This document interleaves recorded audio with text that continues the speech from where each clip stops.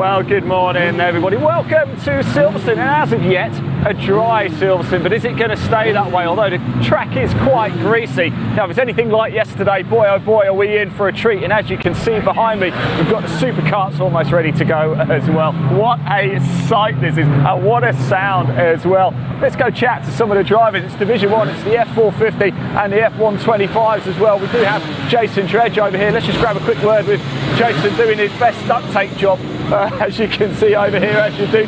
No, Jason, we were just having a quick word off there, weren't we? Yeah. I think there might be a bit of a dry line forming out there. Yeah, we do, but I think it's going to be a little bit too late for us to make any use of it. So I didn't really. So you've decided to go for the wet setup, I see. Yeah, we just had to put inters on last minute. You know, you're at the front, you got to go with everybody else as well. So it's only a 12-minute race, isn't it? So it's not going to dry out that much, is it? So no, probably the right thing to do. and you know, tyres are tyres, they're replaceable. So we're trying to go for race wins here. So that's what I like to see how it goes. We're going to be best of luck for the race. But yeah, literally 2 minutes ago, dry tyres on there. They've changed it up. We do have Liam Morley here. This is your man on pole position. He's run away from us. Let's grab a quick word over here because it looks like we've gone for dry setup here. It's quite loud, but bear with us, but you've gone for the dry setup, it looks like. Yeah, I was just gambled really, and hope I can come back in later in the race. Yeah, exactly, it is. Best of luck for the race. I don't know how well you heard that, saying a bit of a gamble, isn't it? You've got to go for it. We've got Lee Harpham here as well. He's gone for the intermediates. Let's see if we can grab a quick word with Lee. There we go, and he's turned his engine off as well. Lee, you've decided to go for the intermediate setup. Looks like the right thing. Yeah, it's a tough one at the minute because quite a bit of spray, but I don't know. It's going to be, if we're going wet, it's going to be hard at the end of the race, I think. Just saying to Jason over there, it's only a 12-minute race, isn't it? So it is relatively short. It's not going to dry out that much. You'll be all right, won't you? Hopefully. What's it like to drive one of these around Silverstone? Because there's no seatbelts, there's nothing, is there? No, it's quite good. It's obviously a big wide track, but the speeds we get, we're doing like 140 mile an hour. And no, it's 1 minute laps, isn't it, really? Yeah. Essentially 1 minute laps. On the Friday practice, we're doing under 1 minute, 55, 54 seconds. So. Well, one more question. Are you mad? No, Best of luck, mate. Just come over here. Just have a look at. This is Liam Morley's. Look at that's literally it. There's no seatbelt, is there? Where is he? Oh, he's over there. We'll grab him in a second. There's no seatbelt. There's absolutely nothing at all in there. You're going 140 miles an hour around Silverstone here. 1 minute lap times. My word, it's insane. This is going to be well worth watching. The drivers are out and about now. They're walking around. They're getting themselves ready. Not long to go now. Got time to stick with us. We'll see if we can grab another driver or two, shall we? Let's have a chat over here. We've got Matt Robinson here. He's gearing up. He's ready to go. Number 84. Matt, how you feeling? You ready for this? Yeah, I think so. Well, when the tyres are on, I think it's tricky conditions. So came to the grid on slicks. I think we're going to make it a last-minute change to wets. Looking at the section that's out on circuit now. So I think yeah, a lot of people are going sort of for the intermediate settings. We've got dries over there. That could be quite exciting. It's either going to go one or two ways, isn't it? It is. Yeah, I think the wets will be strong at the start. I think as the race goes on, the slicks will come into it. But given it's a very busy track, you have to go offline quite a few times. Yeah. So I think overall we're going for wets, and I think hopefully that should be the best option. Top man, best of luck for it. All right, it is now almost time for the Superkarts to get out onto the track. It's the first race of the day here at Silverstone. We've got a lot of action to bring you throughout the day though. This is going to be super exciting. Stay tuned, don't go anywhere. This is going to be an absolute blast.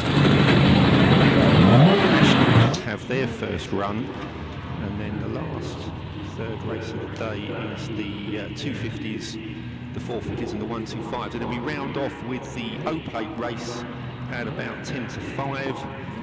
That will be a maximum of 50 karts on the grid, so get yourself ready, chance for that one. Certainly the earlier races I think are restricted. I think we've got 33 in the first race, I think there's about 40 odd in race 2, and then I'm not sure what the number is for the last one, but certainly the final race today for the zero plate is 50 carts, and they are expecting a maximum grid. Well, I can vouch that, as Gary mentioned yesterday, I commentated on the Superkarts at Mallory Park earlier in the year, where I first met Gary, and it was just mind-blowing. The pace of these things is incredible. I'd seen them before at Snetterton when I commentated on the Citroen 2CV 24-hour race. They were one of the support packages, and the speed difference was unbelievable. But the first experience of them was very brief, as I got there at the end of their race. But seeing them in full flow at Mallory, and I mean, Mallory's not a slow circuit anyway, is it? Let's face it. Certainly not. I mean, I think the lap record for a kart Division 1 round there, it was a new lap record that Carl Kinsey set, I think, at Mallory, wasn't it? It was on the day, yeah. That's right. I can't remember which side. Was it 105 or 108? I can't remember exactly what it was. But it's nearly 110 miles an hour. That's right, that's right. But I mean, obviously Mallory being more of a speed bowl than perhaps what we've got here, but then as you alluded to yesterday, Gary Bennett's lap record round here is 108 mile an hour, so apart from Beckett's, it's more or less, I mean, flat through Cox. I spoke to Jason Dredge this morning, because obviously you did, and a couple of other people, non-kart people, asked me yesterday, well, what's the speed of the Superkarts? And Jason was clocked on Friday in free practice at the end of the Wellington Straight at 138. So, I mean, that's fast enough anyway. I mean, there's something that can accelerate to 138 miles an hour down that straight. Well, exactly, because I say Beckett's, it's a slow entry onto that straight. So, I mean, if you take something like the long circuit where you're going through Maggots and then down to the Maggots and Chatham and then down the Hanger Straight, obviously getting the Hanger Straight, you are 140 sort of plus. So. Could I just chip in that I did the commentary on the very first British Kart Grand Prix here on the old Silverstone circuit. 1978. A long time ago. Yes. The late Martin Hines was coming through Woodcote. This is the old Woodcote, and they didn't use the chicane. They had created the chicane for the cars, but for the carts they missed out the chicane. And they were saying that Martin Hines was coming through Woodcote at 150 miles an hour. Oh yeah, yeah. That's through a corner. That's in a cart. I want to yes. that is on the floor. These guys don't get strapped in either. They just wear leathers, don't they? But the thing is, though, Chaz, you know, that because it's so low to the ground, you know, it develops a lot of. I mean, obviously, since Martin won it in '78, you know, you only got to look at the cars. They've got wings, and as you did at Mallory Park, you know, diffusers, and the aero package is a lot better than what it was sort of 30, 40 years ago. And I suppose that's a spin-off from, you know, what the guys see in other car formulas as well. I mean, Ben Davis, who's out there today, the 21 car, him and his brother Toby, they developed a DRS system, you know, on their cars, you know, and unfortunately, I mean, it worked, it was brilliant, but the powers that be decided that they were going to sort of ban it because they were worried that if it got locked into the wrong position, could it create an accident? And I think they said that they've got a fail-safe mechanism on it, that if it did get into trouble, it would always lock down into the safe position. In other words, it would create drag, rather than be in the flat position where, you know, suddenly at the end of the straight, you're sort of flying off at breakneck speed. So that's one of the things I absolutely love about this category, is the fact that you do get a lot of karts with very, very different sort of aero packages on them. They're not all the same. Some of them have longer noses. Some of them even, I remember seeing a couple at Mallory earlier in the year that had almost just like two fins, like an aircraft on the back of them, but no real sort of massive long plane. That's right. Well, that's more or less in the 125 class. So if you look at the 125s, which are just sort of from an identifier point of view for people around the circuit, the 125s have got the blue plates with the white numbers. They tend to have what we call rear wing end plates, but they don't actually have the rear wing right across the back. We generate a bit too much downforce for a 125. You know, I mean, a good 125 is pushing out, I don't know, 47, 48 brake horsepower, that sort of you know, power, and obviously top speed for 125 about 120. But they don't necessarily need the sort of the full wing basis, and whereas I mean the 125, in fact some of the 125s could be cooler and quicker than say the 250 Nationals, because in a 125 you've really got to keep the engine buzzing all the time. Yeah, I mean 6-speed bolts on the 125, a full 250 National, which is the white plates with the black numbers, that's only a 5-speed bolts. And then obviously the twins are 6-speed as well. So. Gary, it's also worth just making the point that, of course, these karts are not the karts out of which young drivers emerge to race in the future British Formula One stars, are they? No, they don't. I mean, obviously, this is long circuit cars. Exactly. The difference is, I mean, obviously, short circuit we classify it at what's called Class 1, so that's direct drive, non-gearbox. You've just got an accelerator and a brake. You can start as young as 6 now. There's the Bambino class where you can start at 6. I think with the Bambinos, I think they're still doing it on a time trial basis rather than actually racing. But then the cadets, you know, this British Cadet Championship that starts at 8 years old, and you've got classes, you know, age groups running right up to sort of 17, 18, and then obviously then adults in various classes as well, you know. So there's a full range of classes on short circuit, but if you want the buzz, as I say, then come and give it a go around here. If you're bonkers. Exactly. So karts out onto the circuit. I better quickly whiz through the grid. So it is race 8. So front row, 24 Liam Morley. Alongside him, the 79 car of Jason Dredge. Row 2, 47 Lee Harpham. 31 Sam Moss. Row 3, 84 Matt Robinson. And 26 Andy Gulliford. Row 4, the 2 kart of Carl Hume. And the 0 of Tom Rushforth. Row 3, Carl Kinsey. And the 18 of Andy Waite, row 6, the 74 Will Lawrence, and 93 Ben Parkinson. And the pace car is pulling off already, so literally that was the quick warm-up lap. It's a 2x2 formation, and it's nice to see a dry track. Liam Morley holding the pace, Jason Dredge alongside. Revs are rising, lights are still on. Everyone seems to be in position, they're holding. Lights out, away we go, and from where I can see it looks as if it's still Morley and Dredge side by side, and I think it was Dredge that actually came round the outside of Morley into Copse for the first time as they head down to you, Chaz. Good luck. It's incredible how quickly they come over that horizon, even compared to the cars that we had here yesterday. It is actually Dredge that has the lead, though. The number 79 car right up in front is the 47 of Harpham going down the inside of Dredge this time. Sorry, of Morley. Actually, Dredge has got an issue. Dredge is going slowly on the exit. He's dropped back loads now. He's down to at least 7th place. As there's a massive pile of the rest of them that have split off at the back of the field coming through as well. And what's the track surface like there at Beckett's? Is it a bit greasy or is it a dry line? Oh, it's very greasy. There's a lot of them twitching around.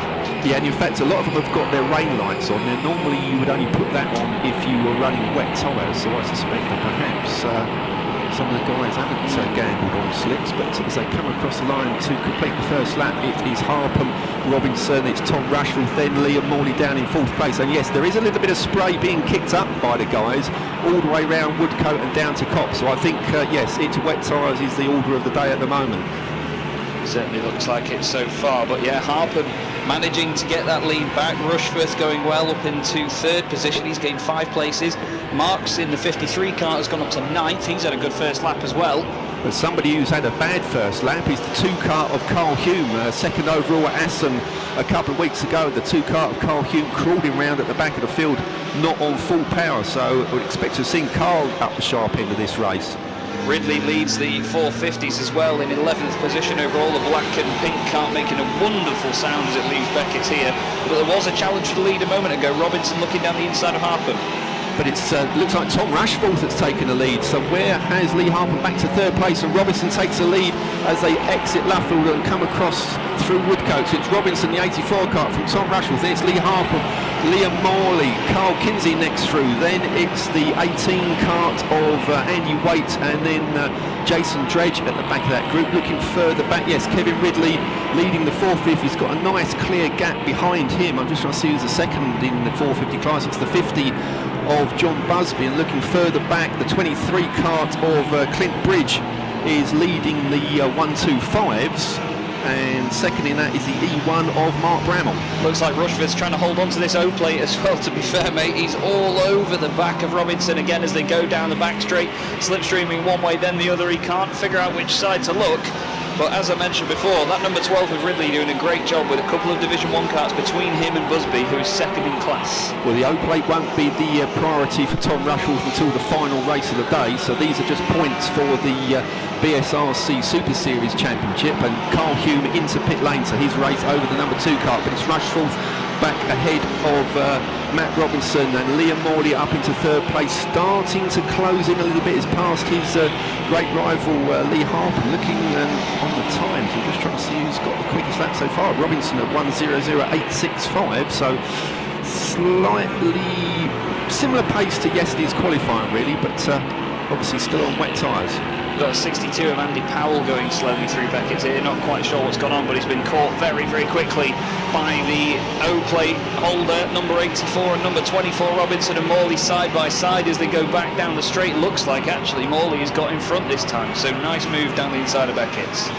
Yeah, Morley took an early stop in qualifying yesterday, and when I spoke to him later on, he said that there was so much water that it all got in the carburation and whatnot, and that's why he terminated his qualifying session a little bit earlier than everybody else. But through Luffield for the third time, and it's still Rushville, but Morley is closing, and it takes the nice inside line and sweeps through into the lead. So it's the 24 now that takes over at the front from Tom Rushforth and Matt Robinson. Lee Harpham still there in fourth place ahead of Carl Kinsey. Jason Dredge still circulating, but a lot further back than I would have expected in the seventh spot.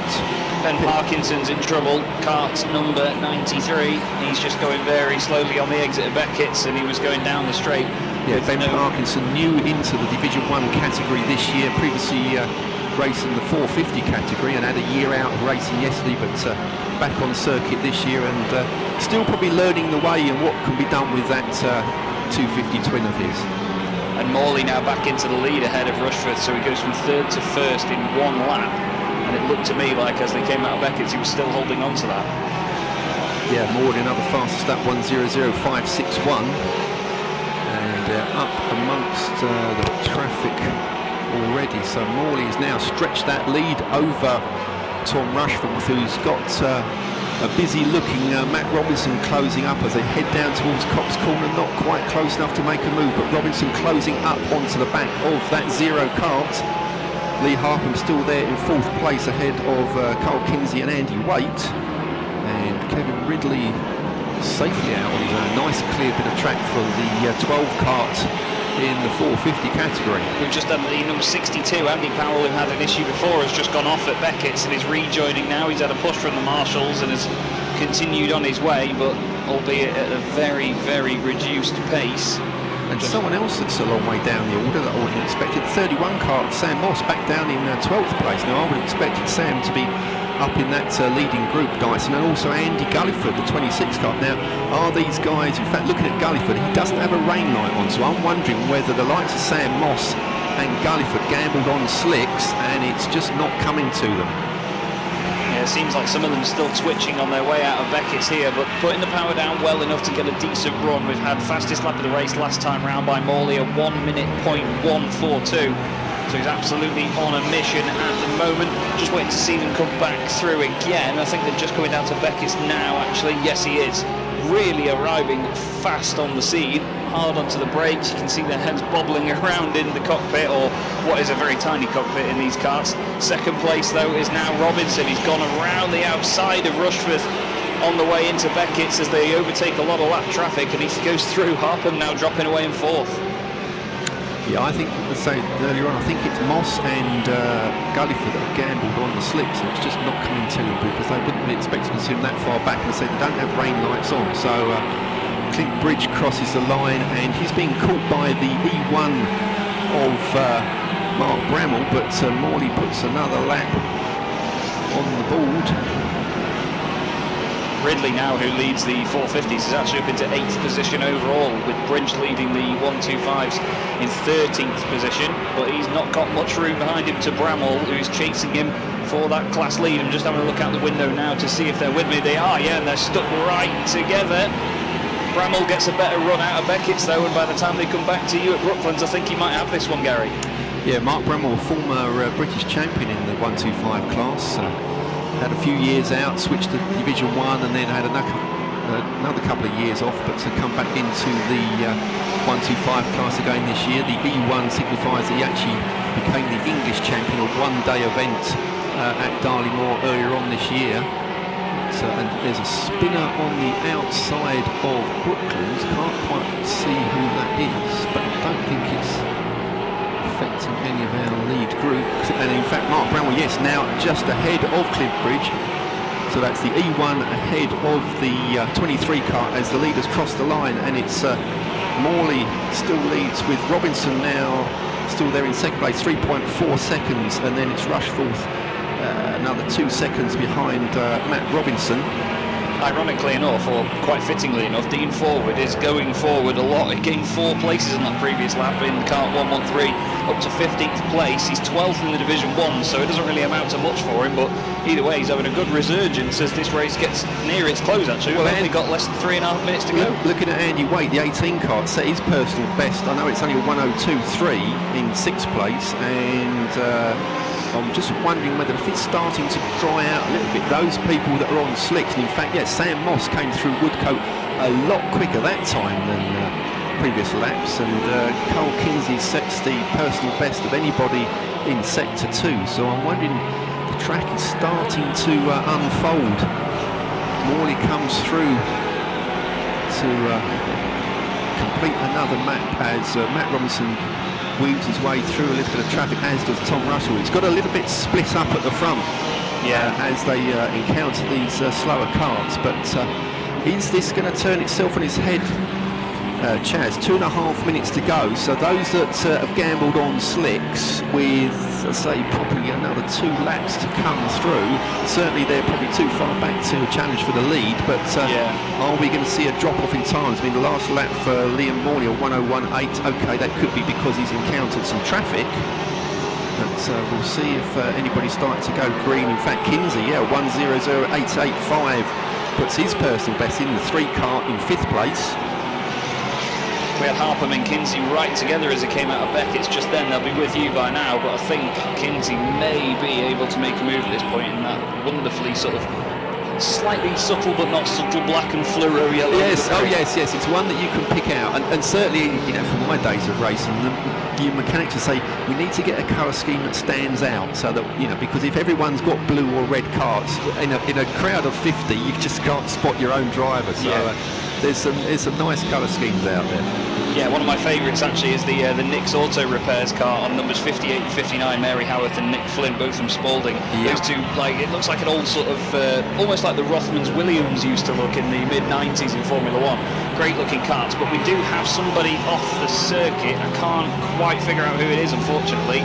He's just been pushed behind the barriers down here, and he's gone straight on at Beckett's. I'm not sure if it was a technical issue or just a spin, but yellow flag's now taken in. So actually, I say that, we've got double wave yellows because there's still marshals behind the tyre barriers actually. Okay, so I'm keeping my eye on Sam Moss as he weaves his way through, and Sam Moss up to 10th place, but not the personal best for him yet.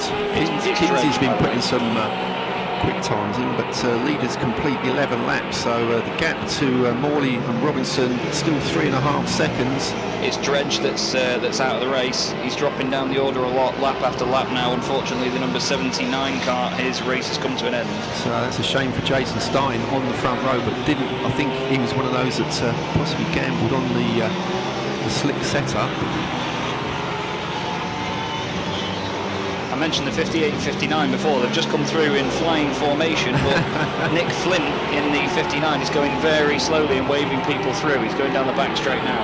So that's in the 450 class. So Nick Flint was lying 4th with Mary Howard 5th, and Andy Powell crosses the line as we see Nick Kirk, another of the 450s. Now Nick Kirk is lying 3rd in the 450s, and in fact almost about to be lapped by the leader of that class, which is still Kevin Ridley, up into 7th place. Now Kinsey's the man on the move at the moment. Personal best last time around, a 1:00.7, and we'll see what as Harpham comes through ahead of Dean Forward and young Jack Tritton there in the 87 kart. Checker flag through, and it is a win for the 24 of Liam Morley from Matt Robinson. 4.1 seconds at the flag. Tom Rushforth there picks up the 3rd place from Carl Kinsey. Lee Harpham gets the 5th spot ahead of Andy Waite. Now I think Kevin Ridley avoided going a lap down on the flying 24 kart of Liam Morley, so we'll look out for the 12 car to come through and take the class win. Yeah, he came out of 450s Beckett just after you'd said that the checkered flag was out, so I think he'll be round with you in a sec. Lawrence crosses the line, and yes, Kevin Ridley takes the flag.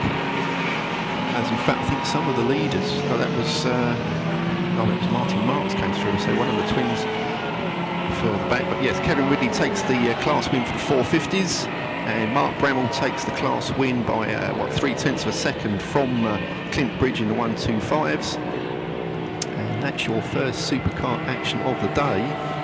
The next one, I think, what's the timetable looking like? It's just before lunch. Ian, so the next one we've got, yes, at 10 to 12. So we'll see in that particular group, the Division 1s will be out again, but they'll be hounded by the 250 Nationals. And that will be an interesting race to watch. So that's the end of the supercar action as we see it at the moment. A question for you, Gary.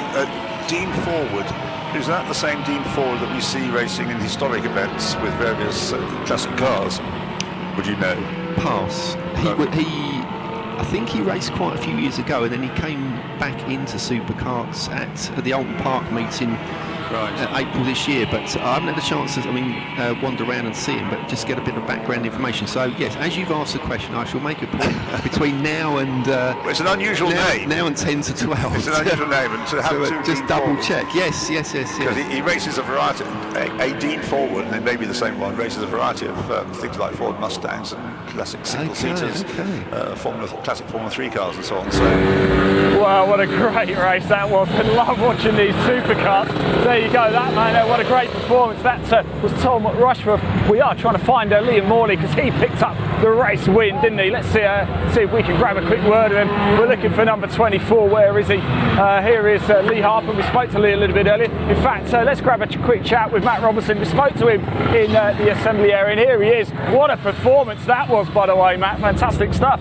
Yeah, good, thank you. It's a good start. As I said before, I think wets were the one to go with. I think they were, yeah. The first two laps were a bit damp, a bit soggy, so yeah, it was just about getting a good start, getting away. Managed to actually lead it for about half a lap, and then yeah, Tom came past, and I say once we got going, everyone kind of evened out to where their real pace was. But yeah, can't grumble at P2. So congratulations, good start to the day. On the podium, here he is.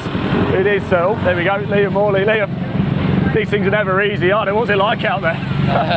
Greasy, slippy, but yeah, we gambled on low tyre pressure, so we knew we'd drop back at the start.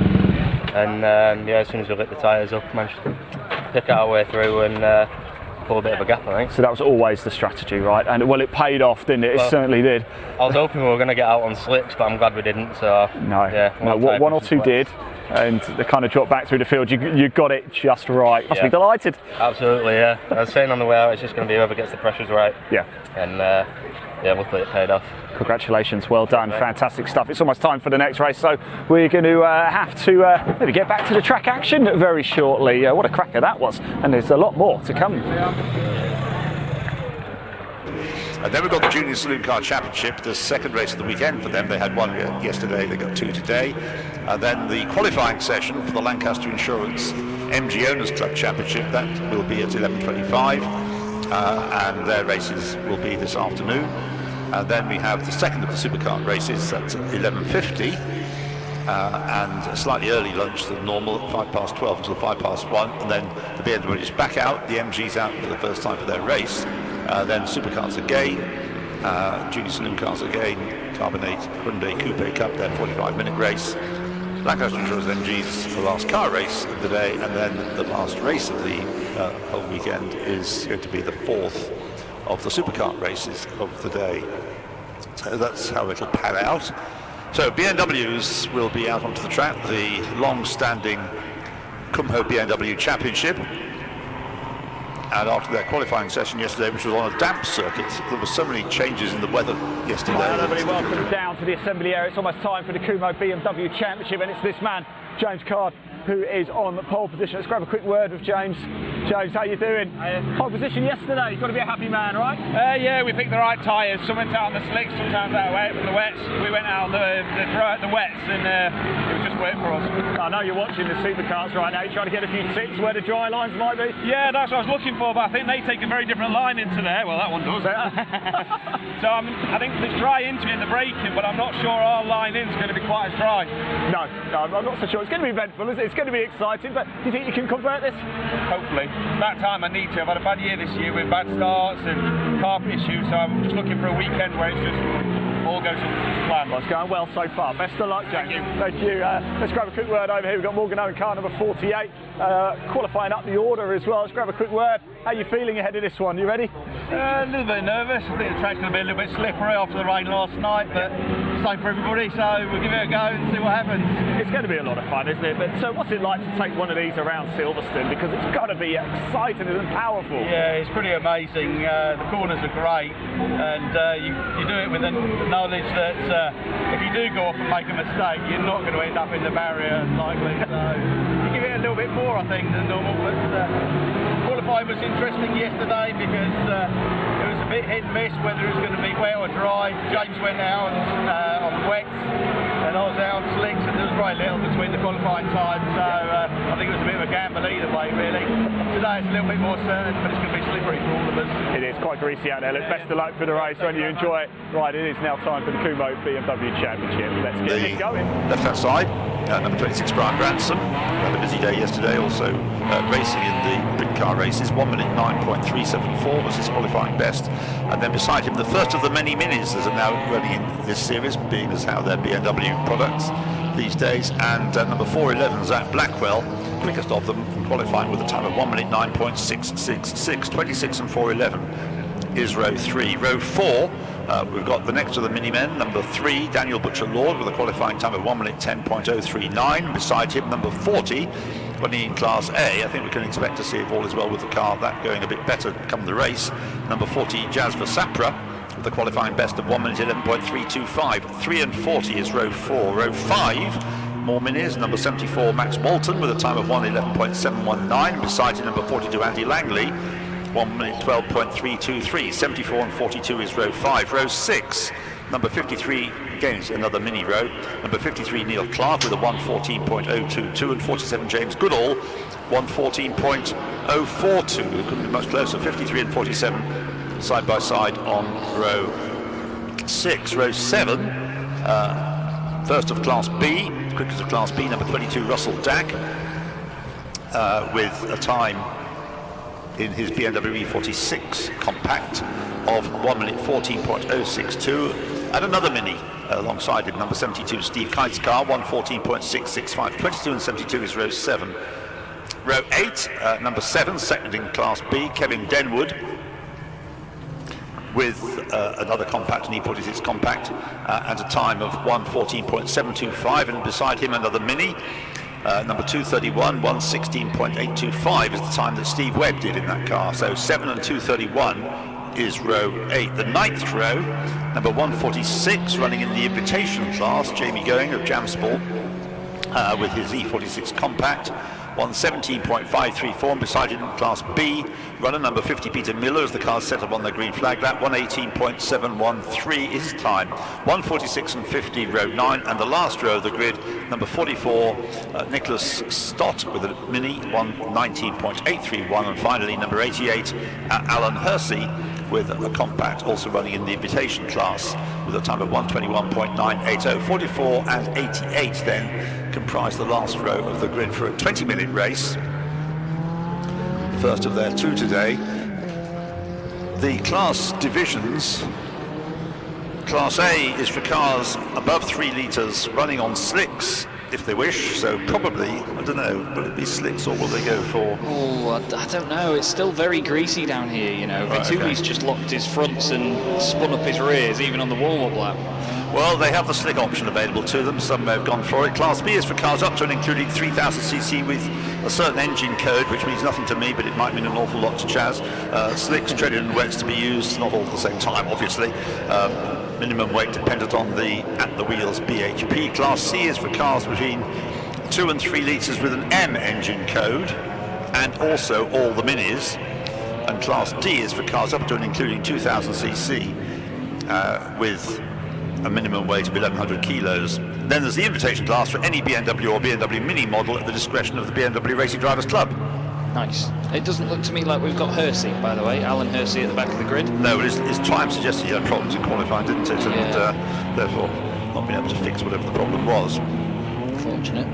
But for me, the ones to watch really in this are the top 4. Yes. I'd maybe even say Brian Branson as well in that very fast orange number 26 E36. James Card, Michael Vituli, both exciting. Brad Sheehan, multiple race winner. Darren Morgan-Owen, also a very, very quick driver in the white E46 M3. I think that sort of quartet of E46s at the front is going to be quite hard to beat, but the man that could do it is Branson. Well, that's the car that Lucky Carer drove yesterday, is it not, in the Brit car race? Yes, the Sands Indicator E36. Have you checked this morning? Is it there now? I didn't actually notice. That's very there remiss. this time. Yeah, that's very sloppy commentary of me, I'm afraid. Well, anyway, it looks pretty smart, but you'll have to tell me about the indicators when it gets back to you. Right, the cars then lining up the usual place for a grid start halfway down the National Pit Straight underneath the silverstone.co.uk gantry. It's an iconic piece of real estate, that. I had to go and take some pictures of it this morning. Seriously? Oh, I love it. I think Wonderful. It's great. I just literally went down there to take a selfie this morning and then take a few pictures of it with the beautiful blue sky against the red. It looks great. I remember many years ago when one of my daughters was quite young, she came to the Grand Prix, and I remember after the first day's qualifying she stood on the track and did what you've just done, actually. Looked down towards Copse Corner. So I thought, gosh, it's rubbing off on the daughters, yes, this motor racing business. Indeed.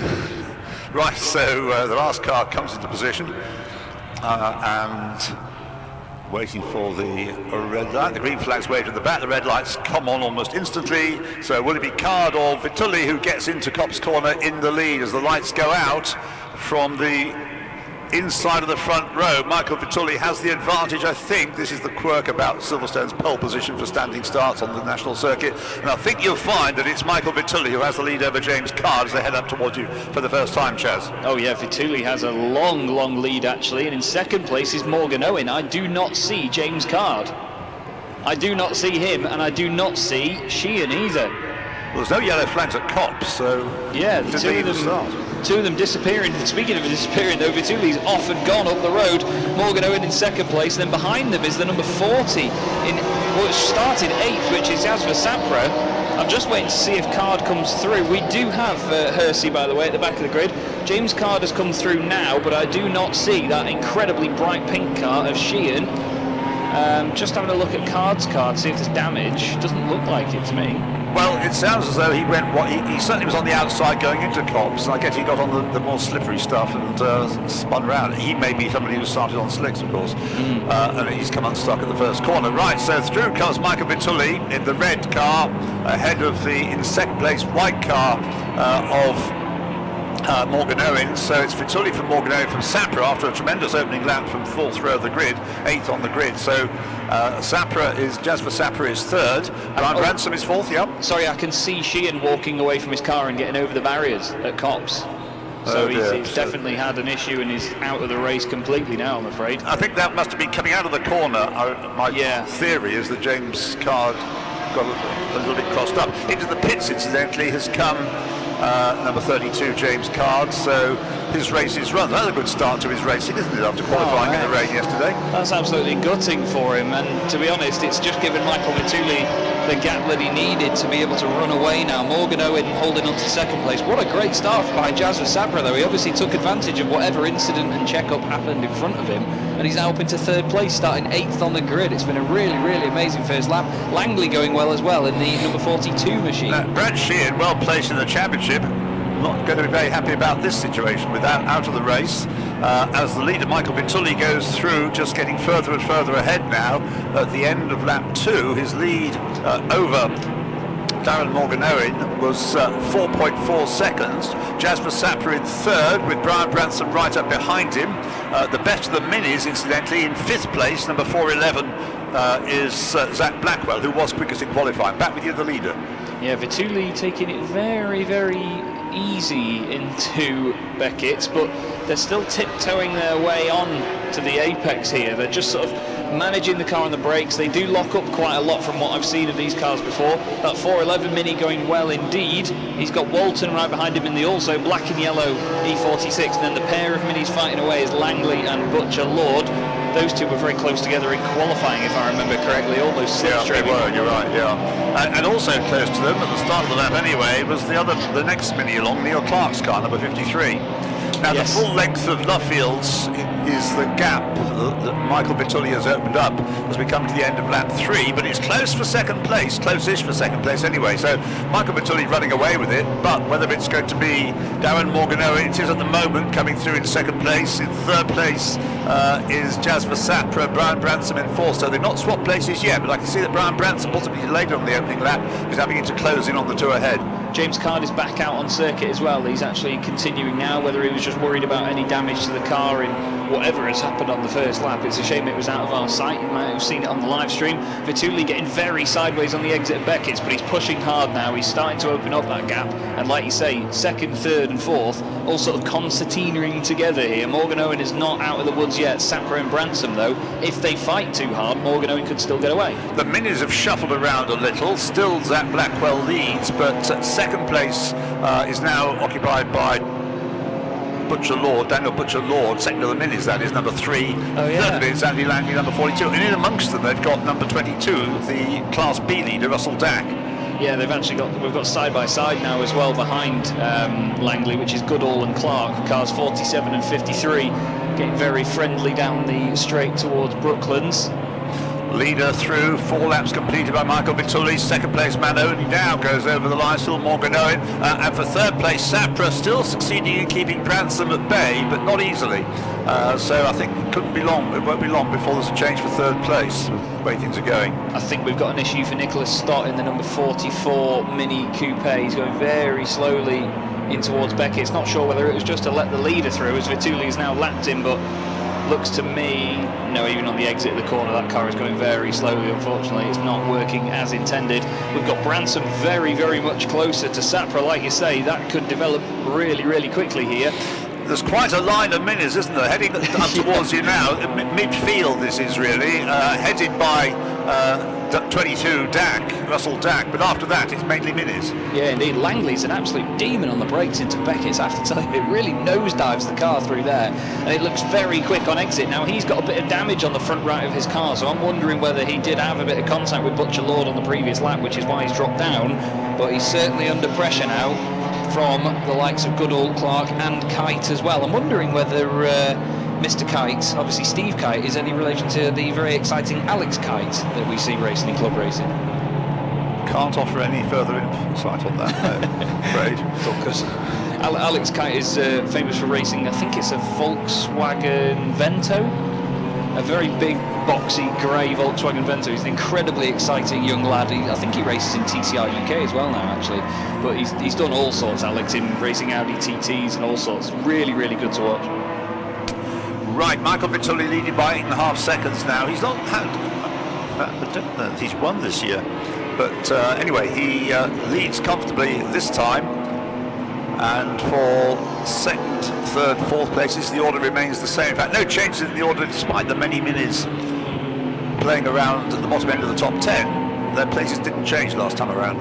Yeah, they're sort of showing their nose down the inside on the way into Beckett's just to put a bit of pressure on, but nothing really changing on the exit. If there was going to be a position change, I'd reckon it would be between Goodall and Clark, because Clark is all over him. Although, just as I say that, actually, the 231 of Webb is attacking Denwood as they come out of Beckett's now, but that is Mini on BMW Compact. Yeah, so Class B leader down in 8th place, going nicely, Russell Dack there. Number 22, leader's gone through, the next 3 through as well. The lead's gone up more now, 9.4. He's going up at the rate of about a second of the lap, actually. Yeah, he's flying, absolutely flying, is Vituli, as he comes out of Beckett's again. Just having a look now to see what Branson can do about Sapra in front of him. He closes in on the brakes, but it just doesn't seem he's got the confidence on the exit. The back end of that E46 looks a lot more planted and a lot more wide and stanced than the skinny back end of the E36 following it. I think it's probably fair to say that the track is now on the line at least, completely dry. So although Michael Bertulli has a large lead, he's still setting faster and faster lap times because the track is just getting quicker and quicker.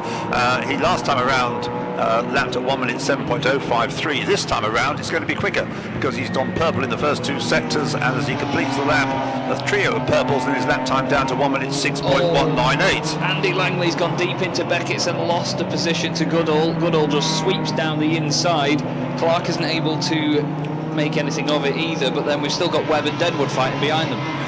That lap I just mentioned, Michael Bertulli, 1 minute 6.198, which he's just done. That's a faster time than either he or James Card did in qualifying yesterday, so the track quicker now than it was in the qualifying session yesterday. He looks so sorted out when he comes out of Beckett's and does Bertulli. There's a tiny little bit of opposite lock just to straighten the car up, and he absolutely pins it on the exit and does a great job of it. Branson now up to 3rd place as well. He's got ahead of Sapra. Sapra's now dropped just a little bit behind him. He's not off the tails of him though, so he could try and get this back, but Branson's been putting the pressure on lap after lap after lap, and now he's finally got the job done. Yeah, I think I'm right to say Michael Bertulli hasn't won this year. The way he's driving this, I know some of the opposition took himself out of the first corner essentially, but nonetheless, he's putting in a very dominant performance here. Comes through to complete 8 laps. That's about half distance in this 20-minute race. There's just under 11 minutes to go. So that lap wasn't quite as quick as his previous one, but it's still very much in control. Darren Morgan Owen actually in 2nd place. Goes through now 13 seconds. He is behind Michael Bertulli. Then Branson, as you described, up into 3rd place ahead of Zapra. We've actually had another move further back. Now, I was saying that Webb was going to get ahead of Denwood, but Denwood has actually got ahead of the Mini in front of him, which is number 72, Steve Kite. So that little train of 6 cars is changing all the time. It's great to watch that, lot. Although by the end of the lap, often, although they've shuffled themselves around during the course of a lap, by the end of it, nothing has changed. The order stays the same. Oh, Branson is right on the back of Morgan Owen all of a sudden. He's just tried it at Beckett's. He's disappeared up the road from Sapra, you know. He's actually going to probably give it a go into Brooklands. Okay, looking across as Michael Bertulli comes out of Luffield. What do we see coming into Brooklands? It's orange from white, yes, so there has been the change. So Brian Branson is now into 2nd place. And Darren Morgan Owen down to 3rd. There's no chance, I don't suppose, 1 minute of Brian Branson catching the leader. That's even though we've got half the race just about remaining. Through he goes in 2nd place, then Brian Branson. Oh, we never say never in motorsport, do we?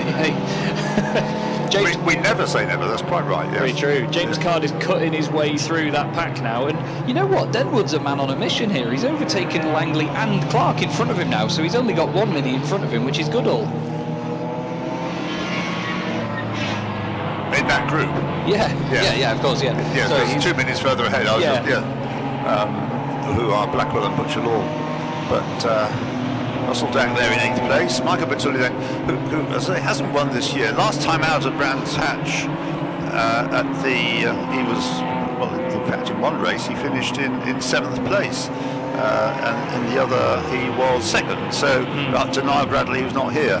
Yeah, he seemed quite inconsistent when I saw him at Donington. He was very exciting to watch as Michael Bertulli, as I stated yesterday, but it was one of those drivers that's that flamboyant, it sometimes doesn't do them any good, unfortunately. Well, it does seem as though he likes the Silverstone National Circuit. He's just done another improved lap time, 1 minute 5.569 now, so lapping quicker than in qualifying. James Carter's now cut through all of the BMWs and all sorts in front of him, albeit still 2 laps down, so he's got to do it all again if he wants to actually get them for position. And his lap time is then, James Carr's lap time is not as quick as Michael Bertulli's. He's got a lot of traffic around him, but his lapping, his best lap was a 1:6.872. So they're good lap times. In fact, he's the 3rd quickest driver in the race. But obviously 2 laps behind, as you say. Yeah, the actual real estate between them all is too much for him to handle right now, I think. But the Minis are having a really good scrap. I cannot emphasise it enough how fantastic those Minis have been.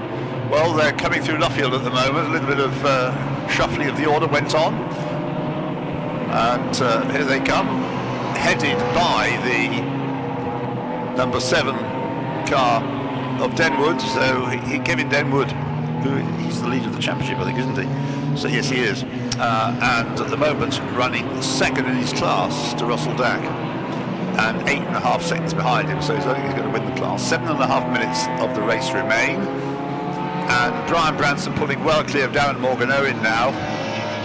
1.6 seconds clear of him he is. They're setting quicker and quicker lap times as we see the track gets drier and drier by the lap. Oh, Langley has just chucked it down the inside of Webb into Beckett's. They're side by side on the exit. Webb did a really good job to ensure that there wasn't contact as Langley ran a little bit wide. He's trying to squeeze him over to the left of the straight now, but into this comes Clark in the 53. They're almost 3 wide into Brooklands this time, Ian. Okay. Will it be 3? Will it be 2? Or line astern? It's yeah, I see what you mean about it being nearly 3 abreast. Not quite, but they had a go at it, and now they decide that going through Luffield like that isn't going to work, so they follow one behind the other. And there's much vigorous blue flag waving here. Well, good on the marshal for doing it, but I'm not quite sure whether anybody is unaware of the fact that he's got a car behind him, because they all have. Yeah, that's very true. They're probably just thinking he's just waving that for the sake of it. He's drying out. Anyway, 13 seconds is now. The gap's come down first to second. That last time around, I mean, it's going to be too little too late, but 6 minutes and 10 seconds remain. Michael Vitulli leads by 13 seconds and coming down, because Brian Branson has just done an improved lap and the absolute best third sector on that lap as well. Oh, Langley's gone deep again at Beckett's and lost another position from it. Not sure whether he's got a bit of damage on the front right in terms of the steering, but the car is not enjoying brakes on the way into Beckett's, because now Clark's gone past him as well. Fastest lap of the race to James Card. Oh. He's done a 1 minute 5.174, so he's the fastest man on the track. But it's still a function of the drying circuit that we're getting these quicker and quicker lap times. I see Michael Vitulli now on this lap has set the absolute best middle sector, and now he goes across the line. Is he going to be a new fastest lap of the race? Oh. No, but it's still in the fours, 1 minute 4.974, but not as quick as James Card went, which is 1:4.639. For James, though, sadly, he's down in 17th place, 6th in class, which is worth a few points, but not a lot in the championship. Yeah, indeed. The two of them absolutely flying at the moment, trading these times. Number 411 still going well as well. Blackwell 4 seconds ahead of Butcher Lord in the mini fight, yes, which is 6th and 7th. They don't have to worry about the great gaggle that's behind. Actually, all 4 minis have crossed the line in a different position to where they were in the previous lap. Yes, they have, haven't they? Yeah, that's right. There's a complete shuffle there. Oh, the 2x2 again as they come back into Beckett's, actually. Goodall manages to stay in front. He's got Branson right behind. Now it's Clark's turn to go deep. Nearly smacks into the side of Steve Kite as he comes back on, but Langley goes through and ahead of both of them. Well, certainly the minis have provided a whole host of entertainment. Particularly, it's been a bit more straightforward through Woodcote, but that's a rather fast corner to be chopping and changing quite in the way they can at the hairpin at Beckett's. So Michael Vitulli on this lap has done an absolute best middle sector. He's completing the lap now, lap 14. We've got 4.5 minutes just under to go, and that wasn't a quicker lap than he's done before. So the fastest lap of the race still stands to the credit of James Card, number 32, down in 17th place at 1:4.639. The mini class still headed by number 411, Blackwell, and the Class B headed by Dack from Denwood by 10 seconds, so that seems to be sorted out. A bit of a nerdy statement from me, which we've had a few of this weekend. The number 22 car, driven by Mr. Dack, Russell Dack, reminds me of the old Lexus IS200 that used to compete in the British Touring Car Championship with Tommy Erdos at the wheel. Car 22 it was back then. It was black with a massive white sponsor down the side, and the rear lights looked exactly the same on that compact. How sad does that make you? It makes me a bit sad, because I really like that Lexus. It was great.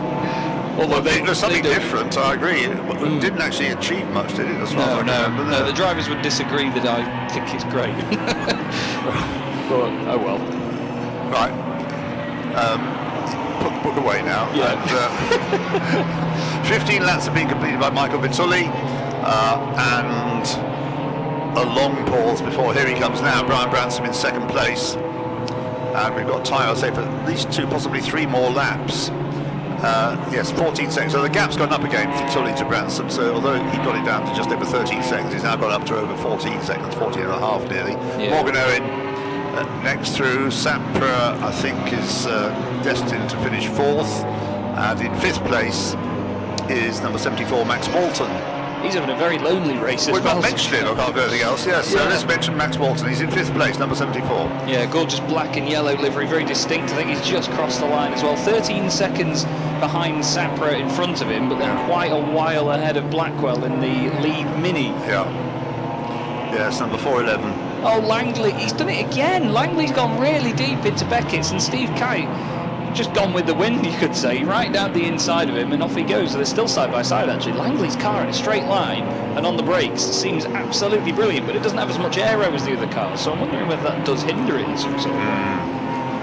All right, Michael Vitulli has gone through with time for 2 more laps, I would say. The one he's on, plus 1 more.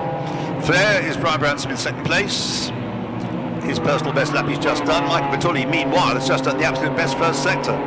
Yeah, he's just closed right up to the back of Blackwell in the Mini. He's not going to get held up on the exit by him either. If anything, he's probably going to get a nice little drag down the straight from some sort of slipstream. Well, Langley's white Mini is at the head of the trio past us. Langley, Kite and Clark is the order that time. 42, 72, 53. It's been a very orderly race, this, really, hasn't it? Apart from what happened at the first corner involving James Card and Brad Sheehan.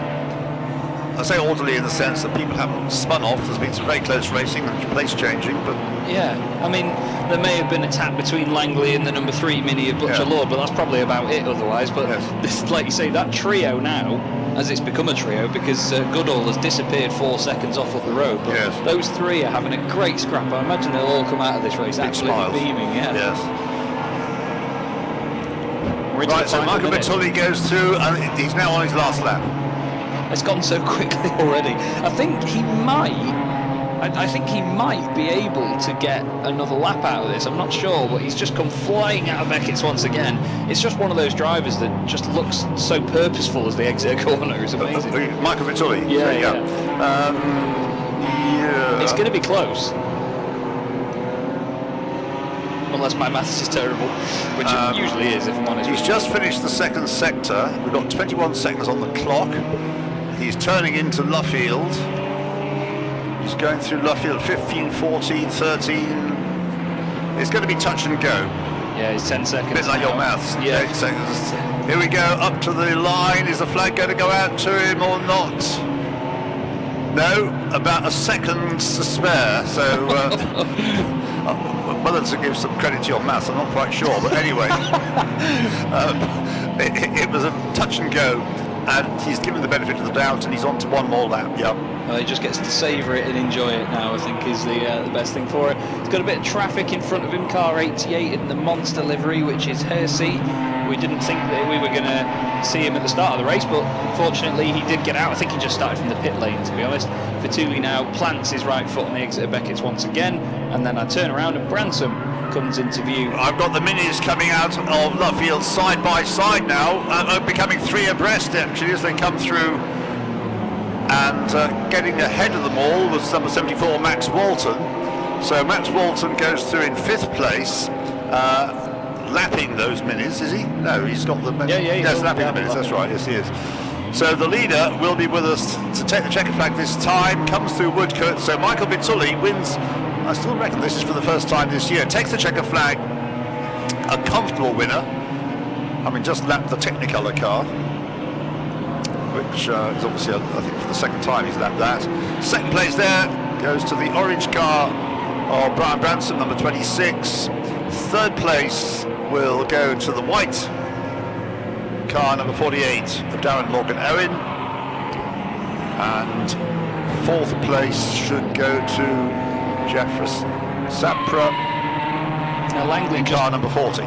Langley got ahead of Clark at the first corner on this lap, and then Clark's absolutely mugged him again at Beckett's, so he's got back in front. But I think James Card might actually finish ahead of all of those guys overall. It won't matter in class and championship points, but I think he's just overtaken all 3 of them on the final lap. Yes, he has, that's quite right. So he ends up in 12th place. He's still 6th in class, as you say. It makes no difference to his championship point score. His fastest lap of the race, he did a purple sector in that final lap, but his fastest lap of the race is a second quicker than the best lap of anybody else, 103.381. Yeah, that's right. Wow.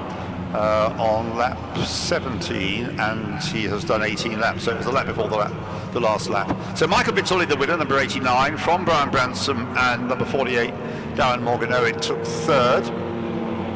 Amongst the minis, the winner, having been the leader for much of the race, Zach Blackwell, number 411, from number 3, Daniel Butcher-Law. They kept clear of the mini mayhem behind, and behind them, in 8th place overall and winning Class B, number 22, Russell Dack, and behind him in 9th place, second in Class B, number 7, the championship leader Kevin Denwood, and the third mini to finish in 10th place, number 231, Steve Webb, who wasn't the best qualifier, but did better than his qualifying position suggested. So Steve Webb finishing third of the minis in 10th place overall, and 11th overall, fourth of the minis, number 47, James Goodall, who seemed to be in the middle of all the fun and games that was going on, as Chaz said. Well, hello everybody, welcome down to Park Fair. What a great race that was. I thoroughly enjoyed that.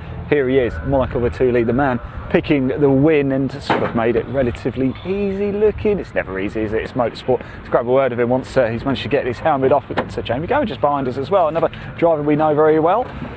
And here he is, the race winner himself, Michael. Congratulations. How are you feeling after that? Because it looked relatively simple, but it's never that easy, is it? It's never that simple, you know too well. It was a great start, and then it was just keeping it on the track, to be fair. It was very, very slippery out there. Yeah. But the car was going really well, really felt confident with the car. And yeah, just tried to keep a distance from second place car and keep it on the track. So what happened to James in the end? Because he was on pole and I didn't see what happened. I have no idea. I have no idea. I was looking ahead. And so you should be doing as well. Congratulations. Thank you very much. Best of luck for race 2 later today as well. We got Brian Bransom here as well. Here he is. Let's grab a quick word. Second place for Brian. Brian, congratulations. Are you happy with that? Yeah, it's mega. It looked mega as well. Really tricky at the beginning and with the slicks. Properly greasy, put it that way. Yes, yeah, it certainly was. And I know, so Darren was keeping you honest for a bit, wasn't he? But you just managed to kind of stretch it a bit. Yeah, we just got past him, and it's just all about keeping it in a straight line. That was the biggest job today, to be honest with you, this morning. I don't know what happened between James and Brad, because that caused a bit of disruption. I got sort of held up a little bit with that tangle up on the first corner. Yeah. I didn't want to get too involved in case I got caught up in it, so I sort of took a bit of a wide berth and lost a couple of places, but P2 isn't bad, is it? It's not too bad at all. Well done, mate. Best of luck for race 2 as well. Let's go grab a quick word. Sorry guys, we're just going to squish through. How you doing? All right? Grab a quick word with Darren, because Darren, we spoke to you in the assembly area, didn't we? And here we are now, third place. Yeah, not too bad. Brian had a little bit more grip out of the corners than me. I was struggling to pull away with him. He was catching me every time coming out of the corners. Yeah.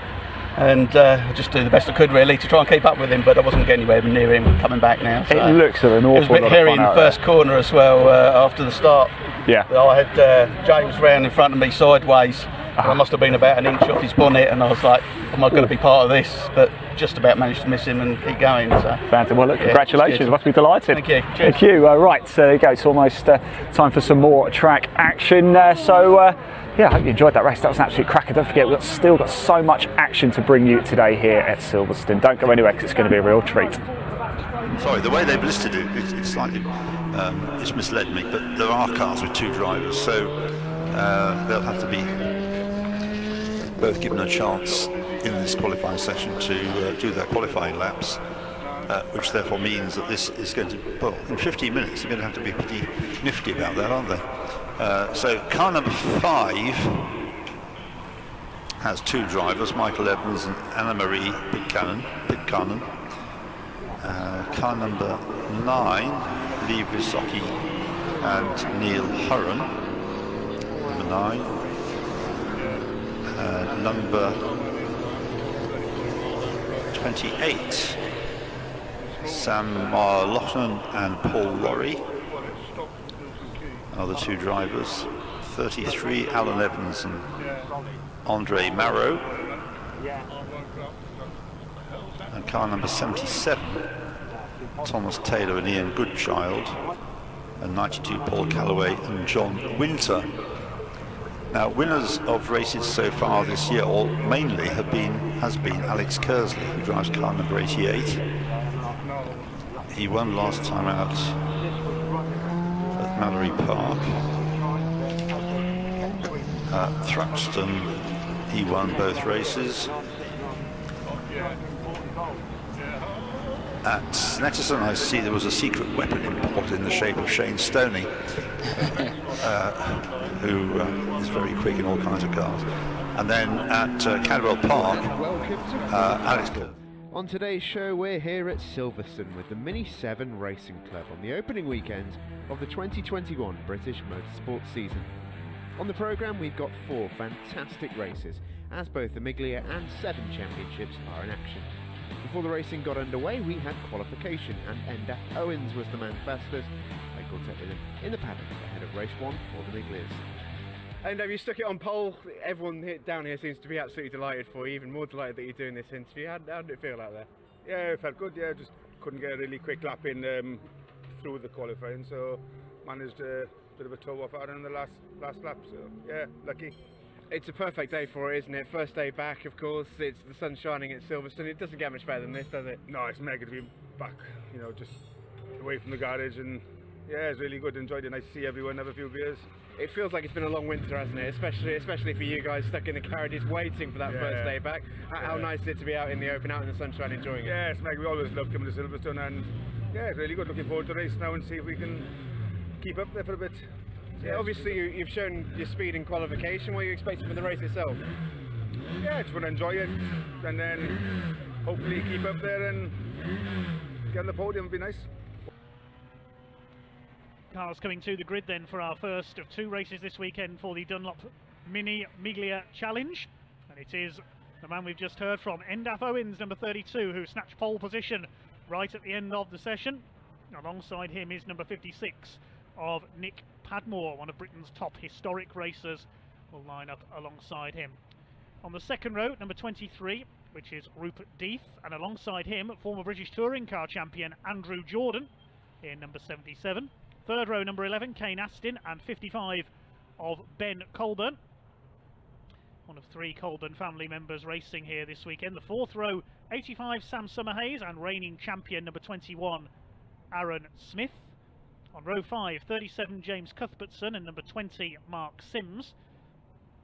Sixth row 4, Colin Peacock, and 25, James Colburn. Seventh row is number 44 of Sean King, alongside Martin Wager in number 49. The 8th row, we have Torben Astin in number 91, Astin Jr., and number 62, rather, Chris Lovett. The 9th row is Tony LeMay, number 69, and 8, Scott Kendall. So names to watch there, Nick Padmore, Andrew Jordan, and reigning champion Aaron Smith, number 21, coming through the field. Then we've got the 10th row, Gordon Pocock, number 15, alongside 47, Darren Mason. 26, Peter Arnold completes the Miglia group, and then we've got the Mini Lieb class from its separate grid. Richard Colburn and Peter Cruz at the front of that one, ahead of Hugh Turner and Peter Hills. Les Stanton and Phil Harvey completes the grid. So the green flag is waved at the back of the grid, and we're ready to go mini racing here on the Silverstone International Circuit. Away they go. Good start by Nick Padmore, good start by Enda Owens, who's going to get the lead as they jockey for position down towards Abbey Corner for the first time in this 20-minute race. It is Nick Padmore who's got the inside line, and he will take the early lead. Looks like they've all made it round okay. Martin Wager there in the number 49 car as they head up towards the complex. There's the second group underway, the Mini Libra category for the more open cars. Peter Cruz getting away well, the veteran campaigner in number 177, the man from Devon. Number 123 at the back is Hugh Turner. The leaders curb, hop and slide their way through towards the Hanger Straight for the first time. This is going to be super close and very exciting. Look at that crocodile of minis heading down the Hanger Straight. Nick Padmore it is who leads the way in car number 56. Who's going to get the most sideways into Stowe Corner for the first time? Enda Owens going for the inside in second place. Death in third, then Andrew Jordan. They slide though around these Dunlop slick tyres, squealing. Tony LeMay chasing one of the Colburns there, number 25, James Colburn in the black and orange car there. It's Nick Padmore who's got the lead. Enda Owens on his bumper into Vale, and the right-hander at Club. Jotens out on the way out towards the start-finish line. Padmore, lap record holder at the Goodwood Motor Circuit in an Arrows Formula 1 car. the Goodwood Speed Week events last year. He completes the first lap. 0.3 of a second is the lead. Third place is Deep, then it's Jordan. Fifth position is Kane Astin, then Sam Summerhays. There's Aaron Smith holding off James Cuthbertson in the 37, and behind them is the other Colburn brother Ben in number 55. Their dad Richard Colburn is leading the Libra category for the non-Miglia spec cars further back, chased by Peter Cruz. Dancing their way through the exit of the complex towards the hangar straight. Here they come. Nick Padmore holding the lead, but only just. They're trying to slipstream each other on the way down towards Stoke Corner, and pulling out there, that was Kane Astin, I think, in the car with the yellow roof, and Nandaf Owens to the inside. He goes through. That's a typical mini move there. Throw it down the inside and hoping for the best, and it's worked out for the Welshman. He has taken the lead from Nick Padmore to the pole man back in front, or is he? Yes, he is. He's just held off Nick Padmore there on the entry to Vale. Rupert Deeth behind them in third place in the number 23 car. Former champion in this division. Fourth is Andrew Jordan. Then we've got Kane Astin. Sixth in the blue car, Sam Summerhays, the man from Bristol, in car number 85. Padmore moves to the outside. Can he tow his way into the lead around the outside, Abby? Yes, he can. Brilliant from Nick Padmore. He's been watching Nick Swift, who prepares that car. That's how Nick drives in a classic Mini. Endaf Owens moves to the inside. Nick Padmore around the outside. There's nothing between these two at all. Who's going to brake latest? Probably not braking at all. They just slide sideways a bit to scrub a bit of speed off into the corners. That's how you drive a Mini Miglia. Up the inside there, 25 James Colburn makes up a place on the inside of the 44, which is Sean King. Now, who's come out with the lead? It's Padmore back in front as they head into the Vale. Then through to Club. Padmore from Owens, Rupert Deeth looking to pick up the pieces behind them. It's Jordan, Astin. There's Sam Summerhays in the blue car. 6 of them, line astern. Aaron Smith trying to catch up. Then it's James Cuthbertson. We've got 16 more minutes of this to go yet. I could watch racing like this all day. As Owens to the inside retakes the lead into Abbey.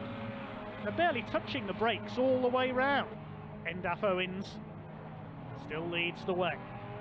To Beckett, sliding the car around there. Jordan, Deeth, Padmore, Astin, Summerhays. Then Smith, then a little way back is James Cuthbertson. 5th in the championship last year, the blue and yellow number 37. Padmore pulls out to the outside. They'll all move to cover him down towards Stoke Corner. It's impossible to know which side to go and who you're defending from. To the inside goes Andrew Jordan. Can he take the lead on the exit of Stowe and lead this race for the first time? I think he's done enough. He just about has there the newly liveried red, white and black Swift Tune prepared machine. Yes, he's got it, or has he? No, Owens back up the inside into Vale. He retakes the lead now. This is magnificent stuff from the Mini Miglias. First of 4 races for the Mini 7 Club this weekend. We've got the 7s and the scholarship class later on today, and 2 races for them tomorrow as well. They spread out across the Hamilton straight here. Is Andrew Jordan going to retake lead? Yes, he is. He nips up the inside. Padmore's there in third, then Deeth, Astin. So got somebody pulled off there. That's the number 25, James Colburn, out of the race alongside the hanger straight. Down towards Stoke Corner. Owens to the outside. A bit of damage to Jordan's left front there as Owens retakes the lead into Stoke Corner. Padmore's there in third in the 56. Rupert Deeth in fourth, and Aaron Smith has come through into 5th place. Now he's beginning his charge through, having started 8th on the grid. This is the midfield battle. There's the blue car, number 219. That's Richard Colburn. That's Colburn Senior, and he's leading the Mini Lead class. Number 219, there he is. It's the car we saw in the pits prior to this race. There's a bit of smoke there out of the back of the 47 car behind him. Here's the battle for second in the Libra class. That's Mini veteran Peter Cruz in the Britax Cooper car, number 177, and he's having a good scrap there with the number 126. That is Peter Hills, another Welshman. He's dropped away just a few lengths there as they come up towards the complex. Owens from Padmore across the line, and somehow I think every lap Endaf Owens has kept his nose in front of the timing line. Nick Padmore wants to see about that. He's going round the outside again into Abbey, and he takes the lead. Nick Padmore, an incredibly talented driver, whether he's in a Mini, a Lola sports car, a Formula 1 car, it doesn't matter to him. He can handle anything. Where else can you see battling like this for the lead of the race? 8 cars covered by 2 seconds. Still little bits of bodywork flying off Andrew Jordan's car as Owens goes to the inside into Stowe. This is where he's stronger. He does it again. He goes through. Padmore down to second.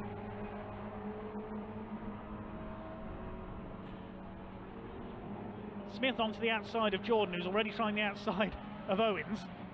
And Nick Padmore could have got through there for third. Yes, he holds that third place ahead of Smith. Here comes Deeth. 1 minute 40 on the clock as they hit the line, so they might get 2 more laps out of this. They're lapping in the 1 minute 17s, the leaders, the 1 minute 18s. So they'll probably get 2 more laps out of this. Through towards Farm and Village now. Still Endaf Owens, Andrew Jordan, Nick Padmore, Aaron Smith. Summer Hayes has got ahead of Rupert Deeth, and so has Kane Astin, so Rupert Deeth must have made a slight error there through the start of the lap.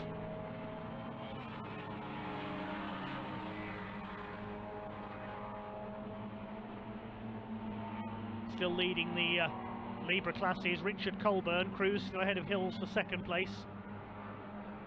Here come the leaders. Again, Owens positions himself to the inside of the hanger straight. Nick Padmore again goes to the outside, driving in the style of Nick Swift. Aaron Smith has a look on the inside of Andrew Jordan, the ex-British Touring Car Champion, holds that second place. He's on the bumper of Endaf Owens. They're trying to slipstream each other, but they're making it so difficult. But it's a 3 wide into the Vale. Look at this. Somehow they hold it together. Aaron Smith there on the inside for Club, side by side with Nick Padmore. And now here comes Sam Summerhayes. He wants a piece of this too. He can sense a podium up the inside. Again, Owens leads over the timing line. They're covered by 1.7 seconds, the 8 of them this time through. Jordan weaves across to defend from Smith, who's somehow held third. Summerhayes is up to fourth. Padmore is down to fifth in the 56 car. 6th now is Kane Astin. Rupert Deeth down in 7th. If any one of them makes a slight mistake, there's going to be a dramatic change, and we are on the last lap now. The clock has counted to 0. Who is it going to be? Can Endaf Owens soak up the pressure?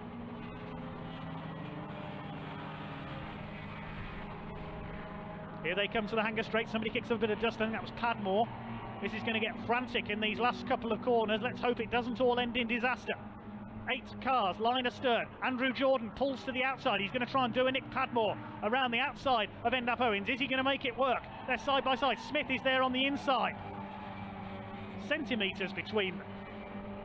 Three-wheeling it, Endaf Owens. The boot lead's coming loose on his car. Here they come up towards Vale for the final time. Can he hang on in front? England v Wales into Vale for the final time. I think Endaf Owens has just about done enough. Can Andrew Jordan get to the inside? Smith's there in third, then Summerhayes and Padmore. I think it's going to be Endaf Owens as they come towards the line this time. Absolutely incredible finish. Endaf Owens has done it. What an incredible race that was. The order at the timing line: Owens, Jordan, Smith, Summerhayes, Padmore, Deeth, Astin and Cuthbertson covered by 1.8 seconds.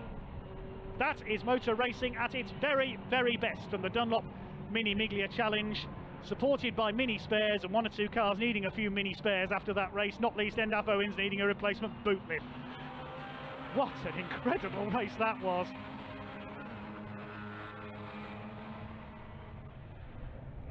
Let's take a look at the results in the top 8 covered by 1.83 seconds. Endaf Owens the winner by 0.174 ahead of Andrew Jordan, Aaron Smith in third, Sam Summerhayes fourth, Nick Padmore relegated to fifth, Rupert Deeth pipping Kane Astin for 6th on the line, then James Cuthbertson 8th, Ben Colburn and Mark Sims rounding up the top 10, then Martin Wager, Tony LeMay, Sean King and the rest of them.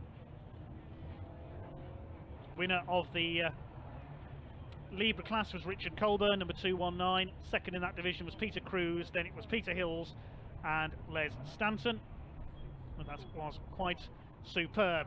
Let's go in here in Park Ferme with the winners with Steve Jameson. Endaf Owens, wowee, what a race. That was mini racing at its very, very best, and at the end of it, you've come out on top. How does that feel? Yeah, it's a bit of a fluke, but no, good, enjoyed that. Really good laugh. It was a crazy race, wasn't it? Just talk us through your emotions. It was such a close one all the way through.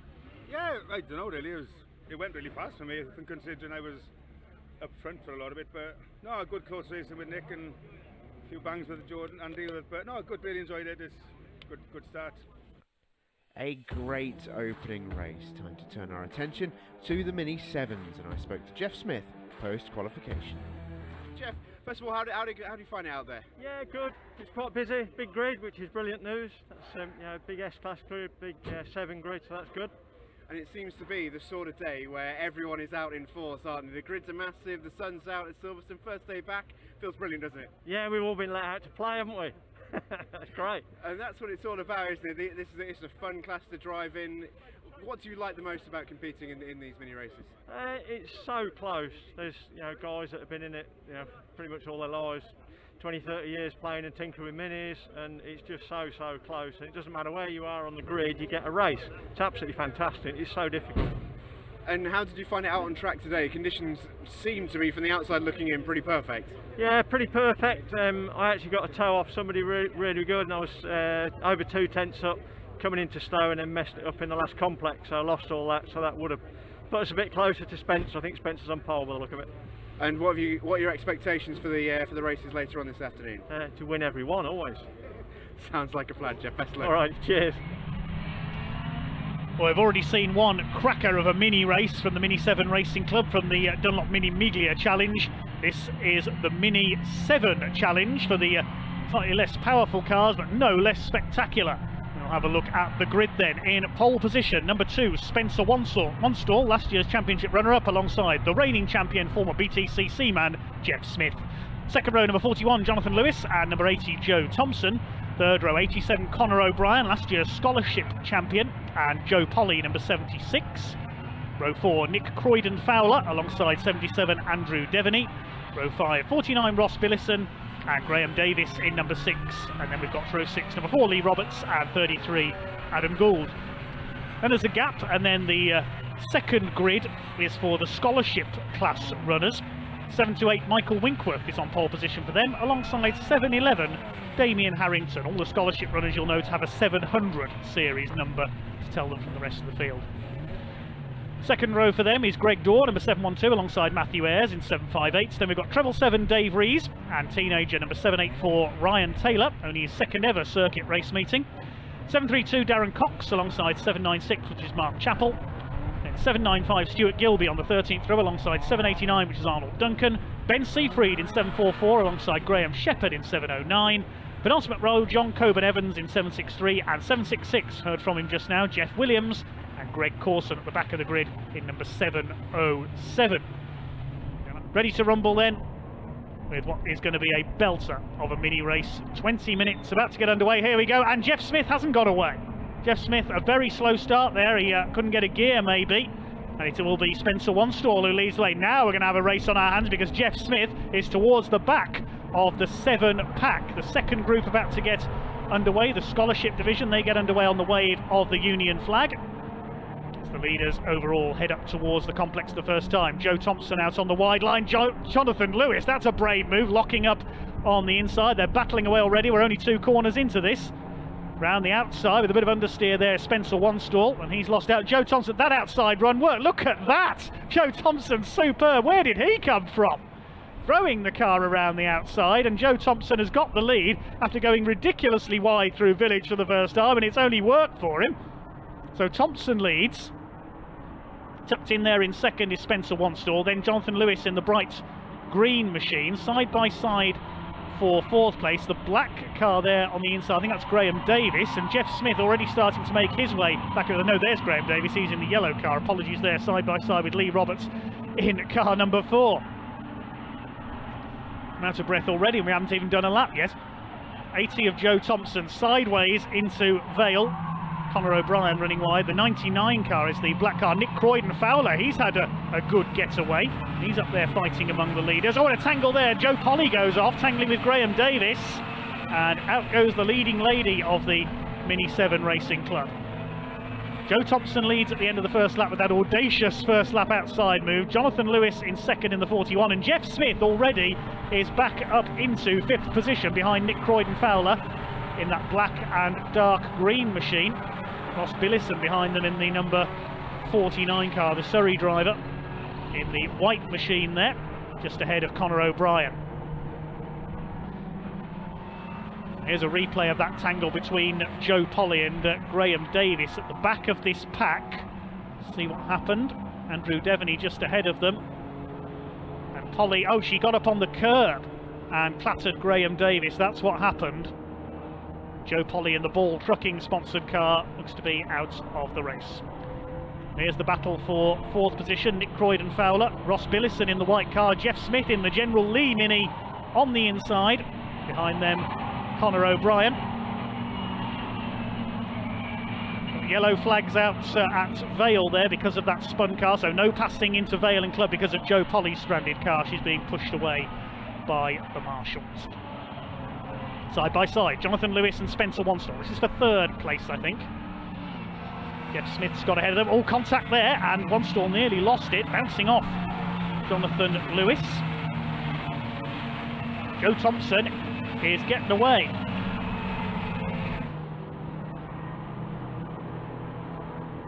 This is the battle for 3rd place now, with Wanstall under pressure from Lewis.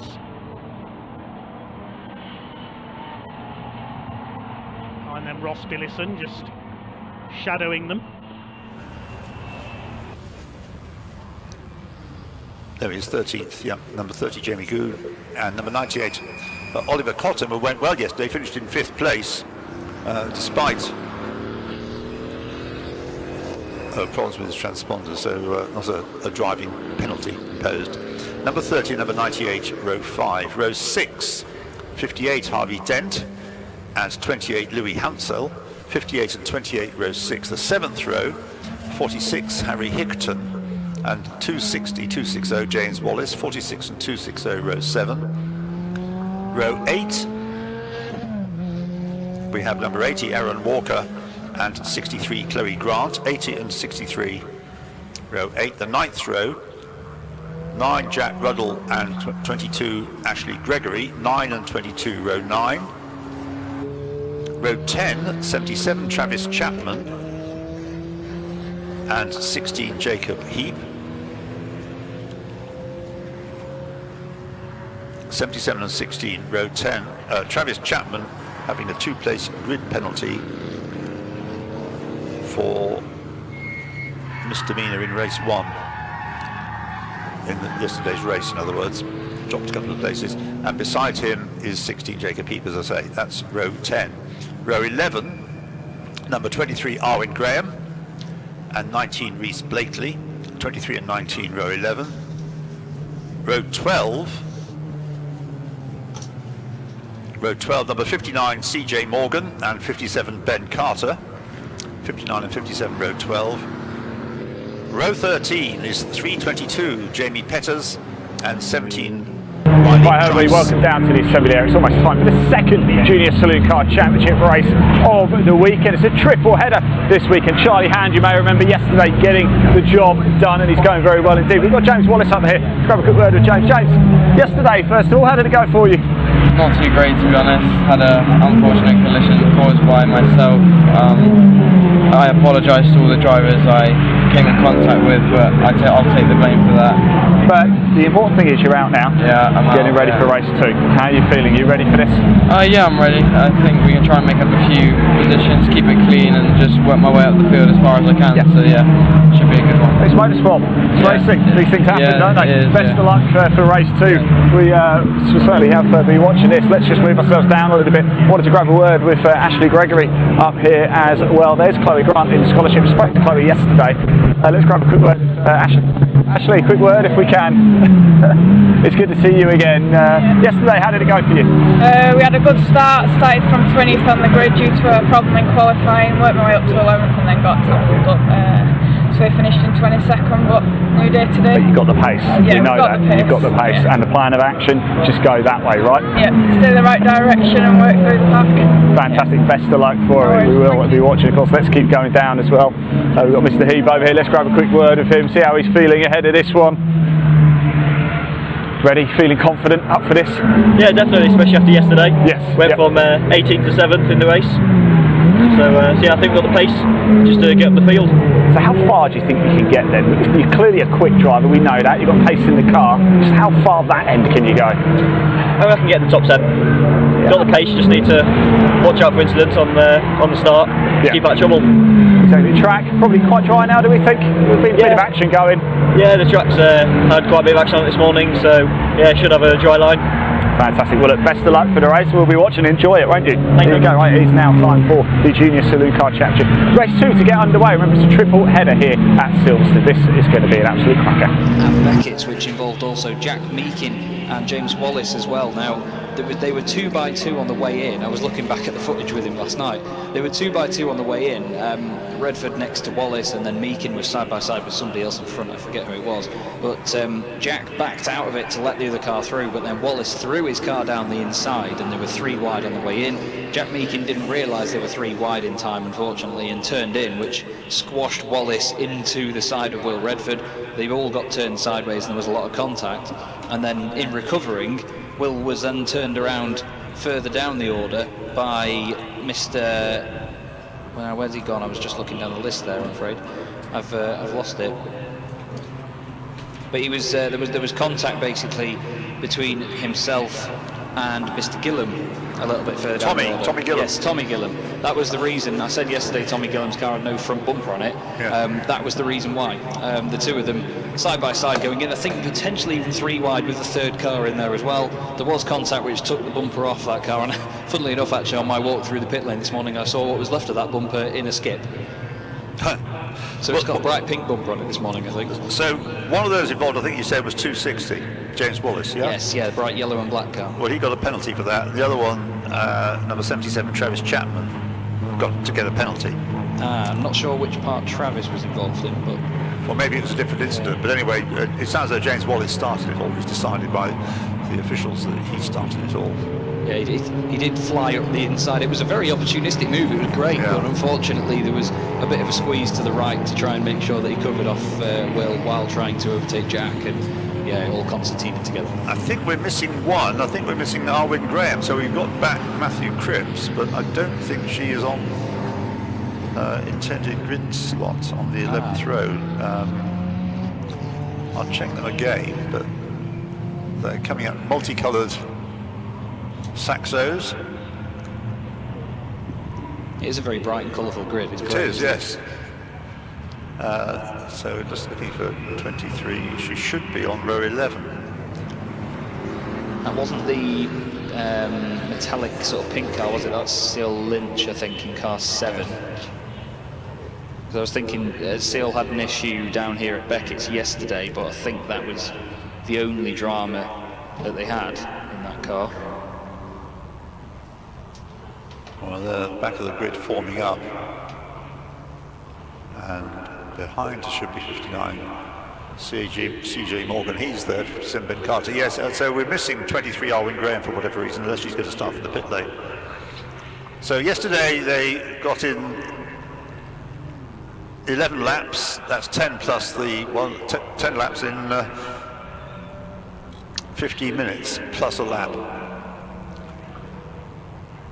So drivers all now looking on the gantry. The lights come on, the lights go out, and off they head towards Cobb's Corner. Charlie Hand on the left-hand side of the road, so Ruben Hager on the inside might have the advantage as they go into Cobb's Corner for the first time.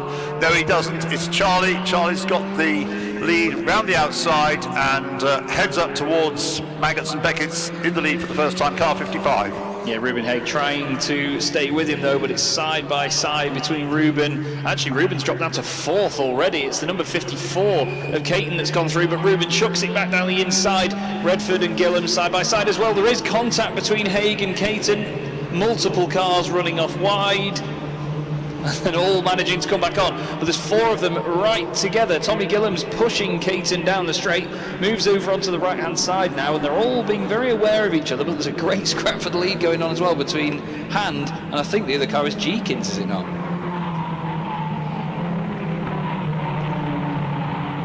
Okay, cars, there's a breakaway movement by 2. Everybody else is in 3rd place, or trying to be, as they come into Luffield then, the pack en masse, but already there's this break caused by that incident, presumably that you were describing, Chaz. So through goes 55, Charlie Hand.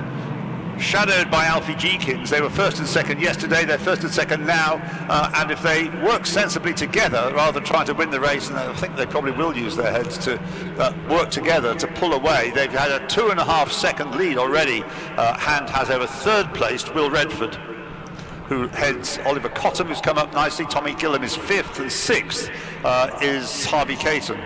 Yeah, there's a massive train of cars all battling for what looks like 6th, 7th, 8th, 9th and so on. Wallace doing his trick that he did yesterday, chucking it up the inside of everybody else. Oh, there's a car off. Good has been clipped and has gone straight on, manages to recover. Everybody else carries on. The 4 wide though, Wallace involved in that now down the straight.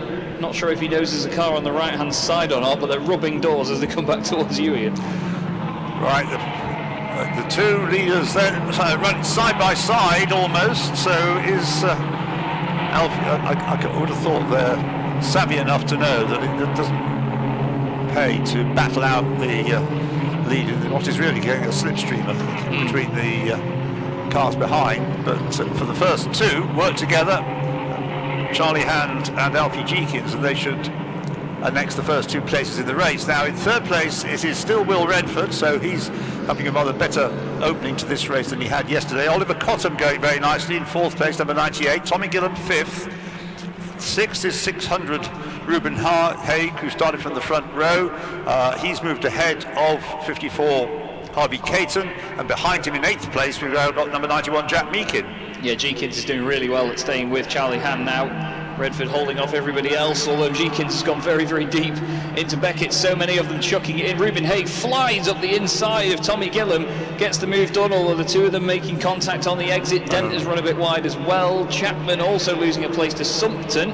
Everybody else making it through cleanly, but yeah, again, Tommy Gillam certainly making sure he uses the door handles on that Saxo at this point. Which is not really to be encouraged. I mean, I'm afraid this is the trouble with this sort of racing, isn't it? It encourages driving into each other, which goes on up through into touring cars.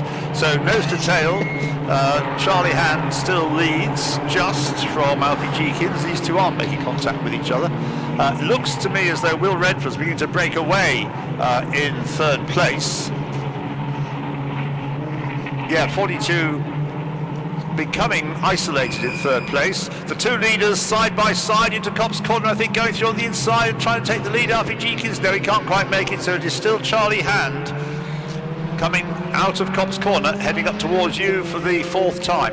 Caton's going well as well, did a purple sector 2 in that previous lap, so really on a mission in that pack of cars. But like you say, Redford's starting to break away a little bit in 3rd position, and we have the 98, the 54, Ruben Haig in there as well. Gillam's lost another place to Hounsell in the bright purple 28 car, although to be fair, Hounsell's got a poor run out of Beckett, so we've got Gregory in the 22 going very wide, Hickton going through on him, and we've got Cripps down the inside of Ruddle for, what position is that? I think that's outside of the top 20, that's car 40 overtaking car 9. That's for 21st place, no, 22nd place even.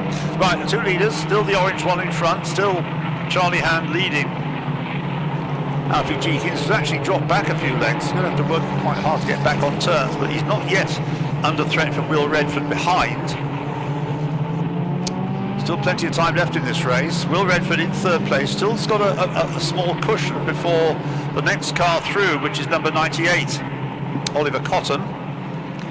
And he has Harvey Caton right behind him, and the order unchanged actually, 600 Ruben Haig in 6th place. Up to 7th we've got number 28 Louis Hounsell in his first season of racing, and then 8th is number 91 Jack Meakin. Charlie Hand is starting to get away now for sure. Redford isn't quite leaving the gap behind, although sideways there.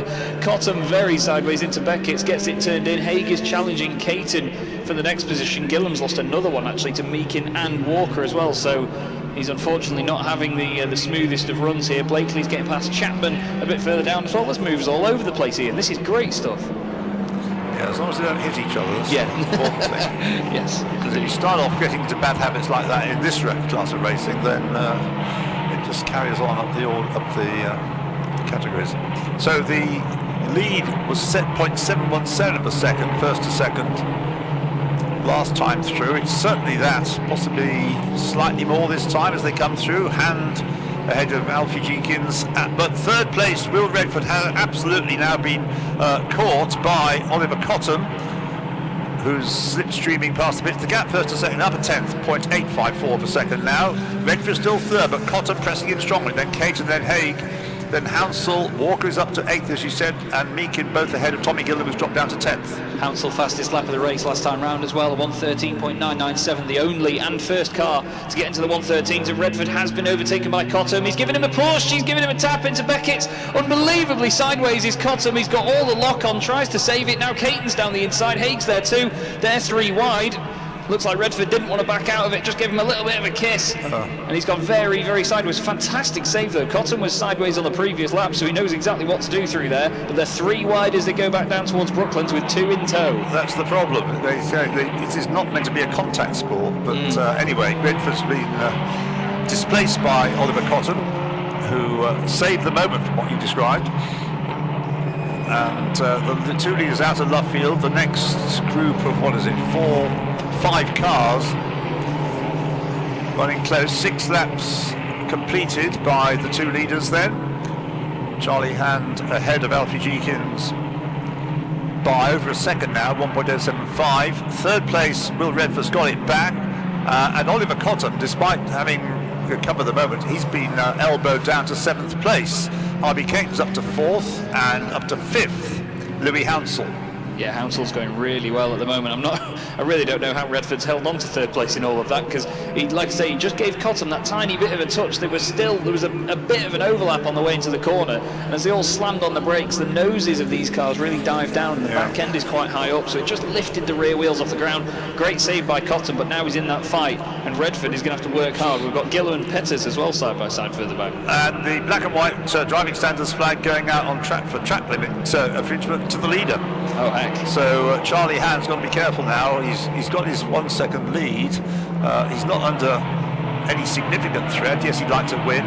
If he gets passed by the car behind him, he's not going to lose more than 2nd place. So he leads out of Luffield still, Charlie Hand, but now with the... Seal Lynch has gone very, very far off into the gravel, really overdid it on the way into Beckett's, and has just gone completely straight on. Right, leaders through. In 3rd place is Will Redford. In 4th place is Harvey Caton, and then the order behind, I think, has remained pretty unchanged from the previous lap. Yes, Hounsell, Haig, Cottam, Meakin, Wallace and Gillam complete the top 10 as they were on the previous lap. 11th is number 322 Peters. Now I'm going to come up well, Jamie Peters, from the 13th row.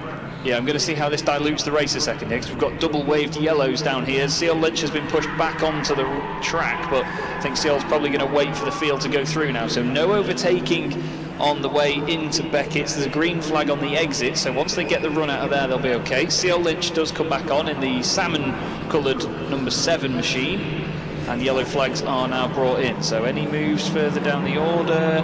Doesn't look like it. Everybody's still abusing track limits over here. They're just pushing hard on the exit and just running over the white line. It's great to watch. Yeah, well, presumably that's not one of the areas that's being policed, so they can get away with it.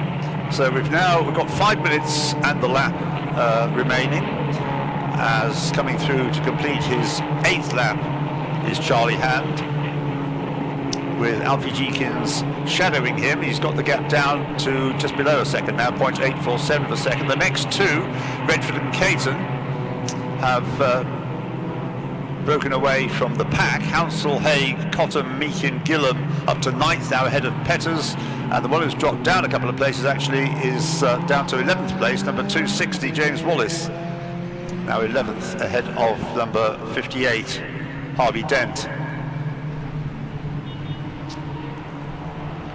And car 10 has picked up a 5-second penalty, so that's for track limits offences. We don't get everything put up it. Now, Harry Smith, who is in 28th place out of the 29 cars circulating anyway, but he's now got a 5-second penalty. Yeah, these drivers, though, all out to prove a point, which is one of the sort of things that brings the entertainment with this championship, I suppose. I remember the very first time I commentated in my life on a real world event being these guys at Oulton Park, and they were just as exciting then. A much smaller grid though. The grid has grown massively in this. It's brilliant. Yeah. Yes, but it is driver discipline that needs to be looked at. Charlie Hand goes through, 9 laps completed, 3 3/4 minutes to go, and Redford and Caton go through nearly side by side in third place. It's still that order though. Redford still just ahead of Caton as they go one behind the other through Copse Corner onto their 10th lap. We're going to get more laps out of this race than we did yesterday. Yeah, indeed. Charlie Hand though, yeah, great gap over Jeekins at the moment. The battle for third is the one to watch though. Caton all over the back of Redford as they get into Beckett. Redford takes a bit of an earlier apex, runs a little bit further wide, and Caton gets the run off the corner. Not sure what he's going to have slipstream wise down there. Ruben Haig right behind Hounsell as well, who has gone very, very well in this race. And the other driver that we said had gone well, who was it? Was it Cottam that's come up the order quite a lot? Well, he had, but he's dropped back again, so he's now 7th. He started, Oliver Cottam started on row 5, 10th. So the leader's going through Luffield. I was just thinking that if Charlie Hand does pick up a 5-second penalty for exceeding track limits once too often, he still only dropped to 2nd place because he's 5.6 seconds clear of Will Redford in 3rd place. He goes through now for the 10th time. And he's going to be battling with Caton as well as Redford, so that gap might get even bigger, to be fair. In 5th place, it's 28 Hounsell, isn't it, in the purple car? Yes, Hounsell, Haig, Cottam, Meakin, Gillam and Petters complete the top 10. Dent is up to 11th now, number 58 Harvey Dent, up ahead of the fading a little James Wallace, down to 12th place, number 260. Lost quite a few places over the last few laps, last 2 or 3 laps.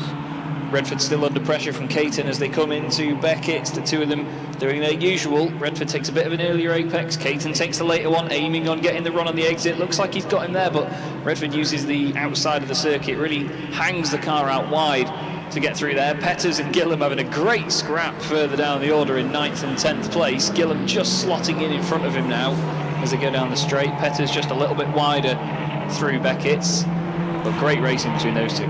So the lead that Charlie Hand has, it's gone up to a couple of laps ago, went up to over 1.3 seconds, and it stayed that way. Well, this time they're coming out of Luffield. The fight for 3rd place is becoming more intense, whereas the battle for the lead that we had in the early stages is now really fizzled out, and it's Charlie Hand's race going away, as they say. 1.313 is the gaps. 3rd and 4th, I think, Harvey Caton's practicing for a final dash for the line on the last lap, because he's certainly drawing level, or trying to get level with Redford as they come out of Woodcote and go over the timing line. But they're not catching the leaders. The leader, 1.3 seconds clear. Back with you, Chaz. Yeah, and it's still over 5 seconds as well for Charlie Hand, so he'll at least hold on to 2nd place. Jeekins in a good position now to take the race win. Not the way he would have wanted to do it, but still, he's put in a fantastic drive so far. The rest of them inside the top 10, except for Petters and Gillam, who are doing a repeat of what they did on the previous lap, just the other way around, have all sort of spread out a little bit, really. Yeah, Charlie Hand hasn't got the penalty yet. Sorry, we've got a big hit here. Number 59, Morgan, chucks it down the inside of Gregory. I don't think Gregory knew he was there. He just turned in on him, and the two of them have gone very sideways. Morgan has saved it, but the car's flicked the other way, and he's gone off at Beckett's. He's back on, though. He's just looped it around onto a bit of the Grand Prix circuit and come back on. Right, now we're coming up to the countdown. 7 seconds, 6 seconds, 5 seconds. Is that the last lap board going out? I'm not sure that it is, actually, or is it? Anyway, they got across the line just before the 15 minutes was up, but this may prove to be the last lap, because remember, it's 15 minutes plus a lap, so we'll have to wait and see. But yeah, it says 1 lap to go on TSL. It's just changed, so I think this will be it. So Hand to Jeekins is up to the biggest it's been since the start of the race, actually, 1.5 seconds. And then Redford is 5.8 seconds. But yes, Hand has not got a penalty. I was simply surmising if he got one. Apologies. If he got one, he'd still be safe from anybody except second place Jeekins. So Charlie Hand leads, and Alfie Jeekins is 2nd place. But not going to catch him now. No, everybody keeping it nice and tidy through Beckett's this time round. No contact, no real sort of abuse of track limits. There's a few cars just going slightly over the white line on the exit, but nothing too much. Well, there's 1, 2, 3, 4, 5 cars have just been given the black and white flag for not respecting track limits. So I'm afraid it's a fairly ill-disciplined race in various places. There's an awful lot of contact, and it's disappointing that well, maybe steps will be taken. Anyway, the checker flag has not gone out. Oh, okay. So they're now onto their last lap. As I say, I thought it was a couple of seconds still in hand. Ho-ho, Charlie Hand then leads onto the 14th lap by now 2.4 seconds. Redford, Caton, Hounsell, Haig, Cottam, Meakin, Gillam and Petters are the top 10, so there's a bit of shuffling at the bottom end of the top 10, but basically the order is the same as it has been for several laps, really.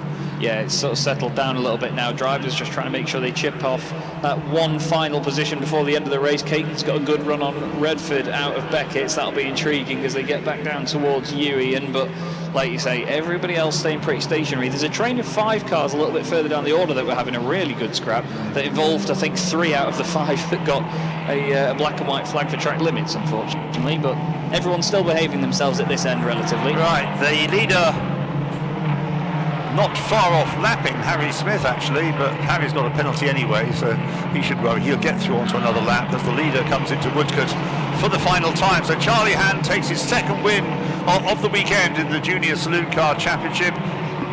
In second place, the driver who was second yesterday, Alfie Jenkins, in car 754, and 42 Will Redford. For the moment is classified in third place ahead of Harvey Caton.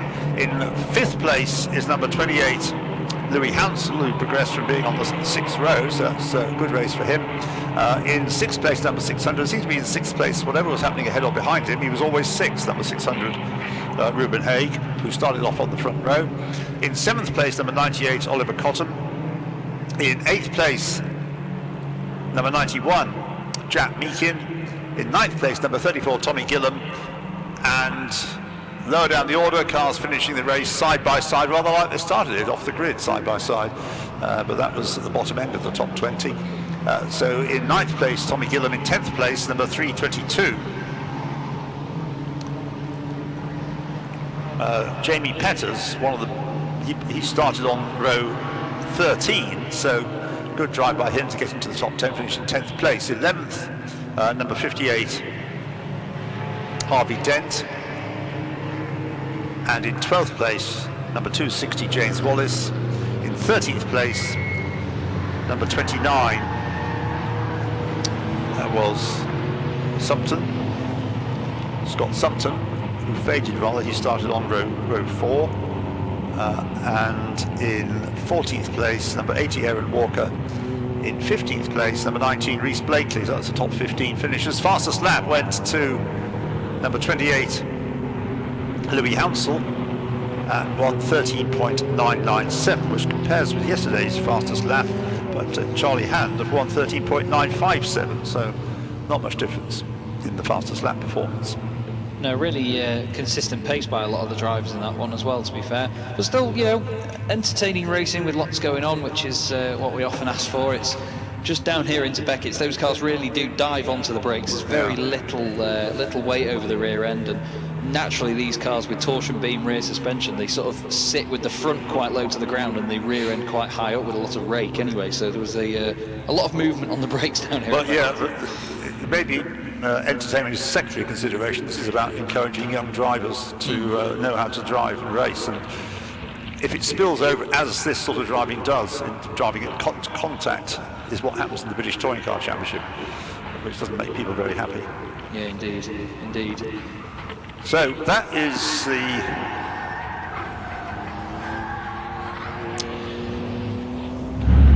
Right, everybody, welcome down to Parc Ferme. Another superb exhibition from the Junior Saloon Car Championship drivers. This man over here, Charlie Hand, he's on for the perfect weekend, isn't he? That's 2 race wins so far. Let's grab a quick word with him. He's surely going to be a happy man indeed, isn't he, Charlie? I was just saying, you're on for the perfect weekend at the minute. Oh, don't say that, you're going to jinx me. No, don't worry about me. This is all about you. You've got the talent, you've got the skill. You must be delighted, right? Oh yeah, I'm so happy with that. Obviously, there's a massive headwind down the Hanger Straight, so really, because these cars are quite light, and they push you around a bit, are they? Oh yeah, so I can see Alfie catching me behind us, so I had quite a bit of pressure for him in the first half, and then I just got a really good exit through Luffield and just managed to break that toe, and then it was Well, look, congratulations. One more race to go, but you're doing well. There we go. And talking of this man, Alfie, you wouldn't let him get away, would you? It was close at the beginning, but I tried taking a different line to try and get a run on him, and it didn't work, and I lost his toe, and then it was his own race from there, really. Race 3, going to get him? Hopefully. We'll try. Great, well done, mate. Congratulations. Let's grab a quick word with this man over here, Will Redford. Will, well, congratulations, buddy. You must be delighted with that on the podium. Yeah. Nobody was letting you get away. There was high pressure all the way around, wasn't it? How did you deal with the pressure from trying to catch Alfie in behind as well? Yeah, Caton was, he was behind me. He was putting pressure on the whole race, but really I was, this track's really hard to pass on, so I was just keeping on to the inside down like the one point where you could chuck it up my inside or my outside, and he never really went for the outside, so sort of just came like, I would have liked to catch the cars in front, but obviously I'm happy with P3 as a rookie. Exactly, exactly. And look, don't give any tips away for race 3. He won't listen to this that way. Well done, Will. Congratulations. Great stuff. That's not it from the Junior Saloons. We do have another race a little bit later to bring you as well. There's still so much action to happen here today at Silverstone. I don't know if you just heard that in the background. A few cheers going on in the background now. This is what motorsport is all about. Remember, these drivers, they're teenagers. They are teenagers. Unbelievable stuff. We've still got a lot of action to bring you. I'm going to head off for a bit, but we will be back with on-track action very soon.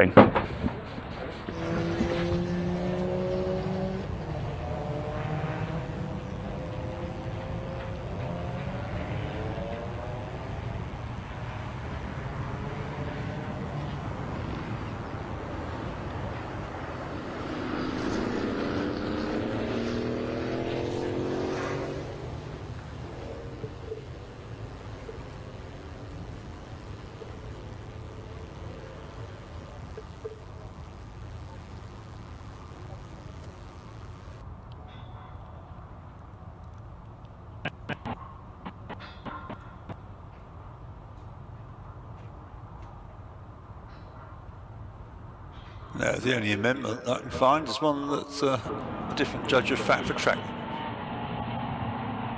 And then Ross Billison just shadowing them. Bonstall second in the points, just 20 points behind Jeff Smith last season. Andrew Devaney was third in their points, and Billison sends one up the inside into Vale, and he goes through. Good move on the brakes there by Ross Billison, number 49. We only saw him on a couple of occasions last year. He finished 11th in the points. Good start to the season by Ross Billison, up into 4th position. Joe Thompson sideways over the curbs again, superb style, and Jeff Smith just flings it in with abandon. Here's the fight further back between Lewis, Billison and Croydon Fowler. This is for 4th place. With 6 minutes of the race to go. Lewis moves to the inside to defend into Stowe corner. Ross Billison tries to go round the outside.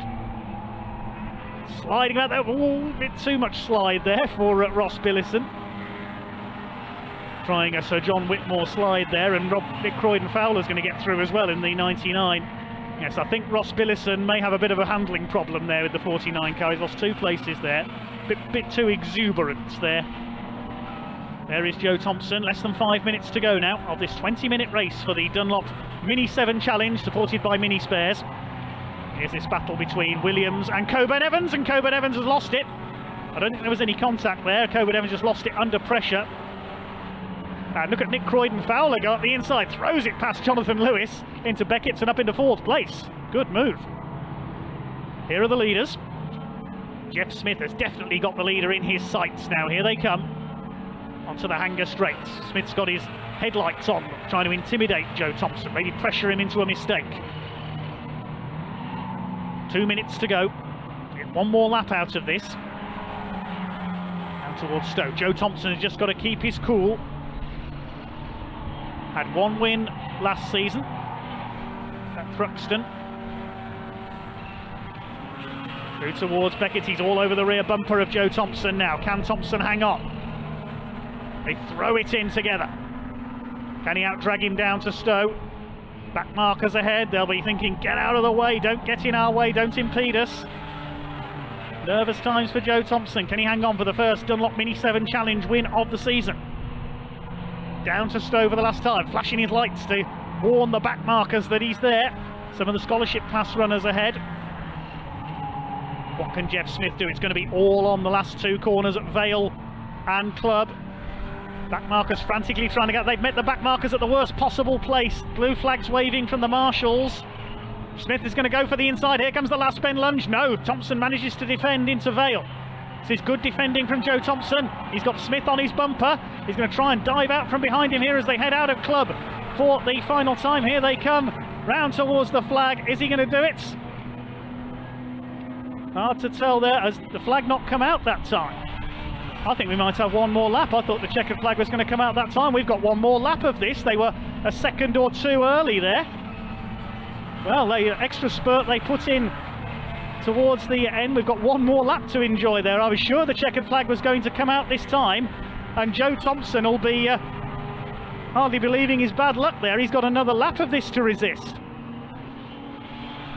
The clock flicked to 0 just after they had crossed the line instead of before it. But Joe Thompson couldn't back off or anything like that, because Jeff Smith would have been through in an instant. They're coming towards the Hanger Straight now.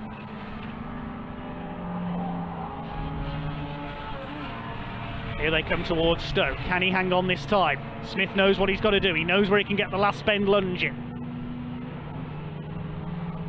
Can Joe Thompson open his account for the season, or will the reigning champion get off to a winning start?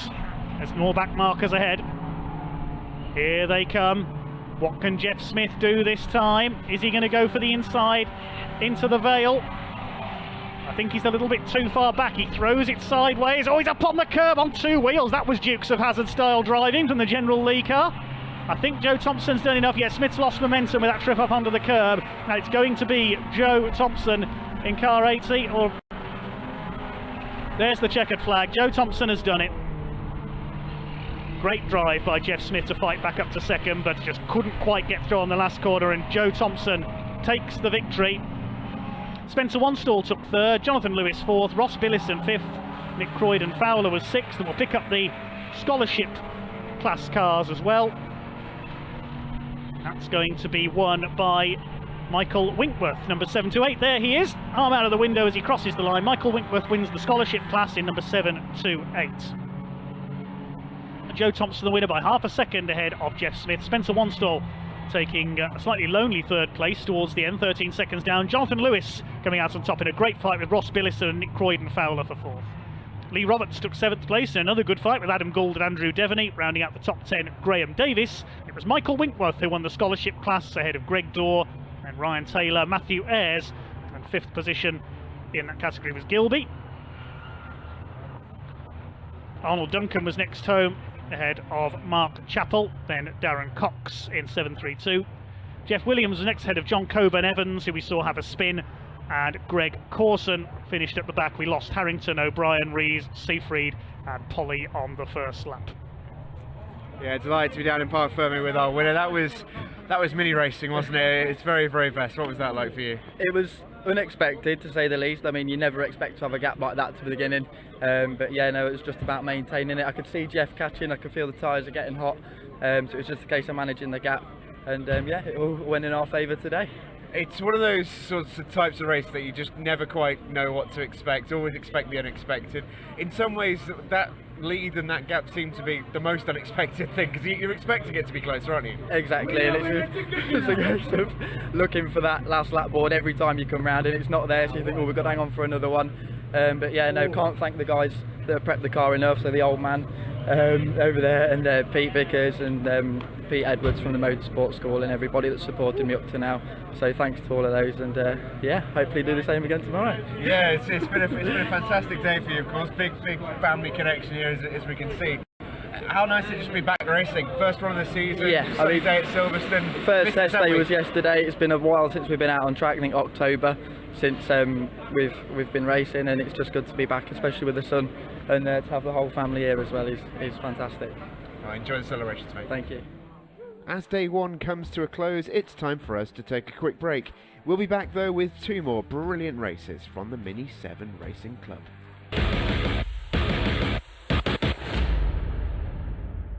Welcome back to Full Throttle. Let's get straight back into the action. It's the Miglia's second race of the weekend, and over to your race commentator, Dave Goddard. Let's have a look at the grid for Mini Miglia Dunlop Mini Challenge Miglia, supported by Mini Spares Race 2. The top 8 finishers from yesterday's race are reversed on the grid. So James Cuthbertson, who finished 8th, number 37, is on pole alongside number 11, Kane Astin. Second row, former champion, number 23, Rupert Death, alongside Nick Padmore in the 56. Third row, 85, Sam Summerhays, and reigning champion, 21, Aaron Smith. Fourth row, former British Touring Car champion Andrew Jordan in car 77 lines up alongside yesterday's winner, number 32, Endaf Owens. On the fifth row, Ben Colburn in 55, doubling up with Brick Car this weekend alongside number 20, Mark Sims. Sixth row, 49, Martin Wager, and 69, Tony LeMay. Seventh row, the man we just heard from, Sean King in the 44 alongside Torben Astin in number 91. And on row 8, Scott Kendall in number 8 and Peter Arnold number 26. On the ninth row we have Chris Lovett, number 62, 47 of Darren Mason.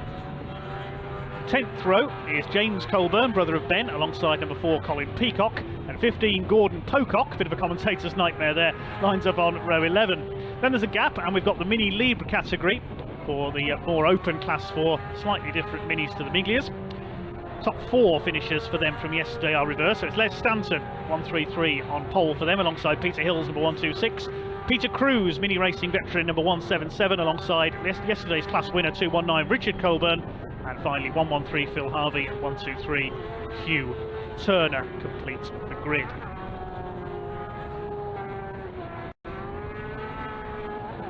Away they go. We are underway. One car hasn't got away from the back of the Miglias. Now the Libre class will start from the separate grid. They have a 10-second delay. The Union flag will go down and they will get underway, but through Abbey Corner for the first time they go, it is Kane Astin who has taken the early lead in car number 11. This 20-minute race, now the second group gets underway, the Mini Libre category. The leaders heading round towards the top of the circuit through the village complex and on towards Beckett's. It is Kane Astin who has got the lead in car number 11 ahead of 37 James Cuthbertson. They slide their way into Beckett's. This is going to be very spectacular indeed. James Cuthbertson, the pole sitter there in second place. Aaron Smith, the defending champion, in third place, in fourth place rather, in the pink car behind Rupert Death in the 23. Then we've got Andrew Jordan, 2013 British Touring Car champion, and now a very quick historic racer indeed. Look at Rupert Death up the inside in the 23. He's going to take second place, trying to take the lead away. Rather audacious move there into the right-hander at Stowe Corner.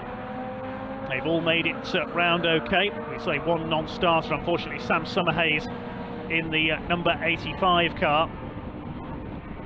It's number 11, Kane Astin, who has the lead at the moment, the man from Cambridge, starting to eke out a slight gap as they come round to complete lap number 1. Cuthbertson in second place, it's Death third, Smith fourth, Jordan fifth, and in sixth position Endaf Owens, the winner yesterday. He seemed to lead across the timing line every time, despite what's happened in the rest of the lap, the Flying Welshman.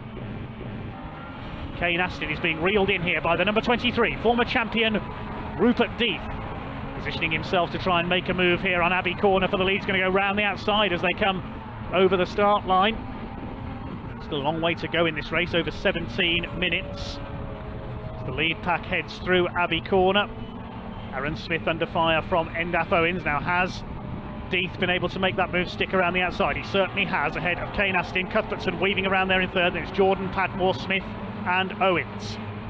Andrew Jordan for the inside Stowe Corner, trying to take third. Nick Padmore's there on the inside as well. Jordan up the inside takes James Cuthbertson for third place. Padmore is fifth, then Smith, Owens. The first of the Colburn brothers, number 55, that's Ben. James making his way through from a bit further back on the grid, number 25. He failed to finish yesterday's races, locking up there on the inside. Rupert Death battling away with the number 11 of Kane Astin. They're side by side, but Death ran a bit wide there out of Vale towards Club Corner. And the end of another lap. Death has somehow held his lead in the number 23 ahead of Astin. Endaf Owens has clipped the back of somebody. You can see a bit of damage to the front of his car. Jordan is third. Then we've got Cuthbertson. Now leading the Mini Libre class further back is the number 177 of Peter Cruz, I can tell you, the man from Devon. There's the battle for the lead down the inside into Stowe Corner. Kane Astin, oh, there's contact as they come out towards the Vale. A little bit of wheel banging there. Now who's going to come out of this with the lead? Death's on the inside as they come down to the left hand. He should take the lead back. He has, as pulling into the pits there in the background, Phil Harvey, number 113. He's out of the race. Death runs very wide over the curbs on the exit of Vale. Somehow he holds it together. Needs to be careful going over the curves too much. You may get a warning for exceeding track limits. Repeat offences on that can lead to penalties. There's Richard Colburn, number 219. He's taken the lead from Peter Cruz in the Mini Lieb class, so going for a double, number 219. Leaders are heading down towards Stowe Corner. It is still Rupert Death that's got the lead. There's been a couple of changes behind them though. Andrew Jordan has got ahead of Kane Astin, but ahead of both of them is Nick Padmore. He's up into second place. Here come the leaders. Again, Death runs wide, and this is Padmore's opportunity. Now he's got a run on him, has he? No. Death moves to cover as they complete their 10th lap. Terrific stuff at the front. Less than 7 minutes now to go. Kane Astin holding on in third place. Then Andrew Jordan and Aaron Smith, they pull clear of Endaf Owens now, and Nick Padmore is all over Rupert Death for the lead. What's going to happen as they come into Stowe Corner this time? Are we going to see Kane Astin go round the outside again in the number 11 as he did earlier? Nick Padmore wants to do that. He's going to the outside of Rupert Death. Who's going to brake latest? Are they going to brake at all, or just use a bit of tyre scrub to shave some speed off? That's what they usually do. Padmore goes to the right-hand side, but he's going to be on the outside for the left-hander at Vale again. Possibly relying on Rupert Death running wide on the exit into Club. Up on the curb goes Kane Astin in third place. Death's going to run wide again. This is again Padmore's opportunity. Can he get an overlap this time? No, again Death gets the power down early. Really driving superbly defensively. What's happened to Kane Astin? We've lost Kane Astin. I think that was up on the entry to Club. And further back, Peter Cruz is off. Peter Cruz has gone off. That's up at farm. There's Kane Astin. He's off as well. Now there's tyre marks on the side of that car. There must have been some contact in there, so the third place man has gone. Again, Padmore's trying. He's really trying. Look at him throw that car around as they come out of Beckett's. Padmore just looking for the opportunity to strike. He was in the slipstream there. He's going to strike early this time on the rundown, but look at Jordan up the inside, squeezed under the grass. 2 wheels on the grass for Andrew Jordan. Padmore, meanwhile, while that was going on, has got round the outside. He's into the lead, and Jordan's through as well. Fantastic stuff. Well, Padmore made his move earlier that time down the straight, but now he's got to deal with Andrew Jordan. Got a wheel onto the grass there. That won't bother him. He's had background in rallycross before moving into touring cars and beyond. Through towards Club they come. Nick Padmore, your new race leader. Andrew Jordan second. Death is down to fourth because Aaron Smith has come through as well. Rupert Death will be frustrated there. First to fourth in the space of a couple of corners. Now Jordan attacking for the lead. Padmore and Jordan, two of Britain's finest historic saloon and sports car racers. But now they've got to deal with... And Rupert Death's got a problem. Rupert Death slowing down. What a shame. Cannot take your eyes off this. Richard Colburn, incidentally, is still leading the Libra class further back. They come round to start what will be their last lap. There's the board from the marshals. 30 seconds to go. Can Nick Padmore hang on to take the win? Made a couple of appearances in the Mini Milias last season. Best results of second place at Thruxton. They're coming up to lap Richard Colburn. There is the blue number 219. Padmore defending. What can Andrew Jordan do? The man from Lichfield in Staffordshire. Padmore comes from Reigate in Surrey. Throws it sideways. But what can Aaron Smith do? Is he looking for a last bend lunge? The Kent-based driver looking to defend his title this year, and defending is what Nick Padmore is doing.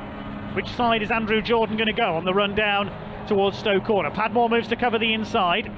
Jordan will try and slipstream him and throw it round the outside into Stowe, trying to get onto the correct line for Vale. I don't think he's going to do it. This is going to be close between the three of them, though. Jordan is trying. He's going to try for a last bend lunge. But there's not much of a run to the finish line out of Club Corner, the finish line at the start of the Hamilton Straights. And I think Nick Padmore has done enough. Here they come. Throws it almost sideways coming out of Vale towards Club, and it's going to be Nick Padmore in car number 56 towards the checkered flag. Nick Padmore is our first winner of the day here at Silverstone, second to Andrew Jordan, third Aaron Smith, as quickly as that, covered by less than half a second at the flag. Superb battling between those three. Bad luck to the other cars involved in that battle. Kane Astin, who went off, and Rupert Death, who suffered problems after losing the lead. The Libra class finishing a lap down but taking the victory. Richard Colburn, in car number 219, ahead of Peter Hills and Les Stanton. We lost a fair number of cars towards the end of that one. Let's check out the results then of the Dunlop Mini Miglia Challenge, supported by Mini Spares. Nick Padborn the winner by 0.291 of a second, ahead of Andrew Jordan. Aaron Smith just a couple of tenths further back in third. Fourth place to yesterday's winner, Endaf Owens, with Ben Colburn a good fifth, ahead of Colin Peacock. Seventh going to the pole sitter James Cuthbertson. Then Mark Sims, Martin Wager and Sean King round out the top 10. Kane Astin did get going again after his problems. Sorry, that's Torburn Astin, my apologies, in 11th place, and 12th place going to Scott Kendall.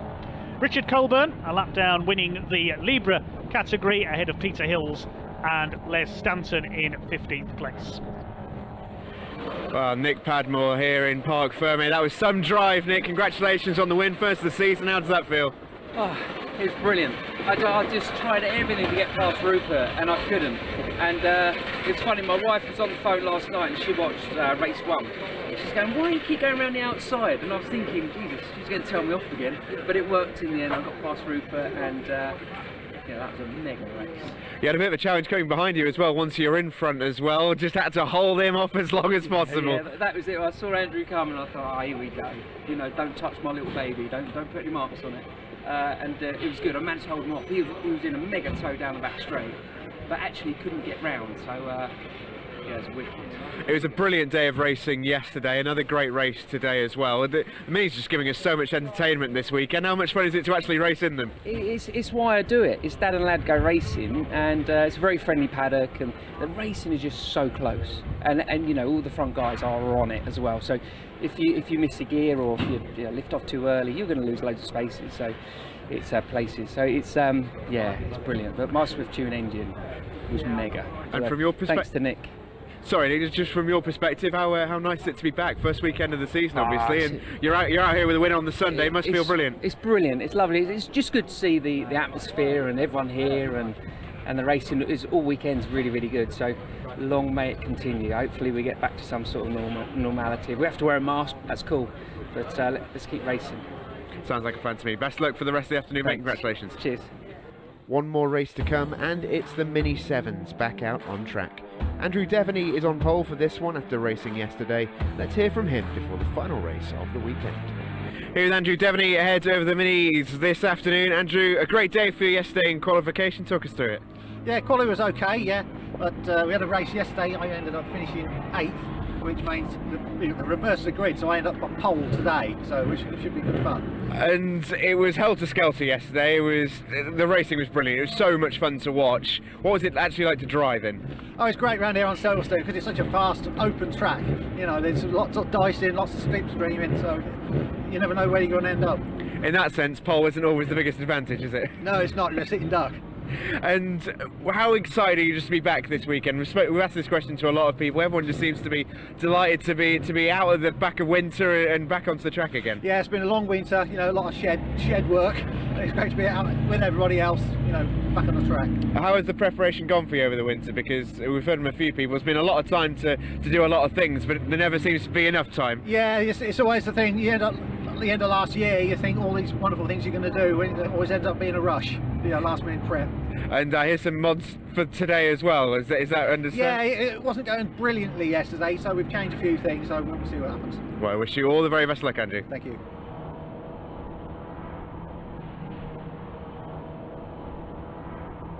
The results of race 1 yesterday forming the basis for the grid, but with the top 8 reversed. So one of the men we just heard from, Andrew Devaney, starts in pole position in car number 77, alongside him 33 of Adam Gould.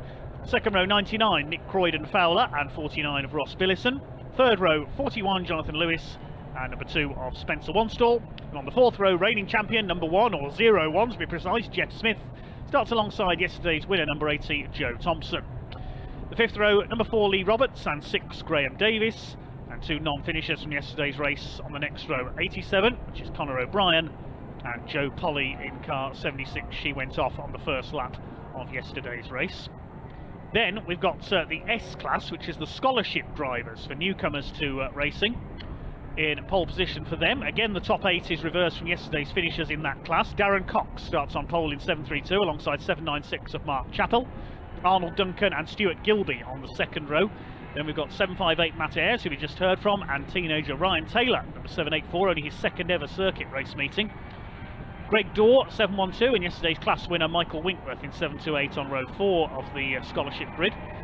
766 of Jeff Williams and John Coburn Evans in 763 are next. John recovering from a spin in yesterday's race. Greg Corson and Damien Harrington, who retired with a few issues in yesterday's race on the 15th row. The final row, Dave Rees in the Pea Green racing car number 777, and 744 of Ben Seafried rounds out the grid. So we're almost ready to go. This will be a 20-minute race. This is going to be very close. Away they go. Down towards the first corner at Abbey. Decent start by Andrew Devaney. Not a good start for Nick Croydon Fowler. He's very slow away. 10-second delay before the scholarship class get underway. It's Andrew Devaney from Adam Gould and Ross Billison into Abbey for the first time. There's Jeff Smith. Not the best of starts from him either. He made a fairly poor start yesterday too and had to fight his way through. Now the cavalry charge. The scholarship class gets underway from further back. We'll see who's got their lead as they head into Abbey for the first time. Looks like it could be the pole sitter that has got the early lead for them, that being 732 of Darren Cox. The Sevens pack heads around Beckett's for the first time. It is Andrew Devaney who has held his lead from pole position, moves over to the right. We saw this in the Mini Miglias earlier on. Look at the way Jeff Smith is going, already going for third place as they head down the straight. Joe Thompson following in his slipstream as well. Here's the scholarship class, Darren Cox with the lead of that division. They slide their way around the Beckett's corner. Devaney just holding his lead ahead of the black and gold machine of Adam Gould, Jeff Smith and Joe Thompson way out wide, not as wide as Jonathan Lewis though. Right out wide, almost onto the dirt there. This is frantic stuff and we haven't even done one lap. Devaney leads the way in the 77. 2 wins for him last season, third in the points behind Jeff Smith and Spencer Wanstall. It looks like that's Wanstall up into third place there. Car number 2, the pale blue car, yes it is, ahead of Jeff Smith. So Ross Billiston is back to 5th, then it's Joe Thompson. Over the line they go to complete lap number 1 and Spencer Wanstall is in attacking mode. Car number 2, came close to the championship last year, trying to go around the outside of Devaney. There is Jeff Smith, former British touring car racer, in the General Lee Mini, number 01. He takes the win. Listen for the Dixie horn as he crosses the line. It has got one fitted. 3 wide as they come down to Village. Look at Wanstall at the inside. He's going to take the lead. Third to first in one move. Adam Gould got rather swallowed up there. I think Jeff Smith might have got through into second place there, or he's trying to. Side by side as they come into Beckett's. Yes, he's there on the inside. Can he hold it for second place? Wanstall's got the lead. Third to first through the complex. Devaney side by side with Smith. Then we have got Adam Gould, Joe Thompson, Ross Billison, Jonathan Lewis. Behind them, Conor O'Brien in the pink and blue car. And a small gap back to Lee Robertson, number 4. Then Joe Polly at the back of this group, Graham Davis in the yellow car. Joe Thompson to the inside. He could get through, make up a few places here. They're chopping and changing all the time into Stowe Corner. I think Thompson may have got second place away there. It completely changed coming through there. Wanstall's got the lead. Smith is there on the inside. Can he hold second place? Yes, he can. Billison's in the middle. Oh, there's a bit of a shuffle there and up on the curb. Joe Thompson there. Jeff Smith did that yesterday. Proper Dukes of Hazzard style driving. Jeff Smith in second place there behind Wanstall, last year's 2 championship rivals. Joe Thompson is third. Bit of bodywork goes flying. I think that was from Jonathan Lewis's car, possibly. And Andrew Devaney, the pole sitter, has been swallowed up in the pack there as they came down the Hanger Straight. He's behind Ross Billison there in about 6th position. 7 to 8 there. Michael Winkworth has already made his way to the front of the scholarship pack, and we've only done 2 laps. He is a seriously quick driver, Michael Winkworth. Joe Thompson, yesterday's winner in the number 80 car. He wants a double. Conor O'Brien throws one up the inside, passes Jonathan Lewis. Joe Polly has got ahead of Lee Roberts further back. She is up into 10th place. Cards lost some ground is Adam Gould, who started on the front row, number 33. Here comes Smith attacking round the outside. Can he take the lead into Stowe Corner? Yes, he can. Superb from Jet Smith. Didn't even touch the brakes there, just threw it in. Used the sideways movement to screw a bit of speed off and takes the lead. We've lost one car. Jeff Williams, number 766, has pulled into the pits, and there's a slow car that I think that's Spencer Wanstall on the left of the picture there, the light blue car. That's Wanstall, I think, has got a problem. Through goes the 4th place. Well, it'll be 3rd place battle now if that is Wanstall, because he was in 2nd place. Jeff Smith in the 01 ahead of Joe Thompson renewing their battle from yesterday, but the other way round. It was Thompson doing the defending yesterday, and defend he did. That's the car that ran wide. Number 707, Greg Corson, who was being lapped. Andrew Devaney up the inside, takes third place into Stowe Corner. The pole sitter for this race, of course.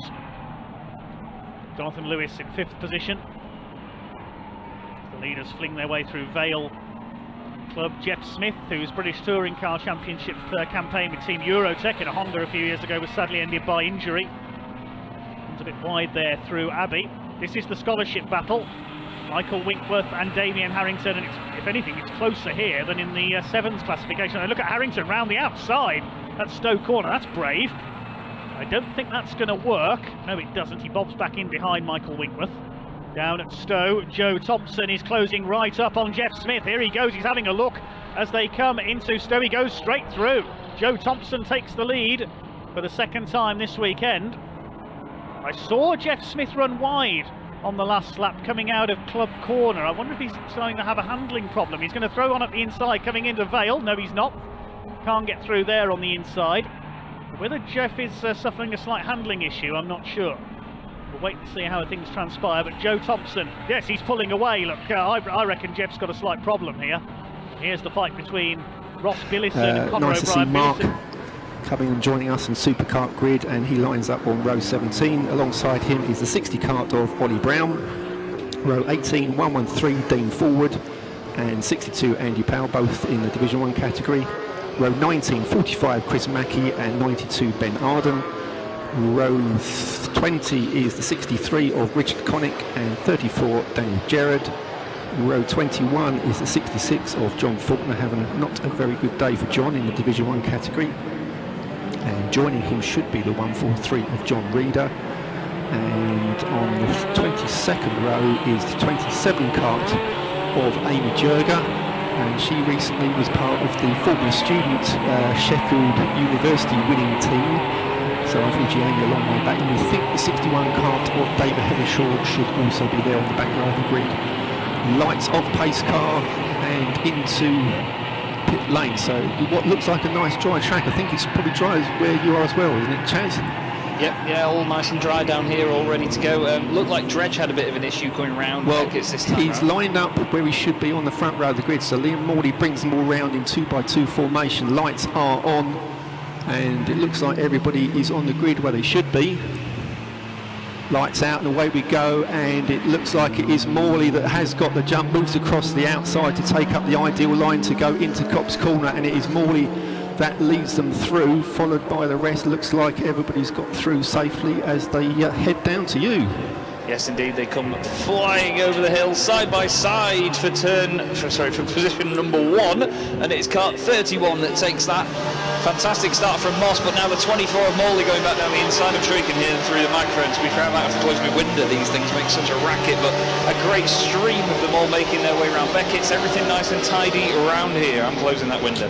Yeah, but you're shutting out all the atmosphere. But so they reappear at Brooklands, and is that the 84 of Matt Robinson that's in the lead? No, I think you said it was the 31 of Sam Moss. So as I said, Sam Moss got the right tyres on this time, and Sam starting to edge away from Morley, followed by Kinsey, and then it's Andy Gulliford up there in 4th place. So another driver that gambled on the wrong tyres in the earlier race, but certainly going well this time around in 4th place ahead of Jason Dredge. Then it's Matt Robinson, Andy Waite, Carl Hume also running well in 8th spot, and Lee Harper way down in 9th place. Lee Plain, the 101, leads the 250 Nationals just ahead of Paul Platt.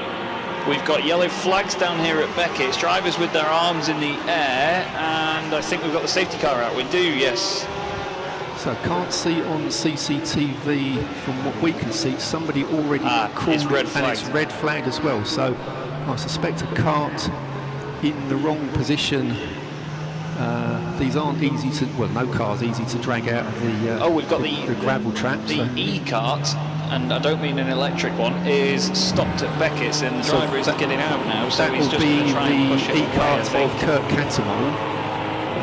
The other E number is that of Mark Bremen 125s, and somebody also pushing their kart into pit lane. That looks like the 61 kart of Dave Heathershaw, I think it is. number 93 also going slowly. He's just trying to get going again down the back straight. He's back up to speed, but it seemed very stuttery as he came through here. Okay, well they've all been brought into pit lane. Dave Hevershaw is probably just about to get run over by about 45 cars as he's running alongside his car, pushing it back into pit lane. So all the drivers have been ushered into pit lane. The safety car is out on circuit, but we've already got about 15 cars in the pit lane, and the safety car's leading round the second half of the pack, and yes, indicates quite nicely as the right indicator out, and pulls the rest of them into pit lane. So can't quite see on any of our monitors who's involved at the moment. Michael Goff coming in, Sam Hemshaw's coming in, Martin Marks, Mark Pass, Ben Davis coming into the pits, Peter Tilson Hawke, Luke Clemson, Rob Stubbs, Luke Burton, Mark Newton, Tom Hatfield coming through, yes, John Faulkner's there, the 66 carts. So difficult to know, say who's calls the red flag. Can't see.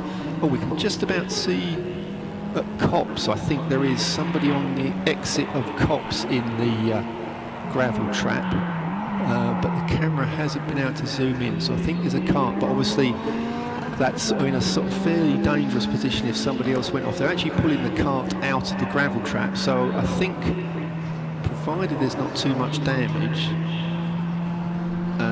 they might be able to fire that up for the driver to drive off against. So certainly no recovery vehicles down at Copse. The medical car is going round, but so the driver off at Copse looks a-okay. Can't see anywhere else on the screens, but so anyway, this race, as was the one earlier on, counting for points in the BSRC Super Series Championship, 10 races, best 8 to count. And looking at the points for the Division 1, unfortunately I've been a bit slack in not updating the Division 1 points from the first race, so I'll have to apologise. So this is as at they came in today. So the leader in the Division 1 category was the 47 of Lee Harpham on 92 points, and running in second place in the series, Carl Hume, the 2 cart, on 68. Lee Morley with 3 wins at Snetterton on 60. Fourth was Sam Moss and Jason Dredge, both on 52. And Andy Waite was 6th on 42 in the 250 national category. Lee Plain was leading the way with 76 points, having picked up 2 wins and 2 second places. Paul Platt was there in second place on 58, but in fact the 250 nationals, it was nicely compacted together, because Paul Platt in second place had 58, and Luke Plain down in James Hassel down in 6th place had 52 points. So literally 6 points was separating second down to 6, and with 20 points for a win, 18, 16, 14, 12 down to 2 for 10th place, and then every other finisher picks up 1 point. So a lot to play for that second spot in the 250 national category at the moment, but we'll see how that unfolds. Tom Hatfield was actually lying 3rd in the series, ahead of Rob Stubbs, Michael Goff and James Hassel. And James Hassel, starting the quickest of the 250 nationals down there in 6th place, but all to play for in the 250 national category.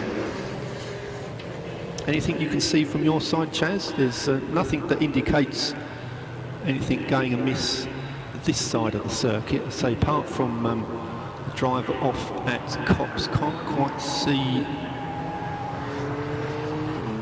Now, the medical car has stopped at Copse, but all of the carts have been pulled out of the kitty litter, so it doesn't seem to be a major problem down there. Can't quite see. One of them is a Division 1 car. I can't quite make out until the camera zooms in. And in fact, I think there might be another cart off on the inside of the circuit, literally on the pit lane exit.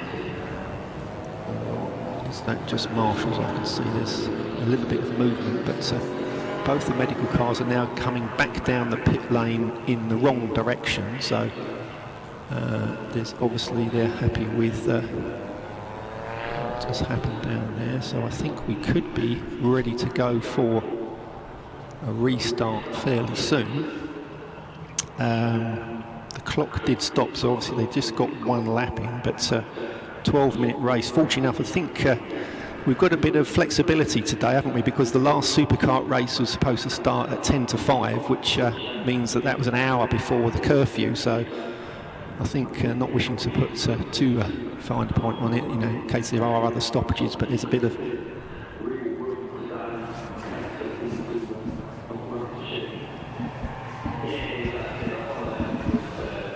Right, hello everybody, welcome down to the pit lane here. As you can see, race has just been red flag. We'll just make sure everybody's okay. We think they are. We're just going to find out a little bit more. We've got a few words. Everything all right, guys? Yeah, how's it? Obviously a very hectic start, as we know. How's things from your eye line? Yeah. Unfortunately, we had a bit of an issue in the first one, so we're still trying to run a piston in on the rolling lap. So, boys got a bit of a jump on me off the start, but hopefully it's now run in. So has it on the restart? Restart. We can get properly stuck in, and we're going to go and have some fun this time with any luck. Fantastic. Best of luck. Enjoy. Liam Morley. We've already spoken to Liam once today. Of course, race went a little bit earlier, but Liam, when you do win at races, we have to talk to you an awful lot. So how's obviously, you've really got one lap in. Yeah, I mean, I went steady round turn 1. Yeah. Obviously, the first one to hit it after it being wet this morning, didn't know how much grip there was going to be. Obviously, Sam came up my inside into turn 2, but obviously then the safety car came out. But seems to be plenty of grip out there, so all being well, get into the lead in turn 1 and see what happens. A lot better than this morning. We spoke earlier. It was quite greasy out there, wasn't it? A lot of people unsure what tyres to run, but it's obviously just slicks now, isn't it? I guess. Yeah, it's bone dry out there now, so just be a case of take it steady for a couple of laps and hopefully build a lead. Yeah, fantastic. Best of luck, Liam. Let's go down for a little walk. Let's just walk a little bit longer, because we get the unique chance to have a little look at the safety car as well. Here, this is the safety car, rather nice. BMW, the drivers always do a sterling job. What they actually do is they have to park just behind us, just at the exit, and they stay there. And actually, this is the truth of what I've got a friend who drives a safety car. They're not allowed to leave the safety car at all, except for the lunch break. So they're allowed to nip out and obviously have a comfort break, of course, but they actually have to stay in the safety car all throughout the day to be ready at any moment to get out onto the track. Let's go grab a chat with Matt Robinson. Of course, we spoke to Matt a couple of times today already. Matt, obviously we've now got a red flag, delayed start, but how was the start for you? Yeah, it was a good start then. It was very close at the top, so there's about 4 or 5 of us going for the lead. And then just coming into lap 2 after turn 1, saw yellows out, and then everyone slowed up. I think they tried to put the safety car out, but we'd already come past the start and finish line, so I think red flag was the only way of stopping it, given where the incident was. So hope Tom's all right. I think I've just seen the cart being wheeled off, so hopefully not too long, but safety's the main thing. Absolutely. Best of luck for the race. Let's just keep moving down. Let's grab someone's ready and raring to go. It's Carl Hume. Carl, ready and raring to go for the restart. All right. How was the start for the main start? A bit hectic. Yeah, it was. But it was. Could have done better. How grippy's turn 1? How quick is turn 1? Grippy. Much well, it seemed all right. Yeah. But I think it's still a little bit green, the track. Yeah. But it should be fine after a lap or so. Yeah. Definitely. Well, look, best of luck on the restart. I hope it goes well. Yeah, if you watched a little bit earlier, this is the second Superkarts race of the day. A lot of the cars were running the wet setup earlier. As you can see now, we've gone on to the slick tyres. They're very small tyres though, aren't they? Turn 1 having to be still quite tentative. It's cold here today. It's very cold indeed. Hence the reason I had to go and put my jacket on. So track temperature pretty nippy, grip not quite where I think everybody would like it to be. Let's just keep going down, we've got a little bit of time. In fact, let's walk down the middle and you can have a little look at these Superkarts, because they really are quite special, aren't they? Let's see if we can ask somebody who knows more about this than I do. Andy, have you got a second? Now, these are lightning quick, these Superkarts, aren't they? What engines do they run? What is this here? It's a 250 twin cylinder VM, purpose built for Superkarts. Wow, they are lightning quick. It must be so scary now. You've got no seatbelt, have you? No, it's great fun, and you tend to get used to them, and the big circuits is really, really good. You can let them go then.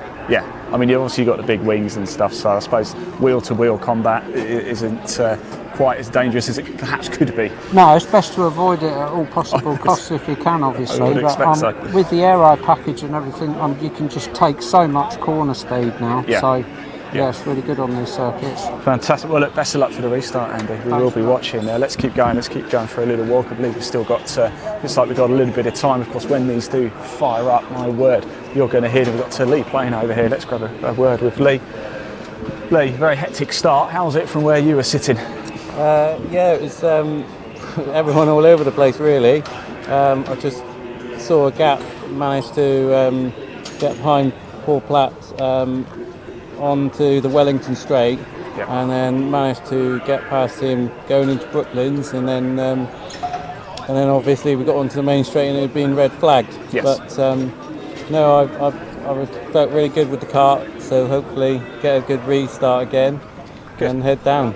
Best of luck for it, Lee. Thanks for talking to us. Right, I believe we're actually getting the call drivers to get back in the cars, it might look like, and the restart might be happening very soon. So we'll hand back to the track action. It's almost time to get going again.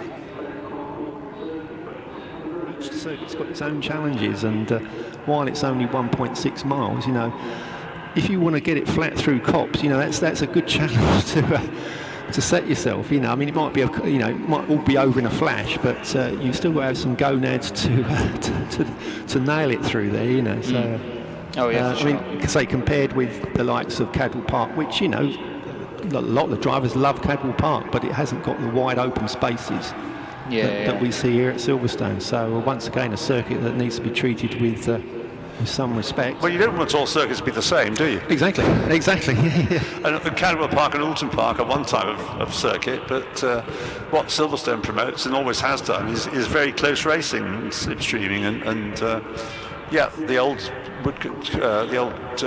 club circuit was about 3 corners, and so drivers from one point of view said it was boring, but from a spectator point of view, brilliant. You must be of the era, obviously, Ian, where the club straights used to come straight up, and then there was a sharp right-hand corner halfway through Woodcote, wasn't there? Well, it was, and that was the original what club we call circuit. Woodcote, and it was maybe a fairly sharp corner, but it was so wide that you could have finishes of about 3 or 4 Formula Ford cars crossing the line side by side. Yes. It was an amazing. That's where the Silverstone type finish concept originally came from. And it was absolutely brilliant racing. But there were only 3 corners: Copse, Beckett's, and Woodcote. Yeah. A glorified triangle, as we'd call it. It was. Well, yeah. Perhaps modern people would call it. Yes. Apologies. But just going back to your point about Cadwell and Alton Park, I think maybe in superkarts and sort of vehicles of a smaller size like this, that's probably why the drivers enjoy them a little bit more, because with them being more narrow, more surrounded by trees, and there's a lot more wildlife and undulation at tracks like Brands Hatch, Cadwell and Alton, that you feel that sense of speed a bit more. Everything's a bit more tunnel vision around you. It's almost like a sort of, what would you call it, an agricultural Monaco. Well, the Cadwell Park circuit is known as the mini Nürburgring, certainly amongst karting, and probably within other formulas as well, with its unique mounting, and if you see pictures on Facebook and elsewhere, with the karts all 4 wheels off the ground, and the perfect one is sort of, I mean, I think there's one particular one of Paul Platt getting it wrong over the mountain a few years back, and this thing was pointing skywards, and you think, in 1983, how the hell did he save that? In 1983, they had a round of the British Formula 3 Championship at Cadwell Park, and who won the 1983 British Formula 3 Championship? Tiffany Dale?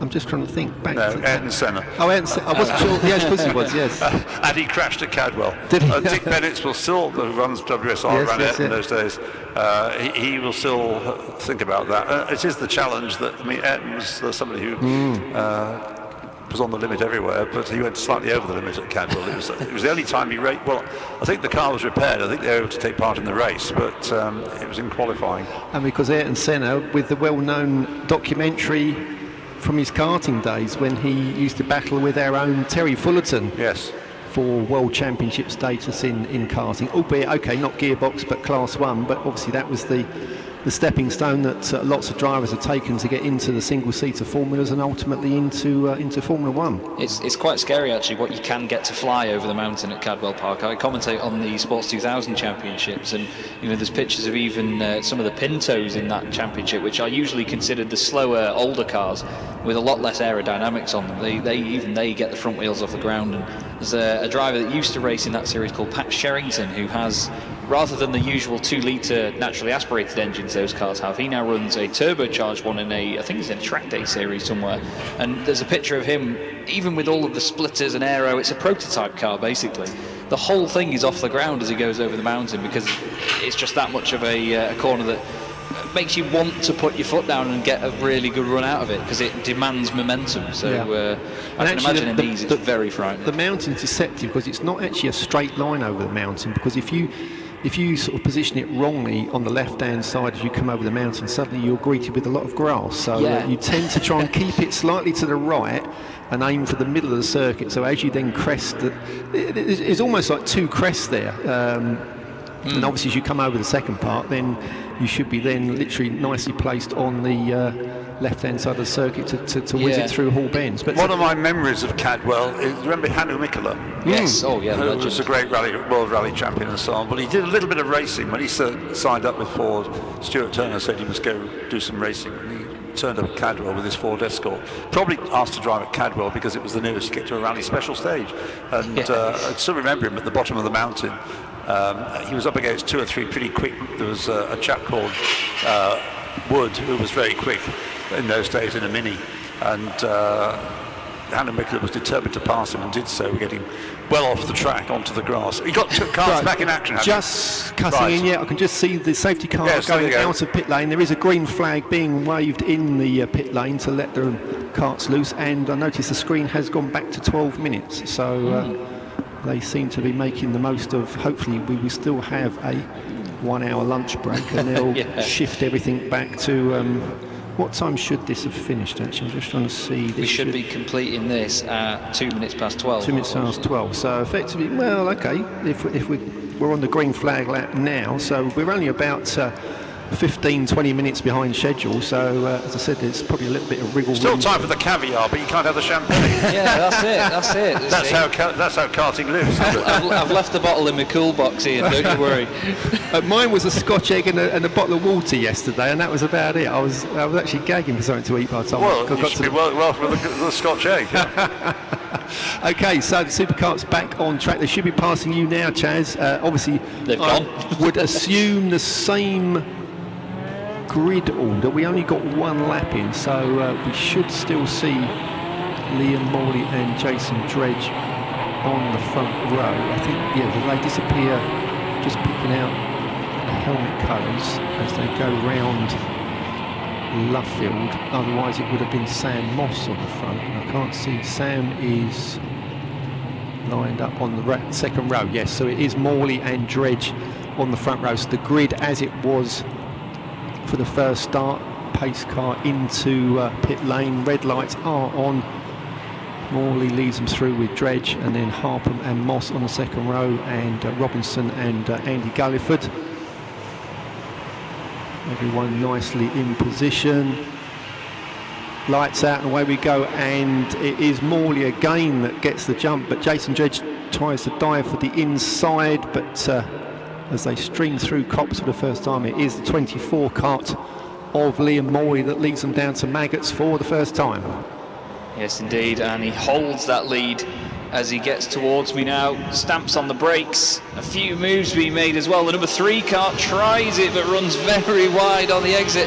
That was Kinsey trying to get past number 18 of Waite, and to be honest he's going to have to wait to try and do that again, but everybody getting through cleanly from here by the look of it. We've got the number 29 hanging on at the back, but quite far away. I think he might have started from the pit lane potentially, but they're all through and safe. So Tom Hatfield, 29 kart, a long way back, but it's the 2 leaders up the front, and it is the 31 kart of Sam Moss again taking it up where he left off earlier on. So it's Moss from Morley. Those two have broken clear of Galliford, Dredge, then it's Lee Harpham, Andy Waite, and Andy Waite's followed by the 84 kart of Carl Kinsey, 84 of Matt Robinson, and Carl Kinsey and Carl Hume. Lee Plain once again leading the 250 Nationals from Paul Platt and his brothers, tucked in there nicely in third place in the 250s. Yeah, Moss holding on to the lead now as they get through to Beckett's. It's the 26 and the 79, having a good old fight, so it's good to see that Dredge's earlier issue hasn't affected him into the race. It was very stop-start when he was on the warm-up lap. Kart 127 going well. Hassel up 25 places in the first lap, and now he's flying down the straight, overtaking a couple as he goes. I think that might be wrong because James Hassel started from row 6.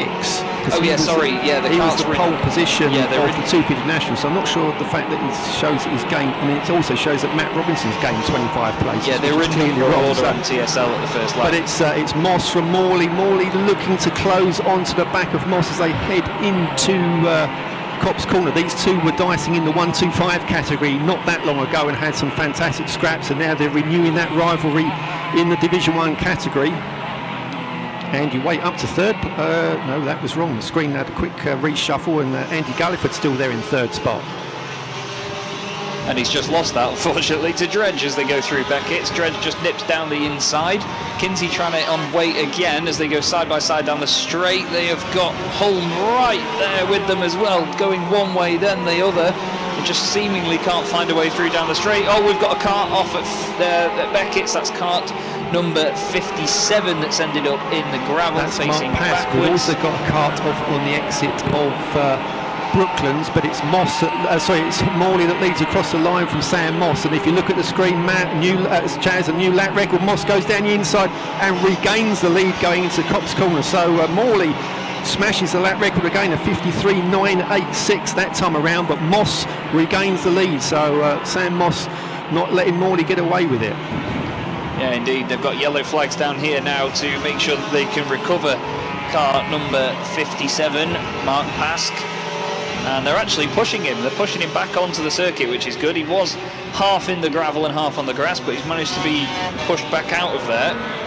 Well, the cart that's been off at Brooklands has been safely put behind the Armco barrier, so no disturbances down here. And it's Morley that leads out of Luffield onto the start finish straight, pulled slightly further clear from Moss. So whether Moss had a bit of a problem, so the gap now about 5 kart lengths, whereas before Moss was right on Morley's tail. And another fastest lap, 53.862. So this lap record is being kicked into touch. Moss still there in second from Dredge, Gulliford, Robinson, Lee Harpham, Kinsey Hume, Andy Waite, Lee Plain leading the 250 Nationals, and Samantha Hempshall now, the 35 kart, up into second place in the 250 Nationals. Yeah, great battles all the way up and down the order. They're now developing into one consistent stream rather than the entire field coming through in one go and then disappearing for a minute or so. We've got the GP plate holder having a go at the very brightly coloured, bright purple and green number 35 car. That's Samantha Hempshall. Yeah, I'll focus as Morley crosses the line. I'll try and pick up this battle for the 250 national category as Dredge, Gulliford, Robinson go through, and who's that slow? That's, I think, the 143 of John Reeder. Big gap between, say, Carl Hume, Andy Waite, and then the next group, and Lee Plain leads the 250 national, and he's got lots of clear track in front of him and behind, but Samantha Hempshall having a blinder in second place ahead of Platt, and then it's Luke Plain, the brother of Lee. Mark Pask has gone off again. He's done it again at Beckett's, but this time he's on the left-hand side of the circuit, almost on the way into the corner. Looks like he's turned left and gone straight on, and he's stuck in the gravel. And there's marshals all around him just checking he's okay. He's giving them a nod to say he's all right, but he's now out with the car. And I think they're going to push him again to get him out. So the marshals certainly getting their pay's worth. Well, I say pay's worth, they're all volunteers, but they ought to get paid for the amount of time they spent pushing Mark Pask out of the gravel already. Okay, Morley crosses the line to complete 6 laps and another fastest lap. No, that was 53.390 was his best, a 53.4 that time around from Moss, Dredge, Gulliford, Robinson, Kinsey, Harpham, Hill and Andy Waite. Lee Plain with loads of space ahead of the Dice 4, and Samantha Hempshall's pulled even further away from Paul Platt in second place in the 250 national class. So that THR engine going really well. Carry on, Chaz. We just had a very scary moment there. Kinsey just exited Beckett's going on a really wide line on the outside of the circuit, and the number 52 car just came over, obviously unaware that he was there, squeezed him onto the grass as he was on the straight, and Kinsey was dancing around all over the place but managed to save it and keep it in a straight line. That was a very, very sketchy moment there. Yeah, as Moss and Morley encounter traffic coming through Woodcote, but safely through. Dredge now up into what's that, third place ahead of Gulliford. Kinsey ahead of Harpham, so Lee Harpham slightly further back than I would have expected to see him. Certainly the twins encountering a few of the slower 250 nationals. Lee playing the 101 goes through, and then Sam Hempshall gets a pass on the 57 of Mark Pass. So yeah, Mark Pass back out on track again.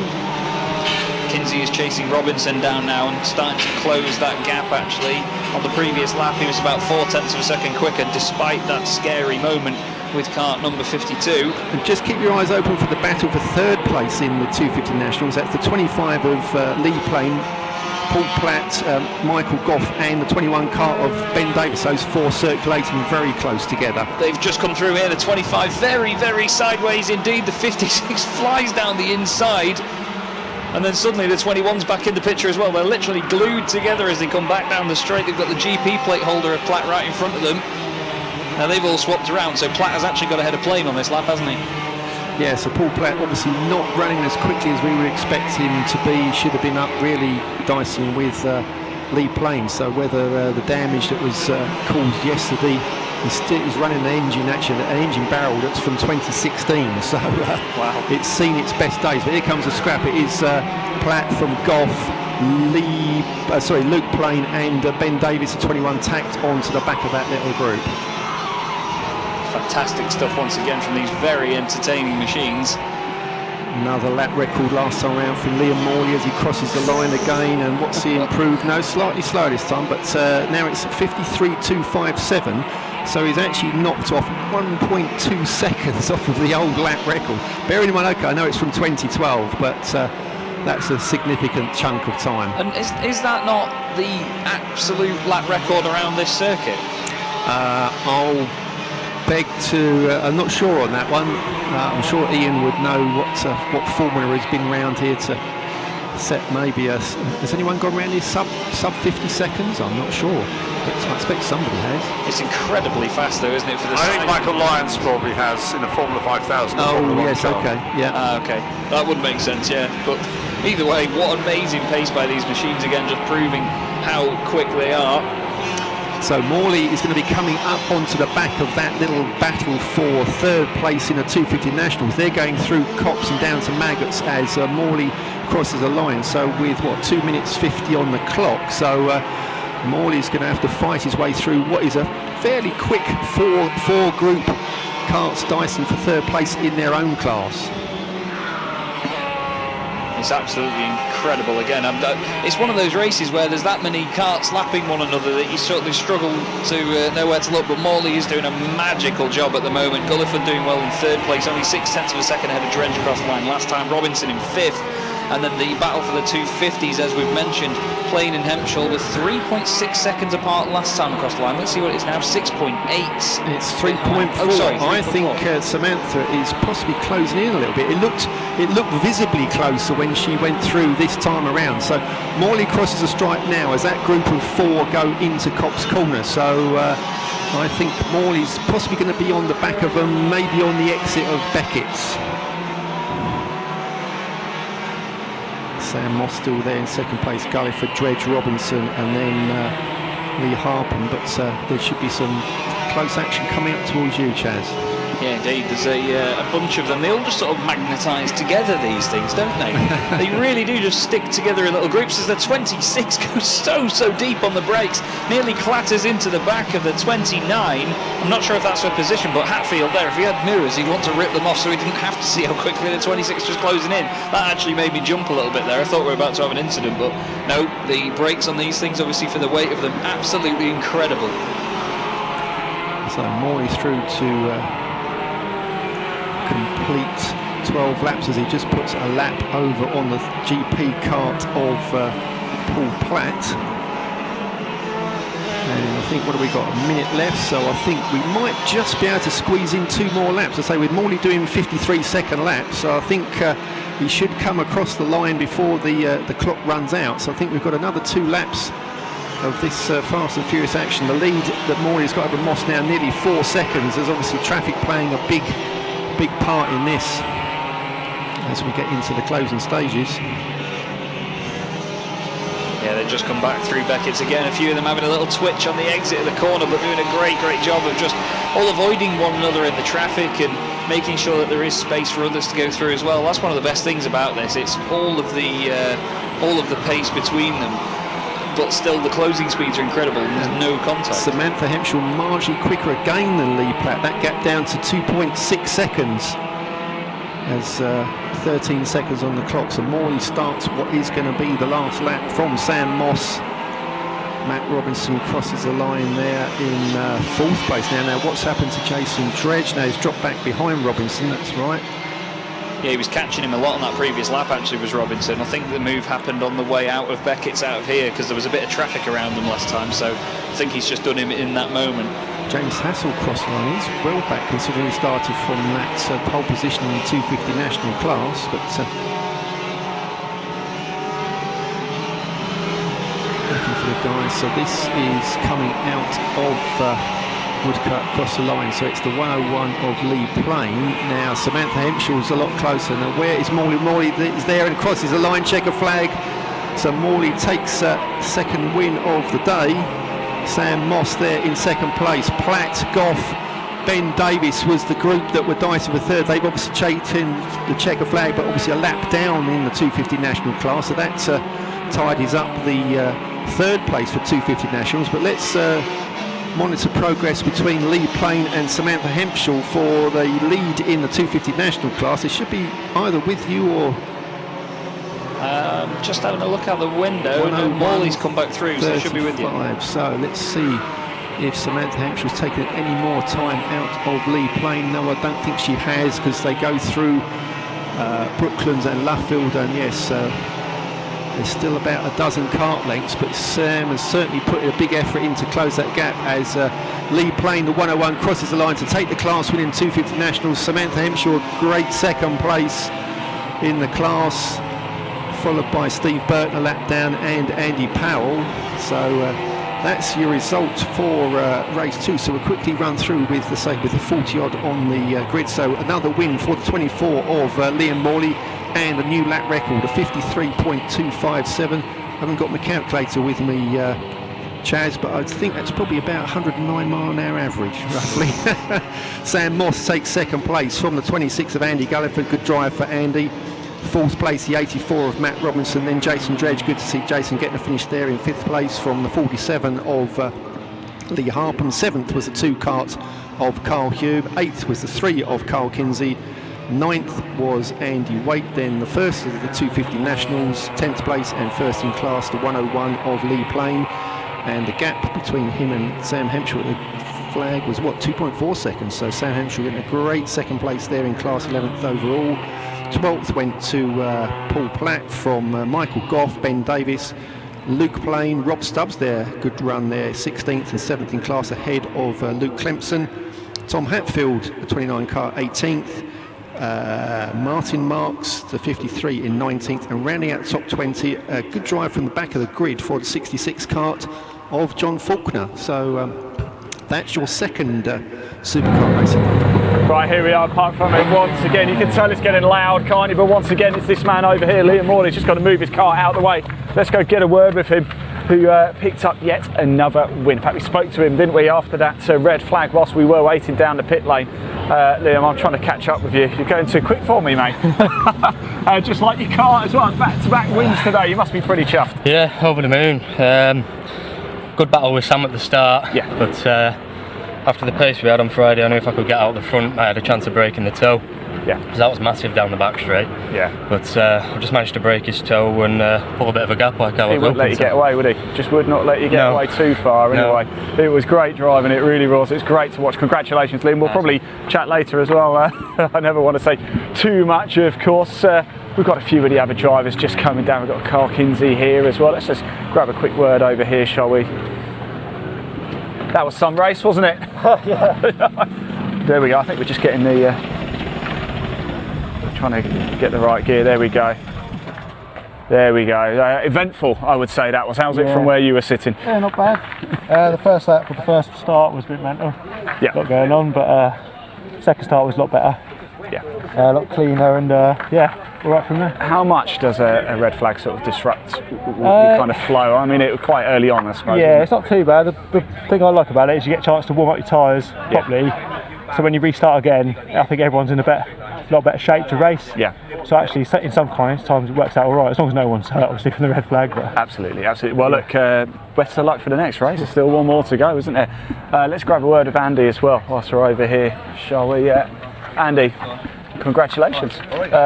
You were chasing down Jason, you got him in the end, third place. Yeah, it was good. Swap places a couple of times. Yeah, had a good battle with Jason.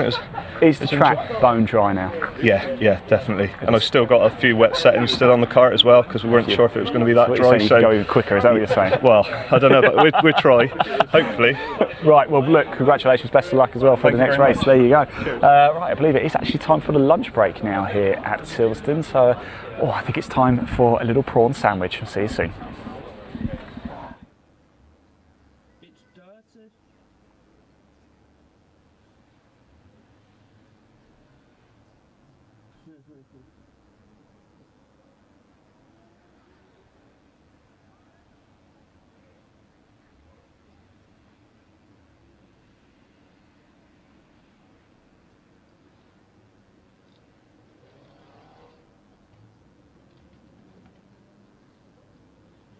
Hello and welcome to Full Throttle, showcasing the very best in high-octane British motorsport from all over the UK.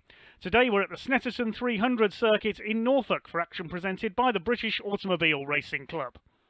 We have two races from the Mini Miglia and Mini 7 categories. They may be small, but they are very spectacular indeed, and also two races from the Junior Saloon Car Championship. The Mini Miglias are up first. Cars on the grid then for the first of two races this weekend for the Dunlop Mini Miglia Challenge. Oh dear, one of the front row men has been pushed off the grid. Look on the right of your picture there. Kane Astin has had a problem with the number 11 car. Looks like he's not going to take the starts. We'll give you the grid anyway. The Miglias start in front of the Mini Libre class for the more free engine cars. They're moving off on their green flag lap, so here is the grid. In pole position it is number 77 of Andrew Jordan. Qualified half a second clear of number 11, Kane Astin, but Kane not taking the start, so 77 starts there alone. Second row, number 21, reigning champion Aaron Smith in the pink car, and number 85 in blue there, Sam Summerhays. Row 3, 55, which is Ben Coburn, and alongside him, number 23, Rupert Death, former champion. Fourth row, 25, James Coburn, Ben's brother, and number 37, James Cuthbertson. The fifth row, 34, Joe Ferguson, good to see he's there, had a problem in qualifying earlier, alongside number 4, Colin Peacock. The sixth row, number 20, Mark Sims, and 88, Kieran MacDonald. Seventh row, 49, which is Martin Wager, and 91, Torben Astin, nephew of Kane. He's got to uphold family honour now. His uncle is pulled off the grid. The eighth row, 44, Sean King, another man who had a few problems in qualifying, and 69 of Tony LeMay. And 96, Justin Cooper, starts on row 9. Then there's a gap of a couple of rows, and we get the Mini Libre category for the slightly different engine cars. 219, Richard Colburn, Colburn Senior that is, starts on row 12 in car 219, alongside 177, which is Peter Cruz. 13th row, 113, Phil Harvey, and 133 of Les Stanton, and at the back, 126, Peter Hills. So two separate grids, they start at the same time, and this will be a 20-minute race. Revs rise and away they go. Good start by Andrew Jordan. Slow start by number 44 at the back there, Sean King. We're missing a couple of cars, I notice, in the Mini Libre pack as well. I don't think Richard Colburn's there on the grid for this one, so we'll see a new winner in there. It's Andrew Jordan who leads the way into the first corner ahead of Aaron Smith and Sam Summerhays. Rupert Death fourth, James Cuthbertson in fifth. They're going down to Wilson's hairpin for the first time. Expect to see plenty of sideways driving here. Rupert Death throws it around the outside. He's the first to get sideways on that slightly more damp outside line. They're all over each other. Tony LeMay runs wide in the 69 car. Peter Cruz leads the Libre class. Yes, Richard Colburn's not there, neither is Peter Hills. So two of the championship contenders non-starters. Through towards Palm as they come. Joe Ferguson under fire there from the number 20 of Mark Sims. They start to sort themselves out. Phil Harvey at the back in 113, the Birmingham driver in the red and yellow car there. It's down towards Agostini for the first time. Not the best of starts by Ben Colburn. He's dropped back a little. Brother James rather behind him. Too many Colburns in this championship, and they're out tomorrow in the Brick Car Trophy in their Clios as well. Andrew Jordan, the man from Lichfield in Staffordshire, already beginning to pull away, looking for his first victory of the season. Was second in both races at the season opener at Silverstone behind Owens and Padmore. Aaron Smith in second place. Then we've got Sam Summerhayes third. Rupert Death is fourth. Then up into fifth position. Looks like Kieran McDonald in 88. He's made a good start. He started back in 11th on the grid. And somebody slowing there. That looks like Tony LeMay in car 69 with a problem. That's a great shame. He could be heading for the paddock. It is Kieran McDonald, the orange car up there. James Cuthbertson behind him. There's Joe Ferguson, ex-Junior Saloon Car star. And then Mini veteran Colin Peacock in the red, number 4. Ferguson runs wide through Nelson's. There's Ben Colburn, Mark Sims, James Colburn. Behind them is Torben Astin. His father and uncle, Damon and Kane, have both raced in the Mini Miglias. Torben making his way up, another man to graduate from Junior Saloon Cars. See them out tomorrow for their races. There's number 44 at the back of the field. Sean King made a bit of a slow start, the Oxfordshire driver. Through Murray's they go to complete the first lap. Jordan leads by over 3 seconds. A frantic battle developing for second between Smith, Summerhayes and Rupert Death, trying to get up the outside in the number 23 car, and he is going to go around the outside. Superb by Rupert Death, very daring on the brakes there on this damp surface. And Aaron Smith lost another place because Sam Summerhayes in the 85 has come through as well. Jordan dives through the hairpin in the 77, going clear of Death in second. Daring Death, I think we'll call him for that move around the outside. Kieran McDonald is fifth. Andrew Jordan continues to lead, over 6 seconds clear now of Rupert Death. Here's the battle for third, because Kieran McDonald in the mini spares number 88 has caught Aaron Smith, the defending champion.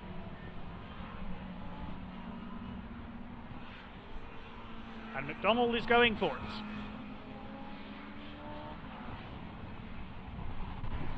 Through towards Oggies.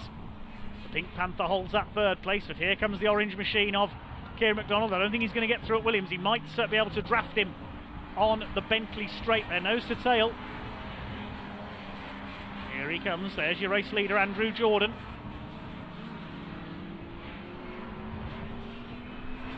Well clear of Rupert Death in second place. And from Lichfield looking for his first win of the season to extend his championship lead.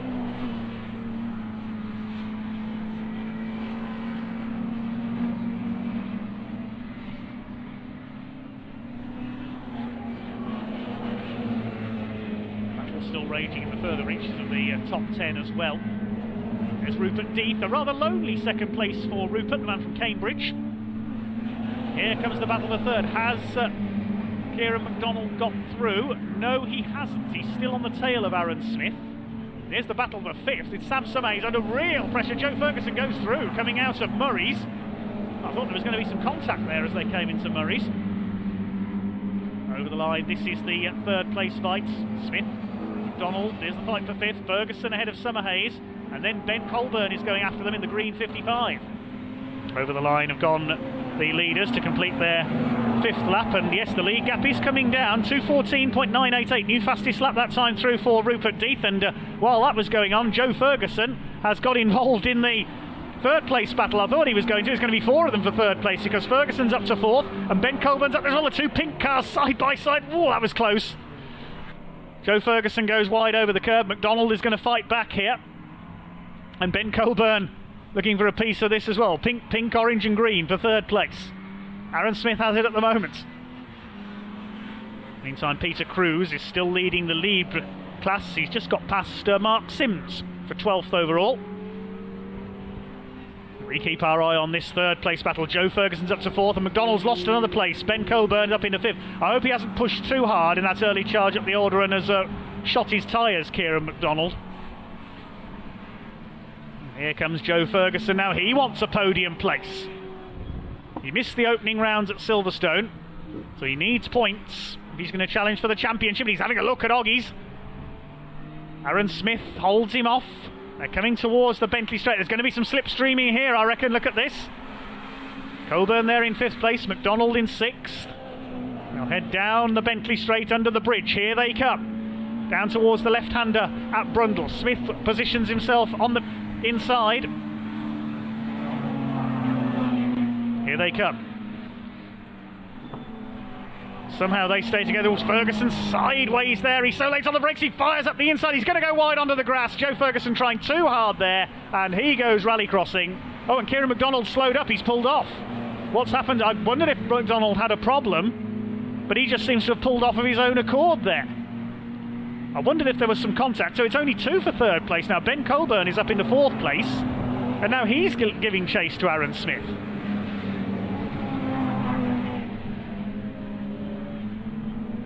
Ferguson's got going again. He's in 5th position.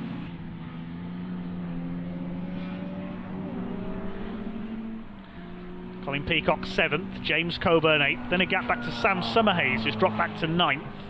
Started from the 2nd row of the grid. James Cuthbertson is 10th. We've seen him have a couple of grassy moments. And the safety car is coming out. Now, we're not too clear why the safety car has come out. I can only assume it is because of Kieran McDonald's car, stranded at Nelson. And I think the safety car is going to bring them to the checkered flag.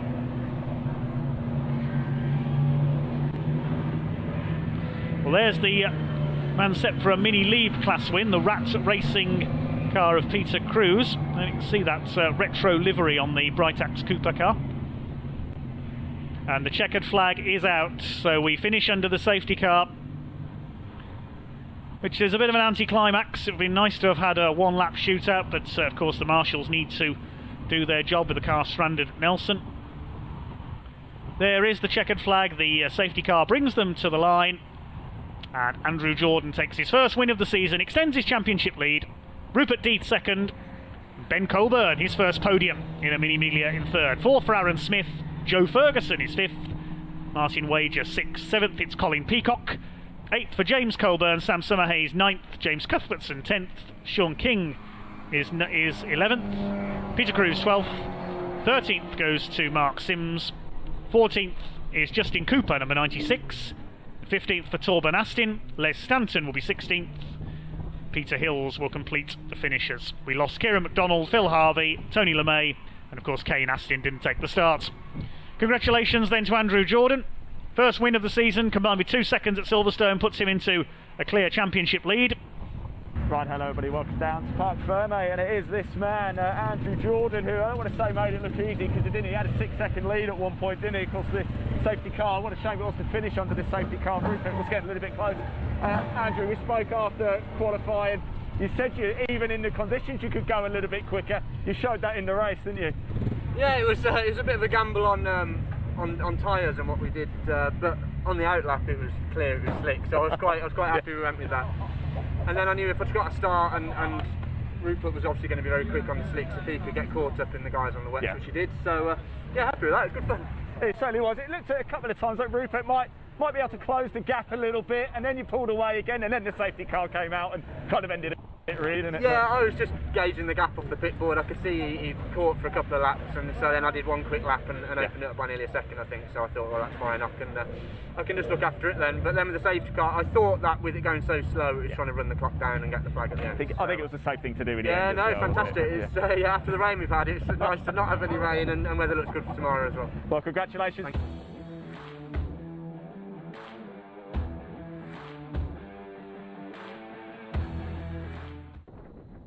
On the grid then, the Dunlop Mini 7 Challenge, supported by Mini Spares. And Jeff Smith in pole position alongside Andrew Devaney. 2nd row, Joe Thompson and Nick Croydon-Fowler.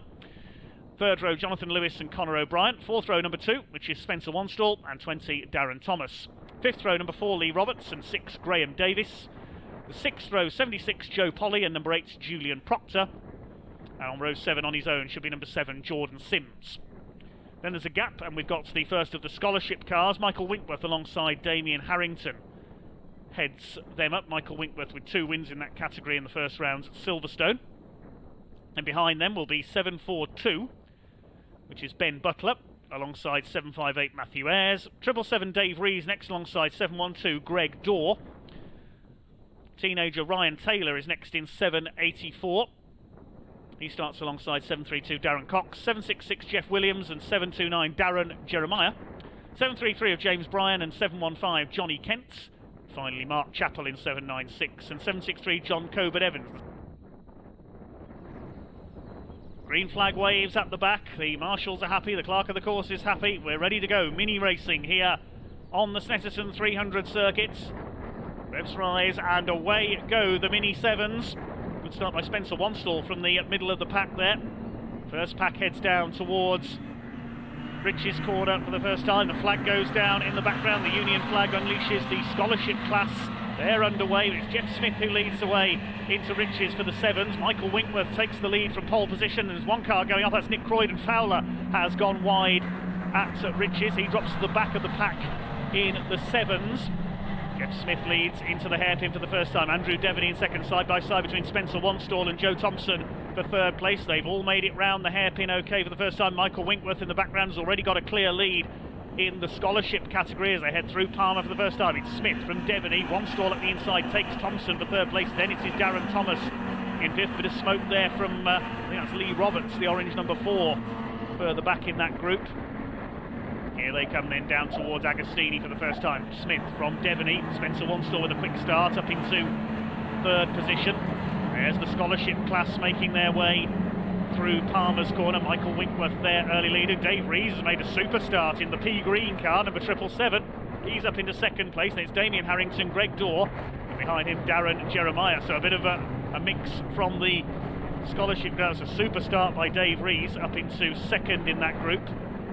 Here come your overall leaders coming through Williams' corner. Jeff Smith flings his Mini through. First 4 breaking away slightly. It's Conor O'Brien up into fifth ahead of Jonathan Lewis. Joe Polly behind them.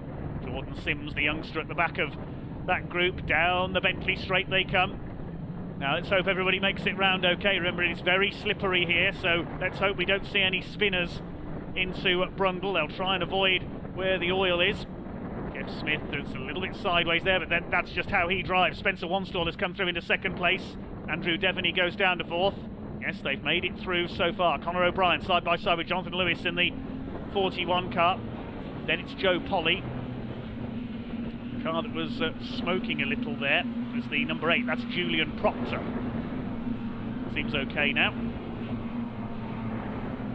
Leaders head towards Coram. Joe Thompson, the championship leader, double winner on opening weekend at Silverstone.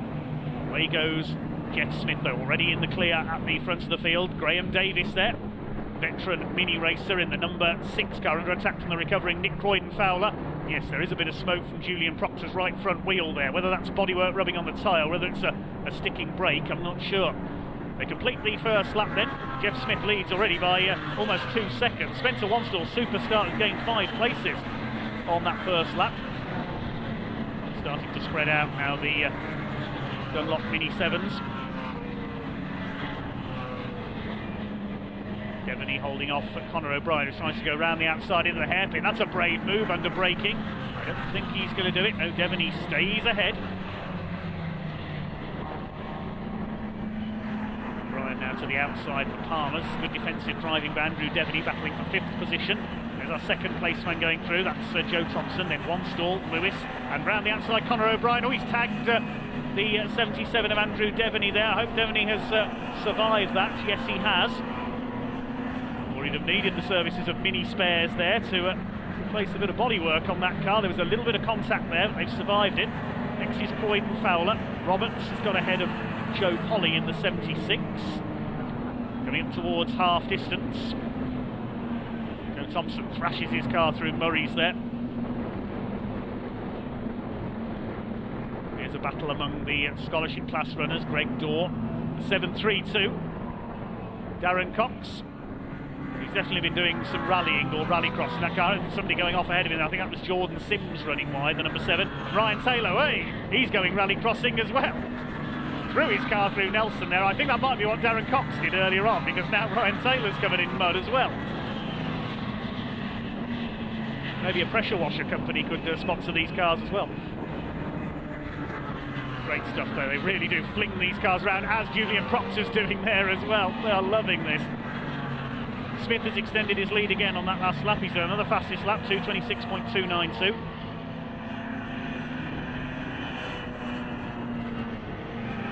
.75 seconds now the lead. So midfield heads over the line.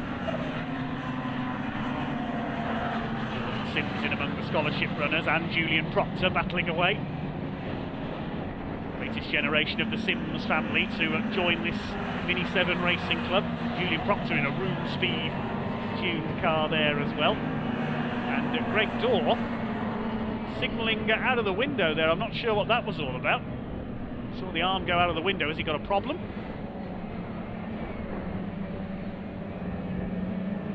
Not sure whether somebody has... there's a green flag there. There may have been a yellow flag at the hairpin. Has somebody gone off up there? Looking to see if we've lost anybody. Just looking at retiming. There was a green flag coming into Palmer's, which suggests that there was somebody off at the hairpin. Maybe Greg Dorr was signaling. There's the problem. John Coburn Evans has pulled over. That's on the exit of the hairpin. So what Greg Dorr must have been doing there was signalling that there was a yellow flag out and warning drivers not to pass.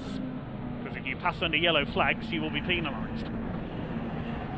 Where's your race leader, Jeff Smith? He's out on his own. It's rare we see dominance like this in Mini 7s. Joe Thompson on his own in second as well. And here's the fight for third. Spencer Wanstall and Jonathan Lewis now being caught by Conor O'Brien and Nick Croydon-Fowler. You could see a four-car battle for third place, sorry. As Croydon-Fowler closes up as well. Good stuff from young Conor O'Brien. Scholarship class winner last year, chasing after the very experienced Jonathan Lewis. Swing their way through Oggie's corner up towards Williams. Named after Sir Frank Williams and his eponymous Formula One team, of course.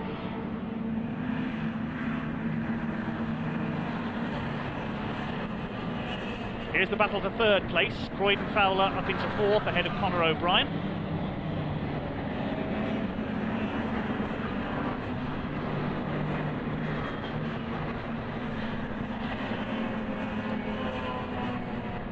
Here's a replay.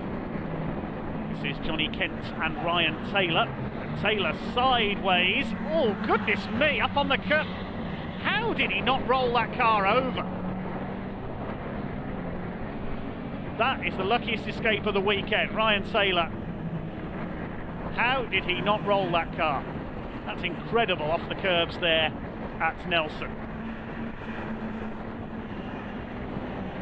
Jeff Smith continues to lead. There he is. Towards Oggie's. May get one more lap out of this.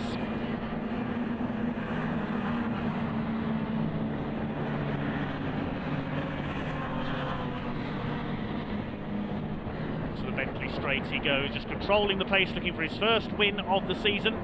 Came close at Silverstone, finished second behind Joe Thompson. There is Joe chasing hard. Trying to close the gap a little. He may have to settle for second place here. Young Joe Thompson in the Altered Images sponsored car. Also sponsored by the Motorsports School. Here's the battle for third. Still Spencer Wanstall ahead of Nick Croydon-Fowler. Conor O'Brien. Further back Jonathan Lewis and Andrew Devaney, the front row starter, has dropped away into seventh place now. Didn't have the best of times at Silverstone either, unfortunately. Next group is headed up by Lee Robertson. He's been caught by the scholarship leaders. 728's Michael Winkworth. Harrington's got back ahead of Joe Polly now. They don't need to race each other, the two classes, of course. They have their own championship. You try telling that to mini racers, they don't need to race each other. They do this just purely for fun. Graham Davis and Darren Thomas together. Nelson, tricky corner that one.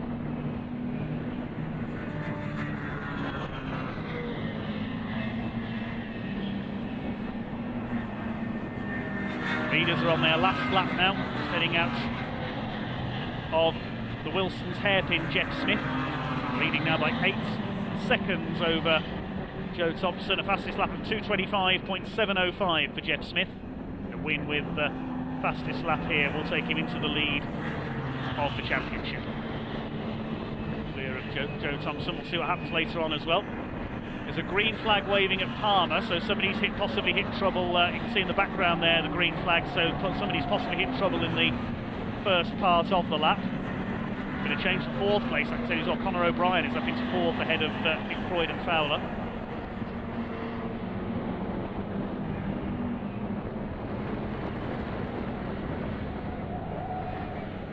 No catching Jeff Smith though.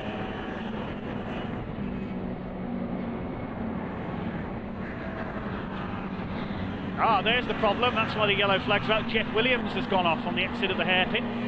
Thumbs up from Jeff, he's okay. The car certainly isn't. That's going to need looked at by mini spares. Looks like he's spun. Looks like he's got onto the mud, exiting the hairpin on the outside and has spun into the barrier. That's a great shame for the man from County Durham. Climbs over the barrier, he's all right.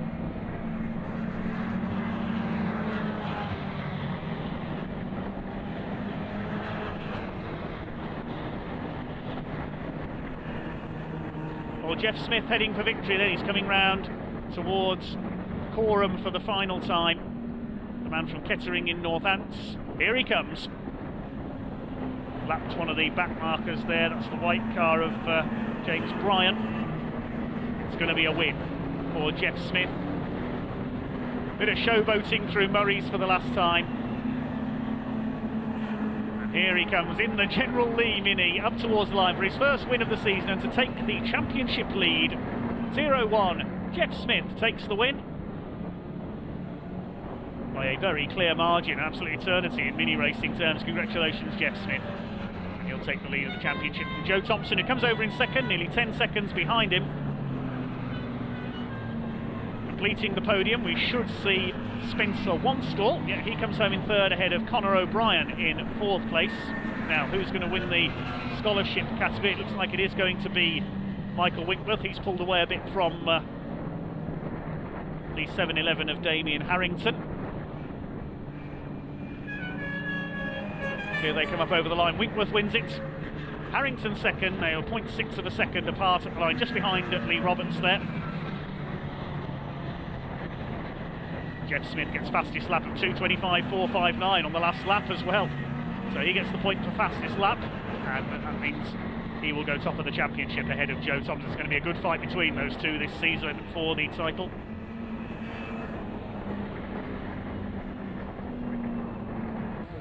General Jeff, as it says on the car. I'll let you guys have a little fist pump there. I don't want to say it was easy because it's never easy, is it? But you had a bit of a gap and you looked in control, I would say. Yeah.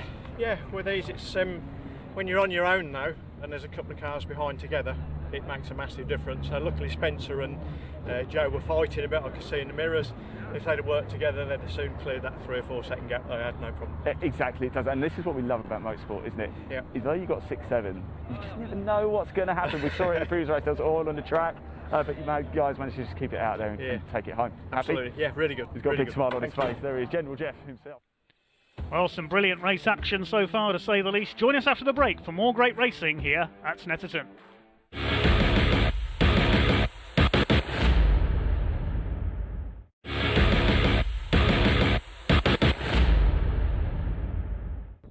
Welcome back to Snetterton Circuit here in Norfolk. Now, qualifying yesterday was rained off, unfortunately. So the field lines up in championship order from the first round up at Cadwell Park. In pole position, it is number 55 of Charlie Hand, and alongside him, 754, that's Alfie Jeekins. Second row, number 80, Aaron Walker, and 600 of Reuben Hage. Third row, Oliver Cottam, number 98, alongside 260, James Wallace. Then the fourth row, 322, Jamie Petters, 34, Tommy Gillan. Familiar surname there. Fifth row, 29 of Scott Sumpton, and 54, that is Harvey Caton. Sixth row, Louis Hansel in number 28, and 22, the first of the lady racers, Ashley Gregory. Seventh row, 16, that's Jacob Heap, and 40, Matt Cripps. The 8th row, 66, Ollie Handley, and 46, that is Harry Hickton. On the 9th row, number 8, Harry Rice, and 77, Travis Chapman. Then on the 10th row, the second of the girls from Scotland, 23, Arwen Graham. Alongside her, we have the 333 of Adam Harding. We saw him doing his acclimatisation laps earlier, a late addition to the grid. 11th row, the scholarship winner this year, 63, Chloe Grant, alongside 92, that's Adam Parker. Row 12, we've got Jamie Good in number 30, 19 of Rhys Blakely, 87, Deegan Fairclough, last year's scholarship winner on row 13, alongside CJ Morgan in number 59, the back of the grid, number 57, that's Ben Carter. Red light is on, and away they go. A quick start by Alfie Jeekins from the outside the front row. Good start by Jamie Petters in the yellow and blue car as well. Now, who's going to get the lead as they head down towards Richie's corner for the first time? James Wallace moving to the outside in the 260, but it is Alfie Jeekins who has got the lead. Coming through for third is the number 80 car, that's Aaron Walker in the white and black car. Now, are they all going to make it round? Rich is okay for the first time. One car running wide there, Harry Hickton in number 46, but up the inside, Charlie Hand into Wilson's hairpin. The orange project car has taken the lead. They're 3 wide for third place. This is just like touring car racing, isn't it, as they head round Wilson's hairpin there. Oh, brilliant stuff. They've all made it round as well with no contact. That's good to see. Charlie Hand has got the lead ahead of Alfie Jeekins, then side by side with third between Hage and Walker. James Wallace is in 5th place behind them. The rest of them pour through this big field of Citroen Saxos. Side by side for second place, Aaron Walker trying to have a look at the inside there. James Wallace rather caught in the middle there. Reuben Hage tries to lean on him.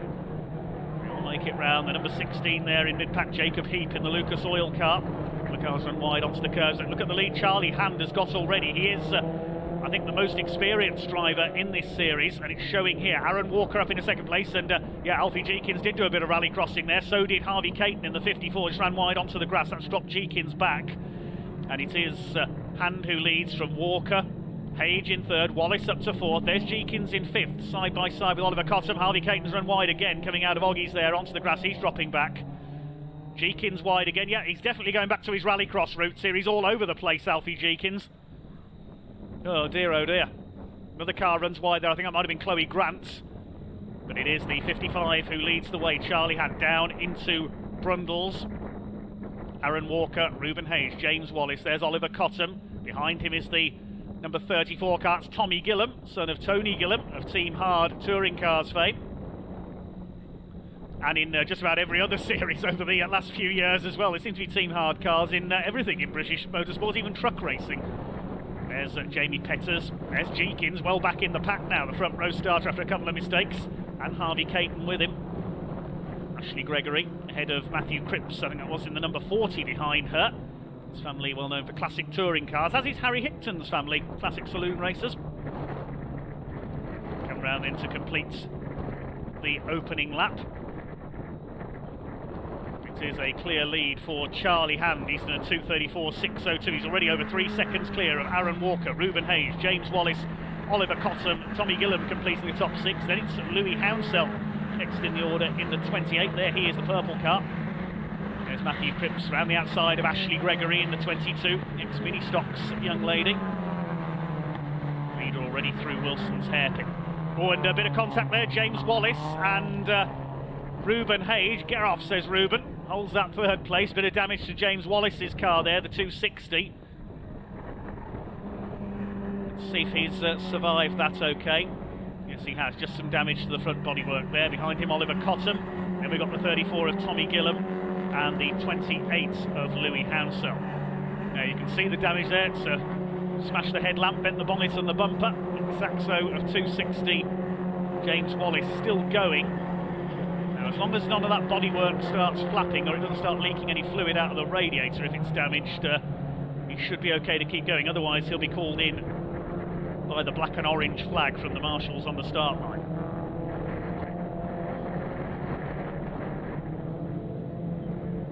There's the battle for second place. They pulled away a bit from that rather battered car of James Wallace.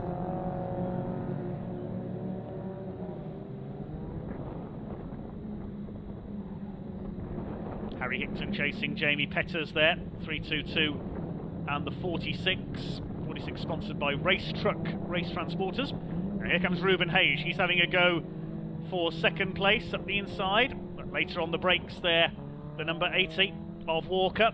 Aaron Walker holds second, he's going to run a bit wide on the exits. Does well to hold the place. Good driving by Aaron Walker, number 80. In another of the Chandler Motorsport cars, based down in Dorset. It's a good fight for second place, but they're letting Charlie Hand get even further ahead the more they battle. Ruben Hayes in third. James Wallace coming under fire now from Ollie Cotton. He has a look up the inside into Murray's up on the curb. Behind them we've got Louis Hounsell in the purple, number 28. Harvey Caton's recovering well, he's in 12th place last time through. Let's see where he is this time. Ruben Hayes in the slipstream there of Aaron Walker. Likewise Wallace with Cotton and Hounsell. Here's the battle for fourth, down into Riches, round the outside goes Oliver Cotton, he goes through, takes fourth place from the now rather flat-fronted Saxo of James Wallace. Louis Hounsell goes through too, so maybe that damage is affecting Wallace in a straight line. There's the battle for second, and Hage has got through. He got through at Riches as well. Closing up on this fight is the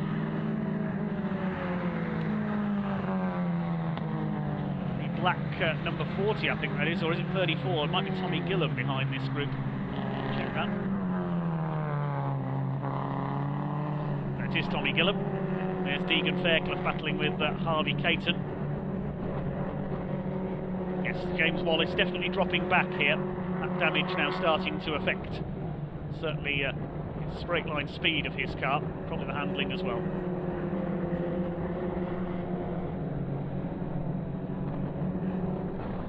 Two and a half minutes to go and the black and orange flag is being displayed. Now, who is that for? I saw some smoke from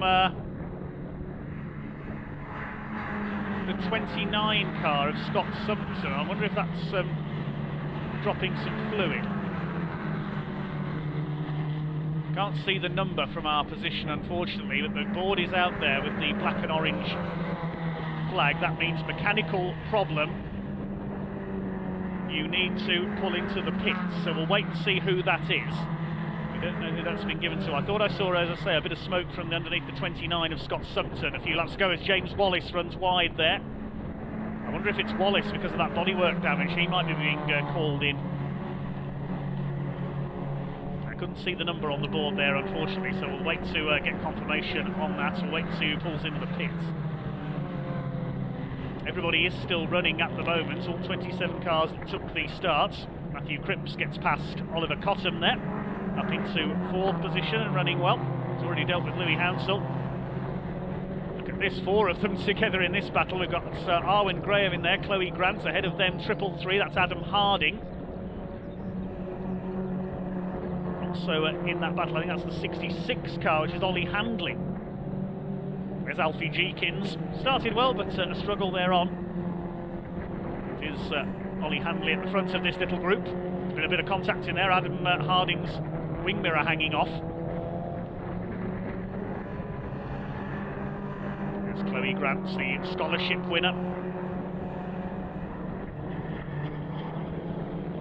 40 seconds left on the clock. Here comes Charlie Ham. We've hardly seen him all race long. He's been so far out in front, leading by 14 seconds now.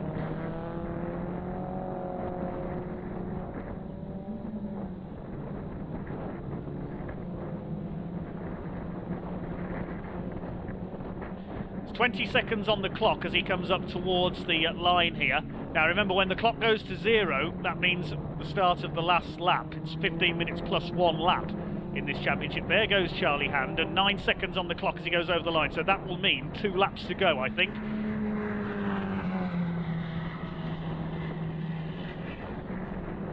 Just spotted further back Scott Sumpton. Yeah, his car is definitely smoking, so I would think that's the car getting the black and orange flag, and there is a car coming into the pits. Now, who is that? Oh, it's Ollie Cotton has pulled off. Was that the car getting the flag? I didn't see anything wrong with his car. He was up there in about 4th place, but James Wallace has come in as well. So whether it was one of them, we can't see, unfortunately. there's your leader, Charlie Hand. It's Hand from Hage by 16 seconds now. But Aaron Walker is still there, half a second behind our second place man. Fourth behind them, Matthew Cripps. He's come through nicely. Fifth, it is Louis Hounsell now, because we've lost Ollie Cotton. He's pulled into the pits. Tommy Gillam is up in the 6th position. Harvey Caton is now 7th.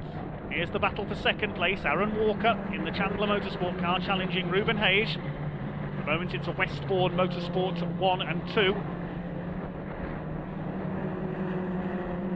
There goes Charlie Hand onto the Bentley straight. We await the second place fight to come through. See how far ahead Charlie Hand is here. And there's the second place fight through Williams Corner. Ruben Hage and Aaron Walker. I think they'll leapfrog ahead of Alfie Jenkins, certainly in the points here, as Harvey Caton dodging about there, trying to attack Tommy Gillam for 6th position. It's plain sailing for Charlie Hand here. Everybody else squabbling behind him, and he just cleared off into the distance, briefly headed by Alfie Jenkins at the start. Soon fought back, and the arguably the most experienced driver at this level in Junior Saloon Car Championship is heading for victory. 1 lap to go then. So he said 15 minutes plus 1 lap. So he's on his last lap now, Charlie Hand. Through Riches he goes. Purple first and second sectors on that lap for Matthew Cripps. He's just... no, he didn't quite do the fastest lap of the race. Personal best then. He's round the outside of Aaron Walker. He got the momentum there down the straight. He could go for third here. Matthew Cripps in number 40. Side by side with Aaron Walker down to the hairpin. Who's going to brake latest? Very late on the brakes there, Aaron Walker. He locks up the front. He's just about going to hold up in 3rd place. And he hangs on to 3rd. Well, Cripps thought was going to take the fastest lap of the race there, but he didn't quite take it from Charlie Hand. Around the outside there, Aaron Walker, he's frantically trying to hold on ahead of Matthew Cripps. Ruben Hage able to get away a little into that 2nd place. Oh, we have a red flag, so the last lap is not going to be completed. There's a car stopped on the Bentley straight. That's the only thing I can see that has happened. Yeah, there it is. It's Deegan Fairclough has stopped on the Bentley straight, so whether that's the reason for the red flag, I can't see anything else untoward on circuit, so I assume that's why. So that means Charlie Hand is your winner. 2nd goes to Ruben Hage, and 3rd to Aaron Walker, number 18. Matthew Cripps 4th, Louis Hounsell 5th. Looks like, subject to confirmation, Harvey Caton will take 6th. He'd just take Tommy Gillam. 8th for Harry Hickton, 9th Ashley Gregory, and 10th for Harry Rice. Hey, welcome down to the Parc Fermé for the Junior Saloon Car Championship. Quite a dramatic finish, wasn't it? But it was this man, Charlie, really showing his hand there, wasn't he? And making it quite a comfortable win in the end, Charlie. Yeah. It kind of ran away a bit a little bit there. Yeah. Was it easy? It's never easy, is it? It's never easy, is it? We had Alfie Jenkins managed to take me on the start, but I got past him quite quickly, and then I think they were all like kerfuffling in the back, so I just sort of broke away. And obviously their toes quite big down the back straight, but I think I was far enough away on the first lap to sort of clear them, and then it was just... It's just taking it home then. That can be quite difficult, kind of, because you never know what's going to happen in motorsport. It's very unpredictable. You're way out in front. Safety car could wipe it out. Yeah, exactly. So you've got to keep on it, haven't you? Yeah, so you never stop pushing. You go all the way to the end, otherwise, because you never know what's going to happen. So you've always got to be prepared for that next step. Top job though, mate. Well done. Thank you very much. Charlie. 4 Minis, the Mini of 47, James Goodall. And beside him, number 32, James Card, who's going to be the one to watch, I suggest, in this race, working his way through from the 6th of the grid. He got back into the race after the problems at Cops on the first lap, came into the pits, rejoined, but had lost a couple of laps, which, despite setting the fastest lap of the race. Right, down here with Jamie going. Jamie, just the race one's just finished. How was it for you? Well, that was my practice, not my race. So I didn't do any testing on Friday. My best, like Russell, Russell Dack, this is his car and he's let me use it. I raced him before a few years ago on the international circuit, so it was sort of like both, mates go out and have a bit of a play, but yeah, the conditions were Not what I'm used to. You know, I'm used to a front-wheel drive car that's loose, but yeah, the throttle isn't a throttle. It seems to be like an angle. You know, the more throttle, the more angle we get. So, yeah, I'm not really a drifter, but I learned quite a bit then. Okay, so race 2 then. Right, that was practice. Race 2. So race 2. Here we go. I got a really good start. I went past both Kev and Russell off the start.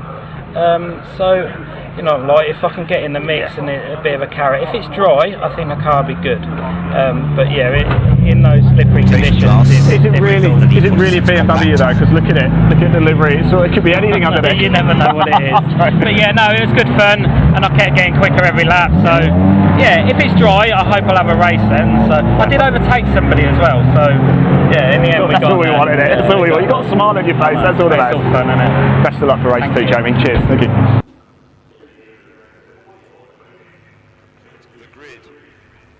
And I'm sure that Chaz is back from his lunch. Just about. Just about. Yeah, I got held up by a queue. I actually left the circuit to go down the road to go to a shop and pick up a few bits. And yeah, I only just got back a few minutes ago, about 2 minutes ago, I'd say. Oh, well done. Well, I heard no rustling noises from Beckett, so I wondered about you. But, yeah. Oh, I muted the microphone. I was long gone.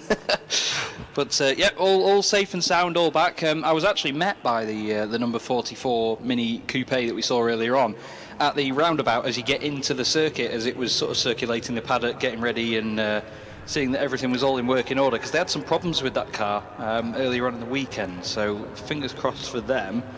That car goes as well as it looks in this final race, because I am a fan of that shape of the Mini Coupe. It's a nice looking car, especially in that grey livery they've got. Have you ever owned the original type of Mini, or are you too young to have done that? No, I've never owned a Mini, although I must admit I adore watching them in classic sports car racing, where it's them against the big Ford Galaxies and Mustangs. Well, over the years, I've had 2 Mini Coopers, a Mini Cooper S. Back in the day, this is in the 60s. Yeah. And my wife's still got a Italian Job limited edition. Oh, fantastic! Mini that sits in the garage and is brought out very occasionally. And what else have I had? Yes. My daughter. Yeah, we go by the old type of Mini. So the new ones. Well, I've got a daughter who's got one of the new ones. Yes. So they're not so mini anymore, though, are they? That's the thing. Absolutely not. No, they've swollen enormously. It's almost like you see the Mini. Is it the Clubman or the Countryman, which is the big one? And then, I mean, even on that subject, there's things like the Fiat 500L. Like, they're bigger than most hatchbacks now. Yes. It's a bit of a shame, but you know, they're with the times, and the manufacturers have to make cars of such size for the appeal. That's right. Yes, and all the collision protection that has to be incorporated in a modern car, whereas a Mini, you've got no protection at all. No, it's the like old style Mini. But to me, a Mini is the old style, the Atticus design car. Yeah, I'm the same. I much prefer the older ones. Fascinating fact you may be bored by is that when the Mini was first introduced in 1959, it was available in 3 colours. Do you know what they were? Was it red, white, and blue? Absolutely, yes. But there was 2 versions. There was the Morris Mini Minor and the Austin 7, which was spelled capital S, little e, figure 7, then EN. That's why the Mini 7 formula is still spelled like that. And there were different shades of blue, red, and white, depending on which badge you had, whether you had a Morris or an Austin. Oh, okay. I was a Morris person. Yeah. My Cooper S was a Morris Cooper S, and yes, so I do love a good old school Cooper S in just red with the white stripes on the bonnet at the slight angle that they have.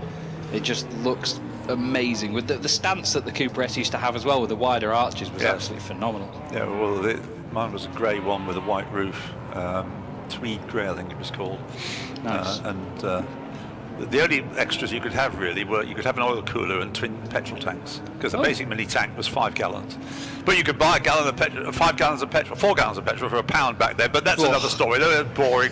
That life in the 1960s. Go and watch The Italian Job, one of the great films. Indeed. And see what Mini Cooper S's did to Alfa Romeo, and so I went and bought Alfa Romeos, the Alfa police cars. Anyway, the cars are coming round after we've rambled on about this, that, and the other, and they're ready for another. They got 19 laps into their first 20 minutes. And I would imagine it could be at least that, maybe one more, because the track is now bone dry, isn't it? It's turned out a rather nice day. Yeah, it has actually. I was out on my lunch with the windows down on the car, which I've just noticed is still down, so I hope it doesn't rain. I can see my car from here though, that's the safe bet. So if I do have to rush off, then I will make you very much aware. But I think, like you say, it's a nice day, and I think we'll be safe until the end of the day now with warm weather. Yes, green flag waved at the back, so the car's about to head for Copse Corner. Lights go out, and is it going to be Michael Vitulli from the left-hand side of the front row, or Brian Branson? I think it's going to be Michael Vitulli, yes. So the red car is first into Copse Corner and first out of Copse Corner, and Michael Vitulli well aware that near the back of the grid is James Card. He's the one to watch, number 32. Yep, and Card, by the look of it, has already made progress. He's up to 6th position now. Now, Brad Sheehan is also one to watch, and he is up to 11th already. That's so good going. The two of them absolutely flying, but I'm intrigued to see what happens with the 26. The orange BMW Lucky Kira was driving yesterday. Oh, Walton's gone off. Walton's gone wide at Beckett's and lost a bucket load of positions. That means James Card's already 5th, and I think Vitulli's lost the lead. Right, so down towards Brooklands they come for the first time, and it is the orange car in front, so that is... It's Branson, isn't it? Brian Branson. So what's happened to Michael Vitulli on that opening lap? Branson just got a mega run out of Beckett's. And I reckon second is James Card. Is that possible? No, it can't be. Is it Darren Morgan. It's white one. It's Darren Morgan. But James Card is third. As they go over the line then, the leader is running away with it at the moment, or appears to be Brian Branson, but yes, James Card is third, and the other one we need to be looking for is Brad Sheehan, and he's 5th, so that's not bad going in one lap, is it? So, as into the pits comes number 18, that's, which one? Well, there's 18 or 18. Anyway, down the pit lane it goes. It's a red one. Yeah, there's yellow flags down here at Beckett's. Something that's escaped my attention is there's been a big hit between two of the minis, Langley and Clark. Unfortunately, Clark with a massive hole in the right door. Langley's car, I can't see the damage on it, but it's not going anywhere, and it's on the outside of Beckett's on the left-hand side. Now, James Card and Sheehan are both into the top 5 already. What a fantastic start they've had. Yes, he was 5th, Sheehan at the end of the first lap, and Card was 3rd, and it's Michael Vitulli in the pit lane. So what looked like 18 is 88, so I'm afraid 89 is out of the race, or certainly he's in the pits for the moment. As the leader comes through for the second time, it's Brian Branson then from the outside of the front row, followed by, possibly because of the yellow flags you've obviously got up at Beckett's, that Morgan Owen and Card are still in that order. With Sheehan up to 4th now, he's got ahead of a Zapra. What's left of Clark's Mini is still circulating as well, to be fair, but in very battered shape. But yeah, Morgan Owen and James Card side by side, but they get to the yellow flags down here at Beckett's. Big spit of flame from Morgan Owen's car as well as he changes down the gears. Now they get back on the power through the green flag zone. It's amazing to see Card and Sheehan. It just shows you why they're two of the fastest and sort of most prominent drivers in the series, when they can perform like this straight off the bat, right up there into the top 3. Let's have a look at some minis, shall we? Because the number 3, Butcher Lord, leads that class at the moment, in amongst all of the compacts again. And 411, who won the earlier race in that class, is 10th overall, second in class. Yeah, second in the championship is Brad Sheehan before the earlier race today, so he's keen to maximise his point score. He's going to be on a mission to overtake the two cars directly ahead of him, and I think, yes, it's James Card is now second. So James Card is second and hot on the heels of in pursuit of Branson, and for third place is about to be a change. I think that we're going to see Brad Sheehan go through and take third place going into Copse Corner. No, he didn't quite make it. It's still there in Darren Morgan Owen in third place, Sheehan in 4th. And Clark isn't too far ahead of these guys now, and Branson. No, I just mean in terms of on the road. Clark in the A-League Mini that had a hit earlier. But yes, indeed, Branson now leads. Card second, Morgan Owen third, then it's Sheehan. And to be fair, Jasper Sapra, he's not disappeared from behind these guys. They've moved Langley's Mini out of the way, by the way. Looks like there's a hefty dent in the front right of it. It's being dug away at the moment. Walton has recovered and still remains in 6th place. Dak still leads his Class B, that's Class B, ahead of Butcher Lord, and then the other Class B challenger, Denwood, who's a lot closer than he was in race 1. The fastest lap last time around to Brad Sheehan, and we've got the lead. They've got the tail end of the, you were mentioning, the delayed car being lapped now, keeping just about out of the way. That was a bit of a close shave, actually, unnecessarily for Brian Branson, but he's got through, still has the lead, 1.4 seconds over James Card, with Brad Sheehan in third place from the back of the grid, 2.8 seconds behind the leader, 1.3 behind behind Card, I mean. Yeah, and to be fair, We've got the fastest lap now. Card has got his headlights ablaze, and they are some of the brightest headlights that I think I've seen all weekend, to be fair. They nearly blind me every time I look at them, but you know, you always do that silly thing and look right into the headlights when they come towards you. Sheehan now third, then ahead of Morgan Owen. Sapra still holding firm in fifth, and then there's a massive gap back to Walton now. That is the real gap that we've got here. Well, yes, the first 5 cars in a different pace, really. James Card, fastest lap, 60.551. Now, we only get down towards the lap record. I've made a note of that somewhere. Not for the circuit, but for these cars. Silverstone National is, if I could read my own writing, 59.91. That's the record. Wow. So not too far off then. No, they're heading towards it. Yeah. It's incredible to think, though, you know, the karts that we saw before were doing what was it, 53s? Yes. Something like that, some 7 seconds a lap quicker around a circuit as short as this. But it's nice to see the number 44 Mini Coupe out there at the moment, going strong. But already, as that goes away from me, the leaders are back with me. And James Card, once again, looking very racy indeed. But Sheehan behind is not disappearing either. What a great race he's had. Yes, last time around, a new lap record, a new fastest lap to James Card at 60.460. Brad Sheehan 60.544. And has just done the absolute best first sector, whereas James Card does the absolute best second sector on this lap. They're just trading again and again, and this is sort of the battle that we hoped that we'd see in the first race of the day earlier on, but unfortunately an incident for both of them. Oh no, I've just turned around to see Jasper Sapra is off. Sapra's off, way off at Beckett's, and he's lying he's lying in front of the left front of the car looking at the tyre. Right, the leaders go through. There's about a length between them. In fact, as James Card closes right up onto the tail of Brian Branson as they go into Copse Corner, they're going to get into the yellow flag zone, I assume, in a moment.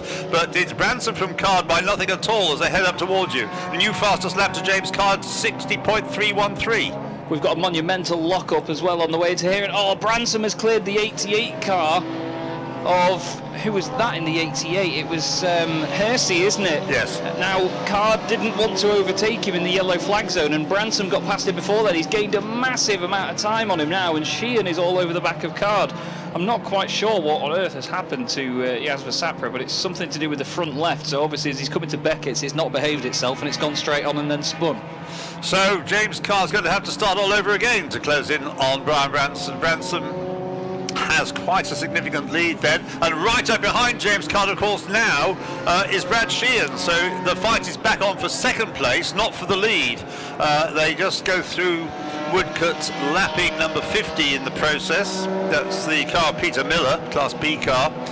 So the lead has gone up from being virtually nothing to 1.7 seconds. So poor old James Card's got to start all over again. We do still have yellow flags out. We have double waved yellows now, actually, as there's just marshals running across with Jasper Sapra. I think those yellow flags will be in shortly, though, because the car is now safely tucked away behind one of the tyre barriers that we have down here that stops people going onto the Grand Prix circuit. But a great race once again. Stuff going on all over the show. Still plenty of time left, 12 minutes in the race for James Card, but he's got to now worry about seeing off Brad Sheehan, which he had succeeded in doing before that yellow flag interlude. No, the yellow flags are in. The yellow flags are in now, right, so it's all green flag racing back here at Beckett's. And the gap's coming down again, but there is a slower car between the two leaders, but he keeps out of the way. He's lapped by James Card. He'd already been lapped before Luffield by Brian Branson, so Branson goes through. And James Card, certainly the quickest man on the track. He's now got the gap back down from 1.7 to 1.1 seconds. And Brad Sheehan in third place is just under a second behind James Card. Darren Morgano in fourth place, can see what's going on ahead, but you can't quite get back involved in it. Yeah, he's just not able to stick with them at this point. It's definitely the pace of these top three that is the ultimate pace of the race so far. But like I said at the start of the weekend, James Card's certainly one to watch, and Brad Sheehan is just making sure that he's on his coattails and the championship gap doesn't change too much between those pair. Yeah, well, Brad Sheehan leads the champ, but of course he lost points, no points in the earlier race. We never really had a chance to find out what went on. We didn't see it on either of us from the commentary boxes. Miller looks to be having a bit of a tough time at the moment. He's having a lot of lockups on the way into Beckett's and then a lot of slides on the way out. Right, the Technicolor car is about number 146, is about to be lapped by the leaders. Through Woodcut they go, completing their 9th lap. It's Branson from Card now by less than a second once more, as Card does another new fastest lap, 60.270, the gap 0.7 first to second. Sheehan third, 1.3 behind Card.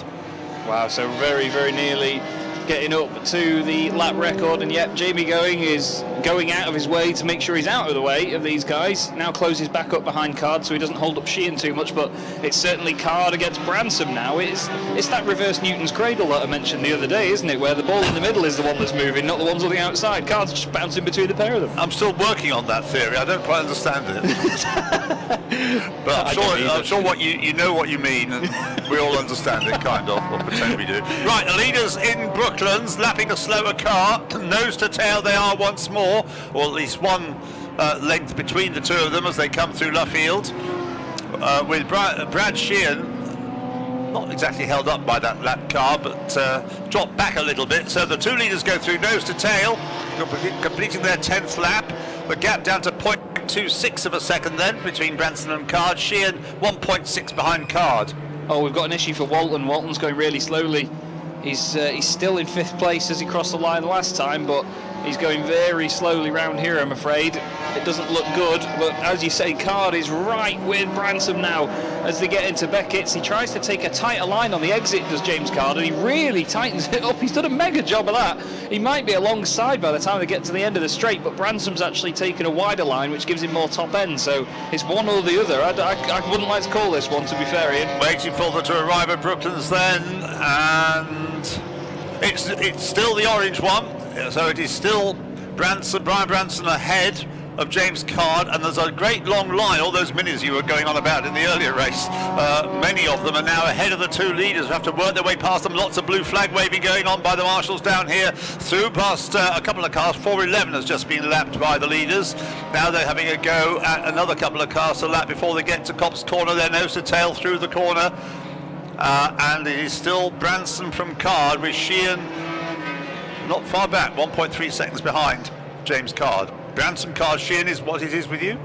Yep, still is at the moment. Now, Sheehan has not got past the number 3 Mini yet, but Card and Branson have both negotiated him before Beckett. Sheehan doesn't really get held up, to be fair, by him, just has to take a bit of a tighter line on the inside of Beckett's as he leaves, but he's staying with them at the moment, so if the front two battle too much, he could be right back up there. Yeah, the quickest of the three, I reckon, is James Card. Not just the fact that he's got the fastest lap, he just looks quicker. He's nose to tail again. They've got another car to be lapped. They keep on coming across these minis. So this one isn't getting out of the way. That's not at all helpful. In fact, he was not very good driving by that back marker, and that's allowed James Card to take the inside line through Woodcote and take the lead. It was number 63 that didn't get out of the way. So number 53, I mean. So down towards Copse Corner with a new race leader then. James Card benefited from Brian Branson being held up by that back marker who just didn't get out of the way. So Card took the chance, went for the gap, took it and took the lead. They're now the other order with you. Yeah, now Card obviously has noticed that the back marker, which was Clark, not really helping him out there. He's now actually flashing his headlights at everyone that he gets up to. Yeah. The first of them being the number 44 Mini of Stott. Sheehan hasn't really disappeared from this either. Isn't flashing headlights what all BMW drivers do to people on the road as well? Yeah, but there's a rule, there's an unwritten rule of BMW driving where you've got to have a Bluetooth earpiece in each ear before you can do that. Okay, all right. Well, certainly Brian Branson is not allowing James Card to get away. James Card has the lead, and the negotiating of the back markers has actually benefited Brad Sheehan a little bit. He's closer to the two leaders, certainly closer to Brian Branson. James Card very quick through Woodcote, 13 laps completed, and his lead over Brian Branson 0.908 of a second. And Brad Sheehan is 0.6 behind Branson, so the gap's come down, second to third, to significantly less than a second. And how long have we got? We've got so wrapped up in this race, haven't we? Kept an eye on the time. 6 minutes and 20 seconds. Now the top three are actually closer together. Yeah. Sheehan is doing a really good job here, and he's actually closing in on Branson. While Branson hasn't really lost any time from Card. He's dropped to about a second behind, but from there he's not really disappearing. Then we've got this massive train of minis and compacts and all sorts fighting together, as that's Morgan Owen making his way through them as well. Yeah, the leading Mini in 6th place is still number 3, Butcher Lord, Daniel Butcher Lord. Somebody in the YouTube chat said it's good to see Richard Branson leading a race so soon after returning from space. I've been trying not to say Branson, but it's very difficult. Right, the leaders have gone through, the gaps are opening up between them. So James Card 1.1 seconds ahead of Brian Branson, with in third place number 28 Brad Sheehan. Well, it's a good thing he's not called Branston, otherwise we'd say he was in a bit of a pickle, wouldn't we? But James Card is... yeah, that's true. There's no indicator on that BMW, by the way. They didn't bother putting it back on, so Lucky Kerry's going to get an invoice. But Brad Sheehan doing a great job at the minute. I'm really impressed by this drive, because he's pushing so hard that he's not really making any mistakes. He's just staying in touch with these guys, and it's good for his championship, isn't it? Yep, that's right. So the car's heading towards Brooklands. And James Card, having battled his way to the front from the middle of the grid, now easing away from Brian Branson, and in third place 28 Brad Sheehan is dropping away slightly. If you can get that sound effect on the name Sheehan, I'd be really impressed. But coming towards me now is the very pretty white Mini that's number 47, with Goodall at the wheel, currently fourth in class, but very much on his own at the moment. He's got Kite 15 seconds behind, and he's 10 seconds behind the car in front, so he's just about the only car on track, really, that's got some proper real estate around him. But it's still, although it's actually spread out a little bit at the front on the previous lap, you know, Sheehan's dropped off a bit. Yes, it's 1.3 first to second, 1.4 second to third last time through. So those gaps are going up now. I think the drivers have settled for what they've got. I'd argue it's even a bit more than that right now, you know. I think Brad's actually dropped off the back of Branson quite a lot there, but he's not going to mind too much, like we've been saying. That's for his championship. He's just consistent point scoring. Yes, you're right. He has. The gap is significantly, noticeably larger than it was. But first to second, I would say that Brian Branson hasn't given up, although he's dependent upon James Card making a mistake, which hasn't looked likely in this race. 1.8 seconds to the gap first to second now, 2.2, so by the lap it's going up about 4 or 5 tenths of a second. Yeah, he's not letting him get away with it too much, to be fair, but he is just, James Card's just opening it slightly each time. He's just keeping it nice and tidy. And if I'm honest with you, I think one of the main differences, every single lap they're taking a very different line through Beckett's. Now, they obviously get a very similar run, because it's one of those corners where you can take a late apex or an early apex, do what you want. But to be honest, Card is just staying really far down the inside of the corner when he hits the apex, and he's holding it there and shortening the line off it, and he's just getting a really good punch out the corner. Class B is ahead of the Minis this time, isn't it? 2022 leads the class. Russell Dack, he won it in the earlier race, looks like he's going to in this one as well. Oh, he's just done a big slide. Right, well, Kevin Denwood, who leads the championship, looking like he's destined for another second place in this one. Leaders through for the 17th time. 2.7 first to second, 2.3 second to third. Peter Miller is retiring from the race. He's had another issue down into Beckett's, and he's just pulled the car behind the tyre barrier with Jasper Sapra's car, and he is now getting out, and that's the end of his race, I'm afraid. Would have been intriguing to know where Michael Vitulli would have been in all this, but having to retire at the end of the first lap. Yeah. For whatever reason, he's no longer part of it. And we've got 2 minutes, just over 2 minutes to go with lap times. I don't think we're going to see a new lap record. No. Because the pressure isn't sufficiently on James Card now to... Although, to be fair to him, his last lap was only 15 thousandths off his best lap, which was 1 minute .2, so he's close every single time. He might just fluke one of them, I think. I say a fluke, I mean, he's still driving it beautifully, but you know what I mean, he might just drag one out of nowhere without knowing it. Okay, well, he's just completed his 18th lap, and you can do the arithmetic. I would say it's about 3/10 slower than his best lap. Branson is now 3.4 seconds behind, and Sheehan is 1.8 behind Branson. I think the pattern is set. Yeah, I'd say so at this point, unless there's any sort of complications with any traffic. But in fairness, out of all the series that we've had here this weekend on this really short circuit, I'd say these lot have been really, really good. Other than maybe the moment before that you had, they've been really good at letting the leaders through, because there is quite a significant pace difference between these E46 M3s and the Minis. Yes, unfortunately, in the end, it didn't matter. James Card has still looked as though he's going to win the race, and he is coming out of Luffield now. It did give him the advantage of taking the lead from Brian Branson. I think Brian might still feel a bit hard done by that back marker. He's just about to have to lap again. No as they go favours. past the pits. No. And on to the last lap. So this will be the last lap. Got a great battle between the number 7 and the number 3. That's Denwood and Butcher Lord in 2 different classes, but glued together as they come into Beckett's. The compact against the Mini. Mini chasing on very well indeed. It's incredible when you see the aerodynamic differences between the 2 cars and how well they perform together. But James Card for the final time has just booted it out of Beckett's with elegance and a fantastic noise from that 6-cylinder engine. It looks to me like, well, you said earlier on he's going to be one to watch, Ian, but he's very, very much delivered on this race. It's been phenomenal. Yes, so James Card will go up to Luffield now. And his winning margin, an impressive one considering the close competitiveness of the cars and the drivers. So James Card comes through Woodcote and the checkered flag is there for him. He'll be happy about that. If the first race was disappointing, he got the fastest lap out of it. Out of this race he's got both the fastest lap and first place. He wins by 3.8 seconds from Brian Bransom. With an M at the end. Indeed. Bransom is as Bransom does, isn't that an old saying or something along those lines? And in third place, number 28, is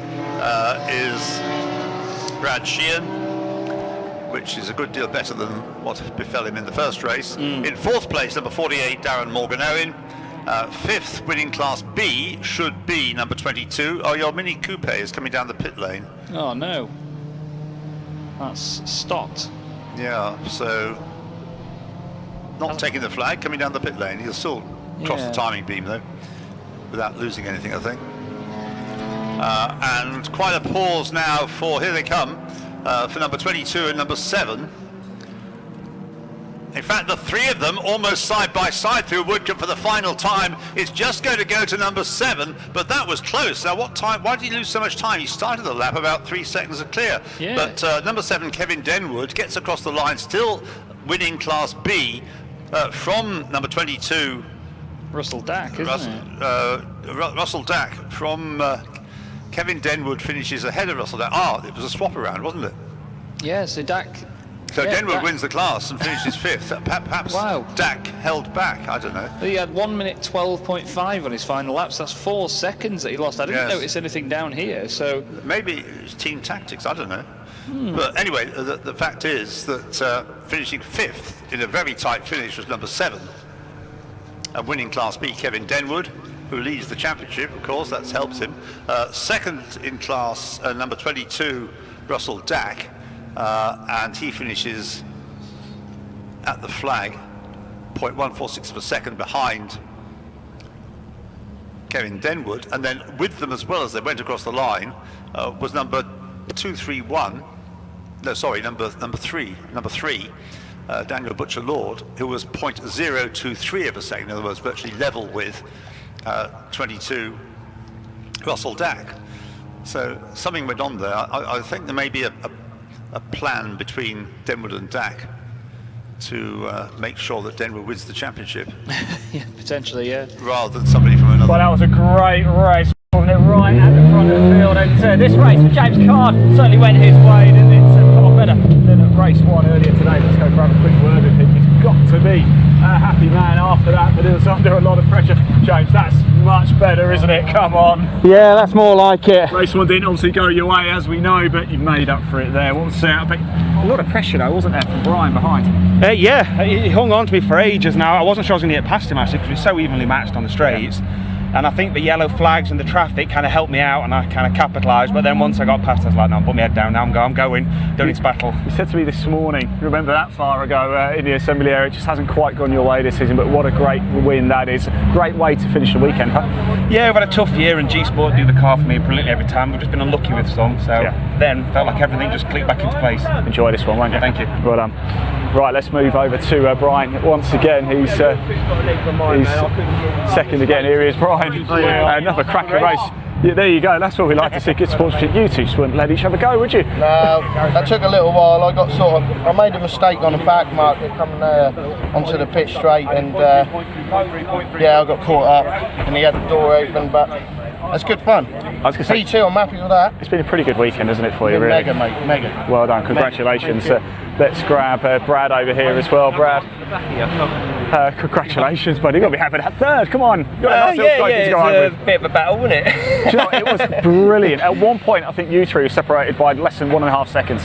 Yeah, I mean, I had to start right at the back of the grid because being James had a bit of an unfortunate touch in turn one on race one, and I bent a control arm and we had to put off the race. So starting from the back, I knew I had to get through immediately because I know they're a bit slow to get going on the first lap. Fun though, wasn't it? Was it quite fun getting it's good fun, but then we settled into it, and these two here, they've got the legs on mine up the straights, and it was good fun though. I was really pushing hard. You got a big smile on your face. Yeah, a few mistakes, and I needed to beat Darren today because after dropping 2 races, he was leading the championship. He may still will be, but it's pretty tight now. So we'll keep an eye on that. But congratulations anyway. Well done, Brad. Lovely stuff.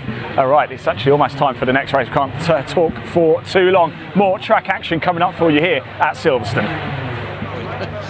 Yeah, so we've got MGBs of both types, the Roadster and which came out a few years later, the MGB GT, which looks better, but the Roadster is lighter, obviously, and a bit quicker. The 2 Maestros, which get Chaz excited, but anyway. And then we've got the MGFs and a lot of MGZRs.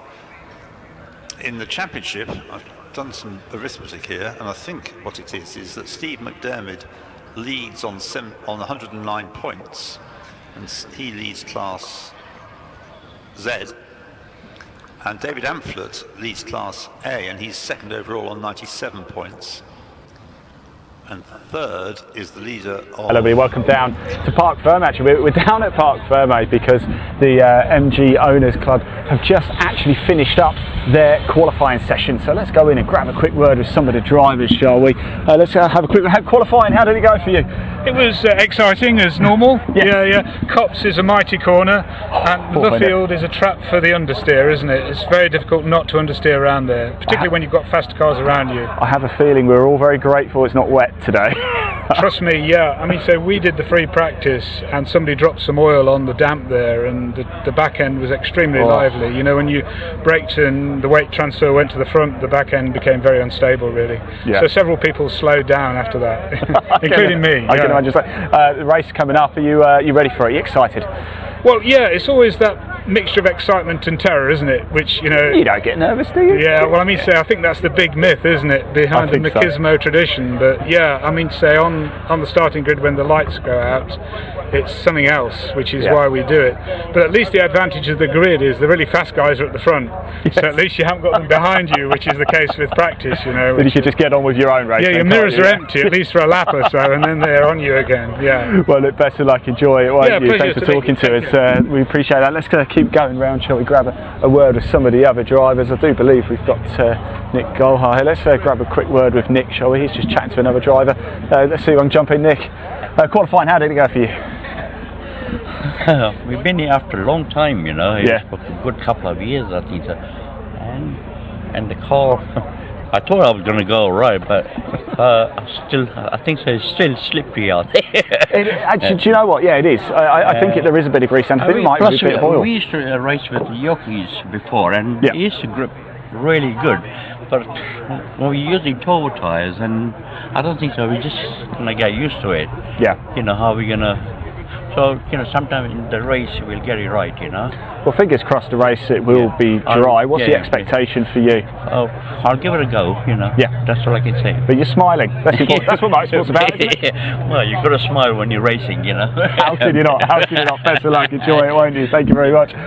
Let's move around a little bit. We've got Ollie Olsen's car here. We've got a few of the drivers. Let's just see how they're all feeling after qualifying. Are we happy, chaps? Are we all smiles after qualifying? I think I would be, but I'm missing fourth gear at the moment, so I think we need to get that fixed rather quickly. Can you get it done before the race? Oh, I think so. Yeah? Easy job? Easy job? I don't know. I won't do it. I'll let Kevin do it. He's the expert. Absolutely. That's the right thing. Best of luck for the race, guys. Enjoy it, won't you? Right, it is almost time for the very first race of the day for these guys. Don't forget, they've got 2 races as well. We're going to bring you those 2. So let's get straight in to the track action. Currently running second in the class, number 28, Christopher Pollard, with the best lap of 1:15.403. 14 and 28, row 8. The 9th row, number 2, former champion And somebody, if there is he's the stalwart of stalwarts, Jim Bainham, as far as MGs are concerned. Raced them spectacularly right back to the production sports car championships, production GT championships. Goes back way back, Jim Bainham. 1:15.603 his qualifying time, number 2, and beside him, number 69 is Peter Head with his invitation class MGB Roadster. 1:16.265, 2 and 69, row 9. The 10th row, 71, Carl Bate in an MGB GT, 1:16.392, and beside him, number 11, Chris Millard with an MGB, 1:16.416, 71 and 11, row 10. Row 11, number 70, in the quicker of the two Maestros, Anthony Bate, 1:16.700. The car's setting off now on their green flag lap, and beside him, number 97, is Ray Lovell with an MGB GT, 1:18.252. 70 and 97, row 11. Row 12, 59, Ashley Barnes with an MG Midget. The only one that gets into this, I think. Yes, the only one of the 8 Series engine cars. The later ones had Spitfire engines, but Ashley Barnes with a A Series engine, MG Midget. And beside him, number 47, is Mathieu Dor with an MGB GT. 59 and 47, row 12. The 13th row, number 9, is Christopher Flukes with an MGB GT, and beside him, number 39, the other Maestro, Alan Forster, 9 and 39, row 13, and at the very back we have number 15, who is Vincent Hunt with an MGB. Cars making their way on their green flag lap. 20-minute race ahead of them. Lap time's not as fast as the BMWs. But still, they look fantastic doing it. The wonderful field of MGBs and all sorts at the back as well. The two Maestros making me very happy, as Ian alluded to earlier. It's the wheels, honestly, it's the wheels. When you see those things stationary, you see the design of the wheels. Nothing ever, I've never seen anything, one component on a car, speak more volumes to me about the design of that era than those wheels. They're just absolutely brilliant. They're not, I wouldn't say they're quite as cool as the pepper pot wheels you used to get on a Fiesta, but they certainly do sort of highlight how cool that era was. Yeah, it was the era that also gave birth to the Alfa Sud, and I would say that looks, speaking as an Alfa Sud owner, that was a much better looking car.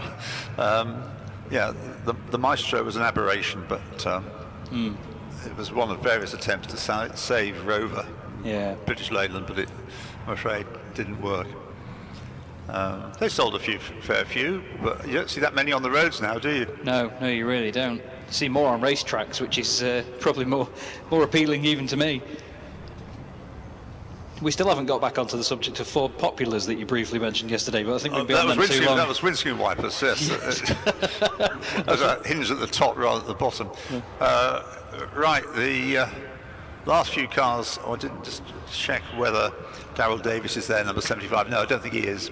I think the car that caught fire has not been repairable. 2, 3, 4th row, is he 4th row? Yes, 75 is missing, there's a gap there. Oh, that's a shame. Everybody else coming into position, all very smartly turned out cars, glistening in the sunshine. 20 minutes racing ahead of them, green flag is waved at the back, and so red lights on to the gantry now. Lights out, and taking the advantage should be Steve McDermott on the outside. That's from pole position, but the chance for William Sharp on the inside, which is a better line for the first corner, and I think he's made it work for him, but whether he hangs on to that on the run up towards Maggots and Beckett's, we'll find out from Chaz in a moment. It looks to me like, yes, indeed, there has been the change, and it is the number 66. Sharp leads us then into Beckett's. Car 24 getting a good jump down the inside, although car 53 really closing in for a moment there. That was very close indeed. Oh, we've got one of the MGBs around further down. It's car 11. He's had a spin. Car 9 has gone disappearing up the road as well onto the Grand Prix circuit. They've both managed to loop back around and come back on, but I think maybe the tiniest bit of contact just turning them around. Obviously rear wheel drive cars not as easy to save as front wheel drive, Ian. No, that's right.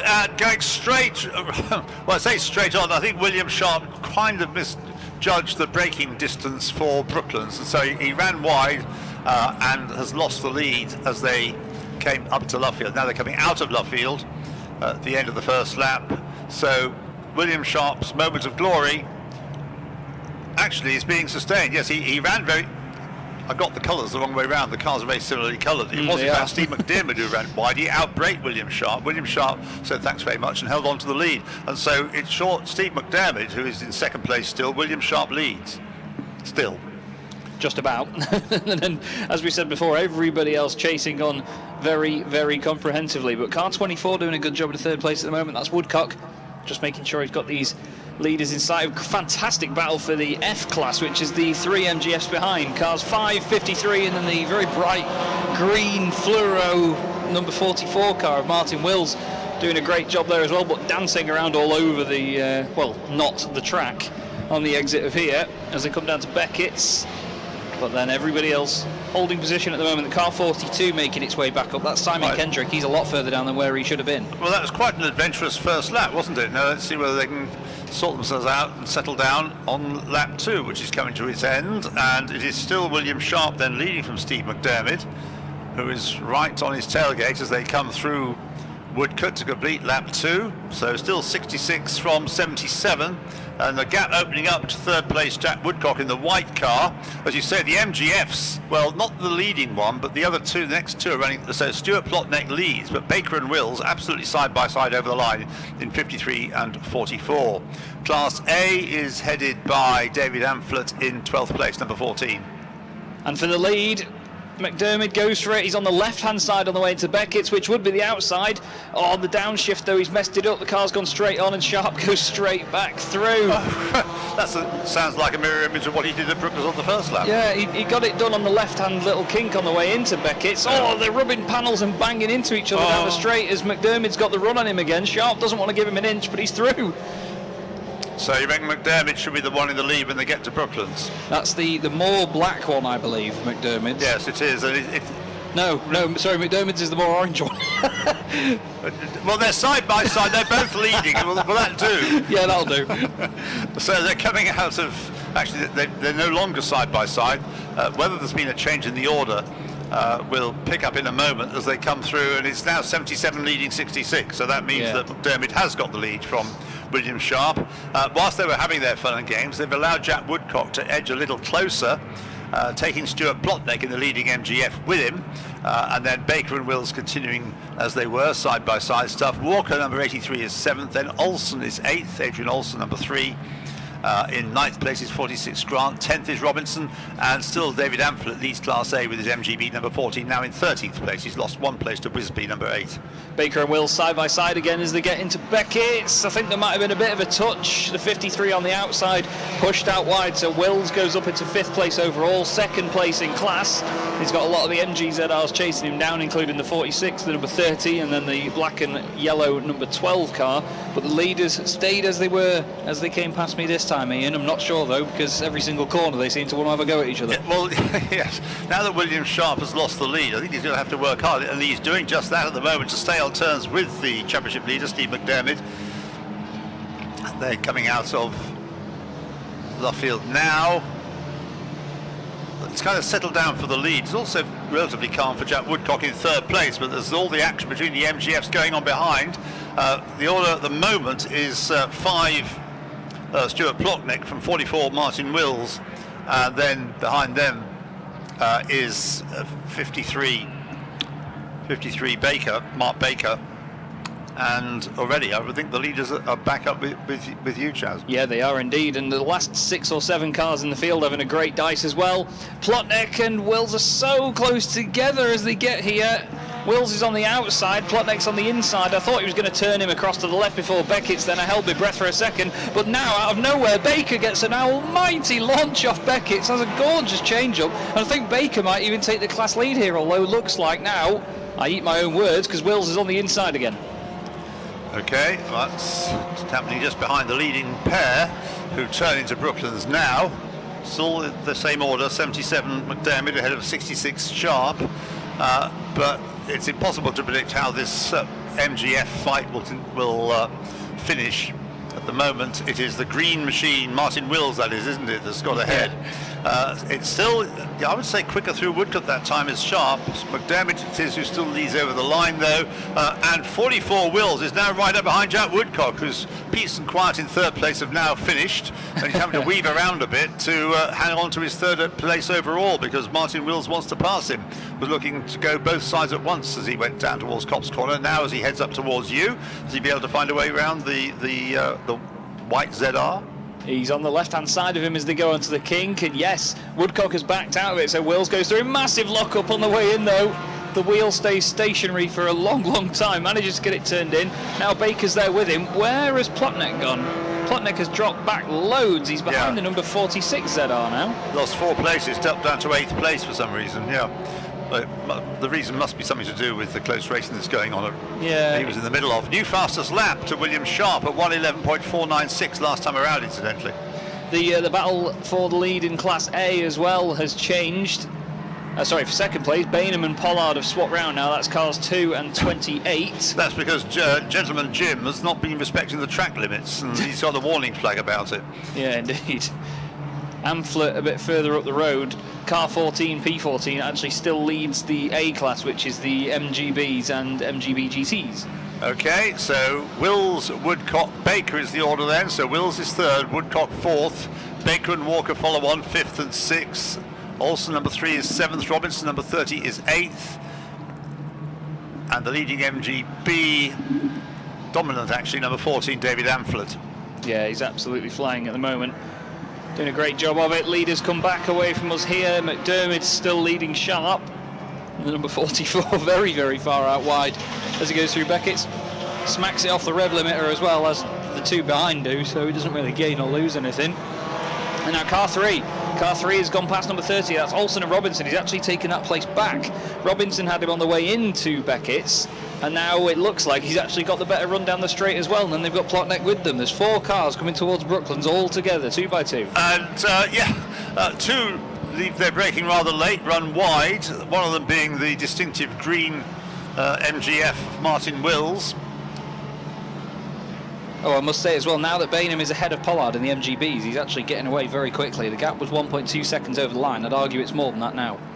So 53, that's the blue Mark Baker MGF, has 3rd place. Martin Wills 4th, and Jack Woodcock dropped down to 5th, and 6th is 83 Phil Walker. That's the order past us, but it'll be different with you. Of course it will. Now the lead 2 are still the same, although Sharp gets his braking wrong. He's had a huge lock-up and lost quite a bit of time. But once again, it's still Baker from Wills, then Woodcock, and then the 83 of Walker staying with them as well in those, I don't want to call them classic MGX power colours that they have, the grey and green, but certainly doing a good job. And then there's the quartet behind them, cars 3, 5, 30 and 46. That's Olsen, Robinson, Plotnick and Grant. So many fantastic groups of cars, all having a lot of fun. I'm just looking at 97 and 11, Ray Lovell and number 11, Chris Millard. They're running nose to tail, and in Class A, they are 5th and 6th. 19th and 20th overall. Yeah, right, the gap between. Sorry, go on. I was just going to say they're just ahead of the beautiful number 59 MG midget of Ashley Barnes, the orange machine. Big gap further down. Big gap opened up between the 2 leaders that time around. 2 seconds is the gap now. Oh no, it's all gone to pot here. The number 11 MGB that you mentioned a moment ago.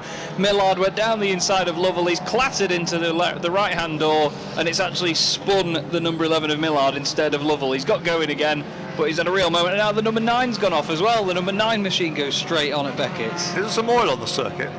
Not that I can see, no.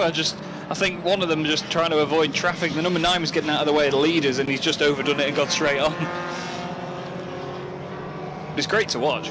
Well, yeah, by the sound of things. So Jim Bainham just gone through, 2nd in Class A, 15th overall. But to explain that big gap between the 2 leaders, did William Sharp have a problem with you?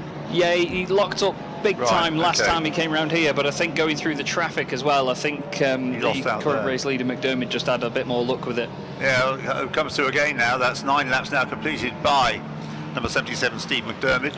We've only just got into the second half of the race as well. Yeah, that's right. And William Sharp 2.9 seconds behind So he's well clear of the fighting that's going on behind the leading MGF, still number 53, Mark Baker, in third place, ahead of Jack Woodcock.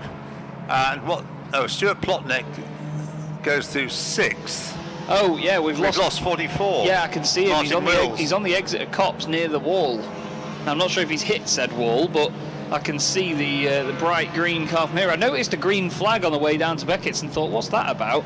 But yeah, the 44 is, I can't tell whether it's rested up against the wall or whether it's just parked next to it, but it's certainly not running now, I'm afraid. Does it blend with the grass, or is there no grass near it? It's just over the crest from me, so I can't see whether it's in the gravel or on the grass. I don't know how far up it is, but I know that it's very fluorescent. That's about all I can see. Exactly. So anyway, that's gone now, I'm afraid. That was a shame, because he was really exciting. Yes, he was making it quite exciting. Well, I'm sure they'll carry on. Baker, Woodcock, Walker, and Plotnick, who is reeling them back in, but he's 7 seconds adrift of them, so he's never going to be part of that group, I don't think, by the end, which is just under 8 minutes away. Just had a big slide through here by car number 2, which is Bainham, second in class at the moment. He really put his foot down early on the exit of Beckett's, got the back end out, and I don't think it's cost him any time, but certainly had a big slide. I can remember watching Jim Bainham get crossed up when I was in the Beckett's box about 30 years ago, so... Some things never change. Some things never change, that's right. Yeah, the lead gap definitely has got much bigger now, so that's not really anything for McDermott to worry about. He's just got to make sure he gets through the traffic nice and cleanly, as a lot of the MGBs and midgets are all sort of spread out between these ZRs and Fs as well. We've got a group of 5 coming towards us. That's Plotnick, and car 9 is in that as well. The 46 takes a very opportunistic move. That's Grant down the inside of car 30, which is Robinson, and he was actually ahead starting this lap. So again, Robinson just sort of loses a position, then gains it back, or gains one and then loses it back on the same lap. There's a nice little battle between the Bates. Now, I'm afraid I can't say whether it's father and son or brothers, but anyway, Anthony Bate in the number 70 Maestro is having a good old tussle with number 71 Carl Bates. Oh yeah, they've just come into my view now. Yeah, they're just right together. I noticed these guys. I didn't know whether one was lapping the other or anything like that, but they are really going hammer and tongs here. The Maestro now covers the inside, and we've got the MGB on the left-hand side. 2 very, very classic cars. Really great to watch them fighting together. They're so close down the back straight. They're almost touching right front to left rear. I think into Brooklands, the MGB might just get down the inside, Ian. I've given Chaz an excuse to talk about a Maestro, haven't I? You have indeed. So, they're side by side. I'm afraid I don't know whether they're brothers or father and son, but they're having a good old family battle, those 2. They are indeed. It's great to watch. The top sort of 10 have come all past me now, one by one, some of them in groups, some of them spread out.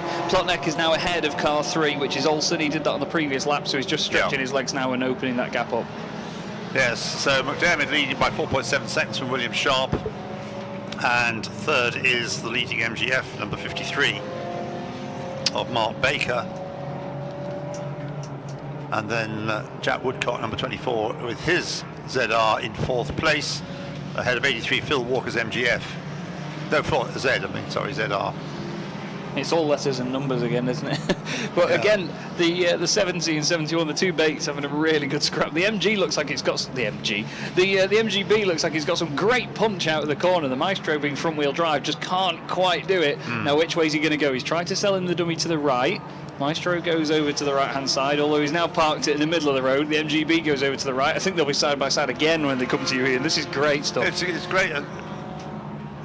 Coming 2 rather different sorts of MG. Yeah. As you say, the Maestro front wheel drive car. We've just had a quick spin. He's got going again. There haven't been that many at Luffield, but that's one. And we've got yellow flags, not quite sure why, at Woodcote.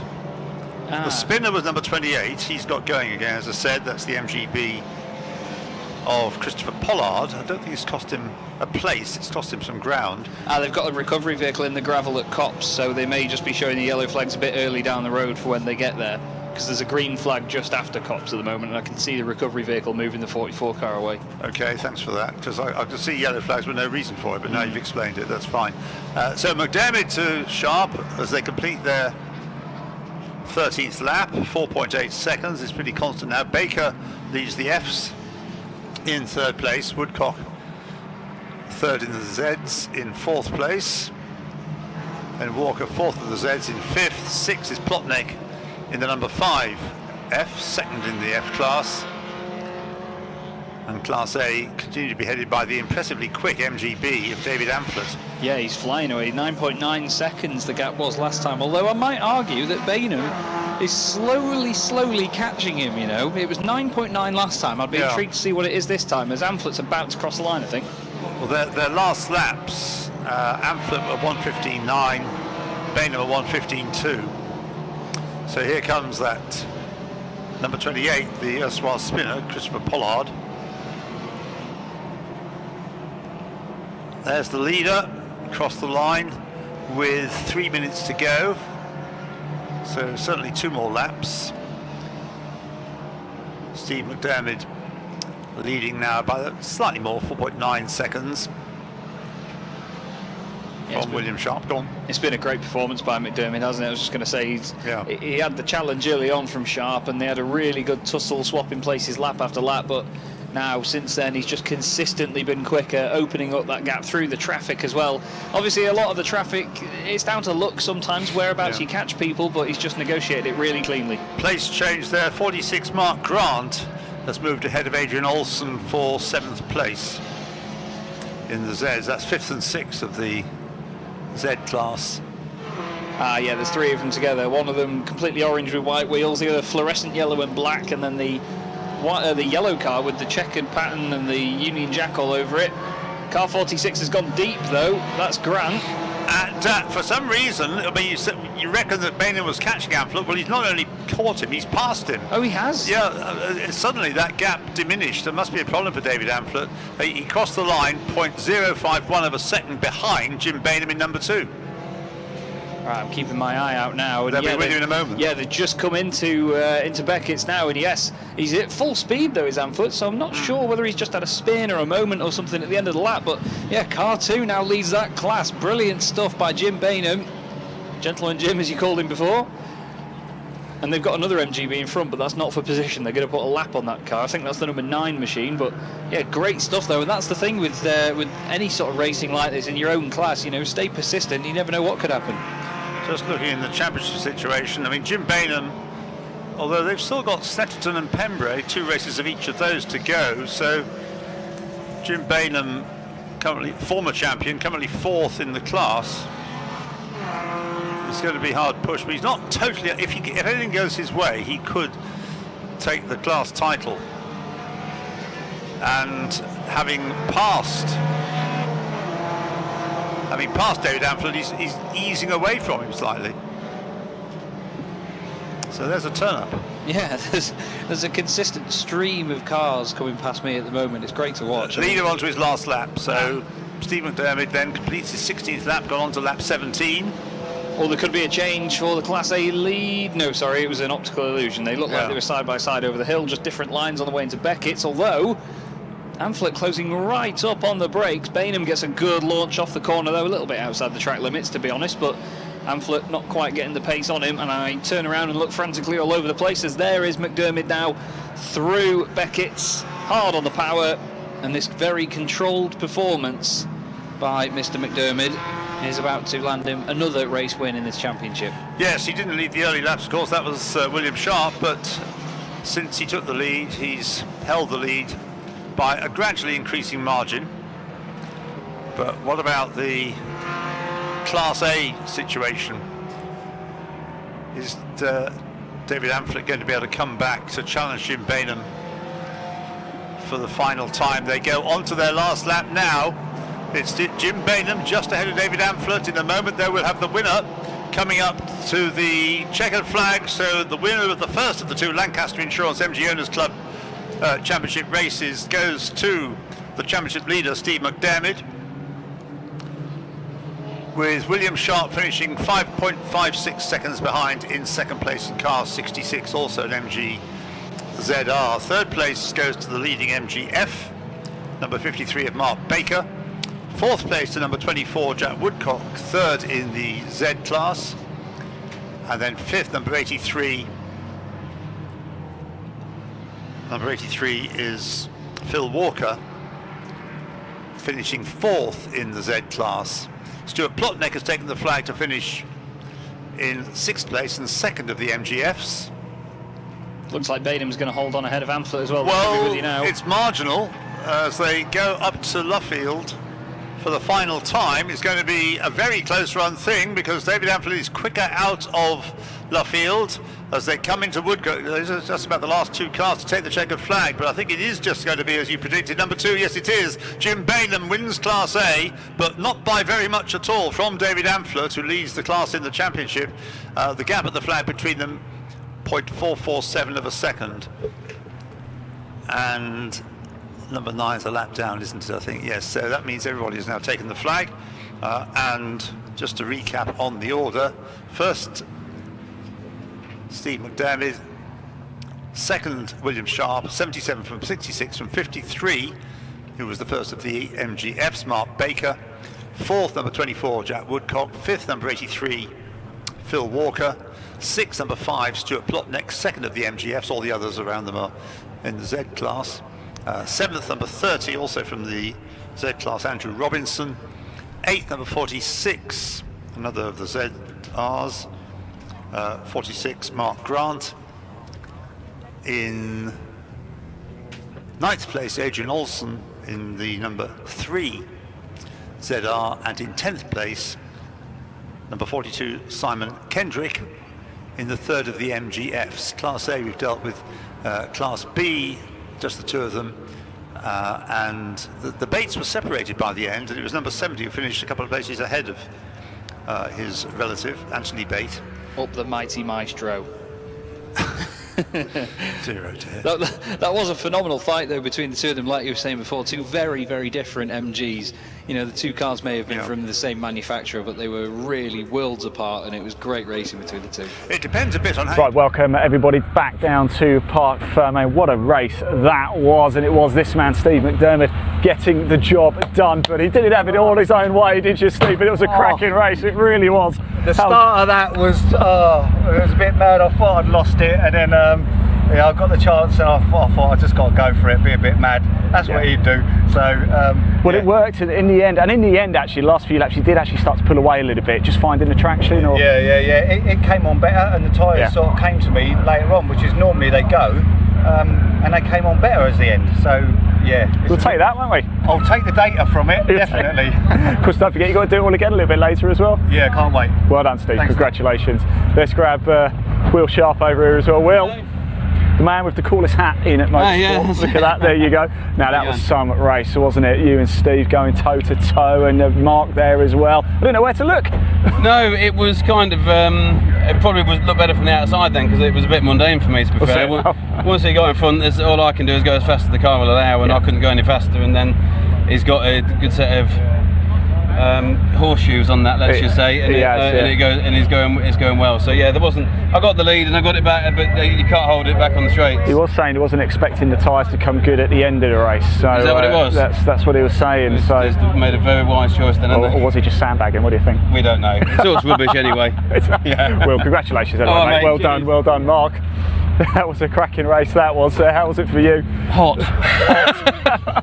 Yeah, English summer apparently arrived today. Yeah, you're not allowed aircon in these things, are you? What's no, that not all really, about? no. What can I say? Great start to the race, and there was a big fight going on between me, Stuart and Martin, and then Stuart sort of fell off, broke, and then Martin decided to park it backwards in the Copse kitty litter. So yeah, that kind of just let you come through, didn't it? It was just about keeping going and keeping out of trouble. So yeah, pleased with that. Well, congratulations. Go get yourself a nice glass of ice cold water, because you've got to race again later, haven't you? Cheers, well done. There we go. That ends the race for the MG Owners Club, but they've got to do it all again a little bit later as well. We've still got a lot more on track action to come, I believe. It's the Superkarts next. That's going to be a cracker. Row 2 is the 4-kart of Curtis Seymour and the 101 of Lee Plain. Curtis Seymour got involved in the incident at Copse Corner with the 0 of Tom. Right, I'm down here with Nick. Just finished race 1 actually, Nick. You went out on the slicks, perhaps not the wisest of choices. The biggest mistake I made in my life. The track looked like it was drying, so we thought we'd all go out. There's 2 of us made a mistake, and like I said, it's just no grip anyway. Do you know what though? Got to roll the dice sometimes, haven't you? Had you got it right, you'd have been clean away, wouldn't you? Yeah, I'd have got, because it pulled away all right on the start. Yeah. Nice, dry bit of track, but didn't even come into cops here, and it was just pushing straight on into, off to the track. So I knew I made a mistake, and I knew I wasn't going out, so I just tried to keep it on the track and keep going, just to get the points. Now you've got to do it all again a little bit later as well. Of course, we're not sure what the weather's going to do. Do you think it's going to rain? Is it going to stay dry? Weather's looking like it ain't going to rain. That's what I'll keep looking at BBC weather. And that keep these on then? Is that the idea? And that says no. I'll put new ones on. But no, BBC says no rain. But if it stays like this, it ain't going to be too bad. But it's just that track's just got to dry a bit more. Yeah, it's very greasy. greasy. Put a bit of sunshine on it, then we should be all right. I'm not so sure we're going to get much sunshine today. No, not today. Yesterday was terrible. Like I say, yesterday in qualifying, but you knew it's full rain, so you had full good setup there, and I was flying in the rain yesterday. But then you come today like this, make a mistake. Yeah. So we'll just see how it all goes. Best of luck for race 2, mate. Thank you very much Well done. Cheers. Thank you. I'm down here with Mike Parr. Mike, race 1 completed. How was it for you? Tricky, interesting. You had the slicks on as well, didn't you? Gambled. We're a bit off Clint in the championship, so it was worth a gamble. Yeah. Hoping that I'd come on in the later laps, but just wasn't enough. Another half an hour would have been on it. But how difficult was it to make the call? Because it's such a fine line, wasn't it? Yeah. I mean, down the back straight, you could see a dry line coming from the cars, but in other areas there was a bit of spray, so it was a proper gamble. It was 50-50, but if we'd have been right in there in the championship hunt, we maybe would have just gone with wets and played it safe. But it's worth the risk. Me and Jack had a good battle at the end. Yeah. There wasn't much in it, but that's what we do, don't we? We've got race 2 as well, don't forget. You've still got to do it all again. I know it's weather dependent, but it is looking like it's going to stay dry, so I guess it will be slicks again. Yeah, happy with that, go again. Hopefully it's fully dry, have a good race, good battle with everyone. Get with these boys. Excellent, well done, mate. Thanks, we'll see you. Best of luck for race 2. Right, here we are with Mary. Just getting the helmet off after the race on Mary. How was it for you? We just said actually off camera, you made the right call on tyres there. Yeah, we did. What was it like out there? Was it particularly greasy? Some of the corners are greasy, some aren't so bad. The one down by Lovefields, I think, is about the worst. Yeah. So that's quite greasy down there. Now, of course, we've got race 2 coming up. What's the expectation for you? Probably at the back. Normally am. Did you have a good time though? You enjoy it? Yeah. I can't even imagine what it's like to drive one of these around here. What is it like? It's good. It's good fun. It's good fun. I bet it is. I bet it is. Right, it's almost time for race 2. I'll let you go get ready. Thank you very much. Best of luck. 87 of Jack Tritton. Row 9, the E-Kart of Kirk Cattermore. I haven't had a chance to speak to Kirk, but he had issues in that earlier race, and I think only didn't actually complete one lap. Completing row 9, the 69, another of the 450s of Costa Karitsis. Row 10 is another of the 125s, that's the 23 car of Clint Bridge, joined by the 15 of Luke Clemson. Row 11, 142, Peter Tilson Hawk, and 49 Michael Parr, another of the 125s. Row 12, the 68 of Mark Edwards and the 60 of Ollie Brown. Row 13, 50 John Busby and 36 Tom Baldwin. Row 14, 45 Chris Mackey and 92 Ben Arden. Row 15 is the 59 of Nick Flint and 63 Richard Connick. Row 16 is the 34 of Daniel Jarrett and 32 Catherine Foster. 143 John Reader heads up row 17 with Amy Jurger alongside him. And the 18th and final row is the 41 of Fletcher Hearn and the 58 of Mary Howarth. So that concludes your grid. Other news from the earlier race, I say it was the 4 car of Curtis Seymour and Tom Rashforth that went off on the outside of Cops. I think the 113 of Dean Forward was also involved. I haven't quite established who hit who, but obviously I think all the drivers were safely back in the paddock. I think there's a couple of damaged carts that might not be taking part later on in the day, but as far as I'm aware, all drivers are safe and sound. As you can hear, there's a racket outside my window. You have a hornet's nest that you've just disturbed. Yeah, I'm closing all the windows so the hornets don't come in. But yeah, I mean, even with the windows closed in this commentary box, the racket from these carts is phenomenal. If you haven't seen Superkart racing before and you are watching us on the live stream, do have a look online for Superkart racing and see if you can get along to any of the race meetings where these phenomenal machines and these absolutely bat crazy drivers are about, because you will love watching them, and honestly your eyes will be out on stalks even watching these things. Never mind driving one. The next actually is at Cadwell Park next weekend for the final round of the British Championships And then we've got meetings at Donington Park in September for the Grand Prix, and also October for the final round of the this particular championship. Sorry, Gary. Now I think we're going round again, yes, because we've got an issue. Safety car's still got the flashing lights on, so that gives us another minute and a bit to have a chit chat. But well, we've got an issue here, mate. We've got, the 127 car. I can't. Oh well, now.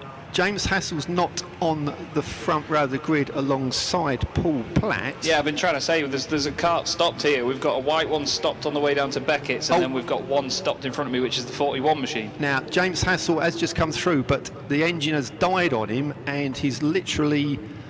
Well, it's not under power. He's got it off of the circuit, just literally where the start-finish line is. His marshal's frantically running across the gravel trap, because that is in a particularly dangerous position as drivers come through Woodcote, and with the the current width of the gravel trap on the exit of Woodcote, that is going to take a bit of effort to get that into a safe spot. Unless, is there a gate on the inside of the pit lane?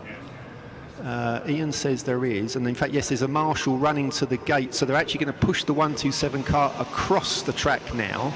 There's obviously safety because I said no one else is coming to sight at Brooklyn, so yeah, the 127 being pushed, and they've opened the gate, so that's nicely out of the way. Well done the marshals for that. So there shouldn't be any hold-ups from that particular incident. Just a case of the marshals sprinting back across the track. These guys have got to be super fit to do that. So yes, so who did you say you've got stopped down at your side there, Chaz? We had the number 41 cart, but there's a white one up against the wall on the way into Beckett's. I can't quite tell who it is, but it looks like it's white with sort of black streaks across the front of it. That could be the 143 of John Reeder, perhaps. 41 is Fletcher Herman, the 125 drivers. Now, the light on the safety car is off, so we will be going for a start this time. The marshals are back behind the barriers round here, green flag being waved. So I think we're going for a start. Yes, the pace car does pull into pit. I didn't use his indicators this time, which he did earlier on in the day. That's how slack. So it is now Paul Platt that leads them round, because the 127 is not there, and alongside him is the 4 cart of Curtis Seymour. Lights on. They've been held a long time. Wow, that was a long time. And lights out, and I'm not so sure that Paul Platt, did he get the jump? Yes, he did. It's the white helmet with the white bodywork of the GP plate. Paul Platt takes the lead through Copse as they head down to you, Jazz. Yeah, flying over the crest once again, launching themselves into Beckett's. There's 3 wide in the middle of the field. I really don't know how they made it through there without contact, because they were so close together. There's a multitude of them running wide. The 25 involved in that, the 43, the 87. We've got the number 50 around in the middle of the field. Luckily everyone's avoided him, and he's carried on and got going again, but a bit of a sketchy moment there for a few of them, but they all survive. Yeah, so the 50 cart of John Busby in the 450 category, an early spinner, but keeps it going as they stream through Brooklands and through Luffield. And yes, if that's Paul Platt, got a slight lead of about 3 or 4 cart lengths as they head through Woodcote for the first time, and it is the GP plate of Platt. Then it's Tom Hatfield, then Samantha Hempshall, the new lap record holder, sitting there in 3rd place. She was concerned that she'd got a poor grid position again from the 4th row, but already up to 3rd place, the 35 cart. Then it's the 101 of Lee Plain, Curtis Seymour, Kurt Cattermole, the E-cart going well there in 6th place. Then it's Luke Plain, Rob Stubbs and Kevin Ridley leading the 450s. Oh, we've got the 29 around. He's had a big spin. He's locked up the rears. That was the E-cart jumped up the inside of him there, Kurt Cattermole. But then the 29 locked up the rear axle and spun around very, very quickly, and he's ended up backwards off into the gravel. That's Tom Hatfield, started 5th on the grid. And his race has come to an end, I think, unless they can push him again. I think Mary, is it Mary? Number 58 is just... Mary Howarth. Yeah, Mary Howarth just had a very bumpy ride on the exit of there as well. So it's all kicking off down here at Beckett. So Hatfield's holding 2nd place. It doesn't seem to have pushed people back too far. And I say Platt edging a bit further away, but into that 2nd place. It's now the 101 of Lee Plain, and Samantha Hempshall pulls out the slipstream. And is she going to go for a pass to take 2nd place down to Copse Corner? Yes, the 35 cart gets it done. So Samantha Hempshall on the move again in this race. and pushes Lee Plain down to third place, and it's Kurt Cattermole, Seymour, Luke Plain, Kevin Ridley still leading the 450s, and looking further back it's the youngster Jack Tritton that leads the 125s. I think Kurt Cattermole's got an issue. He's waving people through and he's going very slowly on the exit of Beckett's. He's got his hand in the air. He's looking around to just see he can rejoin safely. We've got another kart around as well, which has just come back on. That's kart 69, which has gone onto the Grand Prix circuit and rejoined. They're not having a good time down here at Beckett's. We've got another kart stopped on the way down here as well, a black and orange kart, which I assume doesn't help because a lot of them are black and orange. Well, Tom Hatfield, the 29, has just gone past me, so as you say, he has got back out running. Now, the gap between Platt and the second place kart, which is Samantha Hempshall, is a lot closer than earlier on. And Samantha Hempshall pegging the GP kart back in as they head down towards Copse Corner. So are we going to see a change for the lead? And Samantha Hempshall, 57.562, and that's not quite the same pace that she was this morning, but Sam Hempshall setting the fastest lap so far. Yeah, Platt holds on this time round, Hempshall second, and then the 101 of Plain in third place, and then the other Plain is still in fourth. So they're holding station for now. It's not often that we have them all holding the same positions lap after lap, but it does happen. A big send down the inside by the dark blue kart number 23 of Bridge, overtakes Connick in the number 63. Great move there, and I think the E1 plate kart of Bramall has gone through as well. Yeah, I think Clint Bridge was probably looking to get the hurry up because, to say, Jack Tritton, the 125 class leader, a few places ahead of him, so I think he was desperate to get the move done. But here come the leaders again. It's still Paul Platt from Samantha Hempshall and Lee Plain. Those three have broken clear of the rest, led by Luke Plain, and it's Curtis Seymour. Kevin Ridley leading the 450s goes up the inside of Curtis Seymour as they head towards Copse, gets the move done, so that's a position on track, but not a change of class. The 49 of Michael Parr pushes into pit lane. We've got a nice send down the inside into Beckett's again by kart number 12. That's one of the 450s, isn't it? That's the Kevin Ridley class leader, yeah. Yeah, he's done a great move on kart number 4, which is Seymour. The next 450 car is Kirk in number 233, which has just gone past as well. So quite the gap there at the moment for Ridley. He's going to be pretty pleased with that, but he's got to keep his foot down to hold it. Yeah, the first three appear again, and it's still the same as they head through Luffield. And is it still the same? No, it's the lead is now Sam Hempshall. So the 35 car is leading the GP car as they flash across the line. Platt into the slipstream. Is he going to duck out for a move as they go towards Copse? Yes, gets the move done. So Paul Platt suddenly getting a shock that Samantha Hempshall is putting this across to him in this race. Fastest lap from Hempshall of 57.486, but Paul Platt knows he's got work on his hands in this one. Yeah, Hempshall still leads them as well into Beckett's, takes a really nice wide line, but Platt gets his foot down a little bit earlier and is able to get into the slipstream, but keep an eye on Plain as well because he's there as well. They're almost one kart there. It's one 12-wheel kart, 3 wide as they go down towards Brooklands for the overall race lead. Yeah, well, Platt and Plain have been dicing between one another most of the season, but Sam Hempshall is the newcomer to that little group. Had a good run at initially at Alton Park beginning of the year, but had a couple of niggly issues after that. But it's good to see Sam up with this lead group, and it's literally as you say, and it's now Lee Plain that is ahead, and it's 101.35 GP, literally as close as that as they flash across her. Hempshall moves out the slipstream and yes, takes the lead going into Copse Corner. So it's now Hempshall from Lee Plain and Paul Platt now relegated to third spot. Amazing fight for the lead between these three, and I'm going to tell you now, I'm going to have to open the windows on this sauna in a minute. Platt's gone back down the inside, nearly hits the back of Lee Plain on the brakes into Beckett's. Is now Hempshall round the outside. Is she going to be able to do both of them? No, hits a bump and it slows her down. Now Platt goes back into second place. They're almost glued together. They're actually nearly making contact down Brooklands again, but it's that 12-wheel kart once again as they leave here. Brilliant stuff. And someone takes a bit of an excursion across the grass on the exit of Brooklands, but safely back on track as the three leaders appear. Oh, and I think there was contact there between, looked like Lee Plain and Paul Platt as they exited Brooklands and tried to tee up the right line to come through Luffield, but it's Hempshall that's now got about 2 or 3 kart lengths over Paul Platt, with Lee Plain tucked into the slipstream of the GP kart as they head down towards Copse Corner, and no change of position as they go down there. Kevin Ridley still leading the 450 class there in 7th place. They're back with me again. Hempshall still leading the way. Platt second, Plain third. They're making their way through the traffic now, about to go past Mary Hepworth. Onto the brakes they go. Yeah, good stuff, to be fair, by Hemphill. Just holding on really strong at the moment. And I tell you one thing, Gary, I'm really glad that I've opened the window, because the smell in here, not from me, the carts now making such a great smell as they go around this circuit. It's one of the things you really can't imitate.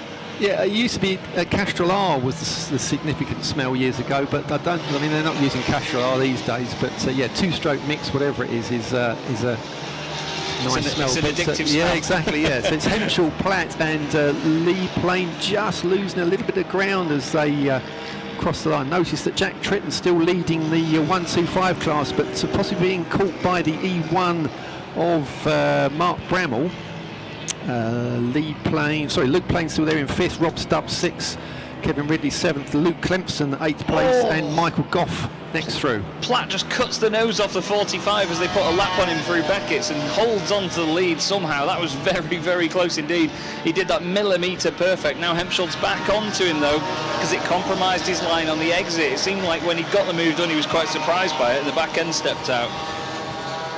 Yeah, so the 5-time British champion, the GP kart of Paul Platt, and I think Lee Plain struggling possibly a little bit with grip because he ran wide on the exit of Brooklands and dropping off this lead battle between Hemphill and Paul Platt. And looking at the times on the screen, what was that through that time? So 57.9 for Hemphill, a 58 flat for Paul Platt, and a 58.5, so Lee Plain. So I think 101, Lee Plain struggling a little bit with grip now as we've got, 3 minutes left on the clock. Yeah, indeed, it's mad how quickly these races fly by, and Hemphill tries it round the outside at Beckett's, doesn't work. Does she get a good cut back? Not enough. Platt holds on, Plain not able to stay with them at the moment. 4th place is still the way of kart number 4, which is driven by Seymour, and then he's got the epic fight behind between 25, 20 and 12. Actually, speaking of, in that order, Ridley's got ahead of Stubbs on this lap, so that's all changed now. And the battle for the 125s is hotting up as Mark Bramall closes to within 7/10 of a second of the 87 kart of Jack Tritton, as Clint Bridge, another of the fancied runs in 125s, touring through Woodcote. But here come the leaders again, and it's still Hemphill from Platt and Lee Plain. Times that time more or less exactly the same, 58.2s, 58.2s, 58.0. Then we've got Seymour from Luke Plain, Kevin Ridley, and who's that behind Kevin Ridley? That's the Rob Stubbs kart, the 20 kart. So a nice little scrap there for, that would be 4th place in the 250 national category.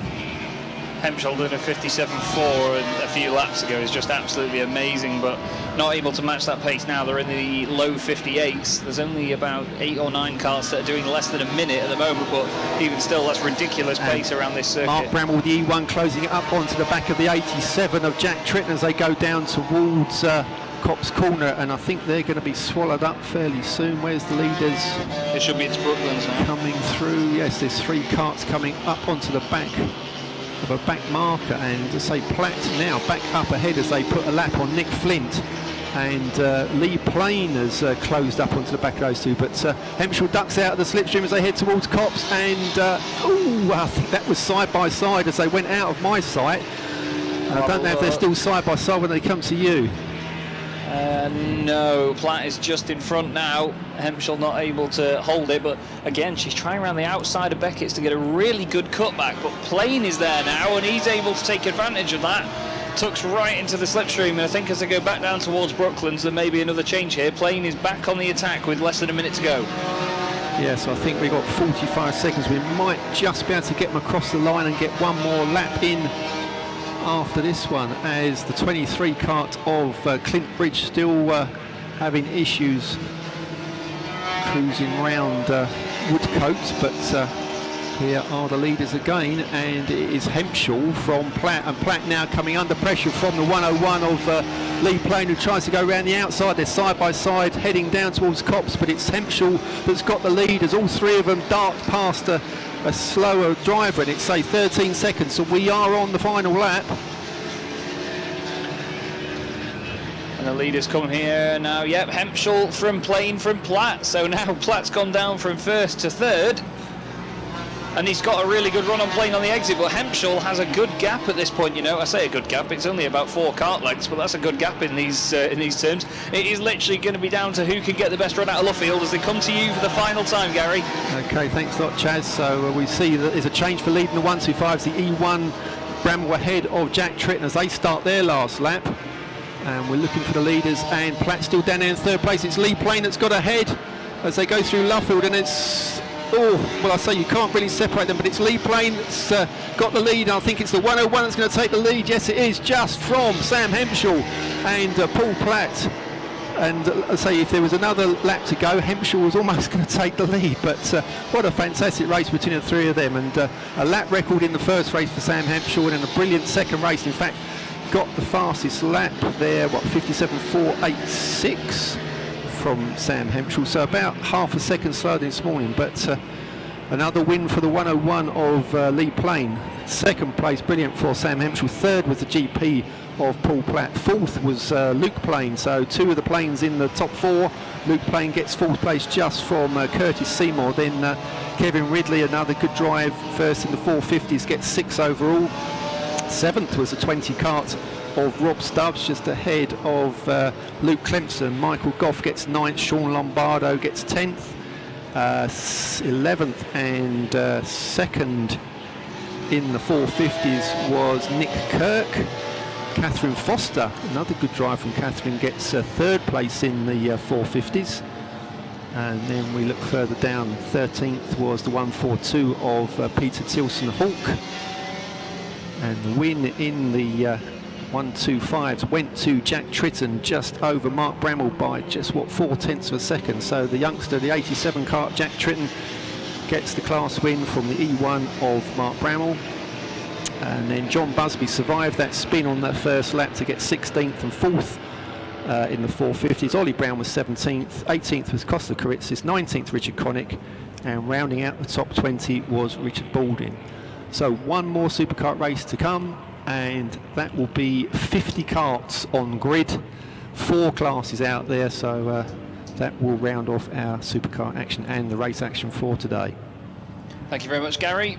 Pleasure as always, and thanks for bringing all of the knowledge that there is for superkarts to the commentary side of things here. Now we have 4 races left today. I can't quite believe it's gone that quickly, but the next race up will be something that we...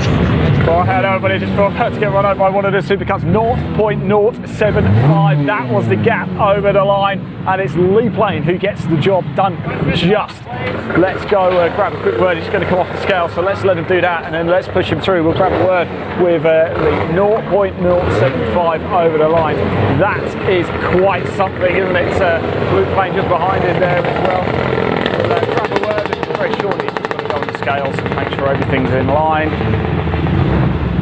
There you go, you get a proper look at what actually happens here with the way it's going to push him on. And around he comes. You've just got to watch where they're going. The car's absolutely everywhere. Yeah, did you enjoy that as much as we did? Lee, my word, you that was like to keep things tight, and you're 0.075 over the line. That was truly incredible. I'll let you get your helmet off. Oh, I nearly gave up.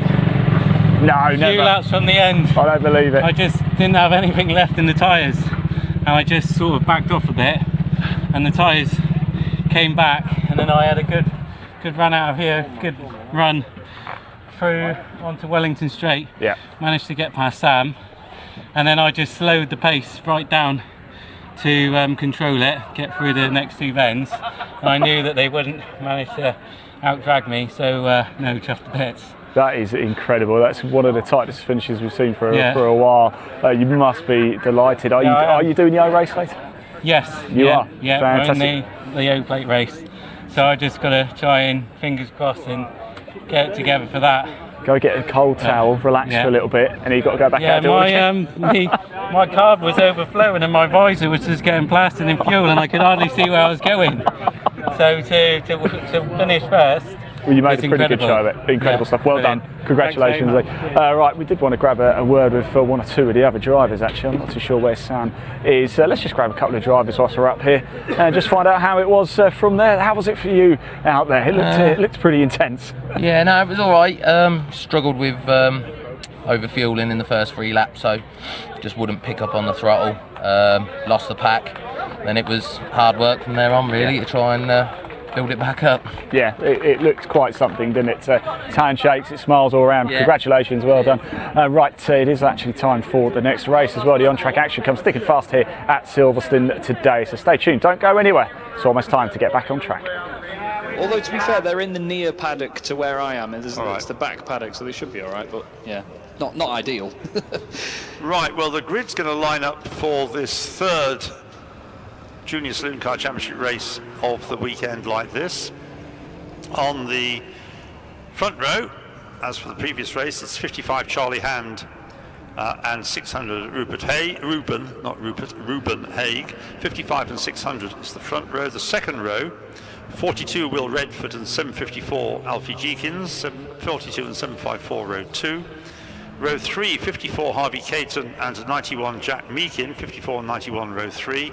The fourth row, 29 Scott Sumpton and 34 Tommy Gillam, 29 and 34 row 4. The fifth row, number 30 Jamie Good and 98 Oliver Cottam, 30 and 98 row 5. The sixth row, 58 Harvey Dent and 260 James Wallace. Right, here we are with Jamie Good. Race 2 has just finished. Jamie, how did it go out there? I had a good start, and then I got tapped going into the second corner, which put me in the gravel.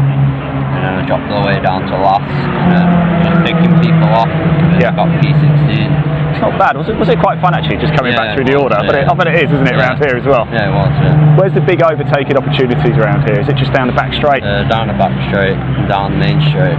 Yeah. What's the expectation in race 3 coming up? Last race of the weekend, of course, triple header for you guys. What's the expectation? Starting P9 again, so if I don't get tapped off, top 10. How far forward do you think you can go? Top 6. Top 6? Yeah. Best of luck, Jamie. Enjoy it, won't you? There you go. 57 row 12. The 13th row, 322 Jamie Petters and 17 Riley Price.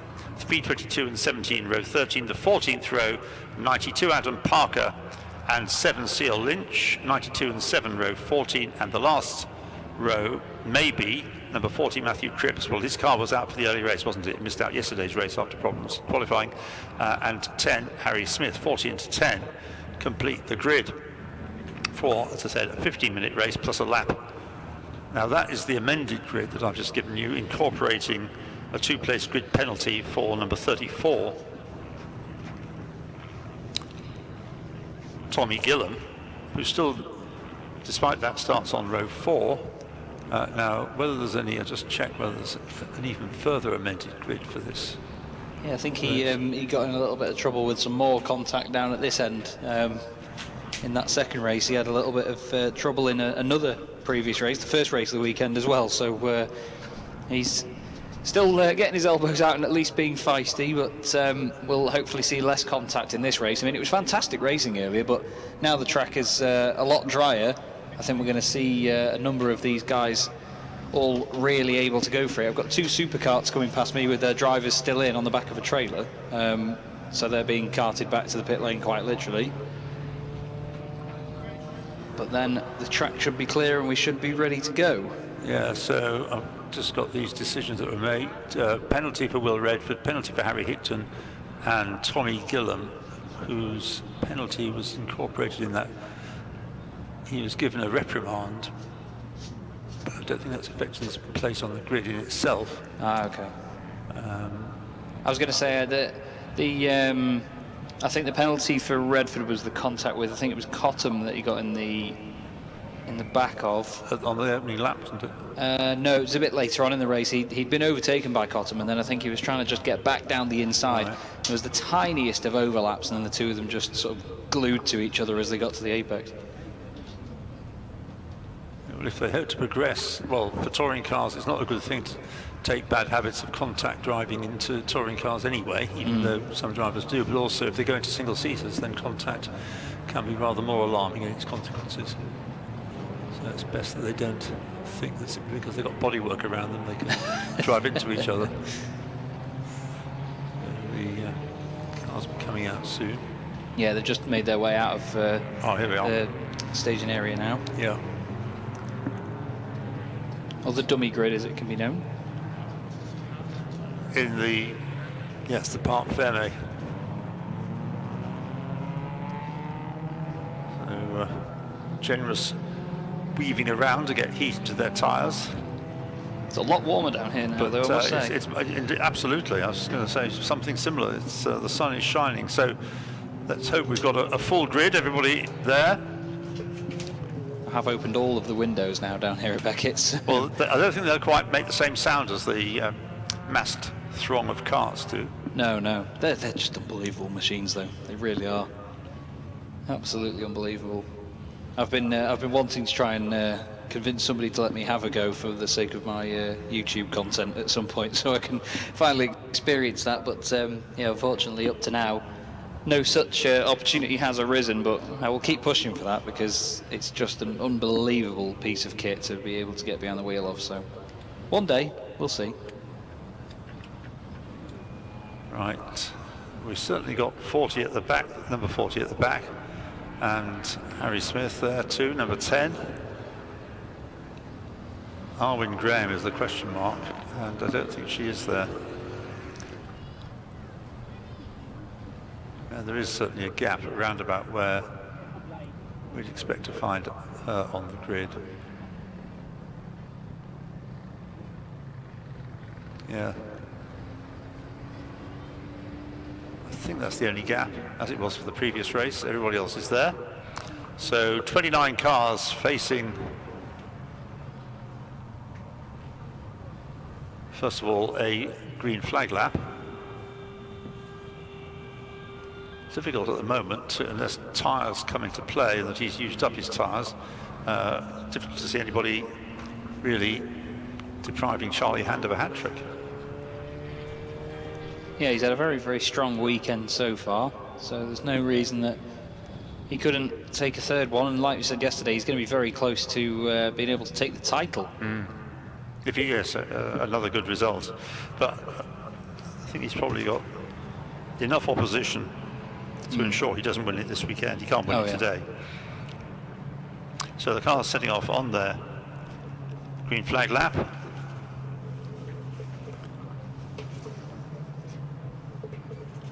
Charlie is in his third season so he has got the experience. Yeah, for sure.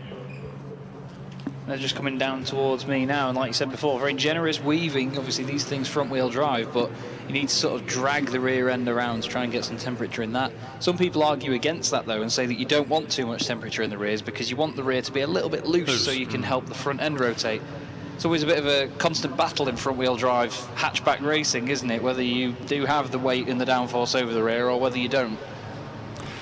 Yes, just going back to what's left in the championship. After today, they've got Pembrey, so they all head down to South Wales, where they've got 9th and 10th of October, 3 races there, and then they've got 2 at Donington Park, end of October, and then the final races take place at Brands Hatch on the Indy circuit at the beginning of November, so there's still lots to go.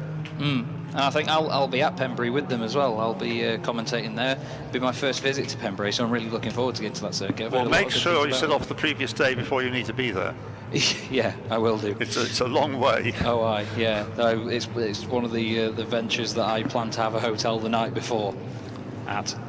You will need that. Don't think you can get up at 4 o'clock in the morning and make it to Pembrey. It's a great place when you get there, but it's a long way. Well, I mean, recently I went over to Snetterton last weekend, as I mentioned before, and I decided to set off there in the morning, and it was about 4 when I set off. Yeah. I'm not scared of an early start, but yeah, I've heard Pembrey is not the easiest to get to. It's not difficult in one sense, but it's a long way. Yeah, it's a big haul. Yeah, it's further than you think. Oh, it's just down the M4. Well, actually, no. Yeah, quite the opposite. It's just a very, very long slog down there.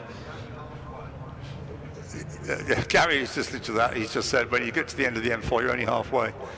Oh. Fortunately, coming down from Merseyside, they go down through the Welsh borders, and it's actually a very attractive drive. Oh yeah, it's beautiful. Yeah, I go from near Alton Park. I only live a few miles away. Yeah, so same. But yeah, I'm looking forward to going there. Really looking forward to it, and looking forward to more of this championship. Let's just hope this race is a little bit cleaner than the last one. Yeah, it's not deliberate. It's just that these habits, if they start now, can be carried on. Yeah, it's developing the spatial awareness, isn't it, and the knowledge of the cars around you. And right, off they go then, and developing their spatial awareness up at the front are Charlie Hand and Rupert Haig. Wanted to have loads of space in front of them as they turn into the first corner, and the best I can see through all the catch fencing and so on, I think it is Charlie Hand leading, but you'll tell me different. No, you're very correct. It's Charlie Hand leading the way. Looks like Reuben Haig is third behind Jeekins. Caton has got ahead of Redford. They all lean on one another a little bit on their way in to Beckett's for the first time. Anybody sideways, any contact? Doesn't look like it. Nice and tidy this time round. Very good. We've got Wallace slightly leaning on the, who's that next to him? I think it's the number 30 car next to him. We've got 3 wide a little bit further back involving car 17, but yep, everybody makes it through nice and cleanly first time round. Right, fingers crossed for Brooklands then. Well, yes, they do have this wide runoff area, but we don't want them to be using that. That's meant for Formula 1 cars. Just about in the lead is Charlie Hand, but only just as they came through Brooklands. Now he's quicker into Luffield, and that gives him about a length advantage. So it's certainly quicker through the corner, and as he comes up to complete the first lap, Charlie Hand already easing away from in second place, as he was in the previous race, Alfie Jeekins. And then side by side in third place, Savi Caton and Oliver Cottam, with dropping back a little, Will Redford from the second row. He's come through in 6th place. In 7th place is 91, Jack Meakin, and in 8th place, Tommy Gillam, number 34. Plenty of battling still going on down here, but yeah, it's the front two from the earlier races still doing a great job. You've got Haig third, then Caton, and then Cottam, and down the inside, Tommy Gillam looking down the inside of Meakin. He's hoping to make some more moves again, using the bright pink front bumper on that car, just scrapes along the back of Meakin, piling that pressure on. We've then got Dent and Price side by side, with Cripps separating them in a Red Arrows-like formation as they go around the corner. Back down towards Brooklands again, though. This is a lovely, lovely little race already, to be fair. Yeah. It's sliding sideways, Charlie Hand. That may have been because of a tap from Alfie Jeekins, but he held it magnificently. And you can show he's recovered from incidents in the front-wheel drive cars before. He did it absolutely to perfection, and he's held the lead. But it was a big old moment, that, and it rather looked as though there might have been a little bit of contact from Alfie Jeekins, inadvertent, but nonetheless contact. So they've been caught whilst he was busy sorting himself out, and I think Alfie Jeekins was thinking, gosh, what have I done? They're now side by side heading into Copse Corner, but the pack has caught up with them again, with Haig number 600 in third place, Caton is fourth, fifth is Cottam, sixth is Redford, seventh is Meakin, eighth is Gillam. Yeah, and it's one long big train once again. Great stuff to watch, very entertaining indeed. Top 5 all together. Haig trying to look down the inside of Jenkins. It's not happening. We've got 2 quintets at the moment. That's just behind them. Good has chucked it down the inside of number 80. I think that's Walker. And now Walker's got a fantastic cutback on him. The two of them very close to contact on the exit. But I think Walker's managed to get it done. Further up as well, I think we've got Tommy Gillam making a move as well. I believe that is Meakin that he's trying to get a hold of, but it could be Cottam as well. Well, Meakin was ahead of him at the start of the lap, yes. So that might be the driver he's challenging. Now this time it's slightly more sedate for the two leaders through Brooklands, with 55 Charlie Hand now getting his head down. I think he's had enough of playing around with the pursuers. He's going to try and make a break, and he's succeeding in doing so to the tune of about a length as he goes through. Alfie Jeekins is still second, 600 in third place is the car of Haig, who's come up from, oh, he was on the front row, wasn't he? Number 600, I'm sorry. Yes, Haig on the front row. Now in third place. Caton, Cottam, Redford, Meakin, Gillam, then Louis Hounsell, and completing the top 10, number 29, is Scott Summerton. I keep hearing screeching tyres, but it's the driving experiences going on at the other side of the circuit. I've been listening to it all weekend, and it still catches me out. But yeah, still the two quintets together. It was Hounsell now that is behind Meakin and ahead of Gillam. Still great battles going on between Blakely and who is that just behind him there? Number 46, Hickton. Which is Hickton. Yeah, having a fantastic scrap. This is the only problem for me right now, really. I love this box down at Beckett's. It's my first time here this weekend, but when you're facing the corner or facing the entry to the corner, you're not looking at the timing screen. It's one way or the other. I need to use my iPad to spin around with it. Yes, right. The first four, you were talking about a quintet. Well, it's become a quartet now because the fifth car has slightly dropped off that, which will be Oliver Cottam, I think, won't it? Yeah. So through they come. Charlie Hand leading, Alfie Jenkins second. Third is Ruben Haig.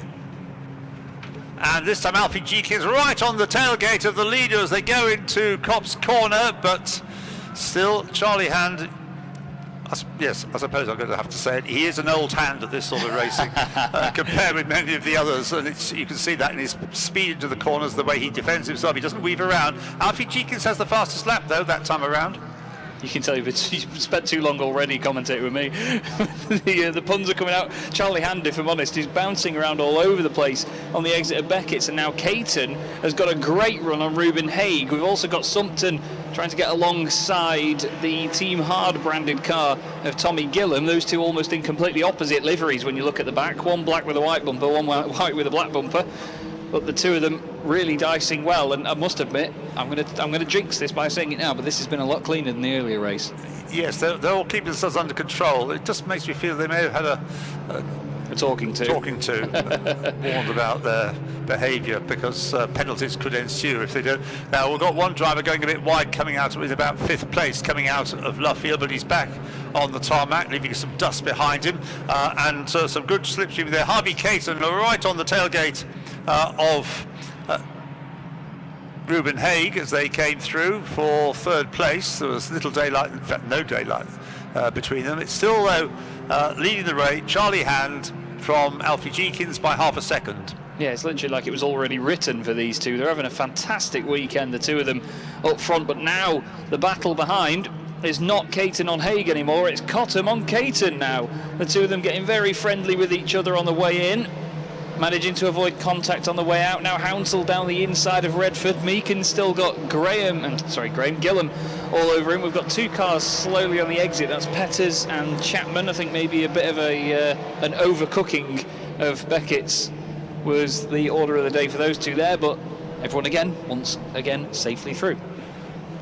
Now they're beginning to break away, aren't they? The first two are not as close as they were, and certainly the 3rd place car is nowhere near as close to the first two. It's now developing into what the earlier race today was a bit like, with the first two getting away and then the first two splitting up as Charlie Hand goes through, still chased by Alfie Jenkins, but that gap is bigger. It was 0.5, it's gone up to 0.66, and then Ruben Haig ahead of 54 Harvey Caton, and the gap between 2nd and 3rd is now 1.3 seconds, 2 seconds between Hand and Haig for 1st to 3rd. No place changes there, same order, isn't for want of trying. Yeah, that's very true. Last time around, actually, Charlie Hand did his personal best lap of the race. Not quite as quick as a little earlier Alfie Jenkins did for the fastest lap of the race. Oh, Redford's tried to hang it around the outside of Hounsell, and he's lost a place. He's lost 2, 3, 4, 5 places. He was in the wrong gear coming out of there as well. He's dropped back now behind the likes of Gillam. He's been overtaken by Walker, Good, Sumpton as well. I think he's outside of the top 10 even now, unfortunately, for Redford, but he was side by side with Hounsell on the way in, tried to carry the pace, and it's really not worked out for him there.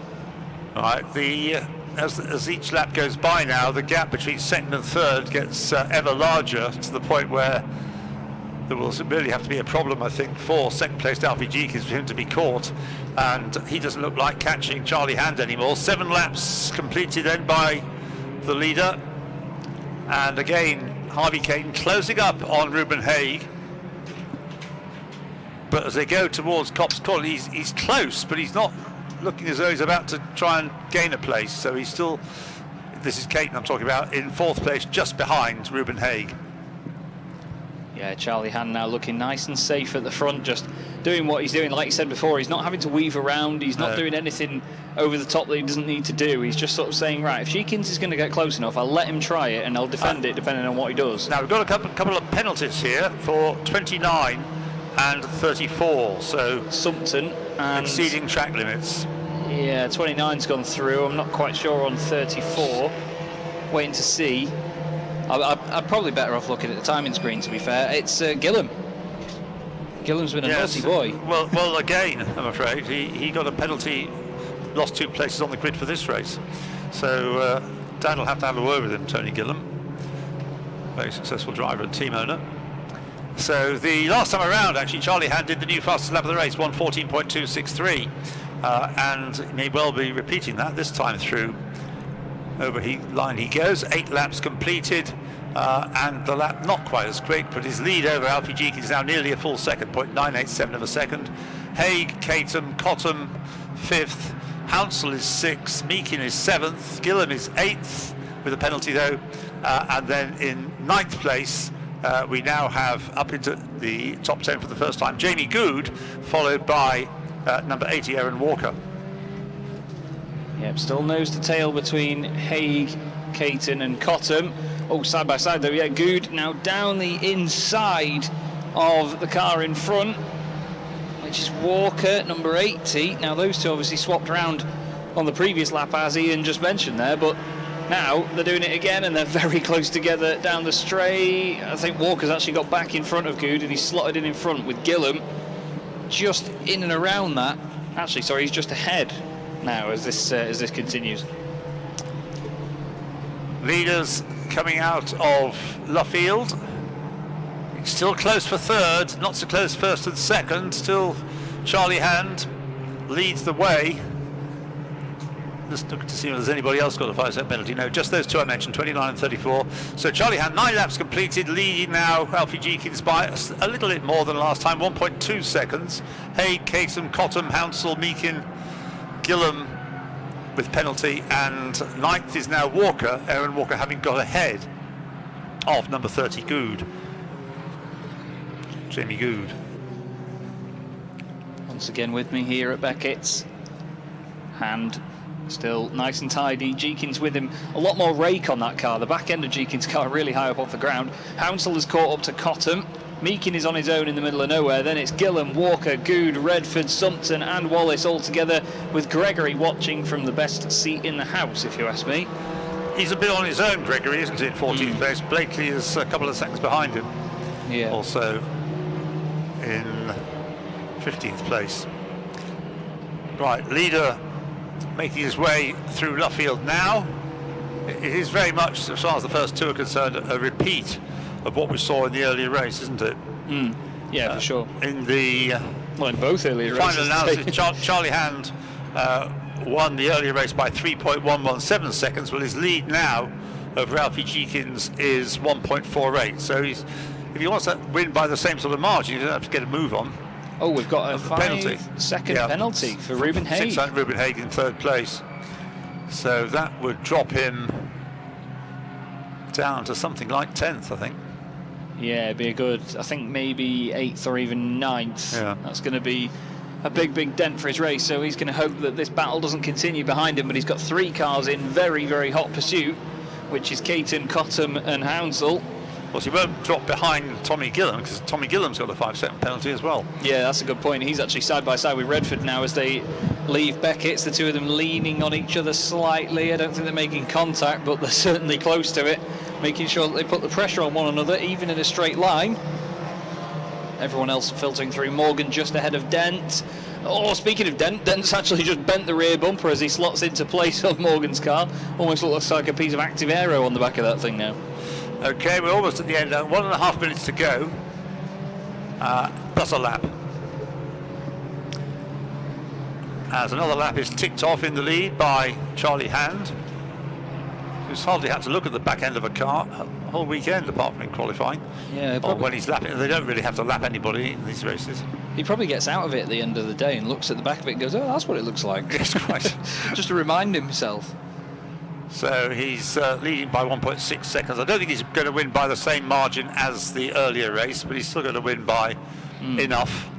Now Haig is side by side with Caton, and Cottam is side by side with Hounsell. And Noah's Ark into Beckett's, and Caton gets it done down the inside. Beautiful stuff. Oh, but a millimetre perfect cutback by Ruben Haig, even sort of rubbing the rear bumper of Caton's car. He gets it done on the exit. That was glorious stuff. Meekins just missed a gear as well, and Walker's going to, well, walk past him.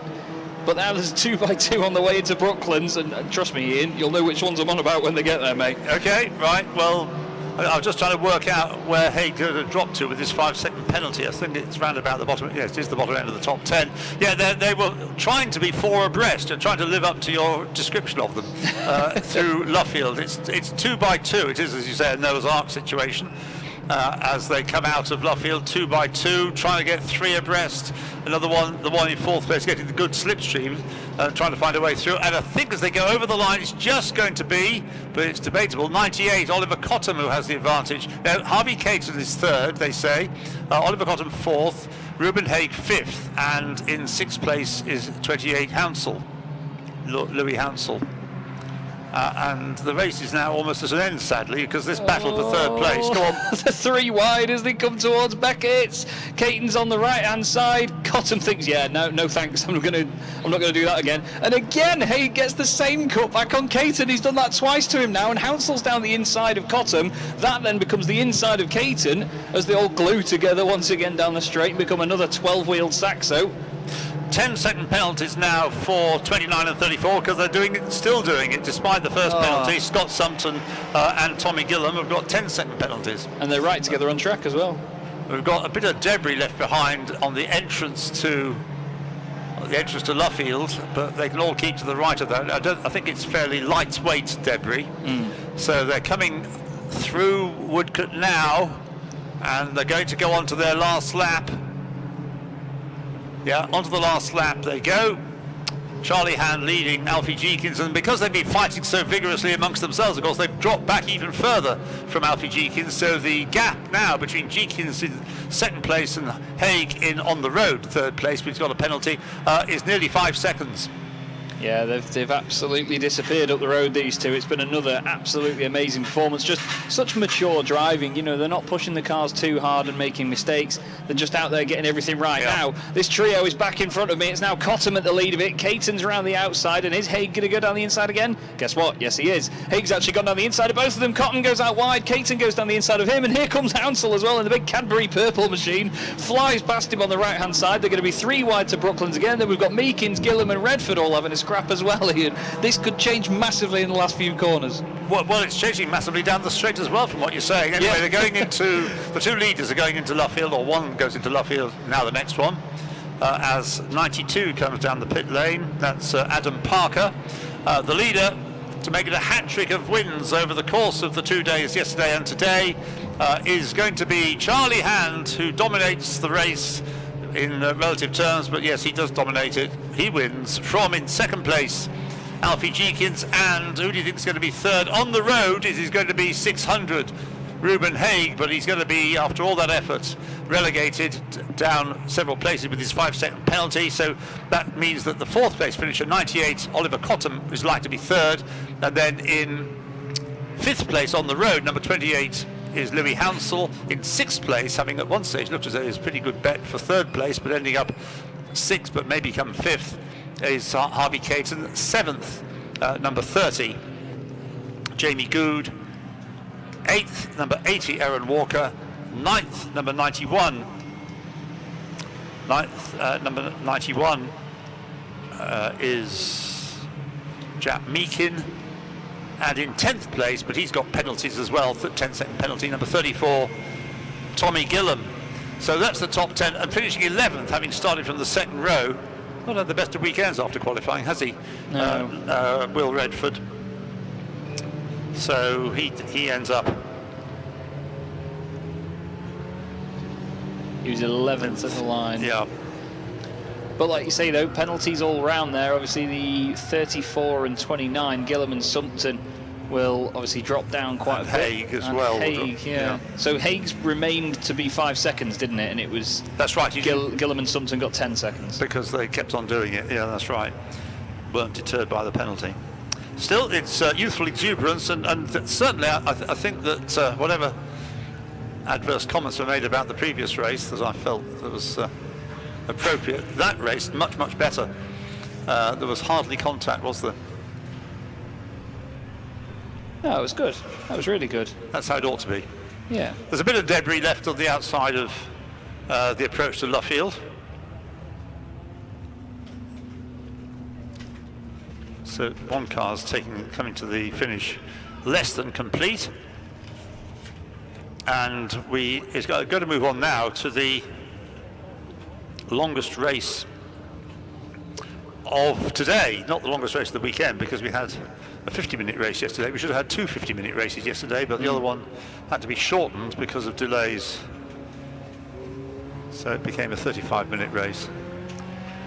So it is the Hyundai, if you do it the anglicised way. Hyundai, as I was instructed once many years ago, there was a Formula 3 race that took place after Macau in Korea.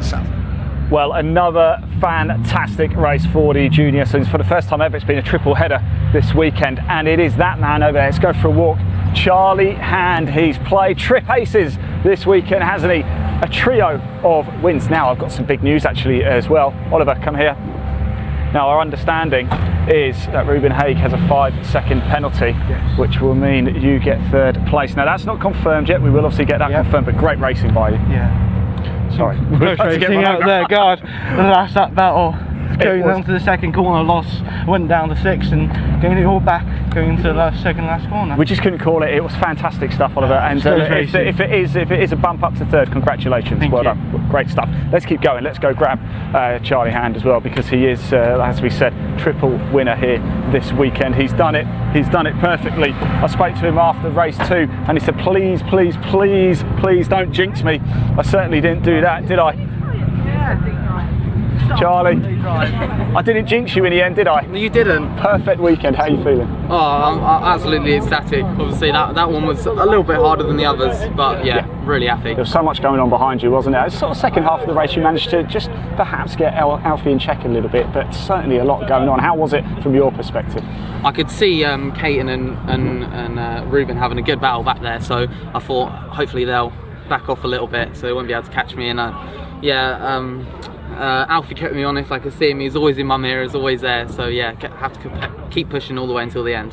Perfect weekend, Charlie. Well done. Congratulations. Wonderful stuff indeed. Sorry, we're just going to go back this way because there is Alfie over here. After Alfie, we chat again. You're on the podium again, second again. Yeah. What have you got to do to beat him?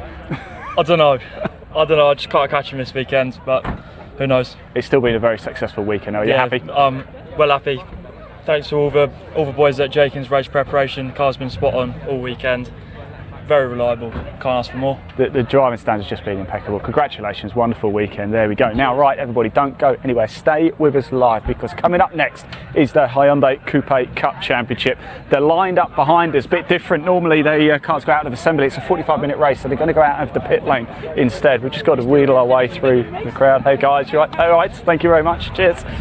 And here they are. Look, 45-minute race. There's going to be an awful lot of pit action. Let's see if we can grab a word with one or two of the drivers just before they head off.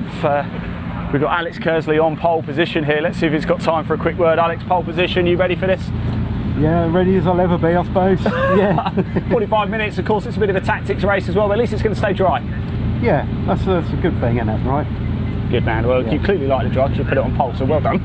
Best of luck for the race. Let's keep going down, see who else we can grab a quick word with. Oh, look at that. He's opened the door just for us. So qualifying went well. You feeling confident? Yeah, reasonably. Car feels all right, so we'll try and move forward. It's quite nice. It's sort of a half endurance race, I suppose, 45 minutes. Yeah, I think it's just right on the edge of it, right on the edge of what the tyres can do, so let's see how we can manage them and try and move forward. And fuel okay? No issues with fuel? Fuel should be fine. Fantastic. Yeah. Best of luck. That is Alistair Dendy there. Let's keep going along, shall we? There's an open window here. I like it when drivers have their windows wide open because I can just jump in nice and easy like this. And hopefully there's no seating here for me to jump into though. How are we feeling ahead of this one? Yeah, nervous as always, but there you go. We'll see what happens. When the lights go out though, nerves just disappear straight into it? Yeah, once you get going. That's it. You'll be absolutely fine. Best of luck. Enjoy it, won't you? Let's keep moving down. Wayne Rocket here. You're going to rock it off the line? I had to some, so that's... I'm going to have to try, because this far down, it's going to take some doing with these drivers around me today. Yeah, it's going to be tough, but it's going to be a cracking race. Anything can happen in 45 minutes, right? Exactly, yeah. We're hoping for a nice long race with plenty of action.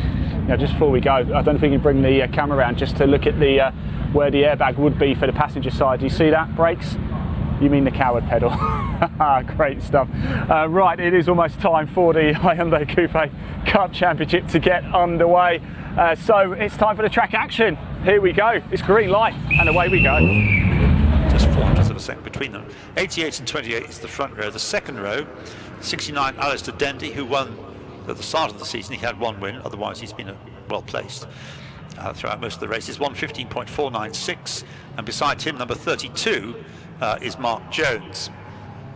1:15.688, his best lap. 69 and 32, row 2. The third row, number 12 is Stuart McLaren. 1:15.862, and beside him, number 27 is Darren Banks. 1:15.878. 12 and 27, row 3. The fourth row, number 17 is Wayne Rocket. 1:15.912, and beside him, number 5 is Michael Evans with a time of 1:16.104. 17 and 5, row 4. Row 5, number 10 is Matt Mitter. 1:16.246, and he has beside him number 16 Andrew Holmes. 1:16.277. 10 and 16, row 5.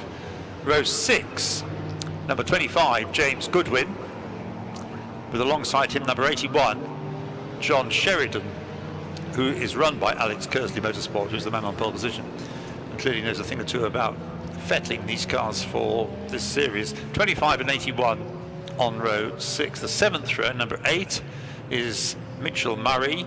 1:16.686, and beside him number 33, another shared car. This is Alan Evans, driver 1, and Andre Marrow, driver 2. 1:16.806, 8 and 33, row 7. The fact they're shown as drivers 1 and 2 in the programme doesn't necessarily mean that's the order in which they'll be driving. Then the next row, we have number 19 Johnny Rocket, 1:17.018, and 94 Ursula Jordan, 1:17.129. 19 and 94, row 8. The ninth row, number 75 Dan Fletcher, 1:17.330, and 18 Mark Brunning, 1:17.428. 75 and 18, row 9. The 10th row, number 38 Darren Ford, 1:17.523, and 26 Roger Owens, 1:17.556. 38 and 26, row 10. The 11th row, 92 is another shared car, Paul Calloway and John Winter, 1:17.784 for number 92, and beside number 9 is Lee Visocki and Neil Hurren with the best lap of 1:18.463, car number 9. 92 and 9, row 11. And the next row, 77, a shared car, Thomas Taylor and Ian Goodchild, 1:18.601, with number 46 Mark Worsley next to them with a time of 1:19.926. 77 and 46, row 12, and the last driver, number 65, is Spencer Hirons, 1:20.072. Okay, they're all there. I think I'm right in saying, looking at the grid as it forms up. Somebody looking a little uncertain about whether that's the Allen Man Racing gold and red liveried car. Just on the number 9 machine, Lee's name, which I unfortunately butchered as a professional commentator at Thruxton. Myself and John Ward were told that it's Wysowski. Wysowski's apparently the best way for us to be able to say it, but I gave many an attempt at that name and really butchered it, so I still apologise to them when I can to this day. That's part of the thing as a commentator, you have to get names wrong, it's part of the job. Well, to be fair, there's a lot of different languages, and so, yeah, I mean, over the years that I've been doing this, it's always a bit of a struggle with certain names. Even certain British ones, and you think, well, that must be said like that. Yeah, that's very true. Whenever a name has got the sort of phrase Lachlan in it, I always struggle with that to get it into a sentence. I don't know what it is, but I just do. 1, 2, 3, 4. Row 5 has only one car on it. Ah. Let me just see what I can... 2, 3, 4, 5. I think 16 Andrew Holmes may not be there, or certainly one of the cars isn't there. No, it's Matt Mitter. Right, the race is under... The green flag lap is underway, I'm sorry, not the race. They're being led around now. It is going to be a standing start when they get back. Matt Mitter, actually, one of the really exciting drivers from the Thruxton race meeting a few weeks ago. So if we've not got him there, that'll be a real shame. We've got two very great fans out here at Beckett's actually waving to, I think, one of at least the top 2 drivers, which I think may be the number 28 machine that they're waving at, which of course is typically Maya Loughlin and Paul Lawrie. One of the names I cannot get right. One day. But it's a really good looking field of cars this. Some of the liveries are fantastic. I really particularly like the Rockets liveries, which are asymmetrical. White on the left hand side and blue on the right hand side with a big Union Jack across the rear. Very patriotic to follow along with.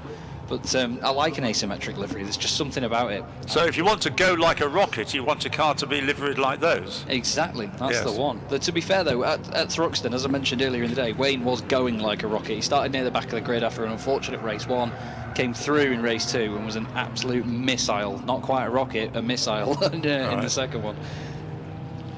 Okay, they're back from their green flag lap.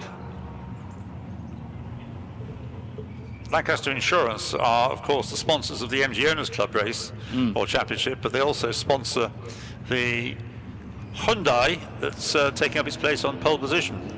That's Kersley, isn't it? It's a gorgeous livery, actually. That really, really complimentary livery on that car. Obviously named after the very famous World War II bomber, the Avro Lancaster, which is one of the greatest things that mankind has ever created in my eyes. They're very good insurance brokers, actually. Yes, I have used them. Okay. In fact, I think my wife's Mini Italian job, Mini, is insured through Lancaster Insurance. Ah, well, there we go.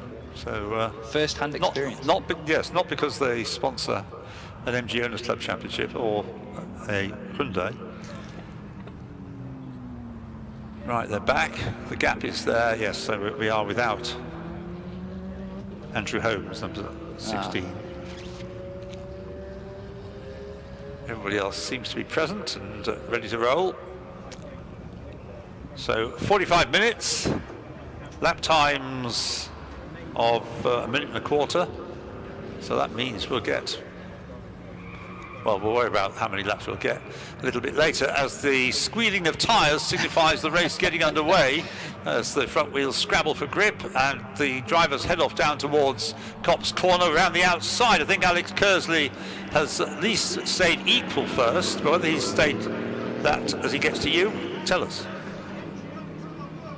Alright, I've just, one of the fans outside the box has just shouted to me that Alex Kersley works for the MG Owners Club workshop, so that's where the tie-in comes with the whole Lancaster Insurance branding. Right. So thank you very much to that particular fan. We've got an abundance of Hyundais running very wide indeed. The number 9 car is one of them as well, the Vysotsky machine.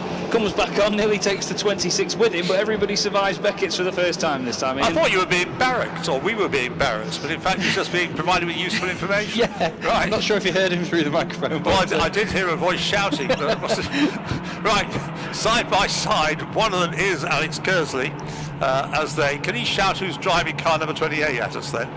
Because we don't know. Side by side, coming out of Luffield then, and still side by side into Woodcote up to the end of the first lap. And just with the nose in front is the Lancaster bomber, number 88, Alex Kersley. Let's hope it's not a Lancaster dive bomber.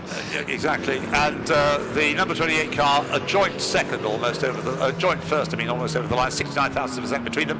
In third place is 69 Alistair Dendy. In fourth place is Wayne Rocket, so he has lived up to his name, working his way up from the fourth row of the grid. You'll be pleased to hear, Chaz. Yes, indeed. Certainly living up to the name. The top 3 right together as they come back into Beckett's once again. And I can tell you right now, they're going to treat this like a 45-minute sprint race, not an endurance. And down the inside, the 28 machine of Maya Loughlin goes through. Alistair Dendy goes through as well. Kersley overcooked it on the way into Beckett's. Matt Mitter as well in, well, being as typically as exciting as I told you he was. He's actually got a bit too exciting for his own good, unfortunately. He's gone straight on down here and now has dropped a number of positions as well. So a few overcooking it into Beckett's. And as you say, it's a 45-minute race, but they've got time to settle into the race. Well, the first 4 have gathered themselves together now, so we've got a quartet quarrelling over the lead, coming through Luffield. Now, are they going to work together and try and draft themselves away from the pursuers? No. Probably not.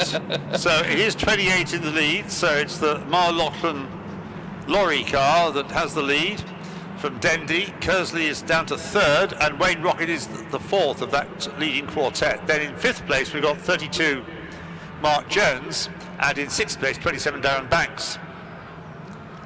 Seventh is number 12, which is McLaren, Stuart McLaren.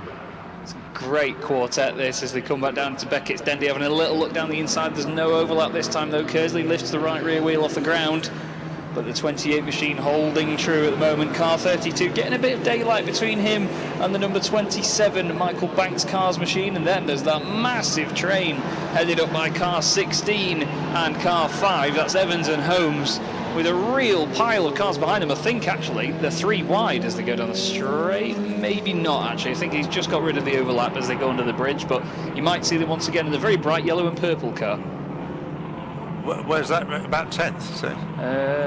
Yes. Yeah, 9th and 10th. Yeah, right. Well, meanwhile, the first 4 cars staying very much together in a slipstreaming, not so much, well, a group, but line astern group. So it is still the 28 car in front, so it is still Marlochlan or Lorry in that car leading. From up into second place has come number 88 Alex Kersley. In third place is Alistair Dendy, number 69. Fourth is Wayne Rocket. And then a gap has opened up now to 1.7 seconds. New fastest lap last time around to Alex Kersley at 1:14.156. So they're lapping faster now than they were in qualifying. Yeah, the circuit definitely heating up as well with that. The sun is really baking it now, and I called this little commentary box a sauna yesterday. It's never been truer, if I'm honest with you right now. The top few go through, and then we've got that brilliant battle. Car 18 leading car 75, 5, then 16, and the number 94 machine as well. All right together, having a great old fight. So many of them 2x2 as they come out of Beckett's. They all really do concertina up and all sort of try and get cutbacks on each other, try and carry the pace around the outside. There's all differing manners of lines through Beckett's, and that's what makes it one of the most difficult but also entertaining corners to watch. But the leaders, I reckon, probably aren't behaving quite like that, because they're a very orderly quartet of cars, and they're maintaining formation. If they have to pass, as Alex did on the previous lap, Alex Kersley did on the previous lap, they quickly slot back into line. So it is Marlochlan and Lorry leading Kersley, then a small gap to Dendy and Wayne Rocket, and then we've got a larger gap, slightly larger, to the 5th place car, Jones, Banks, McLaren, Goodwin. Up into the top 10 comes number 18.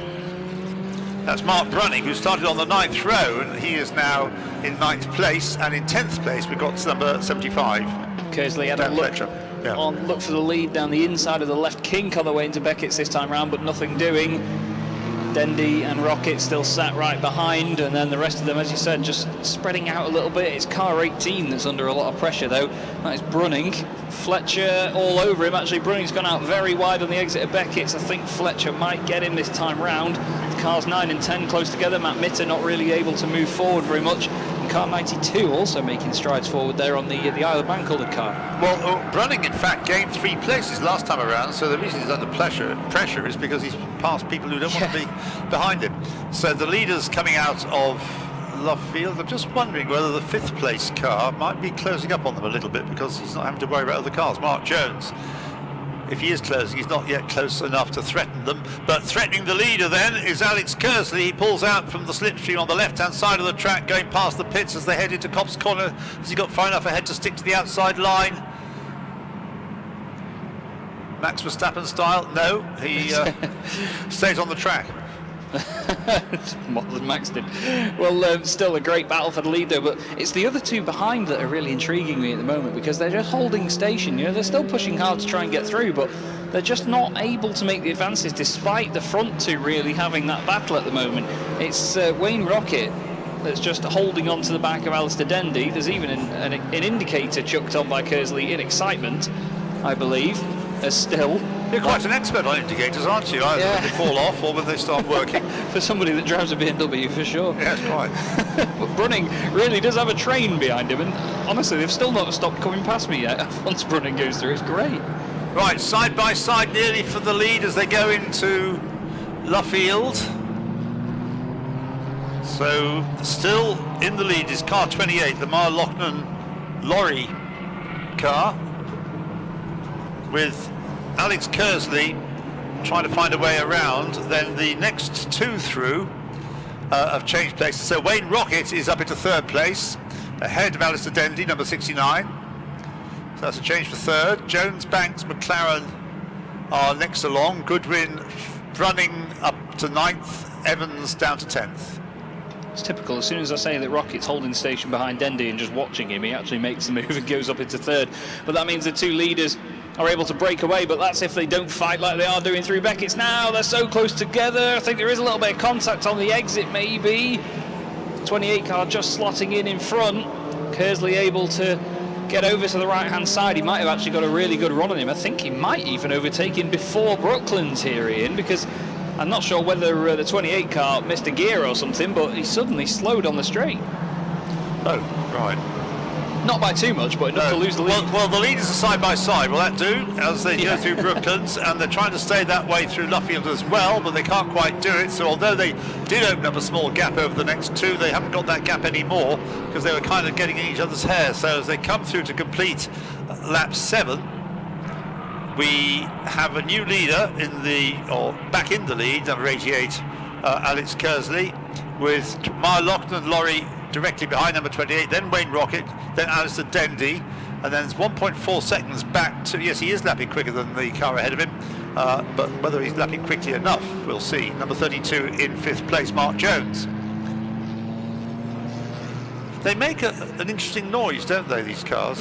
That sort of rumbling, a sort of low-level rumbling noise. Yeah, it's got a bit of a rasp to it, like you expect from a race car, but it is really a low rumble. You are right. Yeah. They don't sound like they rev particularly high, these engines, but yeah, Kersley holding on to the lead for now. Car 18 of Brunning still having a very exciting race, loads going on. He's got the 16 now, the bright orange car of Holmes, chucking it up the inside into Beckett's. We've got a few of them running wide midway round Beckett's, all sorts of track limits being used up. Nobody off on the grass or anything yet though, and to be honest, with the amount of moves that are being made down here at Beckett's, especially with these being front wheel drive cars, the rear wheels do hold on quite well in comparison to some of the hatchbacks we've seen, so they stay quite level. Well, I can speak, as I said, for some months, some years ago, I had a road car, one of these, and they do handle pretty well. That must be the Porsche engineering that's gone into them. Kersley to 88 to 28, now half a second nearly. Rocket and Dendy. Is Jones getting ever close? Yes, he is. 32, a little bit closer. Mark Jones in 5th place to the 4 leaders. And behind, up into 9th place, has come number 5, Michael Evans, ahead of number 18, who's also moved up. The one who's lost out seriously. Now, what have you done with him? We've got Fletcher. Not Norman Stanley Fletcher, but Fletcher anyway, number 75, missing. Yeah, he is disappeared, hasn't he? Apparently he still has no transponder though. He actually is here. He's just come past me. He's behind car 25, so he's in 9th place on the road, but everybody else has gone up a place because they don't think his transponders work this time round. They put him back in the right place, yes, so that is the transponder point. The pit window's open. I doubt whether anybody's going to be coming in this early because they won't get much racing if they come in now to change drivers. They could come in to make their one, if they're a solo driver, they can make their pit stop now. Yeah, I think if any of the guys that are a 2-driver team are in amongst these battles, because there's 5 cars that are all over each other on their way to Brooklands right now that you're going to see, but I think if any of them are in that fight, they need to get some clear air and then just try and make up some time, I think. So maybe some of the 2-car teams could do that. Even a single car driver, you never know. Single driver car. Well, single driver can get, yes, if you're sharing a car, I think they'd want to go half and half, or near enough half and half of the race distance, but a single driver could come in now and get his pit stop out of the way. And hope to come out in clear air, because with it being such a short lap, you never know around here, that's the thing. Leaders come back through past me then. Kersley still from the Mar Loughlin Lorry 28 car, Rocket 3rd, Dendy 4th, then Jones, Banks, McLaren, and then the number 25 of Goodwin, teammate of Mr. Banks, and then Fletcher still there, holding on ahead of Evans, who has got Brunning behind him now in the dark blue, number 18. Mitter has recovered to 13th. He dropped down as far as 17th earlier on, I believe. but there's still battles going on even behind that Ford trying to get past Vyazowski. Well, the battle for the lead going on. It's not been possible for Alex Kersley to make a break, and as he comes through now to complete his 10th lap, he's still being shadowed by the 28 car, Mara Lochnan and Laurie. Then there's a gap back to Wayne Rocket. Since he arrived in third place, the gap has opened up between the top two and third place, but he's nevertheless a solid third now, ahead of Alistair Dendy, who's continuing to be caught by Jones. And Banks isn't that far back either. It's Darren Banks, number 27, in 6th place. It's the bottom end of the top 10 where the battles are being raged, though, being fought. Top two very close together, actually, as they hit the apex here at Beckett's. Looks like Kersley hasn't got this all his own way, so he can't disappear up the road at this point. Just looking back towards the entrance to the corner for any further battles. All concerned about the giant wasp that's come into the commentary box, but the number 18 still all over the back of the number 5 right now, which is Evans, isn't it? Yes, I'm just looking to see what Paul Laurie's results have been this year. Whether he is in the car at the moment, we don't know for a fact. He hasn't done it. He's around a Thruxton. You would have seen him finishing in 8th and 9th places.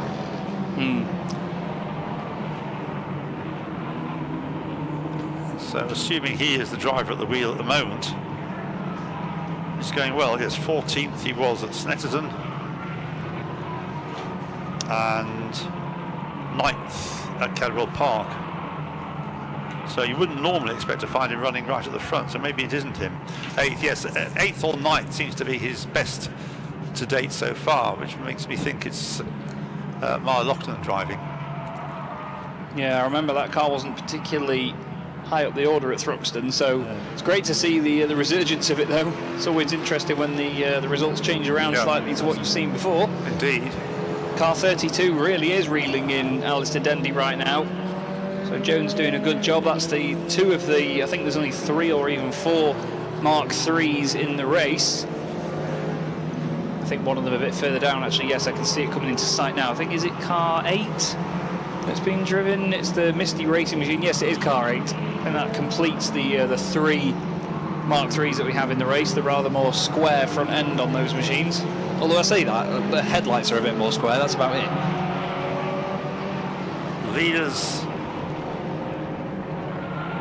Leaders through, and it is the number 28 car that has... No, I thought for it was 28 taking the lead. No, it isn't. It's 88 leading. Now we've got a car down the pit lane. That's 27, is it? Could well, yeah. Darren Banks making his pit stop, and he's a soloist. And we've also had number 5 in, Michael Evans. Yeah, Evans was stuck in a lot of battles as well, so that could really help him out, to be fair, in the long run. And a nice note on the screen. I hope the teams can convey this somehow to their drivers. General warning, track limits. That is a very general warning, isn't it? Yeah. To be fair. But yeah, there are a number of them, I must admit, that are running very wide on the exit of Beckett's here. I mean, even the 2 drivers that have just gone through now, cars 25 and 75, they're not necessarily pushing too hard to overdo it, but they're just really out over the white line and taking a few liberties here. So I think maybe they just want them to reel it in a little bit. Leaders side by side, staying on the track wheel there as they come out of Luffield, yes, and one of them peels up into the pit lane. So they were side by side coming out of Luffield. Staying out is number 28, coming in, therefore, is number 88, Alex Kersley. Not because of a problem, this is because he's decided, well, I might as well make a pit stop now. Yeah. So down the pit lane he goes. Up into 2nd place goes Wayne Rocket. Alistair Dendy, number 69, stays out. He's 3rd. 4th is 32, Mark Jones. Evans has just come past me, by the way, after completing his pit stop. He's going to be some way down the order, yes. This is the number 33 Evans. No, number 5 Evans, I thought it was. There's more than one Evans. Apologies. Yeah, Michael Evans, that was. Michael Evans, okay. Which will now be Anna Marin Pitcanen. Or Pitcanen, if I get it right. Nobody's going to worry if your finish isn't as perfect as it ought to be. Yes, so she's back out in 20th place. Mitter is still ahead of Brunning. Those two were side by side a lap ago when they came out of Beckett's, but looks like Mitter is holding on to that. Well, I hope this isn't undue optimism, but hopefully this race will turn out with less complications than the race that rounded off the second of the Brit car races yesterday. Oh, yeah. Really confusing. Yeah, that did get confusing with penalties and all sorts. Yeah. Cars having we had a different length race. The race got shortened by 50 minutes to 35, which meant the pit window was shorter, but we don't think all of the drivers got the message. So there were drivers pitting with 1 lap to go, despite it being a 2-minute pit stop. So 28 goes through, leading now by 3.5 seconds from Wayne Rocket, number 17 in second place. In third place is 69 Alistair Dendy. In fourth place is 32 Mark Jones. In fifth place is number 12 Stuart McLaren. In sixth place 75 has been working his way up the order. I know this has been helped to some extent by pit stops. Dan Fletcher, who started on row 9 but is now in sixth place. In seventh place we've got 25 James Goodwin. In 8th place, number 10, Matt Mitter. 9th place is number 18, which is somewhere back, Mark Brunning. And in 10th place, number 19, Johnny Rocket. I've just counted 9 cars that have gone past me, only 2 of which had all 4 wheels on the inside of the white line here on the exit of Beckett's. The number 9 car is having some active aerodynamics problems by the look of it. The Wysocki Hurren number 9 machine. Rear bumper flapping around on that. Kersley's making his way back through the field. He's actually inside the top 20 despite completing the pit stop, obviously a lap behind where he wants to be. But that does mean that he is the leading pit stopper.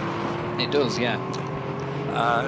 Which is not surprising, really. There haven't been that many. There's been 1, 2, 3, 4, 5 other pit stoppers. There's 6 cars have so far made their pit stop. However, he did a 1:25.2 last time. Now that obviously, or would that just include the time out of the pit? Yeah, it would have been out of the pits, wouldn't it? I was going to say, otherwise the pit stop was only 15 seconds or 11 seconds. So yeah, that would have just been his time coming out of the pit lane, I think. So my apologies. Yeah, there's a minimum time they have to spend. I think it's 2 minutes minimum. Yeah. Owen's in the pits, car 26. Yeah, 2 minutes minimum in the pit lane from pit entrance to pit exit. Okay.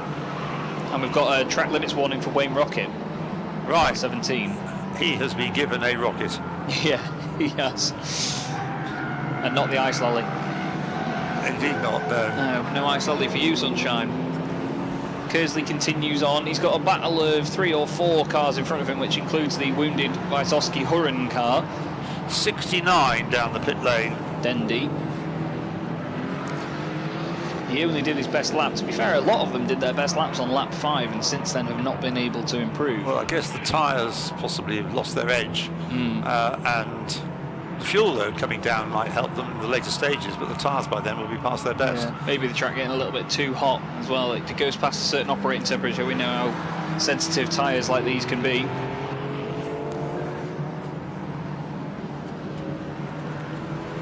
Number 38, that's that one with the livery that you rather like the look of, isn't it? Yeah. Darren Ford, where's he? I don't think it wants you call go faster livery, that. It's 15th, yet to stop. Just seeing who else is in, actually. Fletcher came in as well. His transponder now deciding that it does work. Yeah, Dendy is in, Fletcher is in, as you say, and Goodwin is in, number 25.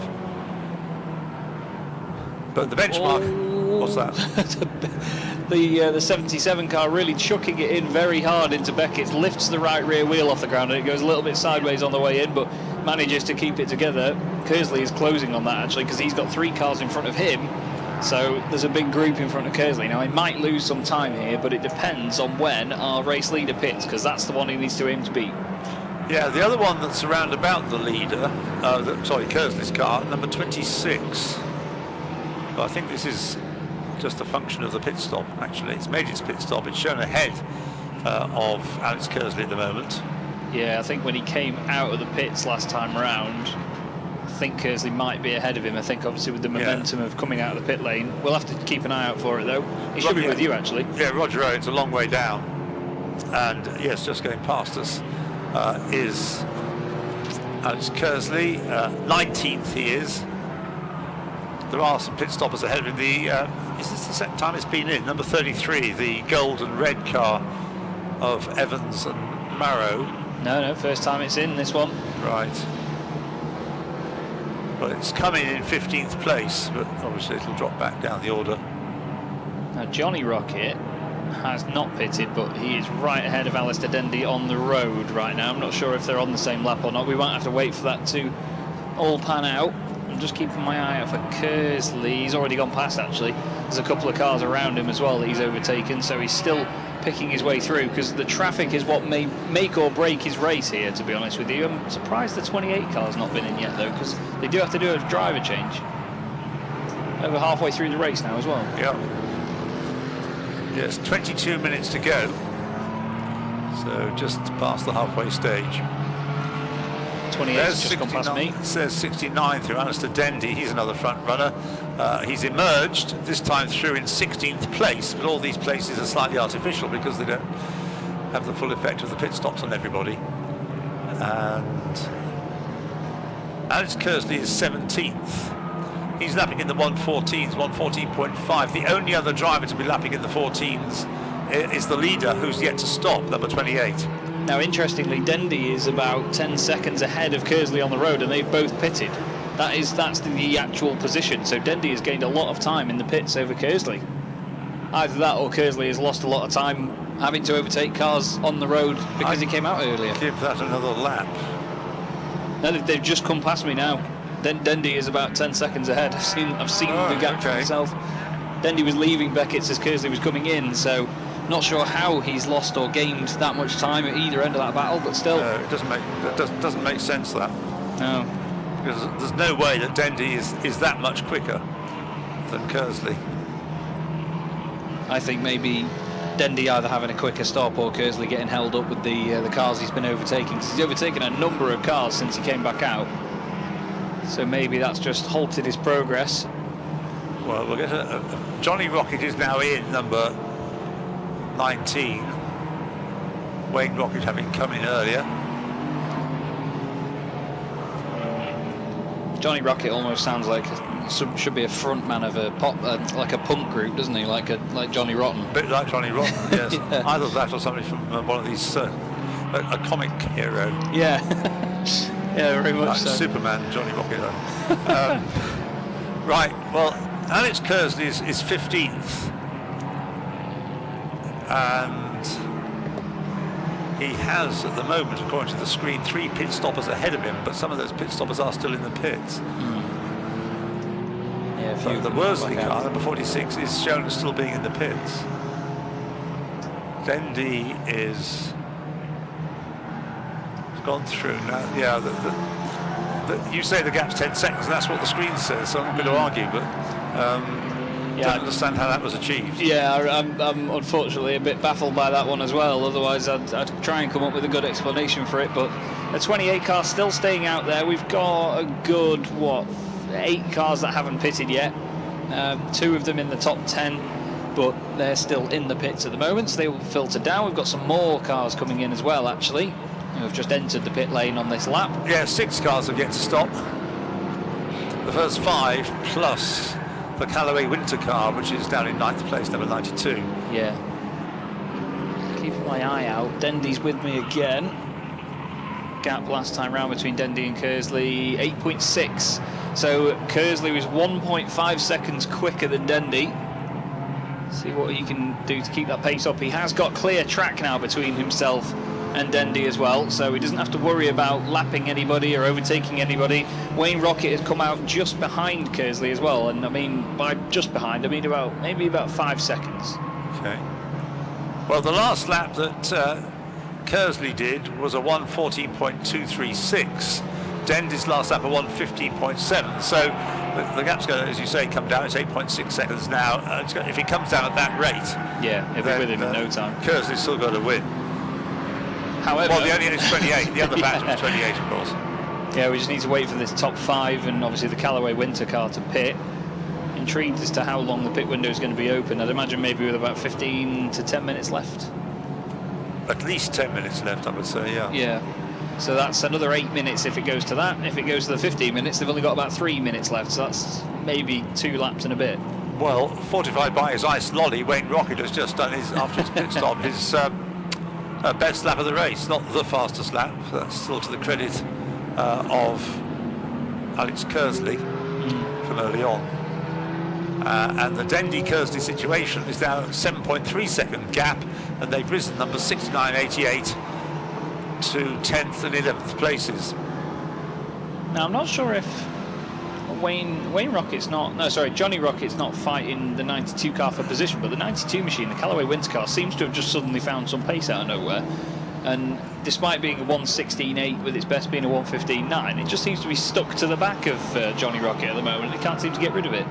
Wayne Rocket, I thought had been in already. Anyway, he's in now. Number 17, Wayne Rocket from 3rd place.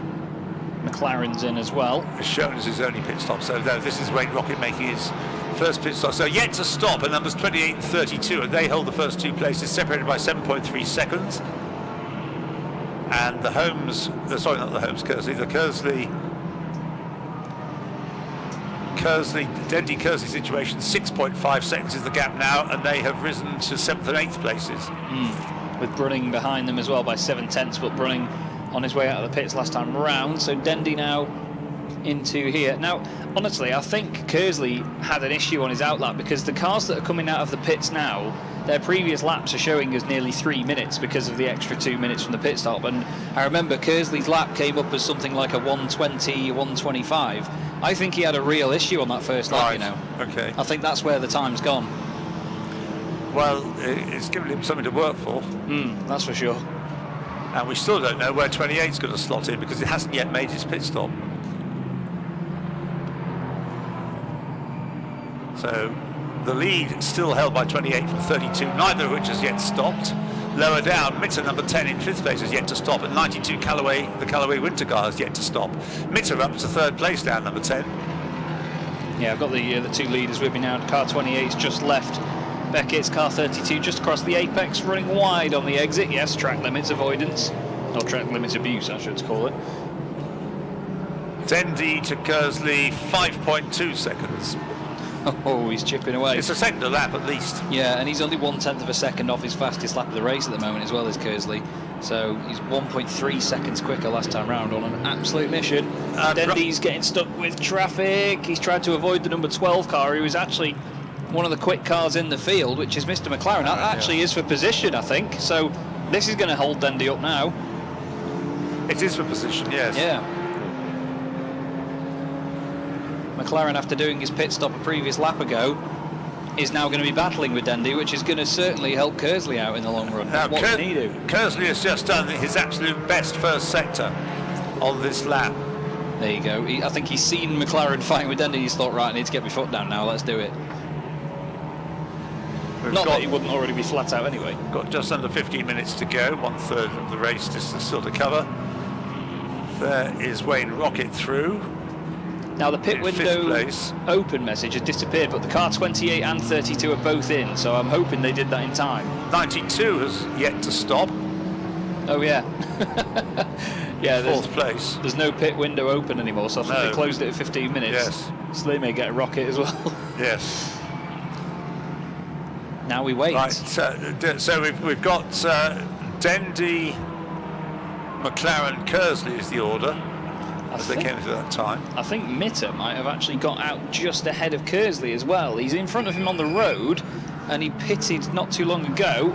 So it's Dendy from McLaren, then Mitter and Kersley all right together, and then car 18 of Brunning is right behind them too. So there's some great scraps potentially coming on here. McLaren chucks it to the right-hand side of Dendy as they come down towards Brooklands, Ian. You should see those in a second. They might be side by side with Dendy on the inside. This is Dendy and McLaren in the black and orange car. Right, they arrive now side by side as they go through the corner. Very smart car, that black and orange one, isn't it? Very easy to spot. Yeah, as well, yes, that helps. So coming out of Luffield, now how are they going to be placed? Mitter, no, at the moment 92 yet to stop is 3rd, 4th is 17 Wayne Rocket, 5th is going to be Dendy, yeah, McLaren, Mitter, Kersley.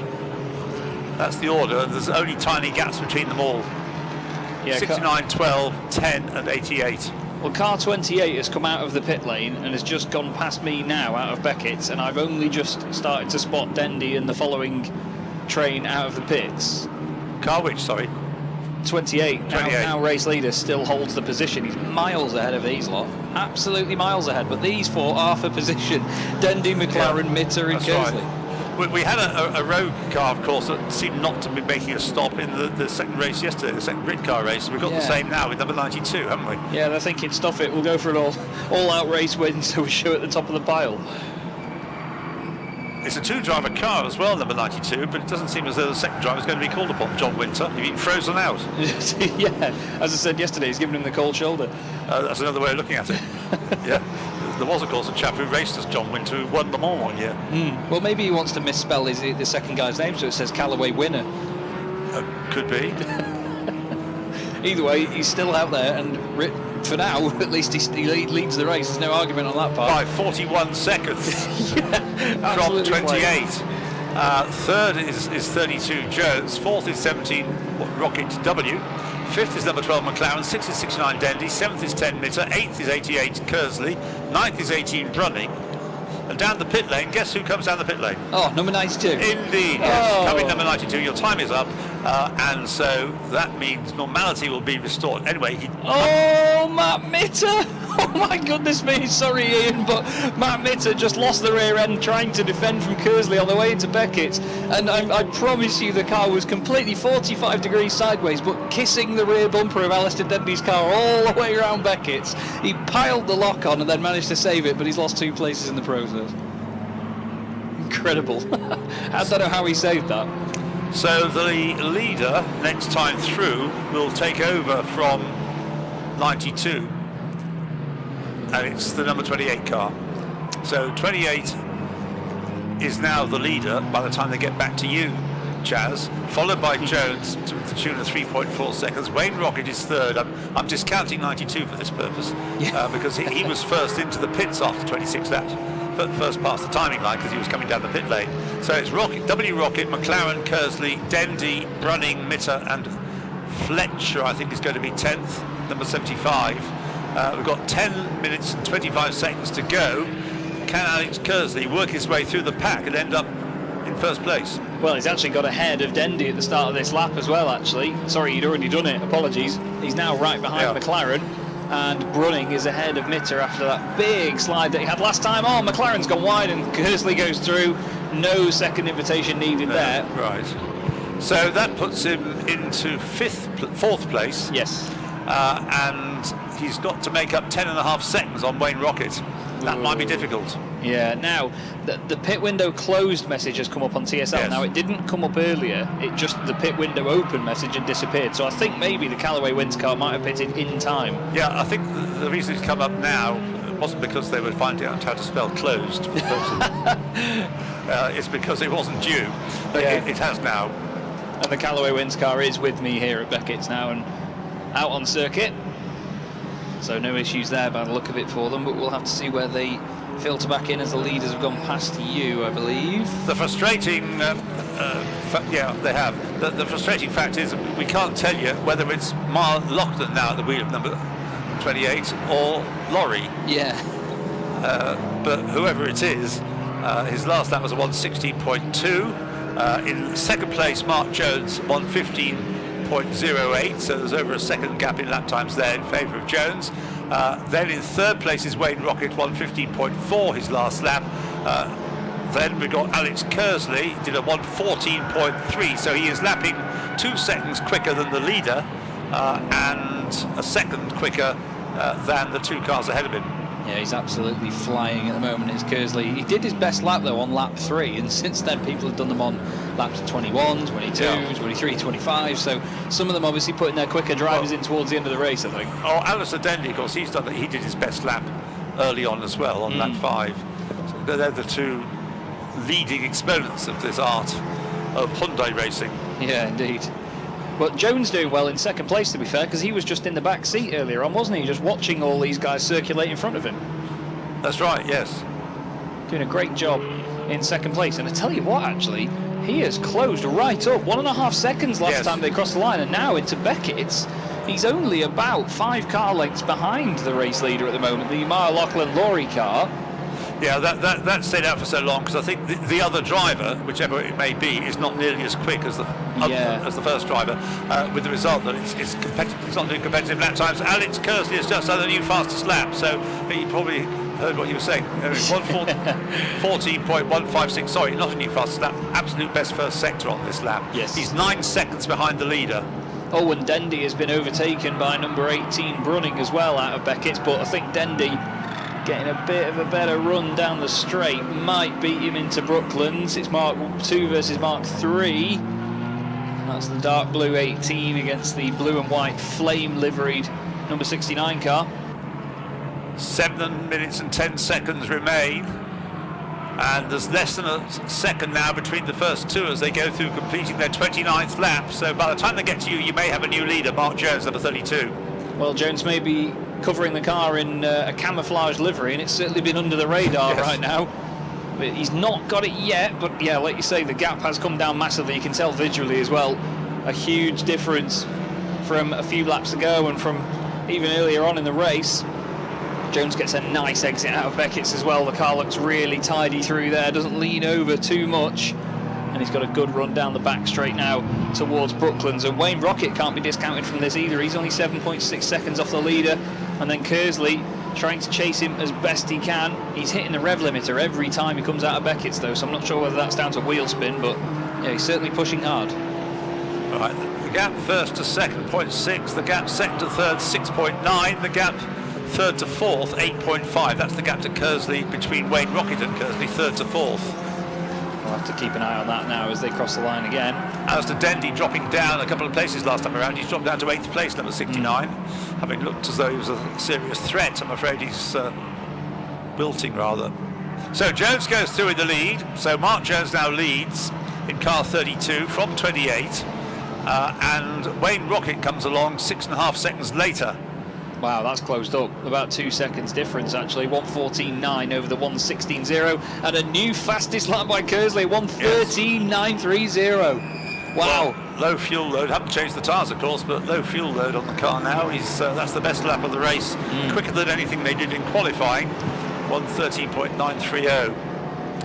And the gap between him and Wayne Rocket in third place is 7.59 seconds. Oh, Kersley's just had a really close call with the bright green number 46 machine. He's just put a lap on that car, but wow, oh wow, that was Mark Worsley in that machine. He was on the inside into Beckett's, and Kersley went through on the left-hand side, but then the 46 car had a humongous lock-up and nearly went into the door of him and pretty much stopped on the apex. But Kersley continues, albeit probably a bit scared. Right, well, we've had it's time for the leaders to come through again, I think, pretty soon. There's 28 in second place. And the gap first to second's gone up to nearly a second, 0.9 of a second. Mark Jones leads then, number 32, from 28 in second place. Wayne Rocket in third place, number 17. About the same gap to the two ahead of him. And then in fourth place, Alex Kersley, about the same gap again, actually 7.1 seconds, 13.9 behind the leader, 7.1 behind Wayne Rocket. Yeah, there's a couple of tenths here or there. I think Rocket's taken about 7 tenths off the number 28 car ahead of him, but it's not too much for him to worry about at the moment. We've got a great battle between the number 8 Marie car and the 33 Evans and Marrow car, having a really good dice as they come out of Beckett's, but that's right in front of the race leaders, unfortunately, so that might get sort of diluted somewhat very soon. The lap times that are being done by 28 are slower than it was showing earlier on. It's in the lap, it's still lapping in the 1:15s, so it is being caught, but they're running out of time. I don't think it's going to happen for them. It'll happen for 28. They'll hang on to that second place, I think, because Wayne Rocket is not catching at a fast enough rate, given that we only have 3.5 minutes to go. So Mark Jones looks like being the winner in car 32, unless there's a tangle with the slower car. Wayne Rocket in third place, goes through 4.9 behind car 28, and then Alex Kersley goes through 6.2 behind Wayne Rocket. He's not catching him anything like rapidly enough. No, I don't think it's going to be enough, but you never know what could happen in amongst the traffic. We've had a few moments down here at Beckett's as the race has gone on, but yeah, the leader's not actually spread it out too much at the moment. I'd say it's 1.1 seconds now, but it was about 4 tenths only a few laps ago, so it's not gone up too much. It's going at very small amounts each lap. So Mark Jones then started on road 2, looking as though he's going to emerge triumphant. Matt Mitter, being as exciting as ever, has just gone straight on at Beckett's over the grass and then jumped around, bounced all over the road and manages to continue, but 1 position back from where he was, sorry. Yeah, Mark Jones has he had a 6th place earlier on this year at Snetterton, a 7th place at Cadwell, 2 7th places at Cadwell, so that's his normal sort of level. But he's done a fine job here. And with 2 minutes to go, he's just gone through. There's time for 2 more laps, therefore. And the gap the lead he's got over car 28, 1.5 seconds. And Wayne Rocket a little bit closer, 3.9, but even a mighty effort over the last 2 laps, I don't think he's going to give him a better place than 3rd.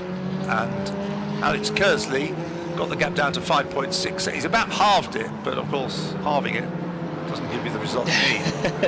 The 33 is now having a really good fight with the number 77 car, the Taylor and Goodchild machine. They're both trying to get cutbacks on one another right in front of our race leader, number 32 Jones, but to no avail that time round for the 77 machine. Almost got it done, but I think the Evans and Marrow car now should have moved up into 18th place overall. McLaren's still going well in 5th, but he's having a bit of a lonely race now as he's got away from the likes of Running Mitter and Dendy.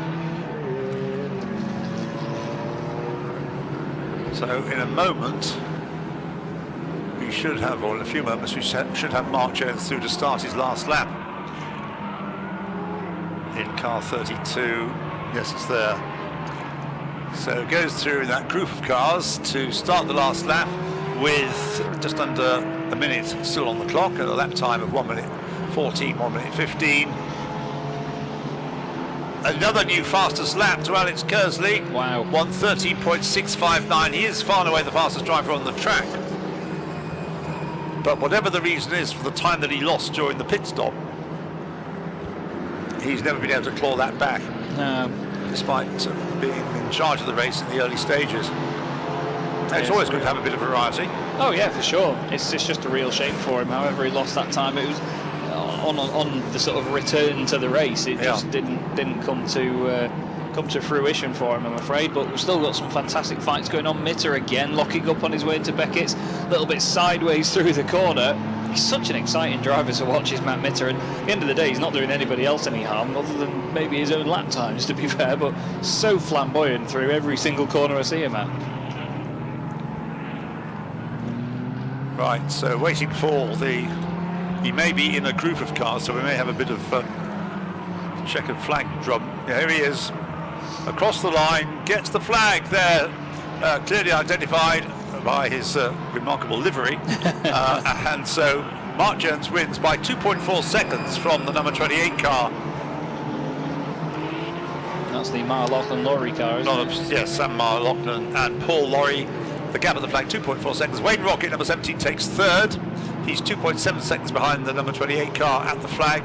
And Alex Kersley, another driver, again setting a time in the 1:13s on his last lap.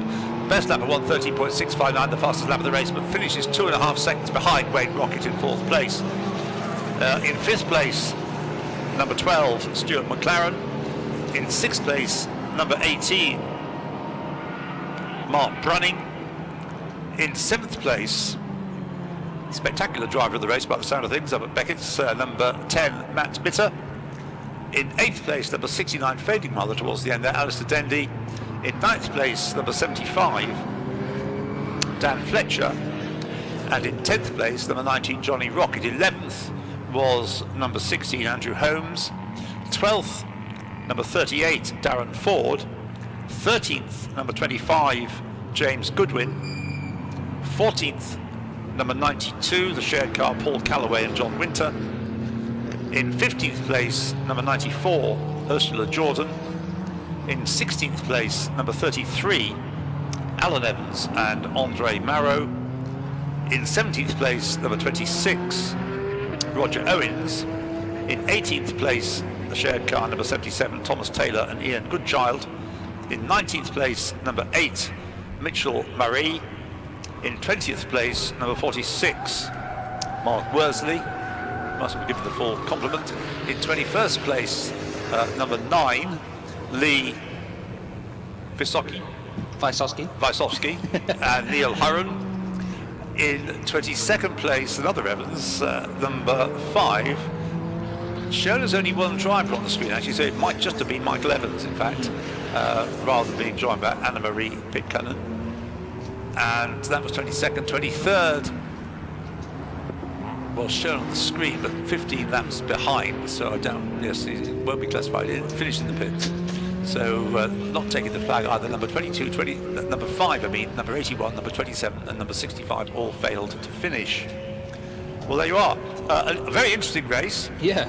One or two little mysteries. It's always helpful to have. Well, that was 45 minutes of intense Hyundai Coupe action, wasn't it? And it's this man over here, Mark Jones, getting the job done. Oh, Mark, you probably want to get that helmet off, don't you? That is hot. That is hot. I'll let you take this off. I'll let you take the lid off. Oh. Well, congratulations, though, I must say. But I can see the sweat gleaming on your face, though.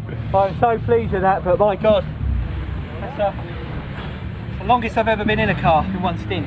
Yeah. Brilliant race, though. Was the pit stop quite nice? A bit of a respite almost for a little bit? I had to wait. It's me rushing around. No, you've got to wait. So, it was fantastic stuff though out there. It really was. Obviously a long time in the car though, but you managed to stay concentrated. You managed to get the job done.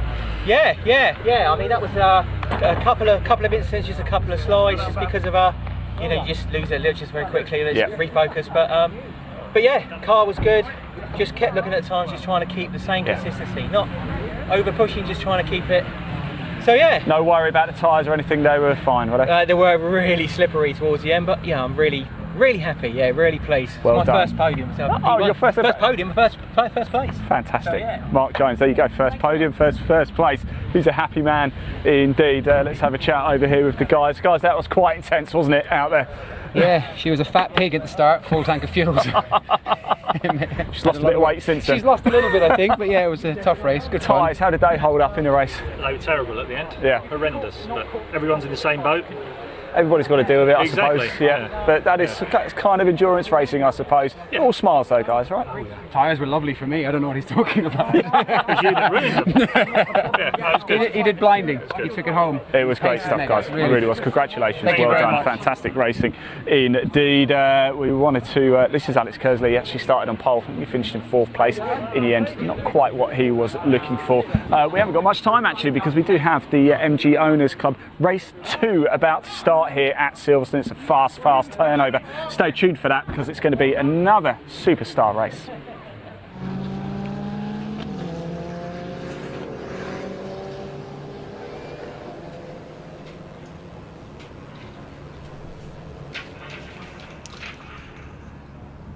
Okay, just to give you the results of that first Lancaster Insurance MG Owners Club Championship race. It was a win for number 77 Steve McDermott with his MGZR from the similar car, number 66 of William Sharp. In 3rd place was 53 Mark Baker with the MGF. In 4th place 24 Jack Woodcock's MGZR. 5th place 83 Phil Walker's MGZR. In 6th place number 5 Stuart Plotnick's MGF, second of the MGF class. 7th number 30 Andrew Robinson's MGZR. 8th number 46 Mark Grant's MGZR. 9th number 3 Adrian Olsen's MGZR. And 10th number 42 Simon Kendrick's MGF.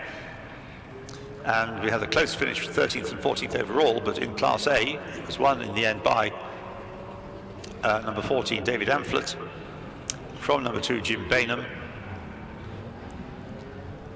who picked up a 5-second penalty. So although he finished ahead of David Amphlett on the road with the 5-second penalty. Here we are in Park from race 1 just finished. How was race 1 for you today? It was great fun. I really enjoyed it out there. Do you know what? I've just put my hand, it's baking these, aren't they? What's it like inside there? It is pretty hot, yeah. yeah. There's quite a quick turnover for you guys for race 2, of course. What's the plan? What's the expectation for you heading into race 2? My expectation was not to be too much at the back. I'm not like the last one, so that's all right. But it's my first season, my third race, so just enjoying it and discovering a bit the limits. Is this discovering the limits? I like that safely as well. I like to see more that. skidding than I should have done. Yeah. I'm not sure that's supposed to do that, but it's fun. I think the best thing about this is you said it's fun. You've got a big smile on your face. Exactly. Enjoy race 2, won't you? Thanks for talking Thanks to us. Right, I'm down here in Parc Fermé. Race 1 has just finished, but of course we are preparing for a fairly quick turnover for race 2. I'm down here with Alan Forster. Now, Alan, I've had to come down here because this car is an absolute monster, isn't it? Absolute monster. Montego Maestro, is that right? Yeah, Maestro 2-litre EFI. Yeah, it gets a lot of attention in the paddock. New car to me. It's only the second meeting. Yeah. Still a few teething problems with it. It's not quite got enough power. So need to make a few tweaks for race 2 and try and get a bit further up the grid. Is it fixable? Is there something you can do for race 2? Or are you just going to kind of use this as a bit of a test session? It's had so much change between the 2 meetings that I'm sort of narrowing down on it. So I think I'm getting there. But yeah, some tweaks and. Come the end of the season, you'll be the fastest car in the grid, right? Well, at the moment, I've got in the class. There's only 2 cars, so I'm either going to come first or second. So it's not too bad. You're guaranteed a trophy. Yeah. So that's good news. Alan, congratulations. Well done. Best of luck for race 2. Cheers. Championship number 14. And because of the penalty that Jim Bainham got, ended up winning the class in the previous race, although they were having a good old battle at the end of that race. 30 and 14 then row 7. Row 8, number 28, Christopher Pollard, and 12, Nick Golhard. 28 and 12, row 8. The 9th row, number 2, Jim Bainham, with work ahead of him. He's going to get on terms with David Amphlett, but one to watch there. Number 69, Peter Head in the invitation class, MGB 2, and 69, row 9. The 10th row, number 11, Chris Millard, and 71 Carl Bate, 11 and 71 row 10, the 11th row 70 Anthony Bate, and 97 Ray Lovell, 70 and 97 row 11, the 12th row 59 Ashley Barnes and 47 Mathieu Doré, 59 and 47 row 12, the 13th row 9 Christopher Flukes and 39 Alan Forster, 9 and 39 row 13, and at the back number 15 Vincent Hunt. 15 completes the grid. Gutted to hear about the, was it a penalty for Jim Bainham? Yes, not respecting track limits. I did get a chance to mention it once, but that was when he was not actually featuring as prominently as he did by the end, when he took the lead of the class. Yeah, that's a real shame. Yeah. So... well, I think Amphlett will be very pleased with that, really, because he was leading it all the way through so convincingly, then suddenly disappeared down the road. I'm not sure if it's come to your attention yet, if I'm honest, Ian, but there's a humongous amount of black clouds making their way over near Copse. But gosh, it hasn't, you know. It's still sort of, it's travelling almost past the circuit, but one of the marshals down here warned me that we may get wet very, very soon. So. I've just been out to, when I went to the loo, I just nipped and closed the windows that I mentioned on my car. They were open before. What's the point of having the Silverstone bypass if it doesn't help the clouds go by without affecting the circuit? Indeed. But yeah, they look like very menacing clouds off to that side, but I think we'll be okay. You never know, though. This is motorsport. Oh, they're too high. Sunshines don't put a dampener on the day. It'll stay away. It's been a beautiful day, though, to be fair. It's turned out better and better as the day's gone on. That's right. Yeah, absolutely. And it's nice here at Silverstone because it is so flat. You can see so much of the environment and so much of the weather around you as well. It's not sort of concealed by anything. So you do get a bit of an early weather warning as the MGs make their way out. Good to see car 44 is out in this race, I should say, out on track, which is nice to see. And the number 75 car, wasn't that the one that was on fire? Yep. It's back out. Yes, it missed the first race, but that's great. I mean, as I said before, Darryl Davies, a real MG exponent, and if he couldn't fix it, nobody could. But doing it at the circuit is quite an achievement. Yeah, whatever the damage may have amounted to. But it didn't look too badly damaged either, to be fair. Well, I think there was first of all, him pulling off the track as soon as it went on fire going through Brooklands, and then the marshals, of course, were quick on the scene as well as ever. So good joint. And we'll just say it now because we've got another race, the kart race to go. But the marshals, as ever, have done sterling work today. The weather has been much kinder to them than it was yesterday. Yeah, but sure. As ever, thank you all for all that you do, and please keep coming back and enabling everybody to enjoy their motorsport. Without marshals, it wouldn't be possible. I second those comments. It's been brilliant, and the quick turnaround as well, even when we have had incidents, and especially yesterday, you know, the work they were doing to make sure that everything still ran on time, and even if it was only a couple of minutes behind schedule, the fact that we were so close to said schedule was brilliant. So once again, hats off to you all. The marshals and the people in race admin, because they've done, and race control, they've done a great job as well. The BARC have excelled themselves. Yeah, I've always found that you know, the BARC, the events that they do, it's great to be a part of it. You know, you do meet some brilliant people at all events that you do, but yeah, the BARC group have been a real joy to work for so far. So thank you to them, and hope it continues for a long time, because I quite like doing this, you know, Ian. I'll be honest with you, I quite like this. This being commentary. Oh, really? I hoped I'd make a career in it, but I'm thoroughly enjoying myself, I must admit. I am in a sauna though, but yeah, maybe the sauna might steam up soon if it rains. The worst sauna I've ever been in was at Prescott Hill Climb. Oh, really? Yeah. Oh. I wouldn't be able to physically capable of doing it now, but it was absolutely, it really was like being in a Turkish bath. Yeah. Right, the green flag being waved at the back, and waiting for the red lights on the gantry on and out pretty quickly. So the car's heading off towards Copse Corner with the expectation that it'll be Steve McDermott to emerge in front from the outside line, but I'm sure William Sharp, like he was in the previous race, he led for the first few laps, didn't he? So maybe he's going to be able to do it again. Has he been sharp enough off the line?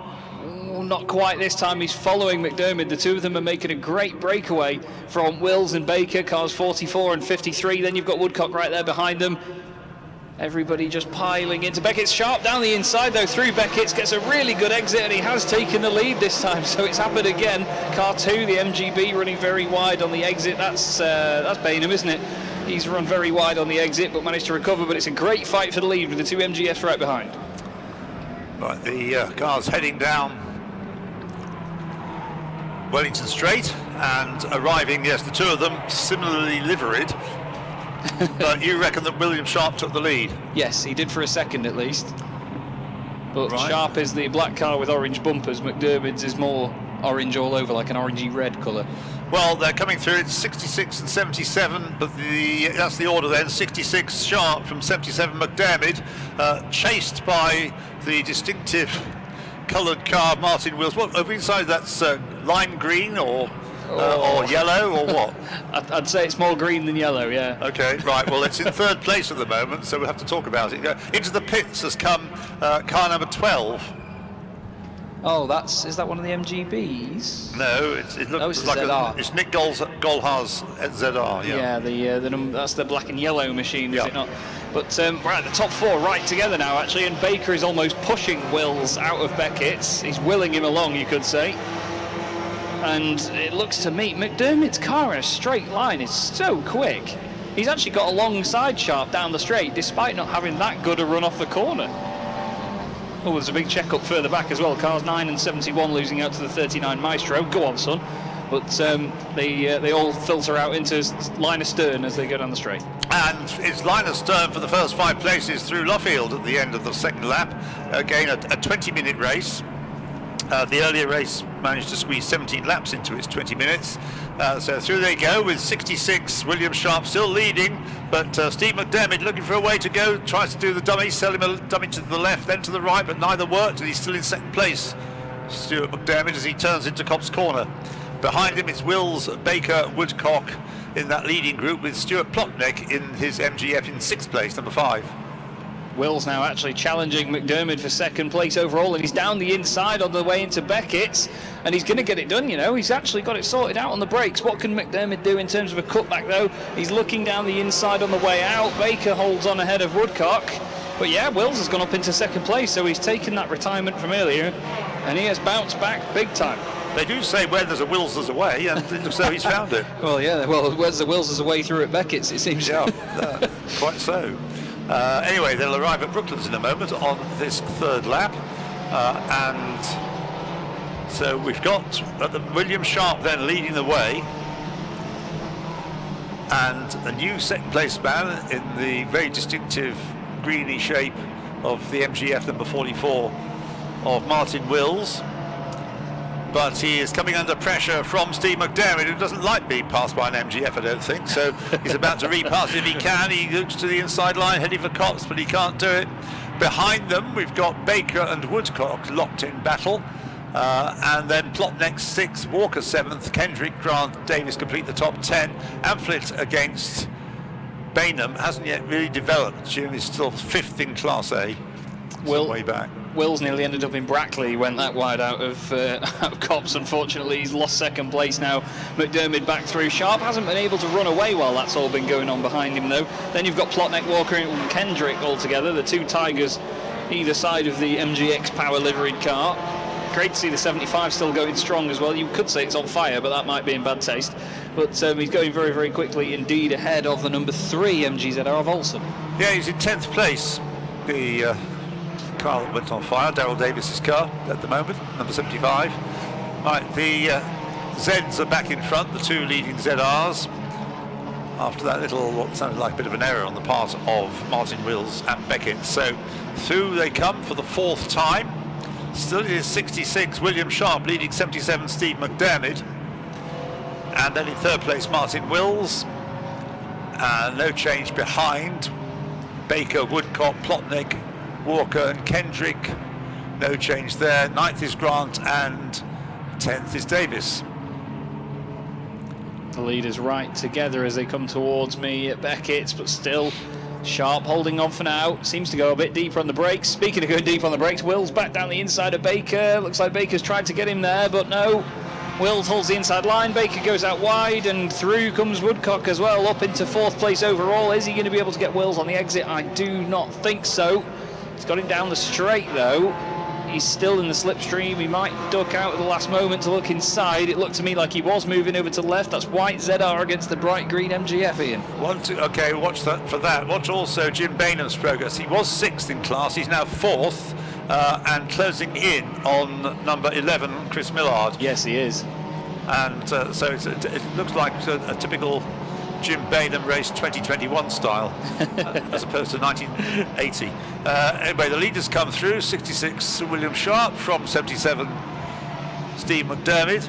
They've certainly got away now. I don't think they're going to be troubled by lurid green MGFs anymore, or yellow MGFs. What did we decide it was, green or yellow? I'd say call it Grello. A lot of people do when it's bright, sort of fluorescent like that. Or Yeen. Grello. Yeen. Ridiculous. I like that. Yeah, right. So okay. Woodcock's now in 4th place ahead of Baker. I think you both said that. Yeah, he's through, but then we've got the Tigers either side of number 83 Walker, still continuing to watch them from afar. Although, to be honest, for the lead, McDermott's got a really good run down the straight this time. I think he might be able to get it done. I do like the fact that we've got Ashley Barnes in the race in his MG Midget, because MG Midgets do race quite regularly, and they were very popular cars in the 1960s. And it's good to have one representative of the MG Midget contingent up amongst the MGBs. And it's not in last place either. No, he's doing a really nice job, actually. It's one of my favourite cars in the field. It really is a gorgeous looking machine. It's in a very choice colour, but a very bright one at that. It looks great. Right, leaders have gone through, and there's a challenge being mounted now by Steve McDermott on the outside line going into Copse corner, but William Sharp is pretty good at making that the widest MGZR available. It's driving down the middle of the road, and that makes it very difficult for a similarly paced car, Steve McDermott, to find a way past, but perhaps he's finding it at Beckett's. He's not yet, no. Actually, Sharp's still in front. Ow, just stood on my headset cable, that's a good effort. Wills in 3rd place has got Woodcock all over the back of him, though, and he's actually gone down the inside on the exit of Beckett's, and he's going to lose out by the look of it. And Baker's going to try and go with him. They're so close to making contact. Woodcock squeezing him over to the left-hand side. I think Wills had to get out of that. Now Woodcock moves to the right to defend from Baker. Jim Bainham is now up to 3rd in Class A, so he's passed. He's going tremendously, having not qualified terribly well. He's got ahead of Chris Millard, so you'll have number 2. Yes. Yep. Yeah, he is here. He's got quite a distance over number 11 as well. He's really cleared him. Now he has to go after that gorgeous number 28 car Pollard, the green machine with the yellow roof. Here come the leaders through Woodcock then for the 7th time. Remember, we're looking, based on the earlier race, at 17 laps in these 20 minutes. And Steve McDermott trying left and right, or some would say every which way, to find a way past. But it's still sharp from McDermott, I reckon. Woodcock is up to third, so Jack Woodcock is now third with his ZR, ahead of the leading MGF, the car Martin Wills. It's great stuff so far. Still no change to lead. Oh, we've got a car slowing down, and I don't think you're going to quite believe this, but I think it's the MG Midget. Oh. I think we've commentators cursed it. Yeah, we have, haven't we? Oh no. It's a very small car that's parked in front of one of the marshal's posts just on the way down to Beckett's. What number is the MG Midget? It's number 59, isn't it? And I think I can see it. Yeah, there was definitely a 5 on the number board as he opened the door. So I'm afraid its race is over. Oh dear. Yeah. Right, well, let's find some more fun somewhere. Not putting the commentator's curse on them, but Jim Bainham in pursuit of Christopher Pollard. Got the gap down to 4.2 seconds, but I think Pollard's aware of this. He's just done his personal best lap. Well, he's on it now. Leaders sifting their way past the slower cars. There was the red Paul Wisby MGF. They just had to negotiate. They're way away now from Jack Woodcock in third place. They're heading into Copse Corner, and it is still sharp from McDermott. Good thing as well to note is that the green flag is after the car, which is pulled over on the left-hand side after Copse, so they might not be overtaking through Copse, but they can still go for it at Beckett's, and go for it in Beckett's. McDermott is doing. Sharp covers him off one way, then the other. Fantastic defending from Sharp at the moment. This is brilliant to watch. McDermott is giving it everything as Wills goes back down the inside of Woodcock as well for third place, but then loses it on the exit as Woodcock gets a cutback. This is fantastic battling here at the MG Owners Club. So that's the battle for third, battle for the lead continues. Just waiting to see where the... Oh, they're the leaders through Brooklands in more traffic. The MGB's Amphlett, Pollard and Bainham. Sound like a firm of auctioneers there. Anyway, in 13th, 14th and 15th places. Yeah, there's the gap's gone slightly down to Pollard, but Bainham not making too many advances at the moment. He's just gone a bit sideways out of Beckett's. Here we go again then. Steve McDermott looking for both sides at once to find a way around William Sharp. But William Sharp pointing in the right way. He doesn't weave, he just makes sure his car is occupied. It's excellent defensive driving as well as fast driving, because he wouldn't be able to stay in front of him. He wasn't going quickly. But he's using the back markers to very good effect. He is indeed, yeah. He's actually got a good 4 or 5 car lengths now over McDermott as they get to Beckett's. They lap the number 9 MGB. McDermott, though, he seems very, very quick at the midpoint of Beckett's. He's got that car pointing in exactly where he wants it. Woodcock looks safe ahead of Wills and Baker, and then the 2 Tigers are still either side. The 2 MGFs basically sandwiching the number 83 Walker MGZR. I think that Jim Bainham's not going to be able to do it in this race. He's just gone through. He's dropping away a little bit from Christopher Pollard, who is closing up slightly on David Amphlett. Car 8 is going slowly. I'm not sure if that's normal, but car 8 is the red MGF. Yeah, it's been slow in this race. It's not normally that slow. Leaders come through Woodcock. Ahead of them is what I recognise as an MG Midget. Very definitely. The MG Midget is circulating. Is it where that car's still stationary, where you saw it stop? Yeah. Well, the Midget is definitely in the race. It's just been lapped by the leaders as they go into Copse Corner. And still it is Sharp from McDermott by nothing at all. Oh, we've got the 15 car going very wide at Beckett's. I don't think that was for position with the number 70 Maestro. And you're right, the MG Midget has come into view, so apologies. I know an MG Midget when I see one. Wills has just popped his headlights on, so he's certainly on a mission right now. Now, the other orange car I had in the field, which was an MGB GT, was Carl Bate in car 71, and I don't see him on the timing screen, so I think it is him. He was in a great fight earlier with the other Bate in the previous race, wasn't he? Yeah, that's right, absolutely. They finished virtually side. Well, they were looking as though they finished side by side, but didn't they? They got a couple of cars between them. Yeah. Now, apologies to any MG Midget fans that I potentially upset there, especially you, Ian. But I've never owned one, but I've always thought they were rather nice little cars. Oh yeah, particularly the Fog Eye. Yeah, they're fantastic. Which was not an MG, but it's the same car basically. So, except it had pop-up headlights. Oh well, that just makes it instantly so much cooler. Pop-up headlights are brilliant. Right, the leaders have gone through. and it is still William Sharp being challenged by Steve McDermott, but he can't find a way past. They've got another back marker to go with. I should explain, I know sprites don't have pop-up in the literal sense, but they're those frog ice headlights that are sort of stuck on a height. Make the car look like a frog, the Mark 1 sprite. Oh, Sharp and McDermott so close together as they come into Beckett's again. McDermott looking on the right-hand side. I am so impressed by the defensive display that we've got from William Sharp right now. It's amazing to see. McDermott gets a good run out of Beckett's though. Is he going to be able to do it this time? He's using the slipstream of the MGB Roadster in front of them. Pulls out to the right-hand side. It's the orange and black car defending from the black and orange car. No, the other way around. But they're still going into Brooklands again. I think McDermott's trying it around the outside. And they're side by side, but going around the outside for the left-hander at Brooklands doesn't necessarily help for the right-hander coming up after that at Luffield. So I think it is still Sharp from McDermott, but the similar colours, not identical obviously, different design to some extent, but the colours are the same. It is 77 that leads now, so McDermott did do it.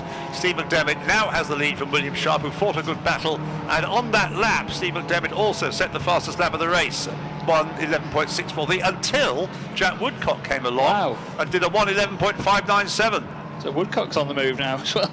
Absolutely brilliant stuff, but like you say, McDermott using the outside line at Brooklands, which gave him the inside for Luffield. It's hard to pull that off because you have to carry these outside line through Brooklands so well.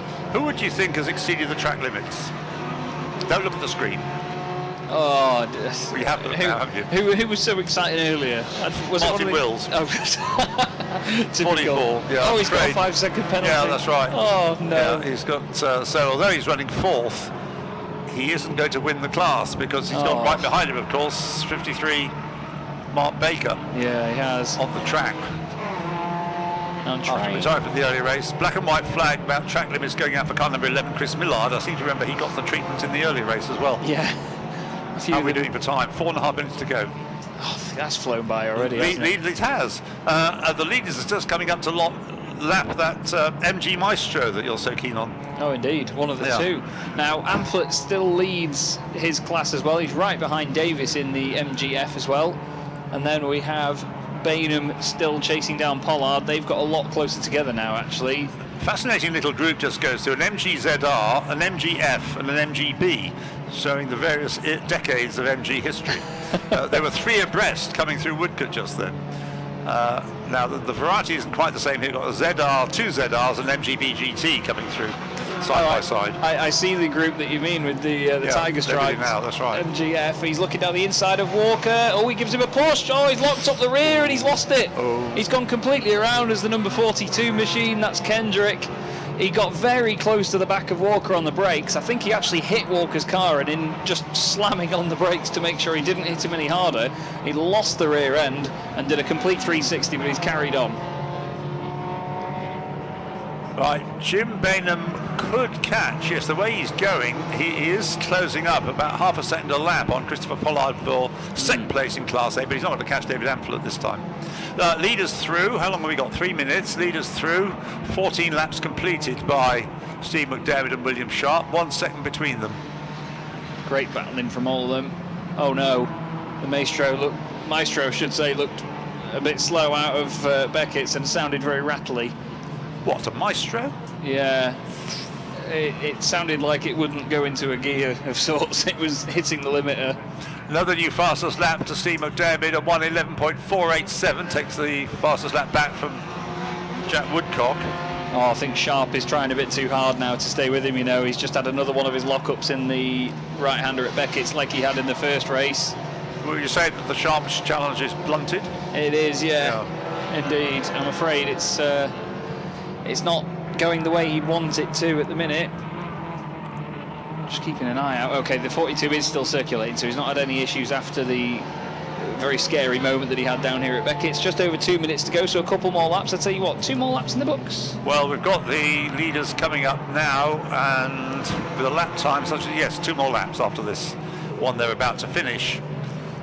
But the gap, Steve McDermott, now that he has the lead, having really worked hard to get it, he's gradually easing away. 1.4 seconds is his lead now, and then we've got Jack Woodcock in 3rd place with his ZR number 24, and then after that Wills and Baker. But remember, Wills has a 5-second penalty. Amphlett is now ahead of Davis as well, and Bainham is closer to Pollard. He's taken another couple of tenths out of him on the previous lap, although they both did their personal bests last time round, so Pollard has stepped his game up a bit. The 39 Maestro as well, that had the problem before, is still circulating, which is good, but at a reduced pace. It gives you more time to admire it. It does, yeah. Yes. As it creeps past you. Indeed. Well, the number 70 Maestro is going really well as well, obviously leading its class at the moment. That's Bate in 17th place. That's the white one with the blue MG branding down the side of it. There's the Class leading MGB in Class A. David Amphlett goes through in 12th place. And Jim Bainham, a man on a mission, if only to get second place rather than take first place. Over the line, onto their last lap, go the two leaders, McDermott and Sharp. The gap's up to 1.3 seconds now, but on that lap, William Sharp did the fastest lap of the race at 1:11.447. Still slightly slower than Steve McDermott's best lap in the earlier race.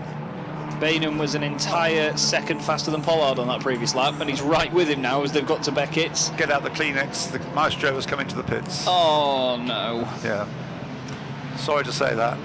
Bainham is really with Pollard, you know. He's so close, and I think, I rephrase that, I hope, for our sake, that the two leaders that are quite close behind them now will not catch them by the time they finish the race, because Bainham and Pollard will be the last two cars across the line and will have a great scrap for the final position. They were in the earlier race, I think, weren't they? Yeah, they were, They just missed out on being lapped. This will be for the podium. They are together as they come up to, although on that occasion it was Amphlett and Bainham, wasn't it? Yeah. But they're coming through Luffield now. The leaders are the next ones to come out of the corner. I think the MGBs are going to just get through to do another lap as the leaders come through Woodcote. So off they go onto their final lap, still with Christopher Pollard in front, up to the checkered flag to win his second race of the day. Steve McDermott wins then at the flag by 1.3 seconds from William Sharp, who fought such a good fight to hang on to the lead for as long as he did. The MGF situation for fourth place on the road is Martin Wills, number 44,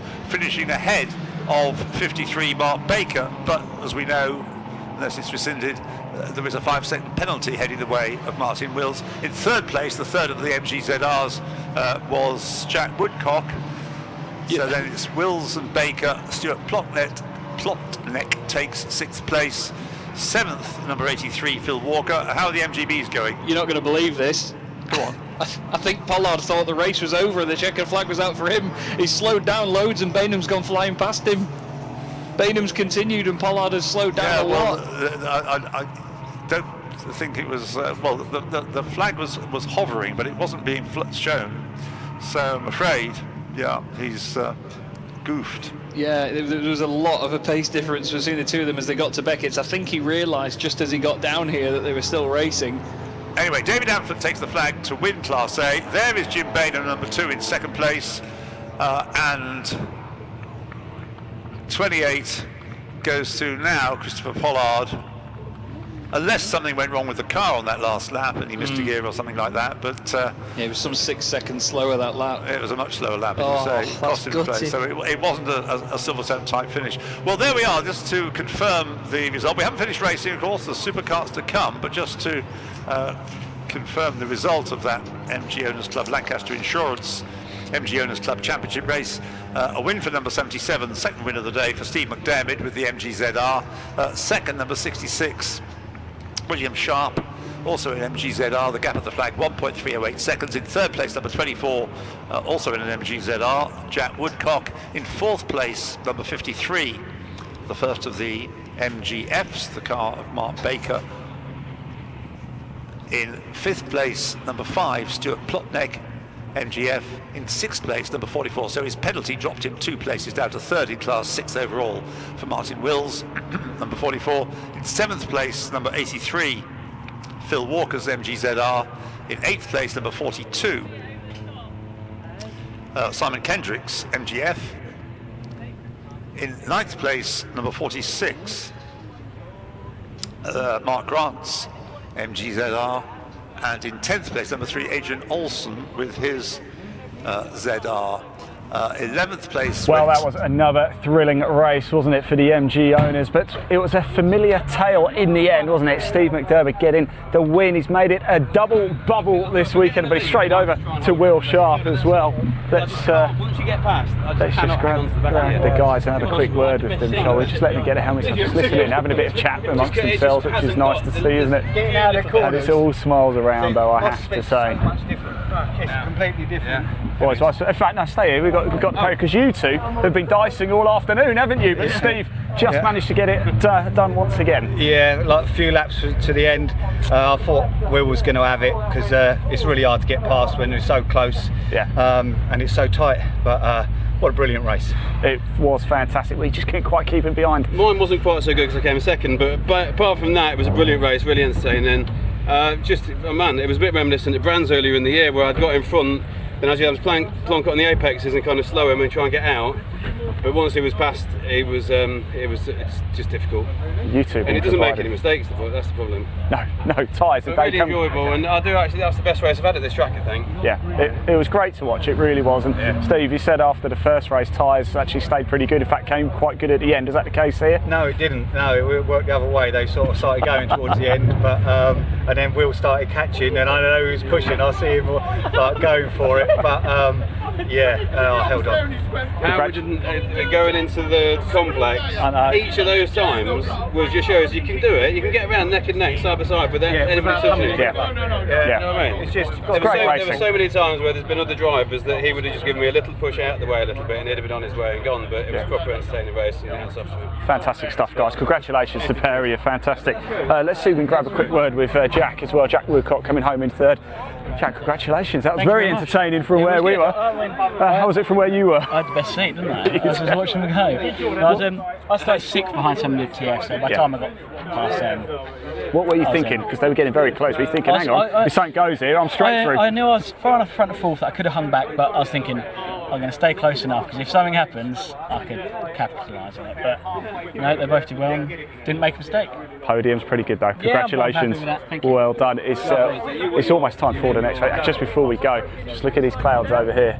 Are we about to get a deluge here? This could be the question for the Supercars. I actually think we might avoid it, but who knows? They've got a bit of a decision to make. Did it go wets or did it stay dries? I would stay dry, but hey, what do I know? It is now time for the final race of the day. I can't believe I'm saying that already. It is the Supercars. It's the O plate race as well. It's quite a prestigious event. It's almost time to get out onto the track. Sport team, and I think they've actually got 10 karts racing this weekend over various classes. Yes, Gary, that's correct. 10 karts in the 4 classes. So that's across the 450s, 250 nationals and the Division 1 class. So Keith overseeing things of the team and also putting up some prizes for not necessarily the guys that are finishing at the sharp end, but there's 5 additional prizes being put forward for most improved driver of the day, best mechanic, best prepared kart, just to sort of add a little bit of flavour and bring people together and spread the prizes down the grid. So anyway, we'll quickly run through the grid as it is. Third time today, pole position 24 kart of Liam Morley, joined once again by the 79 of Jason Dredge, 47 Lee Harpham and 31 Sam Moss on row 2. Row 3, 84 Matt Robinson and 26 Andy Gulliford. Row 4, the 2 kart of Carl Hume and the 0 of Tom Rushforth. Tom was involved in that off at Cops earlier on, but back out in this one. Row 5, the 3 of Carl Kinsey and the 18 of Andy Waite. That's the first 10 all being Division 1 karts. Then we've got the first of 250 nationals. Row 6, that's 127 James Hassel and the GP of Paul Platt. Row 7 is the 4 kart of Curtis Seymour and 93 Ben Parkinson. Row 8, 101 Lee Plain and 29 Tom Hatfield. Row 9, 52 Steve Burton and the first of the 450s, that's the 233 of Nick Kirk. Row 10 is 35 of Sam Hempshire, had a great second place earlier on today, and also the new lap record holder in 250 nationals, but way back there on row 10, whereas most of her, well, Paul Platt starting 4 rows ahead, so we'll see if Sam can get onto the back of the GP kart again. Joining her on the 10th row is the 20 kart of Rob Stubbs. Row 11, 56 Michael Goff and 25 Luke Plain. Row 12 is the 53 of Martin Marks and a 21 of Ben Davis. Ben dropped out in the earlier race after 3 laps due to a seized engine, but they've repaired. I think Ian Harrison said they were trying to push the boundaries and they sort of pushed it a bit too far. So now they know what the critical point is and they just wind it back a couple of notches. So Ben Davis back out there again, row 12. Row 13, 51 Luke Burton, and the second of the 450s, that's the 12 kart of Kevin Ridley. Row 14, 43 Sean Lombardo, and 33 Mark Newton, one of Keith Parker's runners. Row 15 is the 57 of Mark Pask, and the E1, that's the first of the 125s. That's the English champion in the 125 class, Mark Bramall. Row 16, Jack Tritton, who got an excellent win, and in fact, just picking back very quickly, Mark Bramall also set a new lap record in that earlier race in the 125 category. So we've seen out of the 4 classes today 3 new lap records. It only leaves the 450s to make it a clean sweep. So Jack Tritton lines up on row 16 alongside the E-Kart of Kurt Cattermole. Row 17, 69 Costa Karitsis, and 23 Clint Bridge. Clint finished the race, albeit 2 laps down, but the clutch was burning out, so that's constantly why the 23 kart that we saw driving slowly round for the last couple of laps, but Clint's hopefully fixed the clutch on that and back out for this one. Row 18 is the 15 of Luke Clemson and 49 Michael Parr. Row 19, 68 Mark Edwards and the 50 of John Busby. Row 20, 36 Tom Baldwin and 62 Andy Powell. Row 21, 45 Chris Mackey and 92 Ben Arden. The 59 car of Nick Flint heads row 22 with the 63 of Richard Connick. Row 23, 34 Daniel Jared, although I think he might not be starting this one, I'm not sure yet. 32 Catherine Foster completes the 23rd row. 24th row is 27 of Amy Jurger, 41 of Fletcher Hearn, and row 25 is 58 Mary Howarth and 61 kart of Dave Heathershaw. I can hear lots of karts entering, yes, the pit lane, so the safety car is taking them out of the pit lane, so they should be heading to you a slightly more sedate pace, Chaz, for you to get some number colour scheme recognition at this early stage before the whole 50 are let loose for what will be another 12-minute race. So once again, based on previous lap times, we're probably looking at about 13, 14 laps for the front runners. Yeah, indeed, there's so many of them out there, and obviously despite the fact that a lot of them are so brightly coloured, they come by so quickly with such little bodywork. I mean, watching them follow the safety car is actually quite the treat. There's a big check-up as they've gone through Beckett's here. Not quite sure what's caused that, but there's a number of them, 3, 4, even 5 wide further back in the field. They're all sort of trying to filter back into their places, but they don't quite know where to go by the look of it. They know who they should be following though, I suppose, and it seems like they've actually done a nice job of filtering back through, but they're all trying to find a bit of space to maybe do a little bit of a weave to get some heat in the tyres. But I think it was one of Chris Dawes' expressions that I think the Legends I was watching at Brands last month, somebody zigged when they should have zagged, and consequently 2 collided in the middle of the circuit or something. So yes, you don't need to be making a fool of yourself on the warming up lap, that's for sure. No, the 112 machine as well is catching right back up, and obviously that's Dean, no, not Dean Forward, is it? 112. Oh no, sorry, yeah, it was Dean Forward, although it sounded like a 450. Not number 12. Oh, sorry. Kevin Ridley. Yeah, maybe. I think it might have been Ridley. Yeah, apologies. Yes. The black and pink car. That's the one, yeah, Kevin Ridley. Yeah, I thought it was 112, apologies.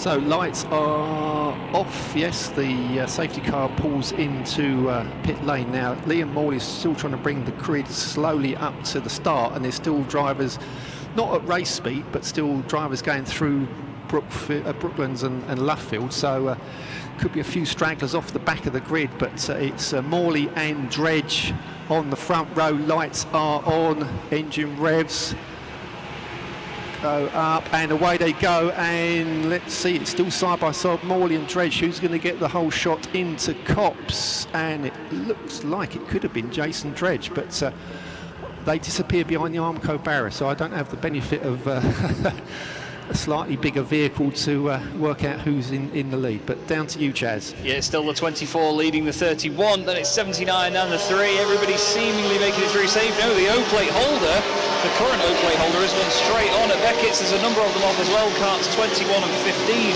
have also gone way off, and kart 21 actually went off in the earlier race as well, so it's not got any better for him, unfortunately. He's gone off in the exact same spot he did before. We've also got the 52 off the track as well. So the reigning O-plate holder Tom Rushforth has made a big mistake on the first lap and obviously won't be retaining that plate. Sorry Gary, there's rain on my commentary box window. We were looking at black clouds and we thought they might just skim the outside of Copse and disappear, but yeah, Morley leads across the line for the end of the first lap, chased by Sam Moss. Then it's Jason Dredge, Lee Harpham, Andy Galliford, Cole Kinsey, Matt Robinson, Andy Waite, Carl Hume. Paul Platt leads the 250 Nationals. Kevin Ridley heads the 450s, and Mark Bramall is heading the 125s. So remind me, do they get an O-plate per class? They do indeed, yes. So you've got four classes all competing for the O-plate, yeah. Okay, smashing stuff. So everybody still in with a fight of something. We've got yellow flags down here with the 52 car being stationary. We've got 3 wide, 87, 69 and 68. 3 wide through Beckett's. The pace they carry through there is absolutely ridiculous, but they all still continue and all fight another day. Kart 52 is back in the race, but I'm afraid number 21's day is over down here for the second time today. Morley and Moss are edging clear of the rest. Jason Dredge in third, being pounded by the 47 of Lee Harpham. Harpham drives past Dredge like he was standing still, so Harpham up into third place as Jason got another problem looking further back. Sam Hempshall, the 35 on the back of the 25 kart of Luke Plain. So Sam Hempshall down in 7th place in the 250 national class, so lost a lot of ground on the opening lap. Tom Hatfield looks fairly racy this time out, 29 kart in 3rd place. Yeah, Molly and Moss doing a great job at the front, aren't they? Really stretching their legs now. And as you say, looking further back, Platt, the GP plate holder. Now, an interesting question I do have. If you are the GP plate holder and you win the O-plate, which one do you wear? Well, in superkart racing, there's what's known as the Triple Crown, which is the GP, the O-plate and the number 1, which is for British champion. There's not many people that have won all 3, but those that have tried to somehow incorporate GPO was the favourite one, or 01 or whatever. But it can be confusing for the timekeepers, and I think from my personal experience, I would say, well, if you're racing at a British Championship round, you should be wearing number 1, and if you're racing at the O-plate, use the 0. Tom Rushforth is back running, but into the pit lane, so I don't know if they're going to try and do some hasty repairs for Tom Rushforth. Obviously, he's got no chance of retaining that O-plate this time round, but safely back round into the pit lane. Yeah, he bounced across the grass quite aggressively as he came round here, so I'm not sure whether it damaged something in the engine. Obviously these things don't have any suspension. Oh, the E-plate, that's Catamol, isn't it? He's having an issue on the back straight. He's just put his head back in disgust. He knows that he's absolutely done for now, and he's gutted, really gutted. He's not had a good day, as Morley and Moss have stretched the lead even further, and this is now shaping up to be a nice little 3-way scrap for 3rd place between Lee Harpham, Jason Dredge and Andy Gulliford, with Matt Robinson trying to close in the 84 kart. Looking further back, Sam Hempshall trying to put a move on Tom Hatfield. Now Hatfield was 3rd in class, and he's now sitting behind, in fact we've got 2 of the Parker Motorsport runners. Keith standing here chewing his nails because he's got 2 of his team drivers, 3rd and 4th in the 250 national class, running nose to tail. So. And the E-kart, Catamol into pit lane, arm in the air. Oh, he's absolutely gutted as well. He was so gutted. So many of them really trying hard here as they exit Beckett's to just sort of bounce up and down in the cockpit, just take a bit of weight off it. We've got a kart slow coming towards Beckett's. I'll let you know who that is. Morley and Moss cross the line again. Lee Harpham broken clear and is now 3rd on his own as Andy Galliford comes under pressure from Matt Robinson. Now Jason Dredge lost 3 places on that lap. The GP kart of Paul Platt comfortably ahead of Lee Plain, and then Sam Hempshall's got past Tom Hatfield, closing up onto the back of the 4 kart of Curtis Seymour. But Paul Platt, a fairly big gap of 4.3 seconds over Lee Plain for the 250 honours. 450 still being led by the 12 kart of Kevin Ridley, and the 125's Mark Bramall just trying to see who his closest challenger is. It's going to be Clint Bridge and then Jack Tretton, who are running fairly close together. It's the number 33 of Mark Newton that is out. He has gone straight on with his arm in the air at Mark Beckett's. Newton's out. That is the end of his race, I'm afraid. That's not one of That's his. another one of Keith's runners. Oh, yeah. no, I'm sorry, So Keith. Mark Newton out of the race straight on at Beckett. So. Okay, so looking at the lap times, 54.6. What's the weather looking like? It looks clear over this side now. Yeah, Chaz. it's still... Well, actually, I'll say that. I'm looking out and there's a horrible grey cloud. It's literally right over the race control building. So yeah, it's covered the whole circuit, to be fair. It's above me even here at Beckett's, but there's no rain on the windows anymore. It's all dried off. No, there is rain. I'm looking outside of my window. There's a big puddle outside from yesterday and it is raining now. So just under 6 minutes to go. All these guys are going to be on slicks. Who is going to be the... Yeah, sorry, we've got the number 3 car in the wall. Carl Kinsey. Yeah, he's gone across the grass and skimmed the gravel, and he's ended up in the tyre barrier down at Beckett's. There's a yellow flag out on the way in. We've got safety car, I think, coming out. Have we? Morley and Moss have completed 7 laps. And say 5.5 minutes.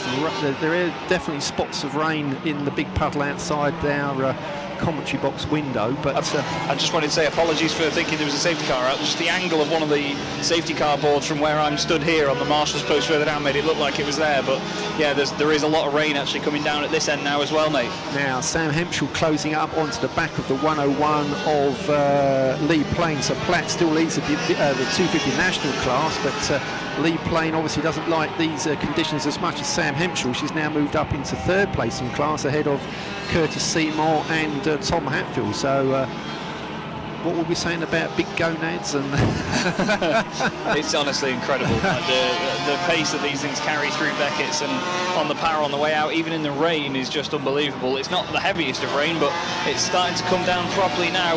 And there's a nice little scrap building up in the 125 class, E1, 23 and 87, only 7/10 covering all 3 of those karts in the 125 category. So they're all pitching for the O plate in the 125 category. Kinsey's got going again. Kinsey has continued, so even though he hit the wall, the cart has been pushed back on and he seems okay to keep going.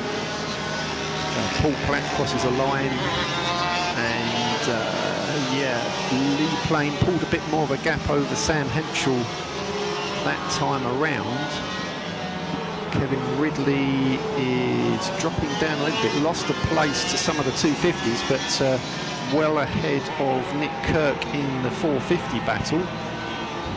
And a couple of drivers into pit lane, and one of them is the 3 car of Carl Kinsey, comes in, as does the 57 of Mark Pask. And a change for the lead as Sam Moss has got ahead of Liam Morley, so only 2/10 in it, but a yellow flag's being waved down here on the Woodcote. There's a cart stopped here as well, actually, just on the way up to Cops. So Beckett's, I can't see who it is. Oh, the 45 is slowed as well. So I think that's the 45 car of 45 is Chris Mackey. Dropping like flies here.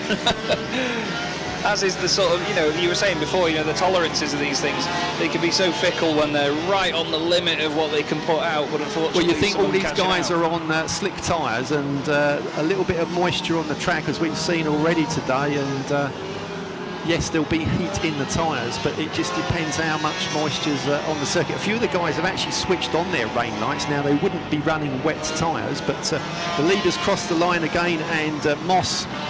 Is he going to tee up a move on Liam Morley into Cops? No, he just literally plants his 31 kart, the blue nose going onto the rear bumper of Liam Morley. 10 laps completed, 2.5 minutes to go. So at best we might get another 3 laps out of this, I think.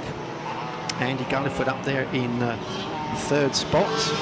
Morley's holding on ahead of Moss as they come through Beckett's this time, mate, and the 47 machine going very deep into Beckett's, but manages to collect it without going on the grass. They're all twitching on the exit of Beckett's now. I can see their helmets really rattling around as the drivers move about when the car gets some grip on the exit. And there is a driver off on the exit of Brooklands being attended to by the marshals. Can't quite work out who that is tumbling down the order. Marshall's trying to lift it and drag it out of the way as Morley and Moss cross the line again, so it's been reversed. It's the 24 from 31. 11 laps completed. some great battles going on further down the order. Well, so I want to try and see if I can pick... Oh, sorry, we've had contact. The 25 cart has gone into the back of the 127, the Union Jack clad machine. So that's James Hassel, and the 25 cart, that's Luke Blaine. Yeah, he's just pushed him off, and he was trying to get it stopped. He had a bit of a moment, then pushed him off at Beckett's, but 127 has continued, but he wasn't too happy about it, shaking his head and putting his arm in the air to say, what are you doing? Now, the 250 national class is starting to shape up, because suddenly Paul Platt, the big advantage he had before the GP car, is being reeled in by the 101 of Lee Plain and the 35 car of Sam Hemschel. So perhaps these wet conditions are not to Paul Platt's liking, but certainly the two drivers behind him, Lee Plain and Sam Hemschel, closing in. Yeah, certainly. I've just seen them come into view now, and it was massive gap earlier on, but now they're all within the same sort of eye shot as they leave Beckett's. They've got a bit of traffic to negotiate, so that could help Platt here. But as we've seen, though, Gary, I mean, you've got more experience in it than me, but the traffic doesn't make too much difference here, because they can just zip by them so quickly they don't even notice. Yeah, I mean, you've got just quickly across the line, E1 and 87 literally locked together bumper to bumper, and that's the battle for the 125 category. But oh,